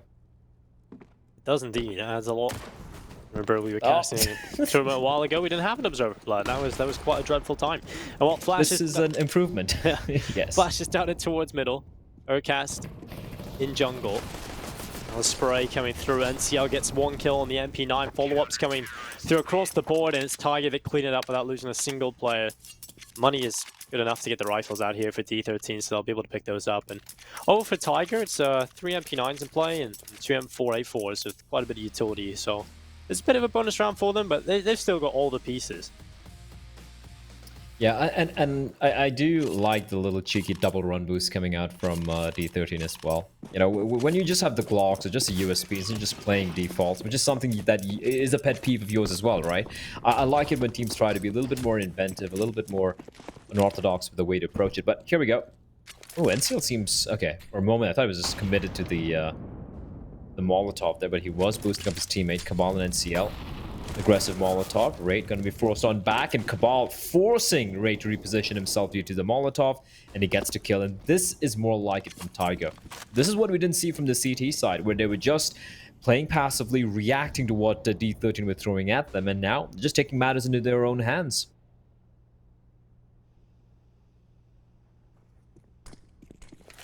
Yeah, this is definitely more like it from Tiger to start things off. I think they have to get off to a good start here to try and forget about their issues from train. Definitely was thinking towards the end there that Tiger had done enough to come back and potentially win that map, but not to be. D13 do take it. Good kill from Urcast. Threat of Annihilation, and now it's just Tamir left alone. Not a single kill yet for D13, and even if Tamir is to get one, it's probably going to be unimpactful, and it doesn't really matter. He shut down an AK, picked up for 4 Dobu, AKs. and yeah, that's 4 of them in play now for Tiger. That's a rough scenario for D13. They lose every single player, they have a full investment of rifles, and they don't get a single kill. That's a terrible round for D13, but brilliant for Tiger, right? They have 2 M4s, they had 3 MP9s, they didn't lose a single player. Urcast gets 3 kills, and they all upgraded to 4 AKs. That's how dominant the first 3 rounds have been. Look at the money as well, Dinko.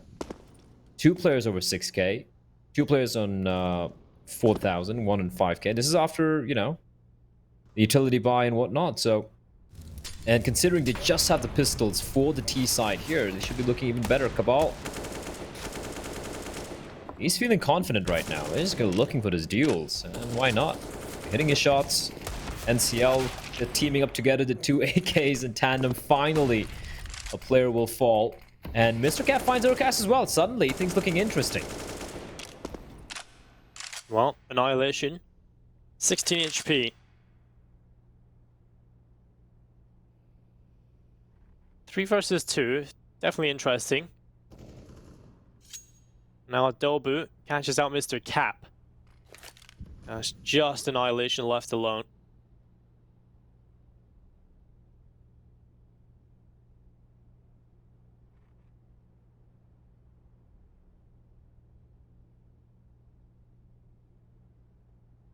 I was waiting patiently for the peak, and don't think Tiger's going to give it. Shouldn't. If they do, well, that's just ridiculous. Now that he's said it, he's going to land a headshot, get the bomb down, and probably win the 1v2. You've jinxed it, Dinka. Congratulations. Well, the moment he drops on, he's got to make some sound, so Cabal's going to know. For a moment there, Dinka. For a moment there. He's looking the wrong way. But 4-0 for Tiger. They lose a couple of guns, but that's fine. Look at the money. It's looking pretty flush at the moment. Will an AWP come out? Is the question for Mr. 9. It will, and it looks like it's going to be in the hands of Cabal. Annihilation, of course, by going to be coming in. And once more, I await to see Annihilation with his hands on that on the zoom banger, but no, it's going to be AKs. Surprising. This is surprising. The one map, Dinka, where you imagine T-side opping can, you know, it's viable. It is viable. And they don't bring it out. I don't know. I feel I would enjoy watching Annihilation go for these peaks.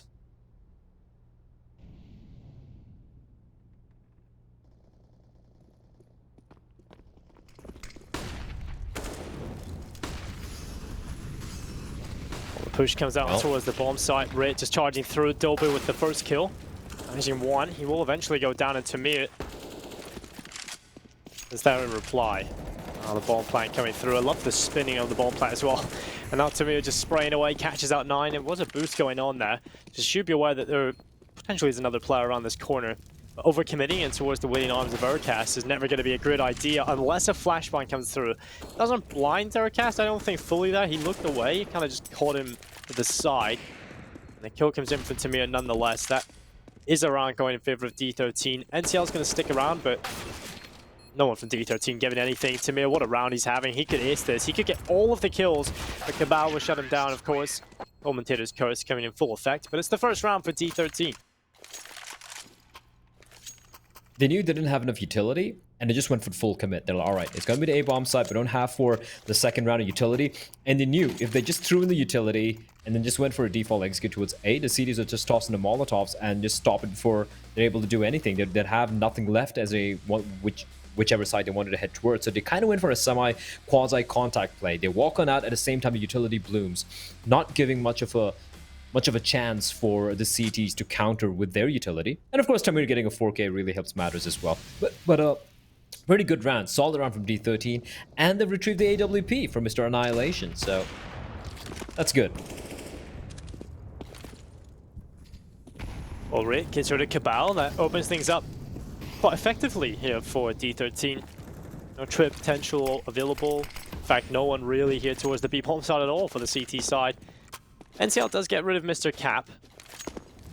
So he is the one player that you can rely upon inside of B. He is down in towards short, but now he's moved over to the site.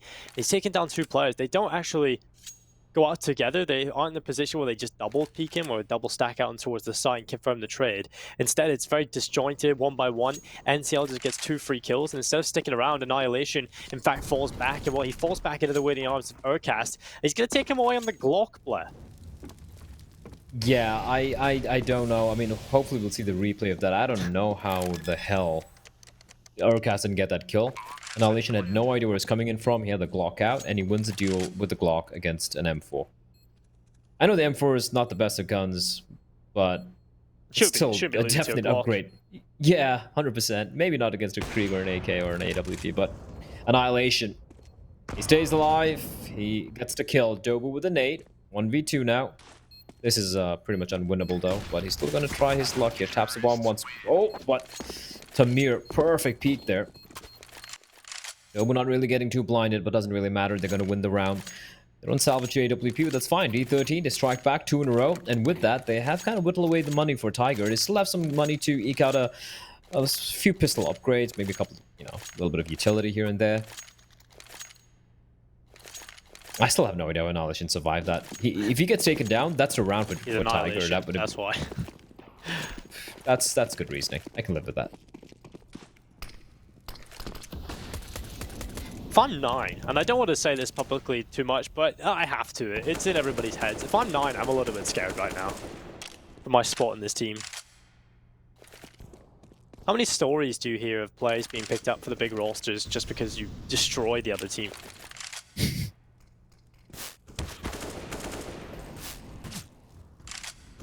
Well, depends on the definition of big rosters in the region, though. True.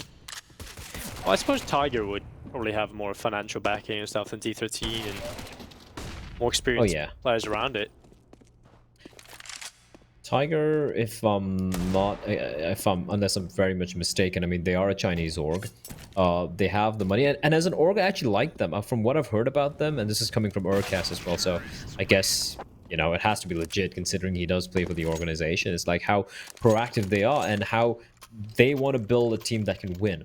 Which is why we had the entire Smooya and Snappy coming in and all those rumors, which was actually going to happen until Tiger won the RMR event.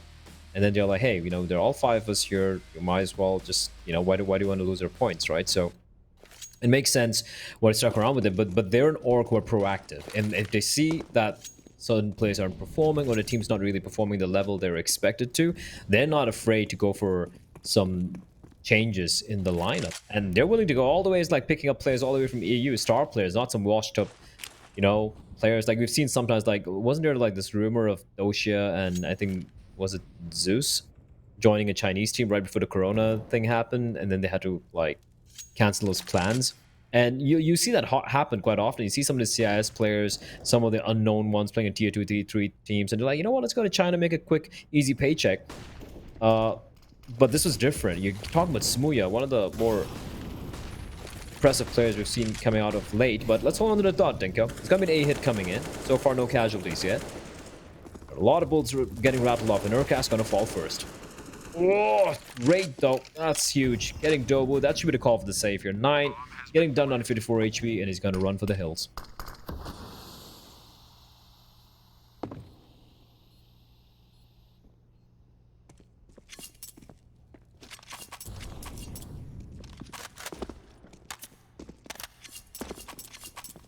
Fleeing the scene, getting out of things here. Saving what they can. I'm actually relatively happy that we're seeing this performance out of D13. The only issue I have is if you think back to when they played Divine Vendetta on this map, they got off to a really good start on the T side. They built up so many rounds and built up a lot of false hope in me that they were looking very convincing. And then they somewhat just imploded when they went over to the defensive side. So I kind of want to see D13 keep this up. And I'm interested to see what they've got on their CT side. Because I feel like they are good enough, obviously, individually speaking, to play Mirage. It's just we've seen too many issues for them.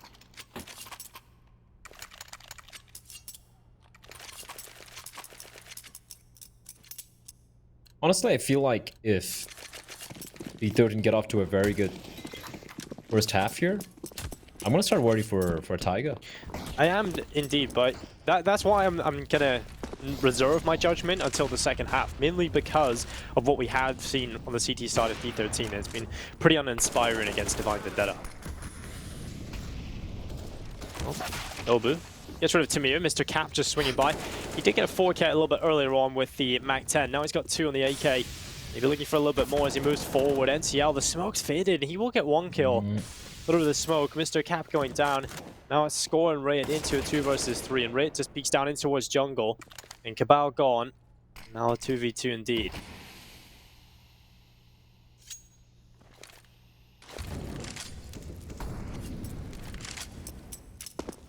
What? Oh, that's just a headshot angle. He finds NCL. Bomb down. This is hard for 9. He might find scored. He doesn't spot him. Wait, I thought he saw him. I thought he saw a barrel over there. Okay, it just could be the X-ray. Oh, not the best of weapons, Dinko. He's got the health. He's got a smoke. No kit. Well, spotted out score yet. He hasn't seen him. It. Oh, he sees him. 4x3. No, he saw him. Goodbye. But Raid spots him out. I don't know if he did. Like, I think obviously he was on a screen, or probably on a screen, but not seeing him, I just don't think he's kind of registered. Maybe his eyes were trained somewhere else, but it's a little bit unfortunate. That's what that E-League did a while ago, where they had the eye tracking. It'd be kind of interesting in that scenario, because for the most part, I feel like it was useless. I didn't really enjoy that segment a whole lot, but when it comes to that sort of scenario, that's where that could have been cool. Actually, yeah, you're right. I think that was one instance when you're pointing out, like, wait, where is it looking? That's when it comes into play, right? Yeah. I think, yeah, actually. I wish I brought that back for this. But considering it's all online, that'd be pretty hard. Imagine, like, send everybody mailing eye trackers, yeah. Like, we have sent you all eye tracking devices. The Shotos are pretty expensive as well. Can't trust players to do it either. They'll probably fork their own eyeball out or something. Players are infamously bad with technology. I know, that's one thing which bamboozled me the first time, like with some of the earlier times when I interacted with some of the pro players, and you kind of assume, right, they live their lives or sitting in front of the PC, and they are completely, even some of our fellow talent as well, completely clueless about computers, which is wild. Just kind of buy pre-made PCs and get everything given to them, I guess. Well, NCL swung into the open, takes down Mr. Cap. Now score rate, Tamir, and Annihilation. Oh, well, NCL gets 1 kill. Annihilation going down, and now he's looking for the rest.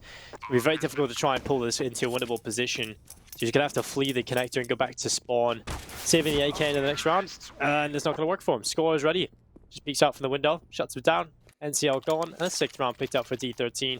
And I'm starting to get a little bit scared now for Tiger. If they don't recover these next couple of rounds, we're going to be seeing a pretty good scoreline being built up for D13. Oh, indeed. It is kind of worrying. They're going to dual op, which they did find pretty decent success. Actually, no. The dual ops really didn't work out for them that well, to be honest. It's kind of sloppy, if you ask me. Cabal utility files. How many has he used so far? 4, 7, 8. How much is that? Math's failing. 14 nades, along with a decoy. So 15 nades used in the few rounds we've had so far.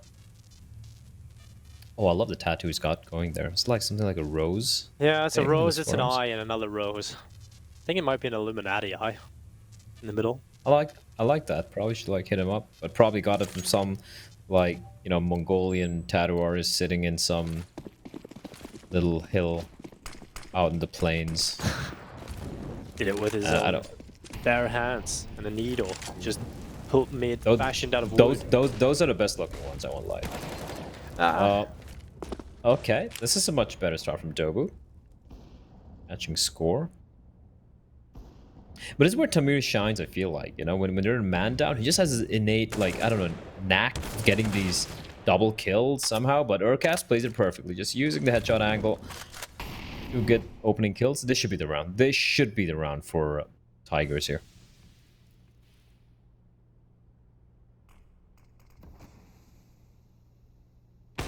Well, Cabal, he's going to shut down Rit. And now he'll be looking for a little bit more. Where is he going to go with this? It's a push out and towards the top of the B-bomb side. Mr. Cap getting one a follow-up kill as well on the NCL. Now a 2 versus 3. Favoring still Tiger, but the bomb has been planted. And this does put into a pretty winnable position for D13 if they can find some of these important kills. That smoke works well enough. I was off short, but it actually allows the short player to get closer to the bomb site without Mr. Cap seeing any info. And allow him to wrap around and isolate the fight onto Annihilation, but at the minute, doesn't really matter too much. Now coming up through the apartments, this is the player they have to worry about. Urcast, such a good spot. Takes down Annihilation, now looks for Mr. Cap as well, and he's going to get it. He finishes off his prey, and the round's going to be picked up here for Tiger. They have the kit, and they have the round. Got a little scary there, Dinko. Especially Annihilation with an AWP bomb down. That's what nightmares are made of if you're his opponent. But yeah, they recover. They keep 3 players alive as well, despite losing the B bomb site. So 5-6. Have you heard this song called Wolf Totem by a band called The Who? HU, not that Who, but like HU, The Who, Mongolian band. No. Like, you should check it out. No, not the guys who made Bob O'Reilly. Yeah, The Who is a Mongolian band, and they play like Mongolian folk music with like Mongolian instruments, but it's more like has more of a rock and roll feel. Yeah. And it is terrifying. Like, it's Mongolian throat singing, which sounds like, you know, it's humanly impossible, but it's so badass. And you should listen to a song called Wolf Totem. And for me, I always envision, like, I have a pretty rich imagination at times. I just want to see like a Mongolian team do well, and then they're walking out towards like an ESL 1 Cologne, maybe one of the playoffs, and they have that song blaring out while they walk on out. It would be so cool. Gotta check it out later on. Anyway, right now, D13, they strike back, Dinko. They've taken Dobu and Urkas down, and looking at the money, looking at how kind of icky it is for Tiger, and the 2 ops still in play, they're gonna just hold back, go for some exits, and go for the save.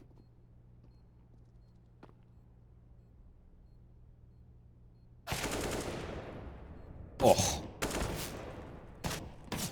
Well, to me, it gets rid of 9. NCL able to find 1 back, and I mean, the round's done here for Tiger. It's all about trying to save as many weapons as they can, and that just isn't going to be working too well for them. NCL is just fleeing the scene. Oh, missed shot. That might just cost him. Mr. Cap a little bit prolonged. Eventually gets him. I think he was about to be knifed, so he does save in that embarrassment at least. And 7-5. I just recall something actually. The first time I ever listened to proper Mongolian throat singing was a live Hans Zimmer concert doing Batman, like the film score. And I can't remember which, Dark Knight Rises, and they had this like Mongolian throat singer who does the main sort of main theme, but she does it live, and it's unbelievable how a human being can make that noise. Yeah, it's phenomenal, honestly, and well, I also kind of have a feeling that those guys, the band, they're so cool, and they just look, and they're just like, they seem just so happy that people are paying attention to them, or like people are, you know, they like the music, that even if you ask them like, hey, can we use the music for, you know, ESL 1 Cologne opening for a Mongolian team, they'll be like, hell yes. And they might even just come down like riding their drive from Mongolia to Germany. Yeah, they're with their motorbikes. It's so badass. Or maybe the horses, you know, the Mongols ride again. Here we go, though. It is just the pistols for Tiger, and this is looking grim, Dinko. All right, like, this is actually looking bad for Tiger right now. This is a round which, on paper, D13 should win. If they do so, it's going to be 8-5. And who's to say they're going to stop there? It could be 8-5, 9-6... Sorry, 9-5, 10-5. I don't even know what's going on. But Urkas does get a kill, though. That's an AK picked up. And Tamir, running out of bullets. He's going to be found out, but makes his way to safety. But Dobu will find him. Annihilation burns him alive, though. Viking funeral for the man. The bomb will be planted for short.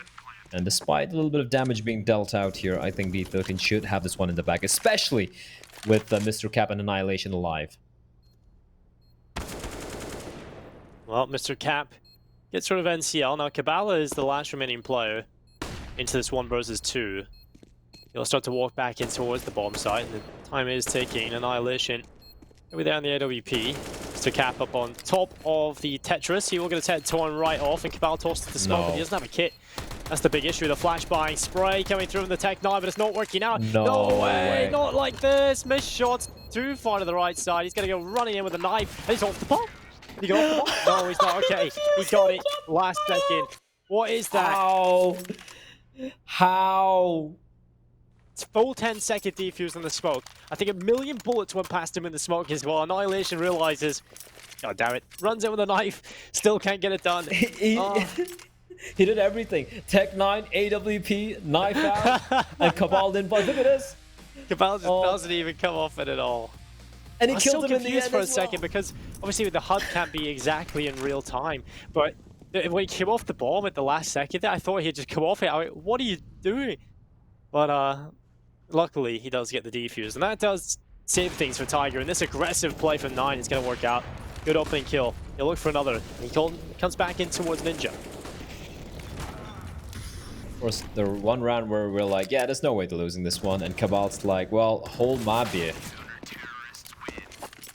Samir, this time around, smoke is not his friend. 7-all, tie things up. Tiger.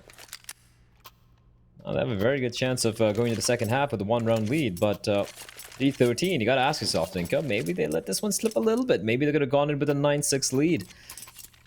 Instead, Tiger in the map pick. Looking okay so far. On the bright side for D13, they've got as many rounds as Vici and Lucid Dream got against Tiger on Mirage, so that's there.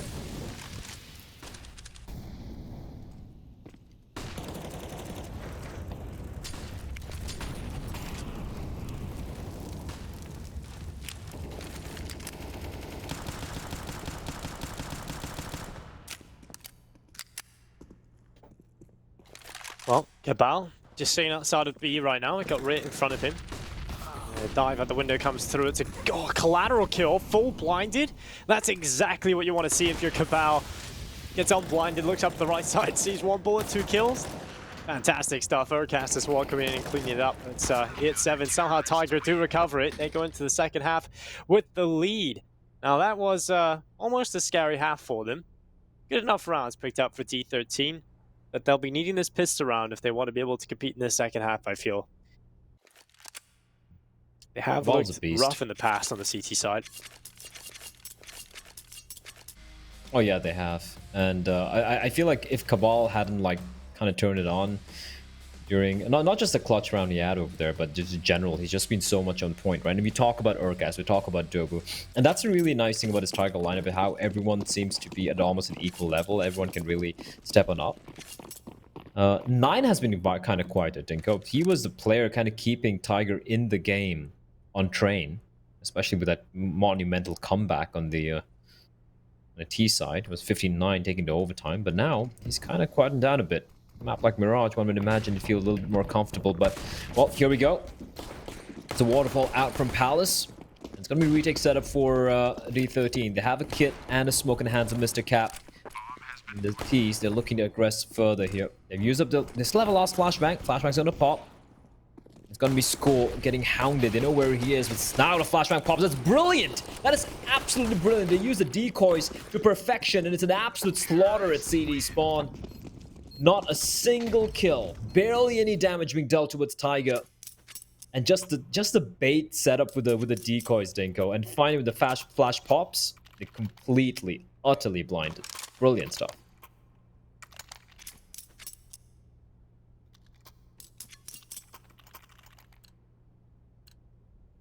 Well, D13.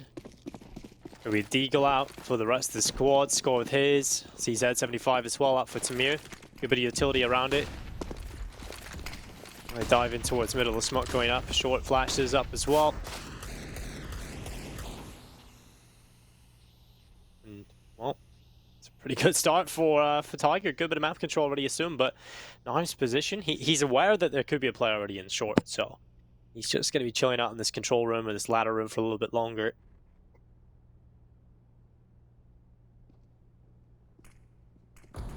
He's aware. He's aware. Oh, the timing.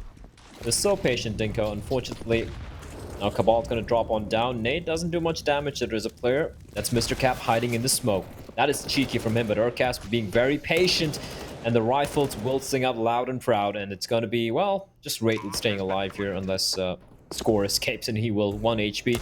Might as well hold on to a Deagle and the Kevlar. Ray, there's no need to go for the commit. It's not worth it. It's not worth it, Ray. Well, he doesn't listen, Dinko, and he dies.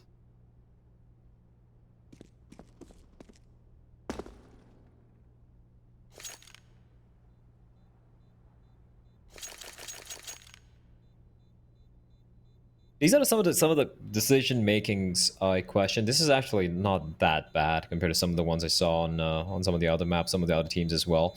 But it's like, okay, it's a 2v3. You got a headshot. Great shot. Great job. Now you're going to try and get that MAC-10 and make your escape, meaning you have to dodge a lot of bullets. And considering how narrow that corridor is, it's really not worth it, because if you die, you lose the investment you made. If you stay alive, you have Score, who's got the Deagle, who's got the Kevlar, and two of you could do something about it. Instead, you lose the weapon you had, you lose the Kevlar you had, and now you're stuck with a USB. Or maybe P250. Still, prefer a Deagle with a Kevlar. It's just basic math.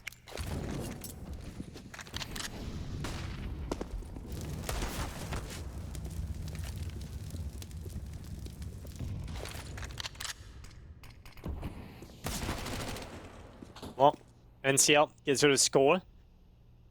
Now 4 versus 5. Amir's just going to chill up in towards the short position. Aircast has gotten rid of Rit. He walks forward. Dobu with the headshot. It feels like it's just a formality at this point. Tiger just cleaning up round after round.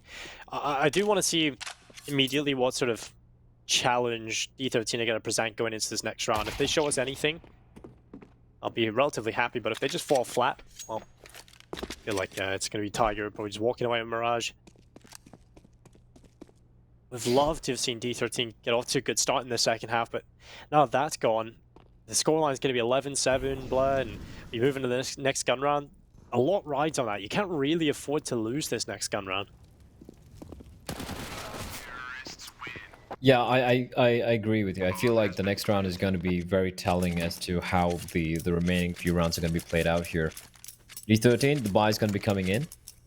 Now, if they can string a couple of rounds together here, Dinko, while keeping the majority of the players alive, I still believe that they have a chance of closing this out. I still believe they can, you know, kind of like whittle away the little bit of a lead the Tiger have. But depending on how this round plays out, if they get completely stomped by Tiger on with the guns they have here, I feel like Tiger's just going to run away with it. And I think your prediction is going to come true. It's going to be like a 16-7, 16-8, 16-9 scoreline favoring Tiger. But here we go, 9. Taking a bit of damage, but Score looking to take the fight. Dobu, yeah, I don't know what he was thinking there. But Score Annihilation, they strike. Now, 9's made his way towards jungle, Dinko. But a MAC-10 at that range, spots out Score, but he's going to lose that duel if he takes it. But Urcast peeks out. There's information conveyed, and Urcast looking to get the kill on the Annihilation as well. That's a very risky fight to take.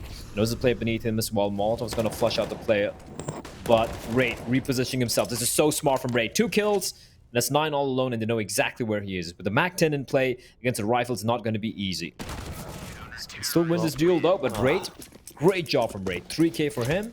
Now, if he can get another round like this, Dinko, one more round, one more clean round like this, then I can believe in a potential 2-0. Yeah, maybe I'll believe in potential close Mirage, but we'll need a few more of these bad boys, I think, to really feel confident in them. I think that round was mainly in part due to it being a bit of a bonus round for Tiger, and also the fact that they just didn't really think about it. They just went into the round and did whatever the hell they wanted, and it didn't go well at all. So I think they're going to be coming into this round with a bit more of an idea behind their play. That just felt like individuals just making their own decisions. You let too many individuals have their own decisions, you end up in a weird scenario, blah. Yeah, you end up with democracy. Yeah. Which is, depending on who you ask, a good or a bad thing. I don't know. I don't want to talk about politics. I want to talk about Counter-Strike. But yeah, you said they just went for individual plays, and now it's much more clinical. They're going to come jumping out, clearing out the angles, but no. Oh, no. Oh, no! How has this happened? How? Oh, he gets 2, a TK, but Cabal and Dobu strike back. Tamir, desperate to get a trade, and somehow they've handed it back, Dinko, but they got to retrieve that bomb and Annihilation. We know how good he is with that AWP. Cabal left alone again. 1v2. He's pulled off one earlier. He's got the time. He's got the AK-47. Got some utility as well. He's retrieved the bomb at Annihilation. Just instant. Like shift delete. He's just... Oh. He's had a quiet game so far. But man, oh man, when he hits his shots... Makes me feel happy, Dinko. It's so clean. This is terrible, though. This is just terrible. How does he get like, well, he doesn't get 3 kills, but it counts as 3 kills. What a great recovery, though, from Tiger as well. In terms of being able to pull that back into that scenario, I have to say, even though they lose the round. But I feel like that could have been far more convincing. So at least they keep the economy modest of D13. We take a look at what they've got. It's not a whole lot, but look at Score's position. He's up top middle. They had no idea. He gets 1, 2, and can't get the 3rd. He's overrun. An M4 away, though. And, well, unfortunate for NCL. That's not a great flash flip rate. You don't want to feed him any more kills. Your money's not great. You lost 3 players that round. You want to keep all the 4 players alive. Now NCL has got the bomb. He's got the Kevlar. He's got the nade, a flash, and the M4 picked up. As long as D13 don't give him any free duels, this should be the round. And I believe round number 10 coming up, Denko. That little lead Tiger had has slowly been chopped away by D13. And there we go. Speaking of giving free duels, at least the trade comes in. Raid just holding W, ensuring NCL doesn't get up to any more shenanigans. So 11 to 10. The buy going to be coming in for Tiger, as they do take a little bit of a tactical timeout. I like the logos on both the teams, though. Look at that. It's like a tiger against a Mongol demon.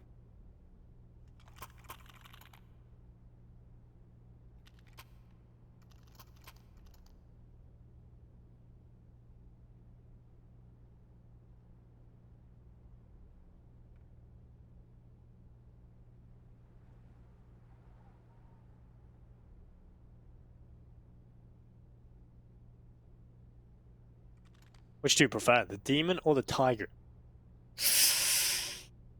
I think I prefer the tiger just because of the color scheme. Yeah, that's a really sick scheme. Like it's a really sick logo as well. And I usually hear animal. No, I usually hear logos? teams that logos that revolve around animals. I just think it's so overused in American sports. But tiger kind of works. It does, doesn't it? Yeah, if you think about it, it's not just like in esports, right? In almost every sport, it's like there's a snake, there's a stallion, there's like some, a couple of big cats or like wolves and whatnot. Why not dogs? No one uses dogs as a logo. It's always like a wolf or like yeah, like you said, a tiger or whatever. Why not dogs? Everyone likes dogs. What's wrong with dogs? Yeah, I guess name is we live in Bangalore, right? So Bangalore pugs, that doesn't really strike fear into your opponents. Well, not a pug, but like, okay, fine, like the Bangalore German Shepherd. But how about big? Instead of big, just call themselves some German Shepherds. Big dogs. Have you watched this movie? What's the movie called? The recent one, the one which won an Oscar for Scarlett Johansson. Black Widow. No, it's the one with. Meanwhile, hold on, like Annihilation's left in a 1v4. What's even going on? They're just getting picked apart one by one, and ding. Yeah, they know exactly where he is, but the bomb's stuck in Palace. They can't go towards B. There's no time, so they need to kind of clear him out. There we go. Perfect flash. Jogo White Swings gets the kill. Jojo Rabbit. Have you watched Jojo Rabbit? No, I haven't. It's you should watch Jojo Rabbit. It's about this kid who's imaginary friend. He's living in World War II in Nazi Germany, and his imaginary friend is Adolf Hitler. And it's a comedy, a little bit of a drama comedy. And there's one scene where there's two German soldiers, like officers, talking, and one of the guys is like, "I told you to get me German shepherds, the dogs." Not actual German shepherds. And they're like four like older gentlemen holding their sticks and just looking very confused. That'll definitely be something Mitch would do. Probably. He looks like a German shepherd though. He looks like he's been out in the fields. Oh, see, he doesn't really have the complexion for it. It's I mean, he just looks that ruddy. like a shepherd, really. Not so much a German one. An Irish shepherd. Irish shepherd. Well, all right. 12 to 10. Thank you for the Mitch. Right back into action. Round 23 coming up. And I would say return to normality, but making fun of Mitch is normality.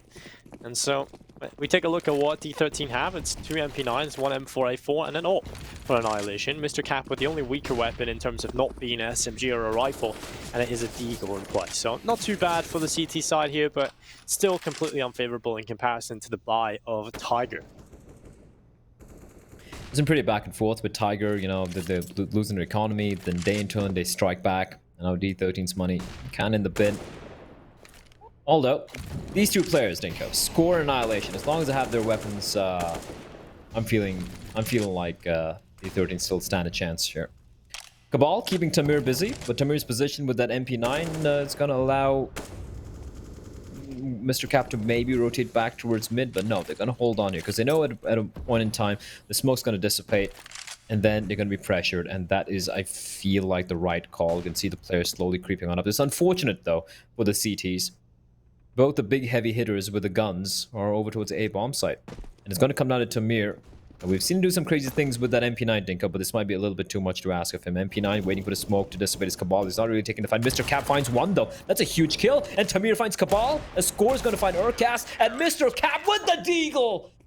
We were saying how the big guns were over to the A bomb site, but over in the B bomb site, they don't need no big guns. The Deagle's good enough, Dinko. And Tiger, they lose a round they had no business losing. How does this keep happening with lower tier buys just seem to work out? It has to be some sort of mentality thing with D13 realize, well, I mean, we don't really have to play we don't have to play safe. We just gotta make risky plays, hope it pays off. And I think they play with less pressure on themselves. And there's so many teams in the region that do that, where they just look better on the lower tier buys. So strange. It's almost like, I think it's a mental thing, right? Where you feel kind of, there's no pressure on you, like you said, and you're kind of like unrestrained. Feel comfortable, right? Here comes the waterfall. 1, 2, 3 for score, and it's just farm season for Mr. Ray. 3 kills with SMGs, and it's good that SMGs are getting the money. And it's 9 left alone. Tech 9 versus Tech 9. 9 finds 1. Oh, that wasn't a teammate? That was a teammate. That was a teammate. Score is going to get the hell out of there. So, a very solid round. They just lose the one MP9, and that too, after Rate made $1,800 of money. So, score tied up, 12 all. We have a game in our hands, Dinko. And there's a very real possibility that D13 might actually 2-0 Tiger, which would be massive.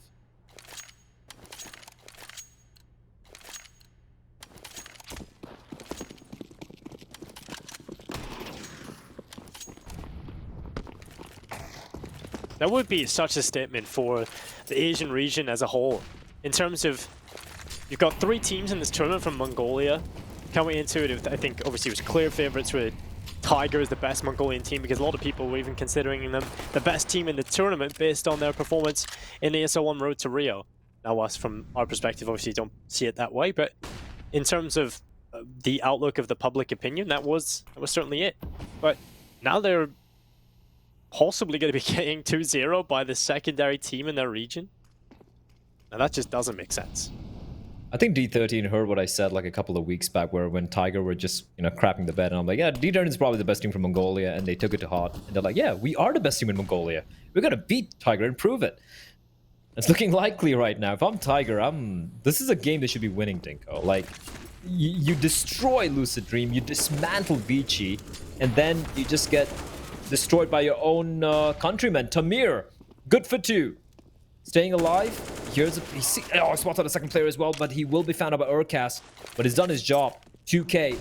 And now Urcast in 9. 2v3. Bomb will be planted. Raid making a lot of noise, creeping on up. He's completely unaware one of the players is. And this could be a free kill for 9. He's not showing himself yet. And Raid just buying time for the time being. Urcast looking to take the fight. Raid finds him. And it's a 1v1 suddenly. 9 though. It's not really planned for him, is it? Yes, it is. He's got a Molotov as well. Tosses it in, and Raid, 9 bullets remaining in the thing. The Molotov not deep enough. Is he going to just stick it? He is, and he's going to win it. He's going to win it just sticking it. And it's going to be 9, a second too late. Unfortunate, a little bit of a spinner frustration with his mouse. And D13, they win yet another round and go into the lead. Oh, that sucks if you're 9.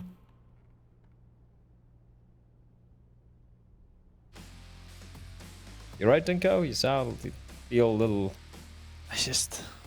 lost. Yeah, it just doesn't really make a whole lot of sense, to be honest. These rounds are looking completely done and dusted, but it's just a heartbreaking moment for 9, just unable to make it work. And I feel like D13 in these certain scenarios are just looking like just slightly better in every sort of increment. You just a small minuscule part of the round goes their way and they just look a little bit better. And it's so strange to see because Tiger, I said it coming into this, I made a bold statement saying they're the better team outright, but she's clearly not showing it right now. And while the spray's going through, it's only 1 kill for Score, but Dobu able to reply. That's a round win for Tiger. They answer back. Surely at this point, this round will not be going their way. It's just Annihilation left alone. Now he's brilliant, but this round, little too far gone, I think. There are moments where I question Raid and whatever he has inside of his skull. Your teammate's already all the way back saving. You look at the money that your team has. Forgetting the money your team has, look at the money you have. You have nothing in the bank. Why aren't you running away? There's no shame. There's no shame, Raid, in holding onto your guns. It's a time-tested tradition in Counter-Strike where if you feel like it's not worth the risk, you save your weapon. It's okay. And it's so many times I've seen him go for these weird decisions, and I'm just not a fan. I'm just not a fan at all. Annihilation at least keeps the AWP alive. This is where you save. This is where you just go for a few upgraded pistols. Please don't go for the Force.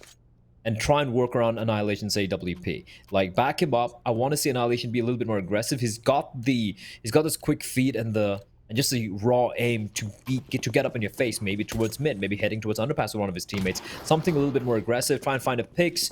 Make things a little bit more interesting. He's going to be dropping on... Actually, not going to jumping towards short. There's no one to really back him up, but he's got himself in a pretty good position. But he's blinded. And the bullets are whizzing past him. Lucky to stay alive, and now the aggression comes out for the rest of his teammates. This I like. This I like.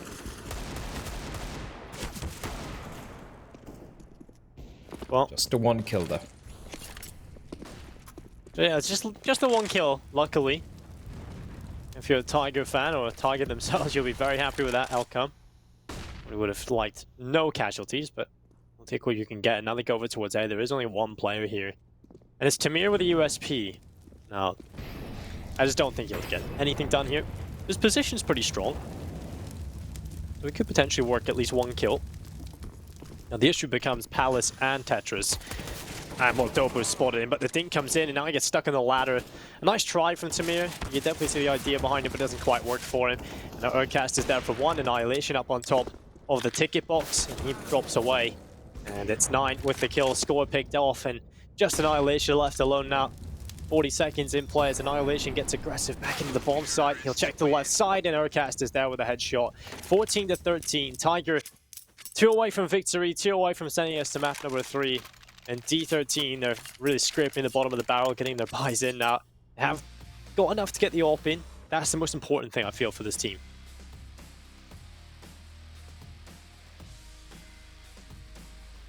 Is to survive the that AWP and Annihilation, and yeah, this is a good chance for Tiger to just close this one out. Do not allow D13 back into this map. Don't allow them back into this game. This is a pretty rough buy as well for the CTs. Yeah, they have the rifles, but utility pretty sparse. MP9 from Mr. Cap. Oh, that's a brilliant flashback. That is brilliant, though. Got to smoke as well to retrieve the M4. And every time it looks grim for D13 Dinkos. Every time it looks rough for them. Every time the weaponry is not that great. They have a couple of MP9s or pistols or whatnot. Somehow it just works out their way. Again, I mean, kudos to them for kind of pressing the matter, but still. Cabal down. And M4 upgrade for Mr. Cap. And all of a sudden, it's starting to favor D13 again.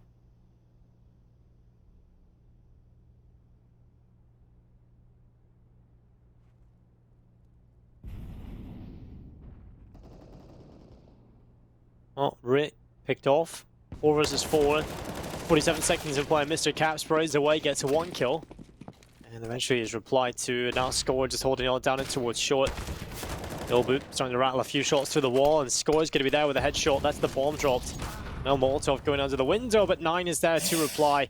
Good kill, but Tamir is available and Urkas picked off. It's just 9 left alone, and this is a round the D13 desperately need to pick up.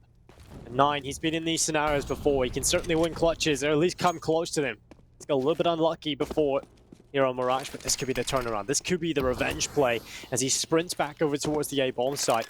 He'll get over safely, he'll get the digits punched in just in the nick of time.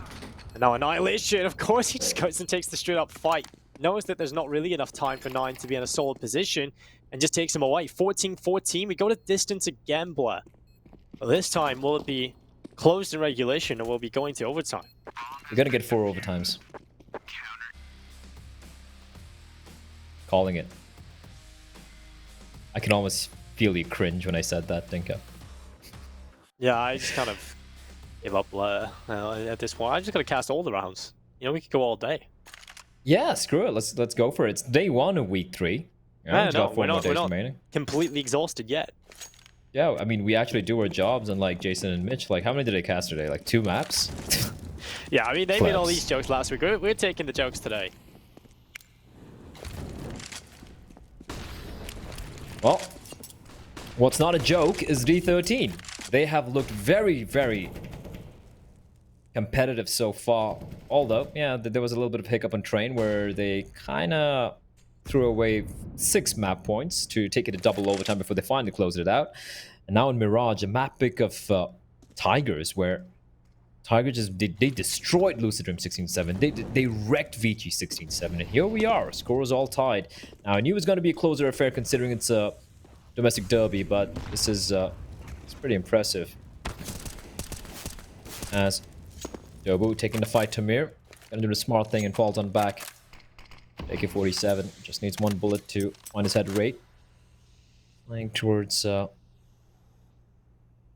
he's been pretty good from that position, I won't lie, right? I've questioned some of his decisions he's made, but so far, at least in this the dark position, the shadow position, he has been pretty solid so far. Annihilation, scope trained in. Can he get this kill in Urkas? It's all about timing in Urkas. Oh, he gets peeked by Raid. AK upgrade. And Annihilation's gonna strike as well. And now all 3 players just bundling out from T-Ramp. And the series already in waiting. Annihilation. Mr. Cat finds 1. It's an absolute wreckage slaughter. 15-14. D13. They need 1 more round. 1 is all they need. That's incredible, thinking about that. And look at the money for Tiger. It's wrecked. Dobu is cash. NCL, maybe. Rest of them, 3 players below 3K. This is not looking so great at all. I mean, we would call it King of Mongolian Counter-Strike, but is it more so the Emperor of Mongolian Counter-Strike? If we're gonna go with as far as I'm well, it's also called the Great Khan. Yeah. Like the Great Khan Yeah, was the Emperor. Yeah. It's crazy how massive that empire was, the largest contiguous land empire in human history. I kind of wish I was in the meeting that Genghis Khan had with his men. He's like, all right, guys, we're just going to ride and just take over the world. Go kill. Like, yeah, it's like... yeah. It's like, yeah, we can do with that. So we're never going to come back home. We're going to travel the world. We don't know how big it is. But we'll just take it all. And, yeah, we'll just take it all. And they just... It's insane, isn't it? Like, even the British couldn't even compare to them. And the British had guns. So, here we go. 15-14. This is basically the battle of, like Dinko said, you know, who's going to be the Emperor, King, the Great Khan, and Raid spots out a player. It's going to be easy kill on the Cabal. He needs to stay alive here, waiting for his teammates to arrive. Annihilation's going to find 1 kill. 5-7 comes out. He's going to lose the dual Urkas with the Mac 10. He's so low, though, and it's all on Urkas, Dinko. There's nothing it can do. D13, they pull off the upset. It's going to be 16-14. That's insane. That is unbelievable. No one predicted the 2-0 for D13. No way. There's just no way you could come into this expecting that, especially with Tiger playing better in this tournament. But the #1 team in Mongolia, Tiger, not anymore. The D13 have shown up. The youngsters are here, and I'm interested to see if Jason and Mitch are of the same opinion, because this is incredible. That was a big statement. He's a bold boy. A No, bold I mean boy. that was a massive statement, calling us lazy, only casting 2 maps. Oh, that one. How dare That was you, Blat. sir? That was Blat. How dare you, Dinko? Bled would never talk bad about me like I that. know. Look at Dinko trying to throw me under the bus. Jesus, I thought we were like a pair or something, Dinko. What is going on? You know, if it's life or death, Blat, I'm sorry. I'm not going under the bus. Wow. Jason, I know you would. Go under the bus? For me? No? I mean, you're short enough that the bus can just ride right over you and wouldn't even touch you. Yep, but- that's my idea as well, of course. So, obviously, looking at the game, one big thing we have to talk about, Annihilation. A little bit of an underperformance out of him, and yet they still pulled off a victory. That kind of blows my mind to see him, who's just generally been on the top of the leaderboard, have a game like this and still seem to be able to pull it through. You know, I will say this, though. I don't think necessarily D13 are the #1 team in Mongolia. I feel like Tiger... That's Mazalai. Oh. Well, that I'm definitely not gonna All right, say. Dinko, calm down there. But I feel like, again, like Tiger's already qualified. I mean, obviously, it wasn't a match they went into saying, all right, we're not going to try at all, right? Like, they're obviously going to give it, you know, a lot of effort. But I don't feel like they specifically planned for D13. I don't feel like they're specifically anti-stratted or anything remotely close to that. I feel like there's still a lot more to be seen out of Tiger when it comes to D13. And I almost feel like a lot of the teams out there are kind of holding back a bit until we get to playoffs, right? Because it's all about the RMR points. And when you're a team like Tiger or D13 who already have points under their belt, especially Tiger, sit on 1600, why would you ever show anything extra crazy right now when if you get a solid placing in this second event, then going into the third event, all you need is a solid placing yet again, and you could be the team to go through. So I don't know. I don't feel like D13 necessarily would be the #1 team. Obviously, they deserve a lot of praise for taking this series against Tiger. But I think there's some like asterisks that should be put up there. What about you, Mitch? I can definitely see where you're coming from, Jason, 100%. Like, look, when you come to Mirage, I don't think it's like you can hold a lot of strats, really. But the thing is, there's so much stuff there that maybe they didn't look into D13 and how they'd like to play. Maybe they didn't fully approach the veto the way they wanted to. Like, there's a lot of things that can change. They could have been doing work on a map like Vertigo behind the scenes, and then they'll come in and bring that out as a wild card. I'm hoping when we get to playoffs, we'll be sat there going, wait, why are they picking that for a couple of the different teams? Right. So that they're holding their cards close to their chest. But at the moment, I mean, Tiger, I don't know what to think. I really don't. They lose to Divine Vendetta. They lose to Bren. They beat Beyond. They beat Vici. They beat Invictus. What the hell is going on? They're beating the best teams and losing to the worst. It literally makes no sense. Maybe it's the Tyloo thing, the Tyloo strat, right? Only like try against the teams who are closer to where you think they're going to be in like your rankings, right? Tyloo absolutely demolished Beyond, but Beyond was the #1 team overall within the standings at the time. But let's take a look though at the MVP of that last map, and it's got to be the man, the myth, the legend. I can't think of any other words to describe him. It's going to be Rape, and obviously he had a fantastic game yet again. You know, one of the trio, the Three Musketeers we talk about when it comes to D13, with 7 multi-kill rounds, 24 kills overall, but that 99 ADR really standing out here. Yeah, I feel like for Raid, he still makes too many weird decisions for me to be very comfortable. But you saw from score as well, like a couple of rounds, like on Train, for example, right? Just running up Pop Dog when you have a man advantage on the CT side. Sure, it worked out, but was it worth it? I really don't think it is. And even Raid, certain rounds where I'm like, fall back, your teammate's already running towards A bomb side, you don't have any money. Why don't you save? I feel like the youngsters, they get a little too over eager, especially score and Raid, not so much for Annihilation. And I feel as long as they like rein that in a little bit more, there could be something to really watch going forward. Yeah, I think it's like, I don't want people out there to be like, oh, screw this guy, he's talking crap about D13. I want to see them in a high stakes match. Like this was not a high stakes match. You literally can't argue that against us at all. They were already through. So was Tiger. But it's more of when their back's against the wall and it's time to throw down, right? It's time to pick up those big victories you're going to need to take away a huge portion of the RMR points. That's what I want to see when they're in those situations, if they can fight their way out of it. Yeah, I think I agree in terms of D13 having a bit of an issue closing out games as well. I think it comes back to Blair's point of them being a little bit over-eager and sometimes making plays that they shouldn't. And I think they need to be punished for that to learn effectively. For instance, Train, if you think about it, should have been 16-9, should have been closing out a lot quicker, but choked a lot of rounds, went to double overtime, just about get it over the line.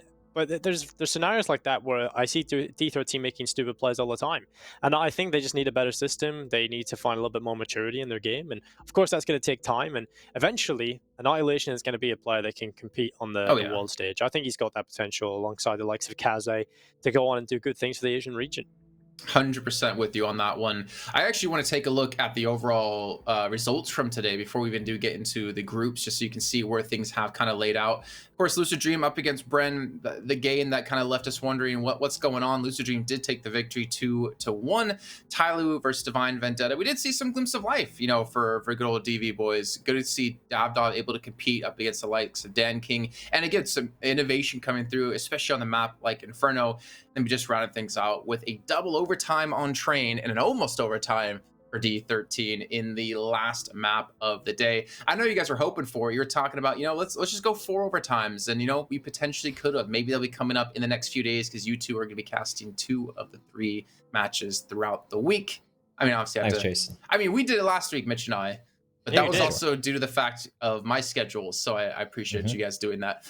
Let's take a look, though, at the standings, if we have that ready, just to see where all the teams are currently standing across the board, because this is where it's really going to matter. The bottom 2, Bren, Mazalai. Well, that can't be right, because Bren... Actually, no, Bren did lose today. I'm sorry. That's a battle for staying out of the bottom 2. There's still a chance for them to come out of this. Lucid Dream's not safe whatsoever. There's still a lot of matches to be played.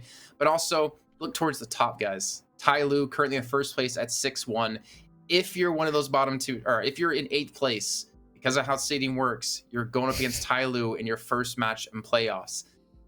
That's got to be rough. And Mitch, I don't know if Lucid Dream can catch Divine Vendetta and pass them in the standings. I don't think so, because even realistically, if we imagine they win one, lose one in their final games, you're probably still looking at Divine Vendetta beat them on the head-to-head, so they'll make it through. The odds are very much stacked against them, but I definitely think we're looking at the groups more or less as they'll finish. Thinking like Brand Mazalai on the bottom, I don't think they'll make it through. I'm surprised they still can, but there must be something to do with who's playing against who, the head-to-heads that matter there. But yeah, I would be surprised if Lucid Dream drop down, if Mazalai or Brand make it out, and if Divine Vendetta drop any further than 7th. And that sets them up in an okay position. I mean, it does mean that they'll most likely, if things remain as they are right now, Divine Vendetta, for example, will be playing up against Vici. And that's a team that they've already played, and that you think back, was it 4 or 5 days ago? They almost beat them. And that's, I mean, it's a good position that we're in, that we can at least look towards the playoffs not being super one-sided potentially. But then there's also what you brought up, Jason, about the whole, and we've been saying over the last week or two, are we really seeing everything in the group stages? Is this the teams on 100%? Because if you come in, you win the group stage and everyone goes, oh, these guys are serious, let's really approach them with 100%. Let's look at all the maps they've played, do our research, and you know, they figure out your veto if you've been vetoing properly, all that sort of stuff, then you're in a pretty bad position when it comes to playoffs where it actually matters. Yeah, and obviously that's going to be kicking off, I think, on the 17th, if I remember correctly. Could be up next week. Let's just say that. That's a little bit of a safer notion. But let's take a look at the schedule coming up tomorrow, as we still have 3 more games. I'm sorry, I'm kind of starting on my own words. We have Invictus Gaming up against Bren. Now, Bren, bottom 2 at the moment. That's a game they need to win. Mazalai up against Tiger is a second match. That's a game they need to win as well. Another domestic matchup coming in for Tiger. And then Divine Vendetta up against Beyond. That actually should be a pretty decent match. If I were to ask you, Dinko, you know, looking forward to today's games, which is the one that kind of excites you the most? Whether it's close in terms of like result, or it's a big match for a team. I mean, Divine Vendetta Beyond is obviously going to be a fun one to watch. In terms of seeing where it goes, I think Mazalai, for me personally, are a team that I want to keep an eye on for the fact that they have been steadily getting better. They took a map off Tyloo. They look much better than they did in week 1. So I don't know. I think they might be able to take a map off Tiger, especially if they play the same way they did today. That one could be a fun one to watch. Yeah, I'm actually really glad we have 2 teams who are kind of at the bottom of the table, still playing out their matches right now to see how things can end. Because we always have group stages where you know the results, right? You know what's going to happen. Yeah. There's kind of matches that don't matter. Well, there's still technically a lot of matches that are going to matter for these teams. But I think that's pretty much going to do it here. I think we've kind of wrapped up the entire day. It's been another great day of action here at PAL 2020, the Summer Asia RMR event brought to you by PGL. PGL. Yeah, okay. I don't know. I think I need to end the show because my words are getting hard to say. Thursday. Thanks again, Mitch. Thanks again, Bled, Dinko, of course, the production crew for doing a phenomenal job today. And thank you guys at home for watching. We'll be back yet again tomorrow at 7 a.m. CEST, up bright and early for the next day of action. I didn't remember which day it was.